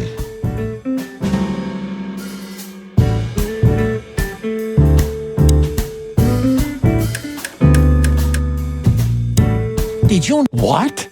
You hear that, Sonny? It's a sign. We can't die tonight. I was just joking, Marty. Oh. You hear that, Marty? It's a sign. We can still die tonight. For a second, I believed he was actually going to play here. At the Hot Dog, near Roachtown? Really? Your fault, then. Hello, Zip. I see they kicked you out. You know, Sonny. They told me I could stay in there for 48 hours if I wanted. Well, maybe you should have done that.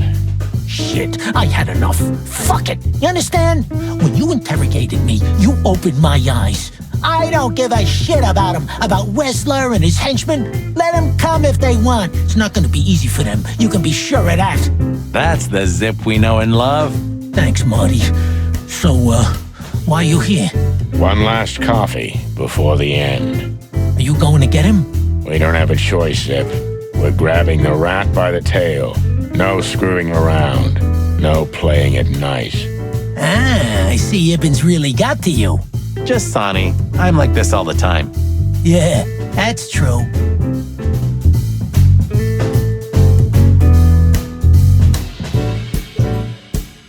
Why don't you hire a cook, Zip? Or at least a dishwasher? I know just the guy. Strapping young lad, got quite a big mouth, but he's not that bad, though he does smell like chicken. Don't you mean that Marty guy? I heard horrible things about him. They say he names all his guns. Well, he's a flop with chicks. Hits first, asks later. Yeah, a real chicken shit. Hey, I'm right here. We know, Marty. That's why it's fun. Blow me, both of you.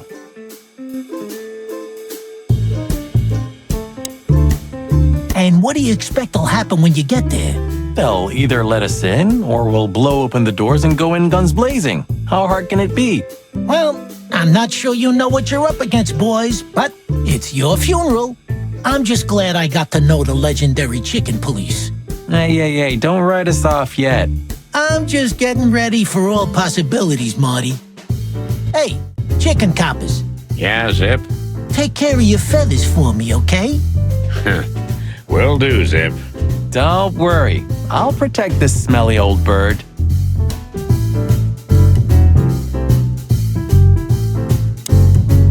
All in all, thanks, Zip. You've been a great help. Thank you too, boys. You really opened my eyes. If I see Wessler again or any of his goons, I'm gonna plug them right there. I'm not sure that's what we're suggesting.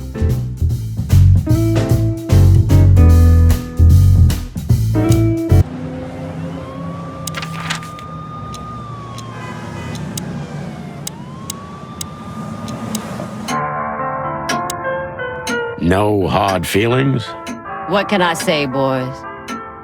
I have a big, soft heart. You sure do, Ursula. Would you like a nice hot cup of tea? No, thanks. We just came to say goodbye. Why? You going somewhere? Traveling? No, we're just visiting a nice place in the city. Sonny's gonna die. Shut up, Morty. So it's a case. Well, be careful, boys. And I'm sorry I snapped at you the last time. You don't need to say that, Ursula. We deserved it. You're a good boy, Sonny. And Marty's a downright saint. Oh, come on, Ursula. Stop that.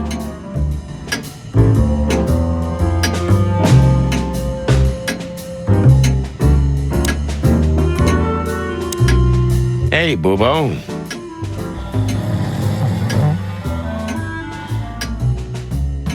Hello, old man. Is he asleep? But his eyes are open. Boobo! Hey, what is it? I wasn't sleeping. You were something. What the hell are you doing here, chickens? Sonny wanted to say hi before he suffers an unpleasant death of lead poisoning later tonight. Would you shut the clock up, Marty? You're not funny. I am a little bit. You're going to Wessler's, huh? Bingo. We're gonna put an end to this madness. Ooh. Or you're stirring up an even bigger madness, am I right? Well, that's always a possibility. Get yourself killed for all I care, but don't come here covered in blood, because I'm not gonna open the door for you, I swear. Oh, thanks for the support, old fart. Don't mention it, you old gizzard.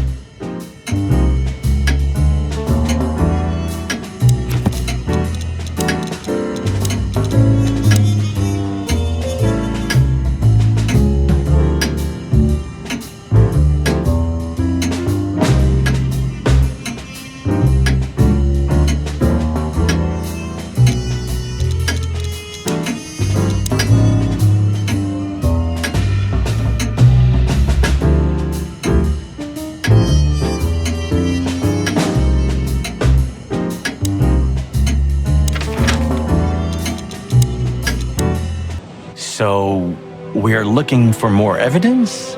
No, I was just thinking we could take another look. You know, just in case. Okay, sure. But don't even ask, Marty. You're really becoming sentimental. One more word and I swear I'm... Yep, I'm gonna shut it. Well, they couldn't even manage to scrape it off. Useless pincushions. They're always half-assed, Sonny. They drive me crazy. Leave them be. Your record is perfect. You've been on the force for 15 years, almost 10 of that with me. That's why I deserve a medal. Get out. Wind down. Resign. Become, let's see, anything. If you only knew how much I've thought about that. But I'm simply not good at anything else. Either I'm a gangster or a cop. I've got too much of a backbone to be a gangster. Also to be a cop, Marty. You don't want to go in there just like that. It's a closed crime scene. I hope you're just messing with me, Marty. Of course I'm messing with you. Let's get inside there and see how much the boys have messed up the place. You know, Sonny, when we entered the room and saw the girl... Deborah. Yeah, her body. I called you every name in the book inside my head. I just had enough, you know? I wanted to quit. What kept you with me? Was it just curiosity? No. I just wanted to see your downfall, boss. I wanted to be there when you met your end, get humiliated or even shot. Wow. Well, thanks for your honesty, Marty. But then everything changed on the ship. On the ship? Why there? I don't know. Being tied up with you, waiting for certain death. I know I lashed out at you, but in truth, I felt there was no place I'd rather be. It was my place on that fucking burning ship with you, even if we both died there. Know what I mean? I think I do, Marty. I think I do. So, I guess there's nowhere to go but forward, huh? Nothing left to do but kill a rat. As the chicken police. For the last time? For the last clucking time, partner. Swear? I swear. All right, let's hit the road.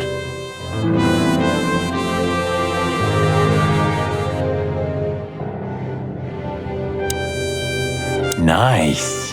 Yeah, it really is.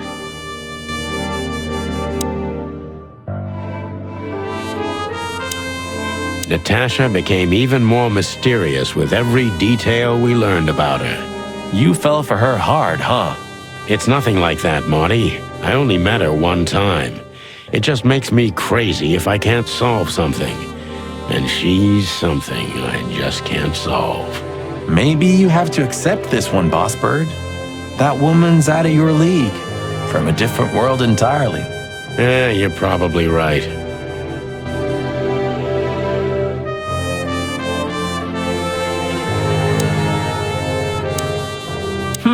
Human, huh?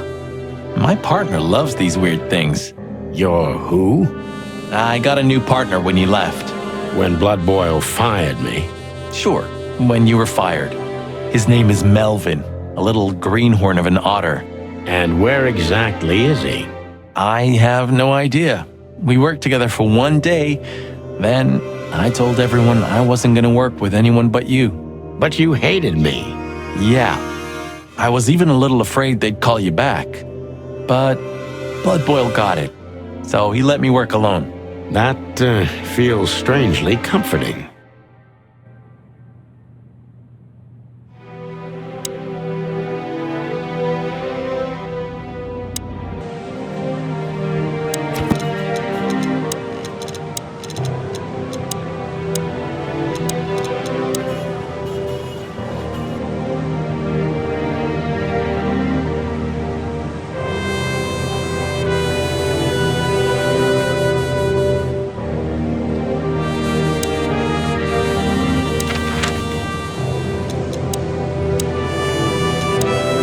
Well, if we have anything else to ask the old beaver, this is the last chance.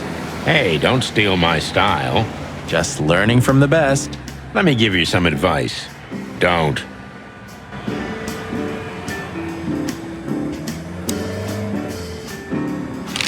Does the name Albert mean anything to you? I know multiple Alberts, Sonny. Which one do you mean? Albert Wessler. I see you're in a funny mood, Sonny boy. I'm not joking, Mullen, but I'm surprised there's something I know and you don't. And who is this Albert, anyway? Ibn Wessler's hidden son, maybe? Even better, my friend. His secret twin brother. Oh, you've walked into trouble there. I was hoping you could tell me something useful about him. I can, Sonny boy. Avoid him. Avoid the whole Wessler family. Those who happen upon secrets that deep sink without a trace. Well, I used to be a professional swimmer. Didn't you know? No, I didn't. I lied.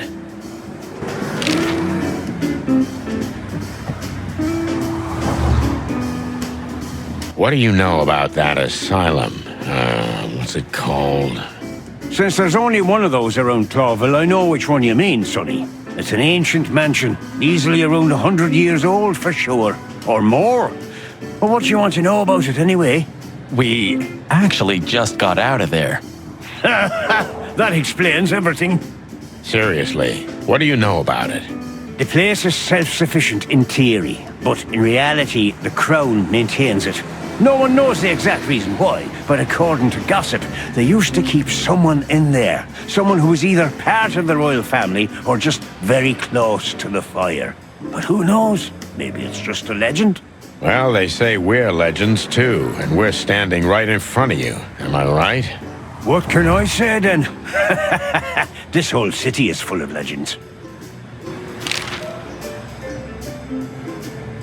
This Albert, he had to paint a picture of Natasha at his brother's request.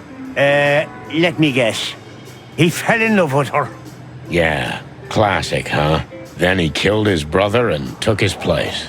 Yeah, well, that's a classic too. So, you're telling me who goes by Ibn Wessler is not really Ibn Wessler? Exactly. He's Albert, a dangerous lunatic with multiple personality disorder. Lads, I guess that Miss Marble's going to write another one of those novels about this. You mean Meredith? Oh, that's just what we need. Once you sold your soul, it's too late to cry about it, sonny boy. That's what I keep telling him.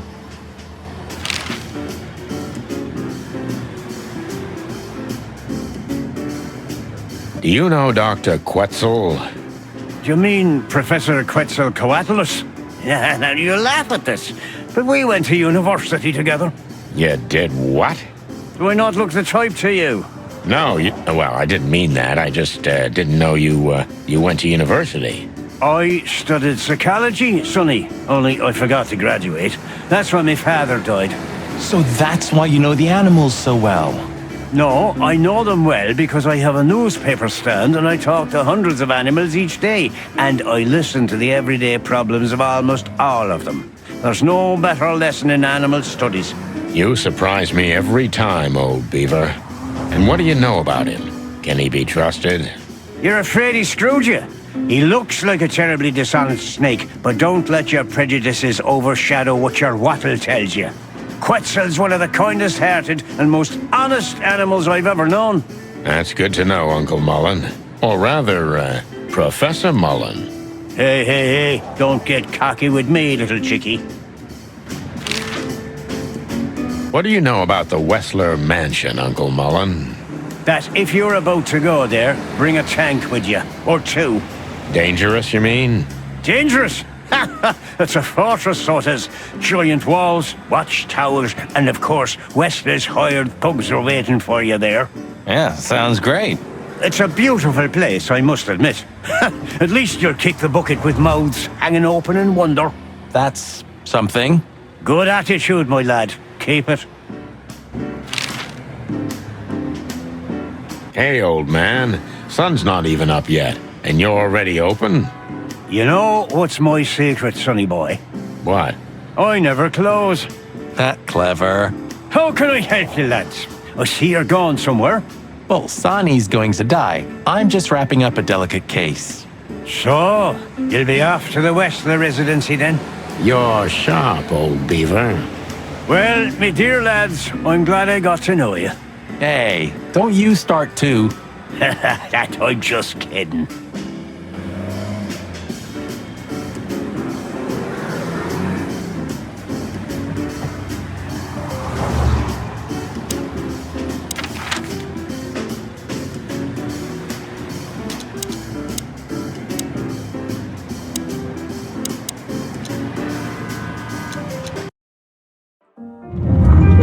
The sun was shining, and all the ducks were in a row. I felt ready. The pieces of the grand puzzle were laid out on the table. I just needed to piece them all together. A revealing glance or a careless word, and I'd have the answer. I knew we were in the right place. I knew it was nearly over.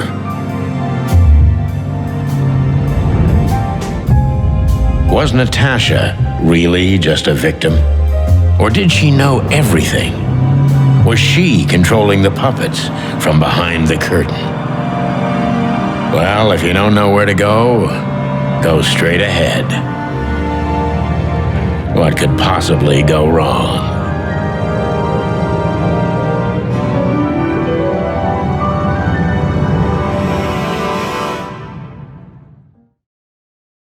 Here I am, Natasha. I hope you're waiting for me. Furry gods. I knew he was rich, but wow. Half the city is in his hands, Marty, and half the Council of 12. I think we'll catch a big fish today. Don't count your chickens. I'm sure Wessler's expecting us, and Natasha too, I hope. You hope? If I'm right, she could be our only chance of survival. Lovely prospects, huh? I've had worse. Really?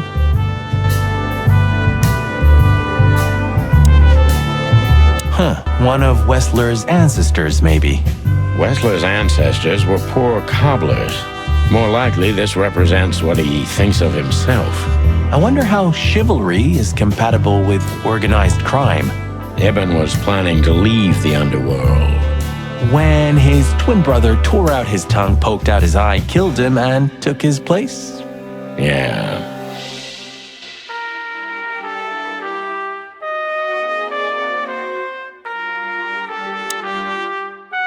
Oh, this place has its own greenhouse. What do you think's inside? 100% humidity and unbearable heat. Oh, not like that. Could they be growing rarities in there?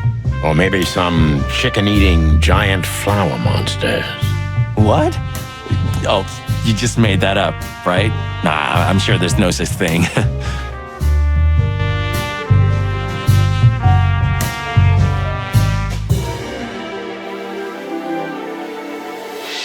Is this a mansion? Or a grand palace? Or a small city? Well, if it comes to hide and seek, Old Westler will have an advantage. A serious advantage. Quite the steed, isn't it? Seems nowadays organized crime pays well in Clawville. Are you surprised? The chicken police retired. Well, they say the team's back together again. Nah, that's impossible. Oh yeah, it's true. What the hell is it? Water tower? Turret? A frickin' lighthouse? I think it's a monument to an enormous ego, Marty. Well, anyone who builds a tower this big must be trying to compensate for something. Or he just has too much dough.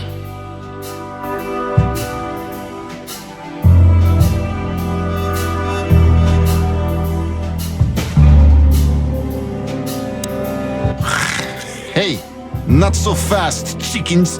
Please excuse my partner. We didn't mean to be rude, it's just his terrible habits, as you may already know.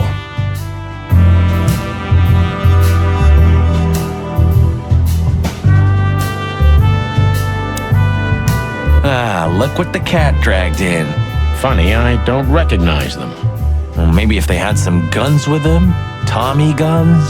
Oh yeah, now I remember. The two suckers in the luxury van you shot to pieces. Twice.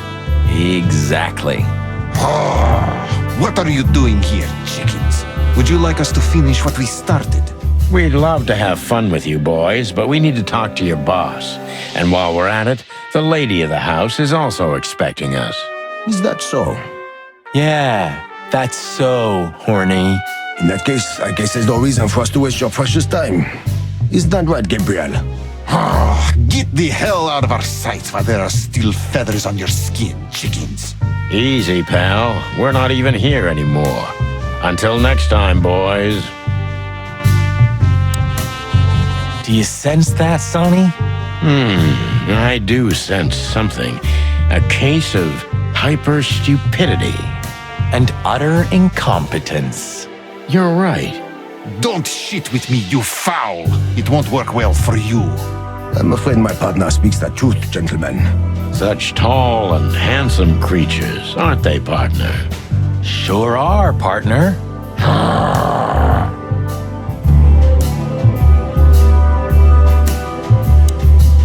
Do you sense that? And you're such...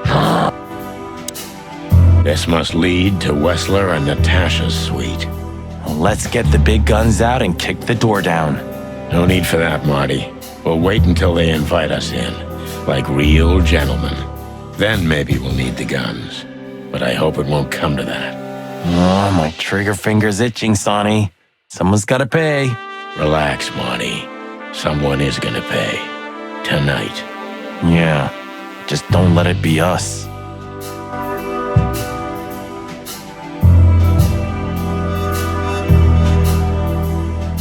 It's like the vegetation's trying to suffocate these beautiful walls. Maybe it will. Maybe in 100 years, nothing will be here but plants. An endless, planet-sized jungle. That's quite a dark thought. Yeah, it is.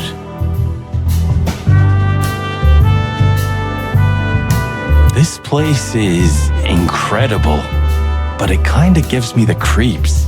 Because you know what lies behind the beauty. With Natasha, too? I haven't decided yet. Huh. I wasn't expecting to see Olivia here. She's real close to Westler. But how much does she know? Much more than me, I guess. That wouldn't be hard. Ah, what a pleasant surprise. Hello, Olivia. Sweetie. Get lost. What did you say, ma'am? Turn around and get the hell out of here now, if you want to make it out with feathers intact. Come on, Olivia. Don't worry about us. We know what we're doing. Martin. Huh? Don't you get it? You have to get out of here or you'll be in danger, and also her. Do you mean Natasha? Please calm down, miss. We have to talk to Mr. Wessler and Miss Katsenko. You really don't understand, do you? What do they not understand, Olivia? So, what is it exactly that our guests don't understand? I was trying to tell the detectives that Mr. Wessler's very tired and doesn't welcome guests this early. He gets rather irate if he's being disturbed at this hour. I'm sure Mr. Featherland and Mr. McChicken can wait here while Ibn refreshes himself. I'll entertain them until then. Thank you, Miss Katsenko. Please, Sonny. I thought we've already discussed this. Call me Natasha. Please, Natasha, can we talk to you in private? Martin? It's all right, Olivia. These gentlemen are my friends. Yes, Miss Katsenko.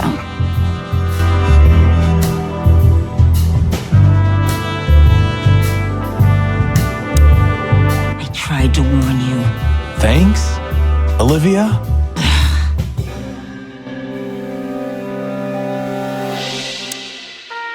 You know, I had a dream before we came here. I saw Natasha with a bloody mouth and red claws. And? What does that tell you? I don't know, Marty. I admit it. I haven't been this on edge for a long time. I'm just angry. Truth is, I'm not entirely sure why. Your sense of justice kicking in? More like my sense of don't fuck with the chicken police. The truth is, Ibn isn't really in a good shape today, gentlemen. He's rather furious. Are you sure this can't wait? You commissioned us, Natasha, and we barely escaped with our combs intact. So you know who left the threats? Oh, we know much more than that, Natasha. We even know where you used to work. We talked to Madame Savas. Wild gods! Why didn't you tell us? Do you think it's easy for a woman to talk about such things, that she used to be an escort? Along with Molly? So you know. Yeah, I know, Natasha. I also know all of this was a trap. Believe me, I tried to handle things the least painfully I could. You weren't even supposed to know. A lot shouldn't have happened. Poor Deborah shouldn't have had to die. Dear sweet Deborah. Cold, stiff Deborah. Please don't say that. A price worth paying? You cannot think I had anything to do with that. You just cannot. I don't know, Natasha. Please, Sonny, tell me, what is going on? You have to know, right? Please. Excuse me for making you wait, detectives. I'm having a rough morning after a long night. Is that so? Our night was also kinda long. To put it mildly. I was just telling the gentleman that you were exhausted, my dear, and they should come back another time. I'll escort them out. Oh, honey, no need for that. My door's always open to the legendary chicken police. Please, come on in, guys. Let's talk in my room. Then this way, please. You just stay here, my darling. I'm sure our conversation will bore you to death. Please, go and refresh yourself or tell Olivia to go make some coffee. Yes, dear. Whatever you like. Please, follow me, gents. Lead on, Wessler. So long, sweetheart. Goodbye.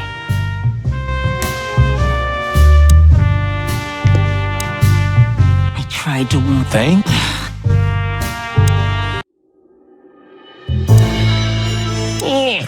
Would you like a drink? This is a rather rare brandy.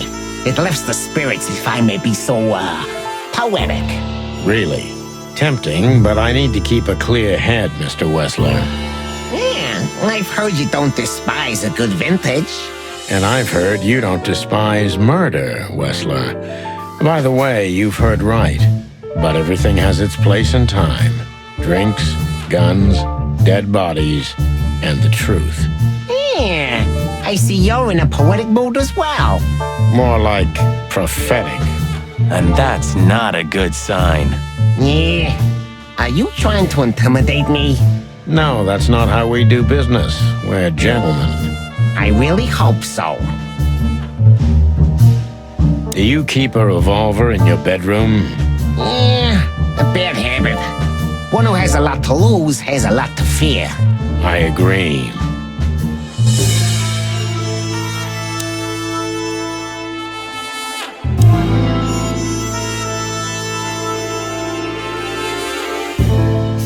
This estate is rather impressive, Mr. Wessler. Well, thank you. I suppose it took years and years of cumbersome work to build it. Yeah. As you say, Mr. Featherland, I'm rather proud of it. You should be. Whoever built this place has a reason to be proud of himself. Are you trying to say something, sir? No, just thinking aloud.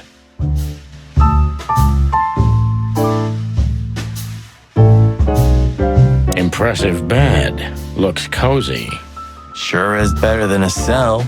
That's right, Marty. I'm not sure I understand, gentlemen. We'll see about that. This painting. It's beautiful and rather provocative. Almost makes my comb stand up. I'm not surprised. But the corner is missing. You're right, Sonny. You're quite the observer. Well, yeah, this painting's unfortunately damaged. I don't know where the missing piece could be. You don't know? Well, if you're interested, we know exactly where it is. Really? Really. It's here with us. An insignificant little piece, isn't it? But there's an exciting cat scratch on it. More like a rat scratch, because it's a monogram. A.W. That's Albert Wessler. He's a great painter. I don't know if you've heard of him. Enough! Out with it already. What are you trying to say? I have no time for your childish charades. Easy, Wessler. We'll get to that in a bit.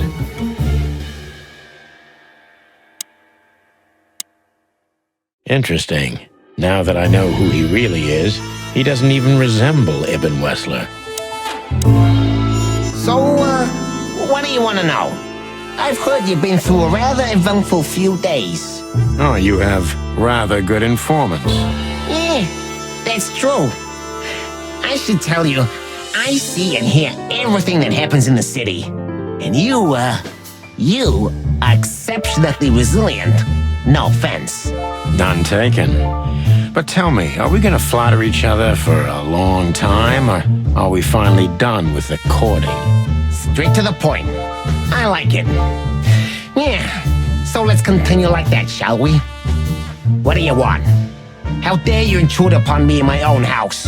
Oh, forgive us. Our moral compass has been confused a little bit after someone tried to kill us several times in the last 48 hours. With fire, with machine guns. I could go on. And while we're at it, you could answer some of our questions. If you've nothing to hide, you have nothing to fear. And then we'll just leave you alone. All right. I'll go along with your childish little game. I would have had a long and tedious day ahead of me anyway. So, can we start? With pleasure, Mr. Wessler.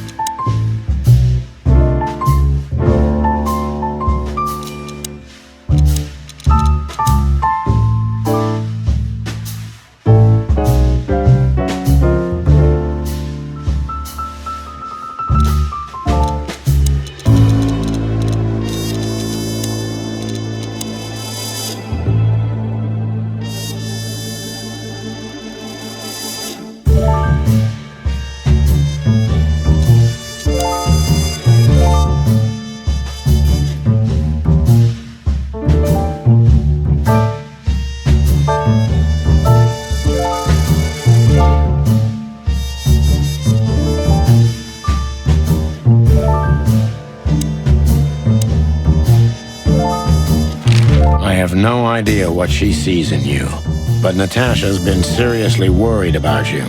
Yeah, she, really worries more than usual, but it's understandable. Those disgusting messages. Disgusting, all right. Do you know why that word exactly? Why did they write that specific word everywhere?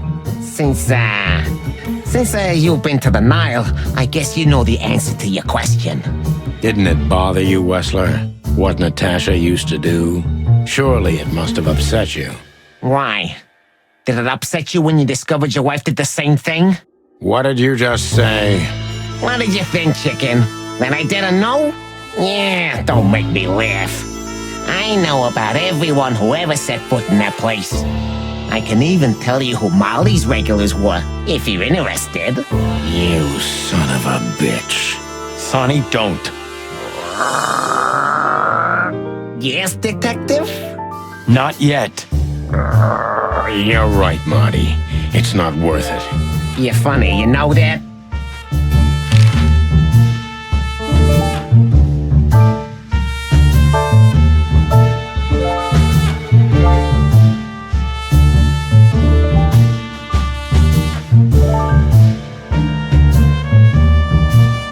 About the painting. Yeah. My brother Albert made it. He's a great talent, but, still, he's a rather troubled individual. Such self-criticism. What did you say? My partner means that you and your brother are very much alike. Identical twins, if I'm not mistaken. Indeed. But, what does that have to do with the painting? We'll get to that. Don't worry, Mr. Wessler. So Albert made the painting at your request, is that right? And the one that's in Natasha's room in the Tsar, too. Yeah, exactly. Is that a crime? No, it's not a crime in itself. This picture, it's rather strange, you know? Why do you think so? It's just me, Natasha, and my brother.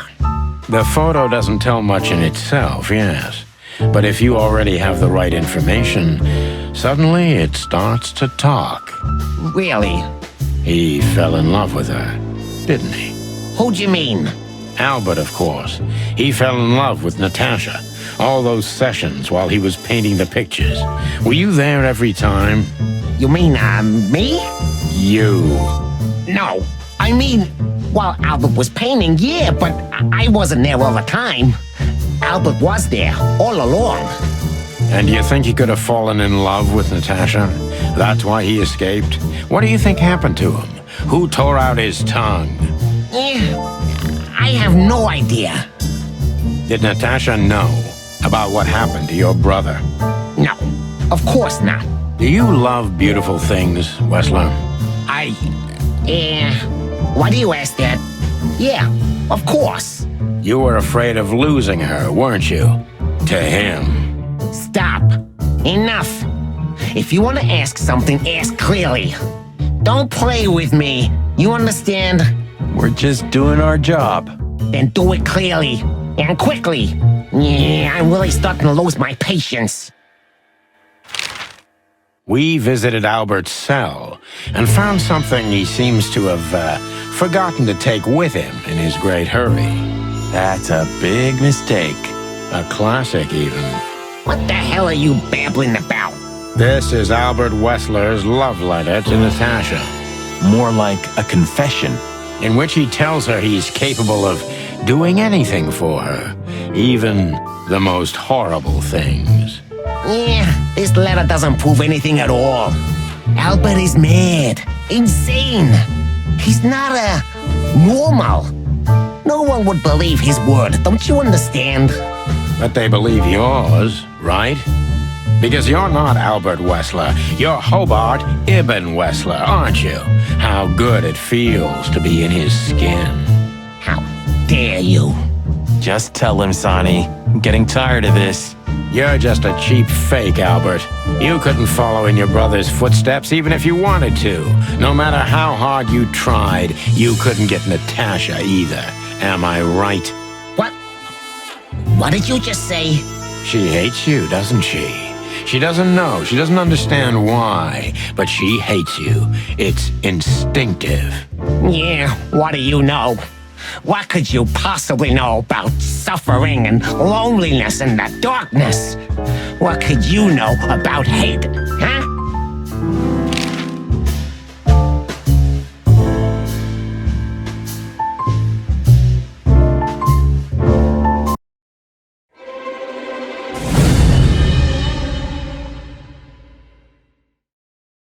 Albert is an imposter. He's not who he says he is, and might not even know who he really is. I have to concentrate on this first, to soften him up, and to avoid us being shot in the gizzard, of course.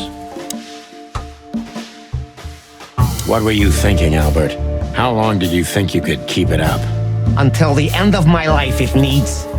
Yeah, I cared about nothing except for her to love me. Not for who Ibn was, but for who I am. Why did you think that would happen? Everybody noticed the change. Yeah, I knew it would be hard, Santino. But I also knew animals see what they want to see. I didn't have to behave like Ibn.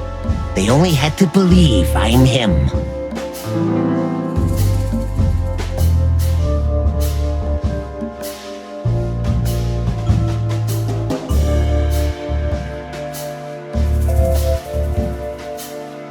Why did you decide to take your brother's place? Yeah, as you're curious, from the moment I laid eyes on Natasha for the first time. But I had to convince myself that this was the only way. You've never talked about your feelings for Natasha with your brother, am I right? Are you insane? Yeah, Ibn would have had me killed immediately. And no one would ever know. So instead, you've done the same thing, haven't you? What a comfortable excuse. Comfortable? Do you think all of this was just some kind of cruel game for me? I had to destroy the person I loved and respected the most. Cry me a river. Yeah, you know, there's only a thin, fragile membrane between love and hate. If anything touches it, it tears immediately. You felt like this before, haven't you? Yeah, I can see it in your eyes. You can analyze me until the sun goes down, Wessler, but you won't get far with that. Yeah, evasive answer. So I'm right.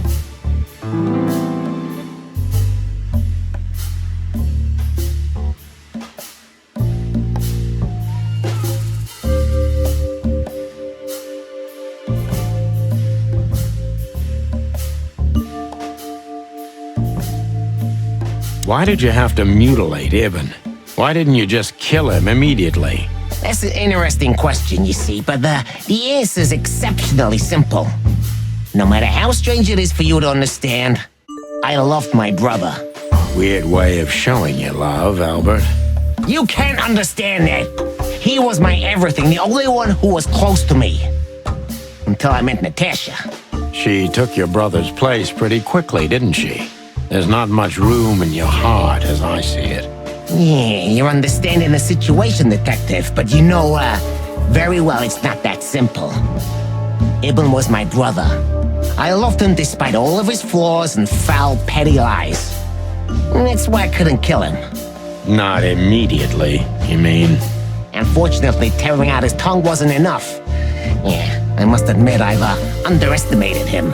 And poking out his eye? Oh, that was just an accident, Mr. Featherland. Just an accident? You're a dirty, clucking son of a vermin, Albert. Please, don't be vulgar, Sonny. It's too dangerous in your current situation, and doesn't even suit you.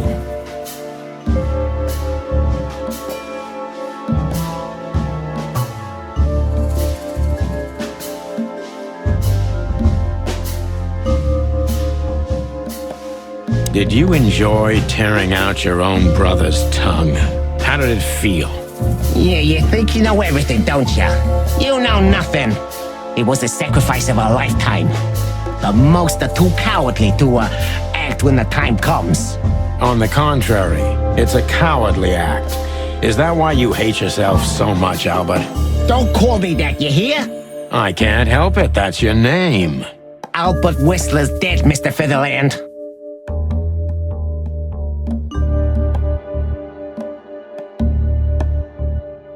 What would you have done if Natasha found out? Kill her too? You know what? Maybe yeah. Maybe I would have ended myself too. Narcissistic pricks like you never commit suicide, Albert. Yeah. Are you sure you want to insult someone who's pointing a revolver at your stomach, Detective?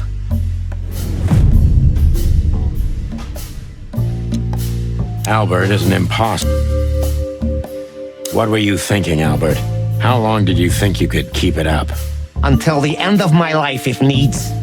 Yeah, I cared about nothing. Why did... Yeah, I knew it. Why did you... You so comfortable? You can... Yeah.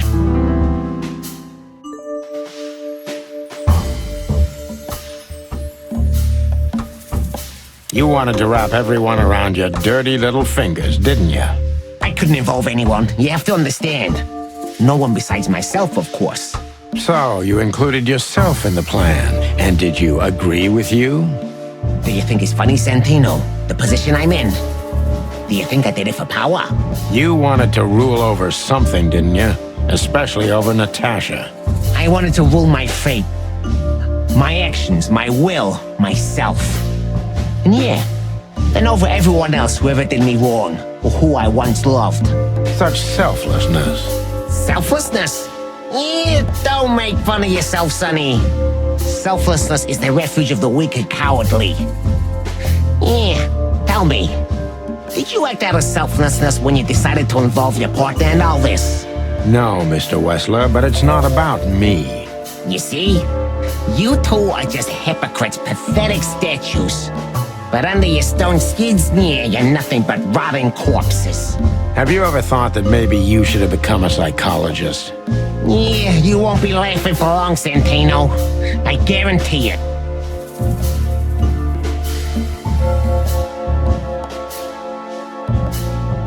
Did you ever believe that you were Ibn Wessler? Did I ever believe? I still do. I believed it all along. Don't you get it? I am Ibn Wessler. And also, Albert Wessler. I see you're starting to understand.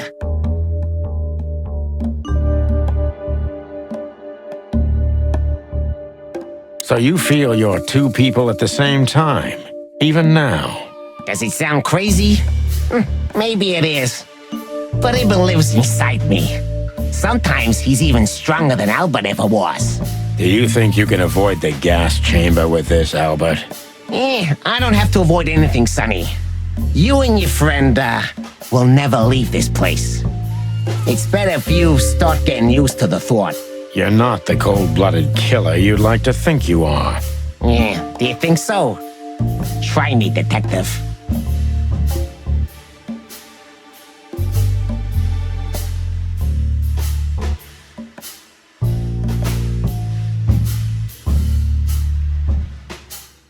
What made you think you could deceive Natasha? Because Natasha loved Ibn, in her own unique way. Yeah, and if there's anything that can blind an animal, it's love and hate.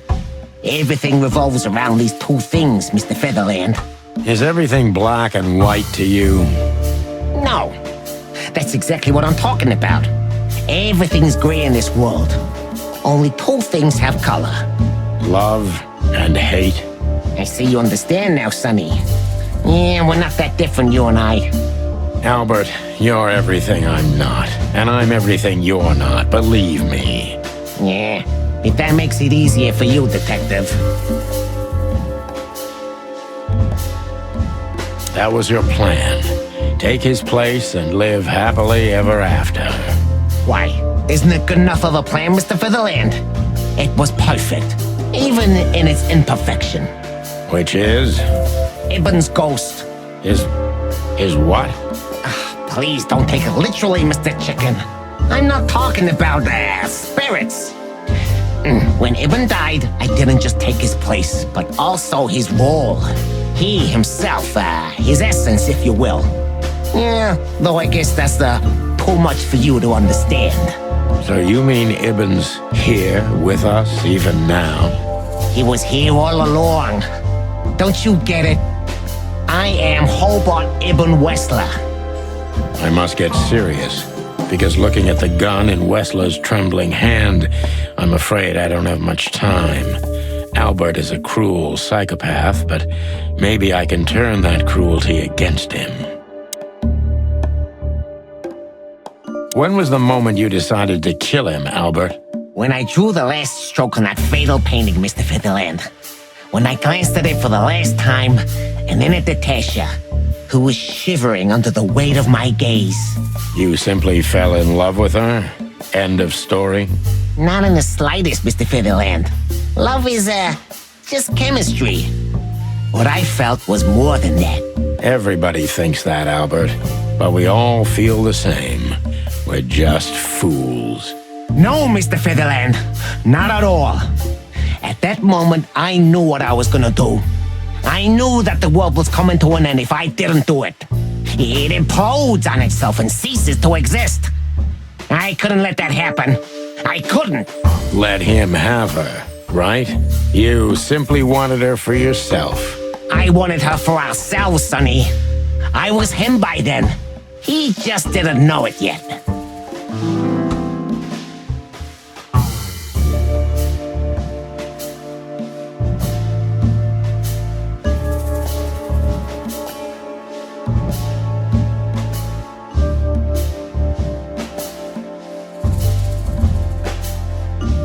What did you do that made Ibn get you locked up? That's a sharp turn, detective. It just came to me, you know? Where did it all start? Where did all the hate and jealousy come from? Jealousy? What are you talking about? Oh, come on, Albert. Alone, locked up at the end of the world, while your brother is one of the most influential figures of Clawville, driving an expensive car, living in a mansion, with the city's most desirable woman in his bed. Why wouldn't you be jealous?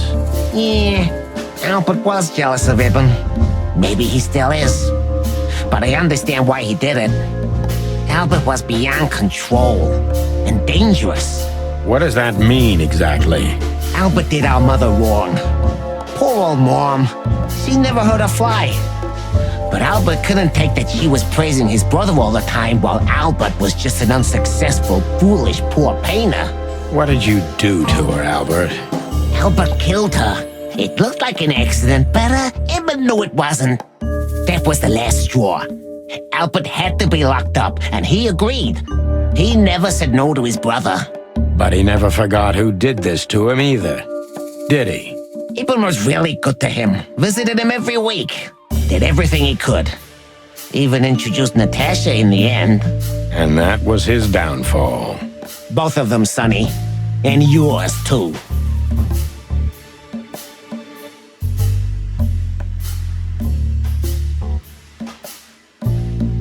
When did you decide that we too have to die? Can I be honest? I didn't want to hurt you, even after what you've done at the club, after interrogating Natasha and me so cruelly. I didn't care. You just saw what's on the outside, just scratching the surface. Until we found Deborah. I didn't even know about you finding her until the phone call from the Nile. Then it all became clear.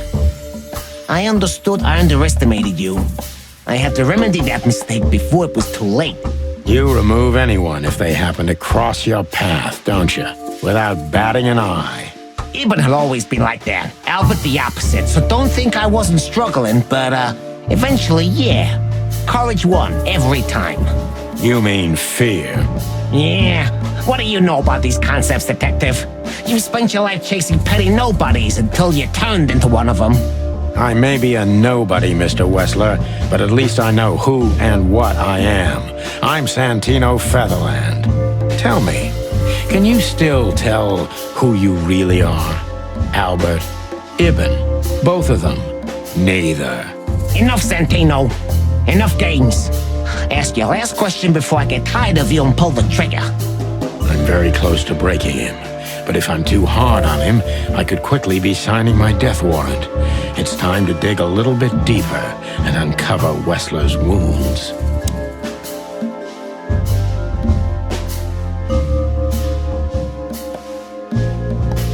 Natasha was kind to you, right? Too kind. Natasha was, simply amazing, gentle, kind, lively, but still so, distant. You're telling me. It's like she was from another world. A world where everything's full of charm, grace, and everything's fragile and delicate. Do you understand? I think I do, yes. I know Albert's touch would harm her. Albert is rough. Albert can't keep such a delicate thing in his arms. That's why you had to become Ibn, am I right? I didn't take Ibn's place, Mr. Featherland. I became one with him, can't you see? It's the only way I could comprehend and accept the miracle that was Natasha. Was? I think I've corrupted her. She's not that gentle and pure creature I painted on the canvas anymore. I ruined her. She became rotten under my hands. Maybe it's not too late, Albert. Tell her the truth and end this. No. You can't understand this. She can't either. I killed Ibn, but he also killed me, can't you see? We're nothing without each other. You can't be two people at the same time, Albert. Nobody can bear the weight of the sins of two souls. Ibn loved her. I admired her. Ibn was crazy about her. I've been crazy for a long time. Ibn idolized her, and I hated her. And if there's anything more blind, more devoted, more extreme, and more true than love, it could only be hate, Mr. Featherland. It's an endlessly exciting, thrilling, and warm feeling, and infinitely red. Just like love. You know you're not going to be able to go through with it, right? That you won't be able to carry the weight. But you still did it. Why? Yeah, if I didn't kill him and become one with him, Albert would have died, Mr. Featherland. And the threats? Which one of you was that? Albert or Ibn? Who wrote them? And which one of you killed Deborah? In my world, Ibn and I are inseparable. Just like love and hate are one and the same. And I hate Natasha so much that I could destroy myself along with her, just so she would die with me. Are you familiar with this feeling, Mr. Featherland? More than life itself. You see? We're not so different after all. You and I have nothing in common, Wessler. You know why? Why, Mr. Featherland? Because if I were in your shoes, I would have pulled the trigger a long time ago. Goodbye, Sonny. So long, Albert.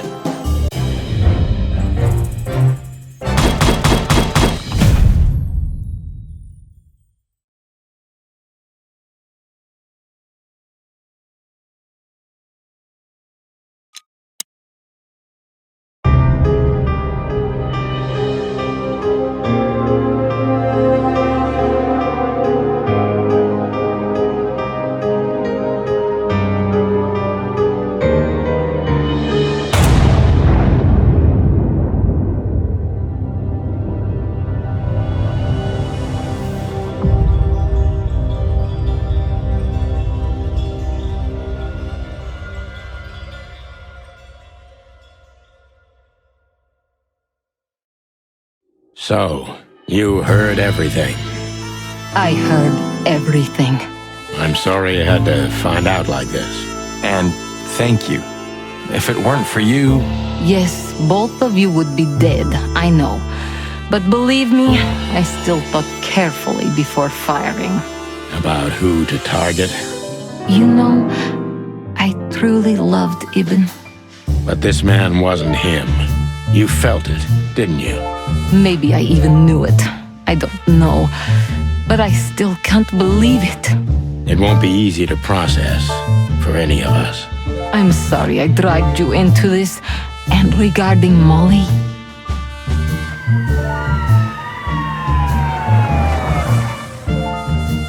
The cops? But how? How do they know? I have no idea, Marty. Do not look at me. I did not call them. Olivia?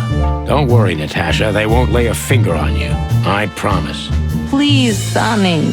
You don't need to worry about me. I don't want to be rude, Sonny, but I'm more worried about us than her. Hello, boss. Hello, boys. Before you say anything, we can explain. No need for that, Santino. Monica already told me everything. Monica? Hey, boys. What were you thinking? That I would just let you get killed without saying goodbye? Thanks, Mon. Should we say we owe you one? You know already, boys. Shoes are my weakness. Hey, mine too. Of all that's furry, we don't want to hear that. And boys... Yes, boss? Don't believe you'll get away with it so easily. I want a report on my desk from both of you with all the details. Am I clear? Yes, sir. Thank you, sir. It'll all make sense, believe us. Right after I figure out myself what the hell just happened. What Monty's trying to tell you is that we had good reason to investigate outside the law. But we're sorry. What happened to you, Sonny? You're sorry? Did you hit your head? Why does everybody keep asking that? Why indeed. So can we go now, boss? Without getting handcuffed? Don't give me ideas, Santino. Thanks, boss.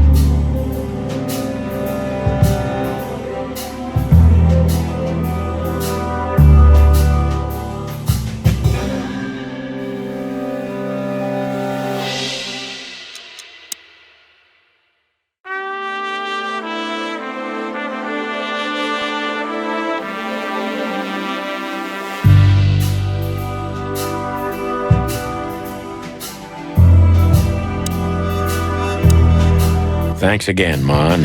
If not for you, those fur heads would have put holes in us. No wonder, since you put holes in their boss. Well, actually, that wasn't us.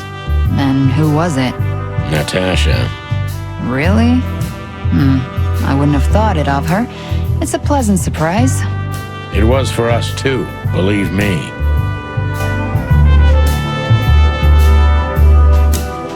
What? Are you waiting for me to change my mind? No, sir. Then stop pecking around here. Yes, sir.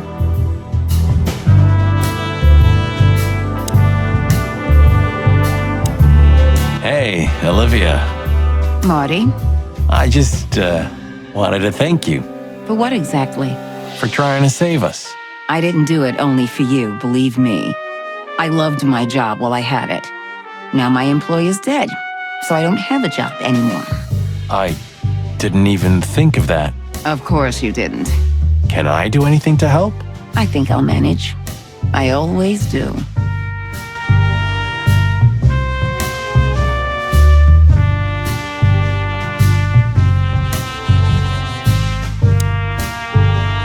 Gentlemen? Gentlemen? We're honestly very sorry it had to end like this. Yeah, this peacefully. For myself, I'm glad, gentlemen. I would have sincerely regretted it if we had to shoot both of you, but unfortunately, that seemed to be the only solution to this rather nasty situation. Fortunately, it didn't turn out that way. Joyful. Don't think we'll be behind bars for long, chickens. Whistler may be dead, but his empire still won't crumble. Oh, look at that. He can talk. In complex sentences, too. Yeah, or something like that. Amazing.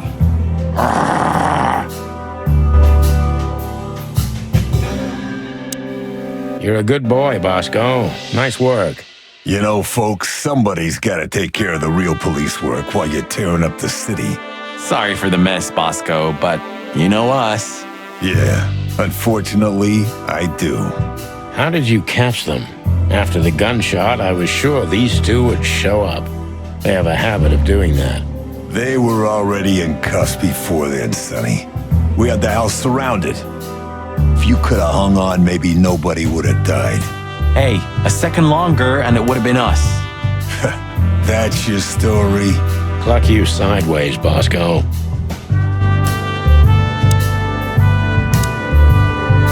So, what now? Where to next?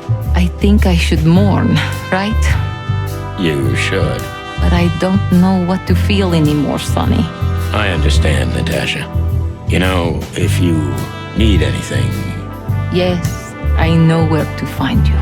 See you around, sweetheart. Ma'am. Goodbye, detectives. How the hell did you find your way here, Tim? Always where the trouble is. Sometimes I think you're the criminal mastermind behind all the dark dealings in this city. I wish. I wish too, because then we could legally throw you in jail. I love your sense of humor, Sonny. I wasn't joking. So, where did you get the scoop? Are you kidding me? The whole city's talking about you. You've left quite the mess behind. That I admit.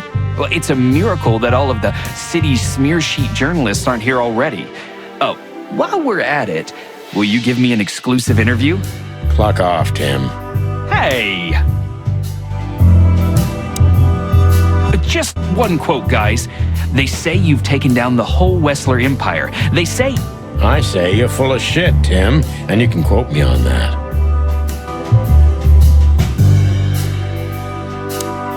How did you know we were here? I always pay attention, Sonny. And because I know you like you are my own nestlings. No, I love it when you say pretty little things like that. Don't get used to it, Marty.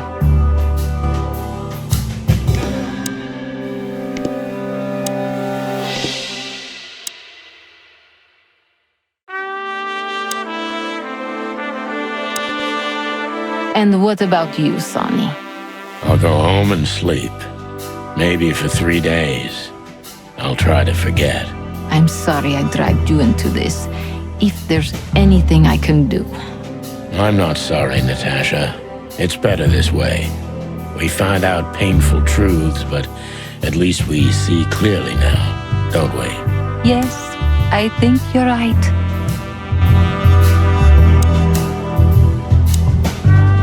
You? What are you doing here? I was just driving around, you know. Trying to feed your grandpa? So, was it a case? Were you, maybe investigating us? What can I say, Sonny? Am I busted? Did someone hire you to follow us? I just had to keep an eye on you and not get involved. That's all. I admit there were a couple of crazy situations when it was hard not to. But you managed somehow, right? A professional's a professional, my friend. Yeah, thanks. So you won't tell us who hired you, whatever we do? Unfortunately, I can't, my friend. I made a promise. You and your promises. Some people still take them seriously. You're a real piece of guano. You know that? Of course. I've learned everything from you, you old fart. I think I have an idea who hired you, Phil. Hey, stop it right there. I don't want to know who you think. Oh, are you afraid your reaction would give you away? Huh, you wish, pal. Must be some famous historian. Don't add that too. So, here they are, ladies and gentlemen. The Chicken Police, in the flesh. Damn it, Tim. Drop it and cluck off. Oh, no, boys. This time, you deserve it. What the cluck did you say, boss? Stand up straight and try to look like someone who's glad to be alive. Yes, sir. We'll try. Ooh, attention Chicken Police. Say cheese.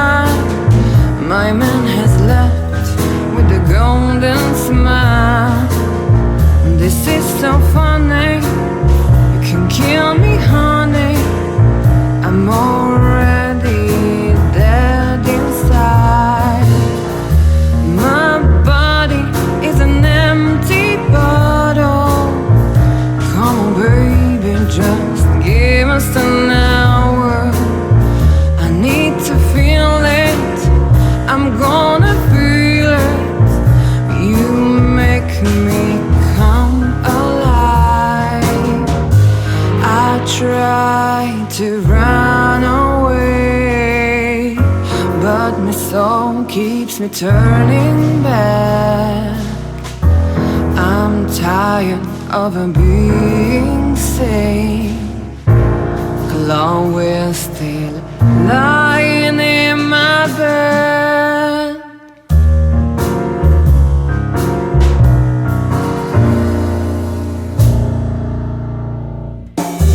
All the colors are dead inside. The whole world goes to black and white. The moon is falling, I hear you calling. My city is on fire. I hear a bang and my heart beats skips. Rock hard knuckles and easy checks. Where are you, baby? I'm still your lady. I'm gonna burn you down. I try to run away, but my soul keeps me turning back. I'm tired of being sane. Chloe's still lying in my bed,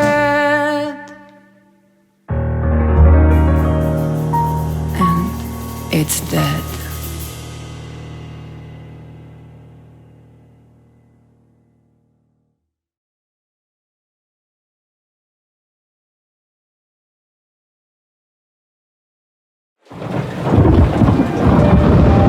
Natasha, You were expecting me, weren't you? I wouldn't say that, but I'm not surprised. I just wanted to talk to you. About what exactly? You know very well. What do you think, Natasha? Why didn't she tell me? Because she loved you. Yeah. If it wasn't for you, she may have never left the place. Perhaps she'd still be there. Ah, sheep shit. We used to dream about falling in love with a nice man who comes and saves us someday. A knight in shining armor. You know, like in the fairy tales. And how did that work out for you? She fell in love with a good guy. I didn't. I envy her. I'm not that good guy, Natasha. But if it's any consolation, she could have found him. Maybe she's living with him right now, somewhere on the other side of the world. Well, goodbye, Sonny. So long, sweetheart. Hey, Natasha, you have a light? I've been trying to smoke this sorry-ass cig all day. It's driving me crazy. Maybe you don't really need it. Maybe you're right. Maybe.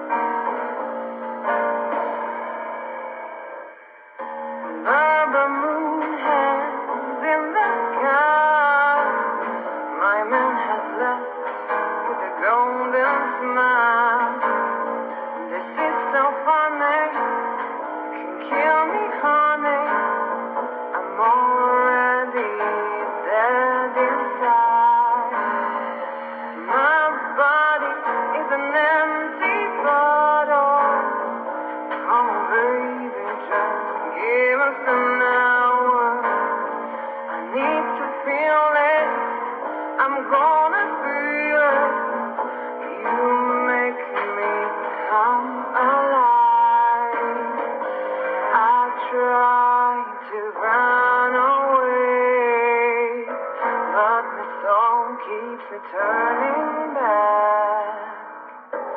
I'm tired of being sane. Along with still lying in my bed.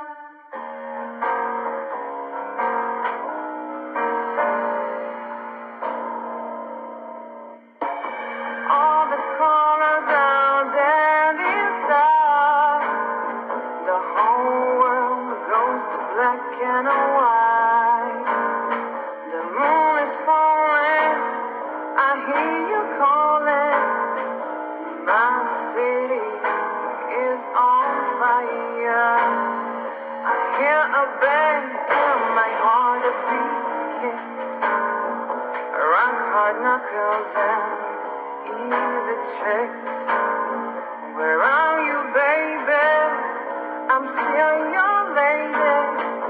I'm gonna burn you down. I tried to run away, but the song keeps me turning back. I'm tired of being safe, alone with still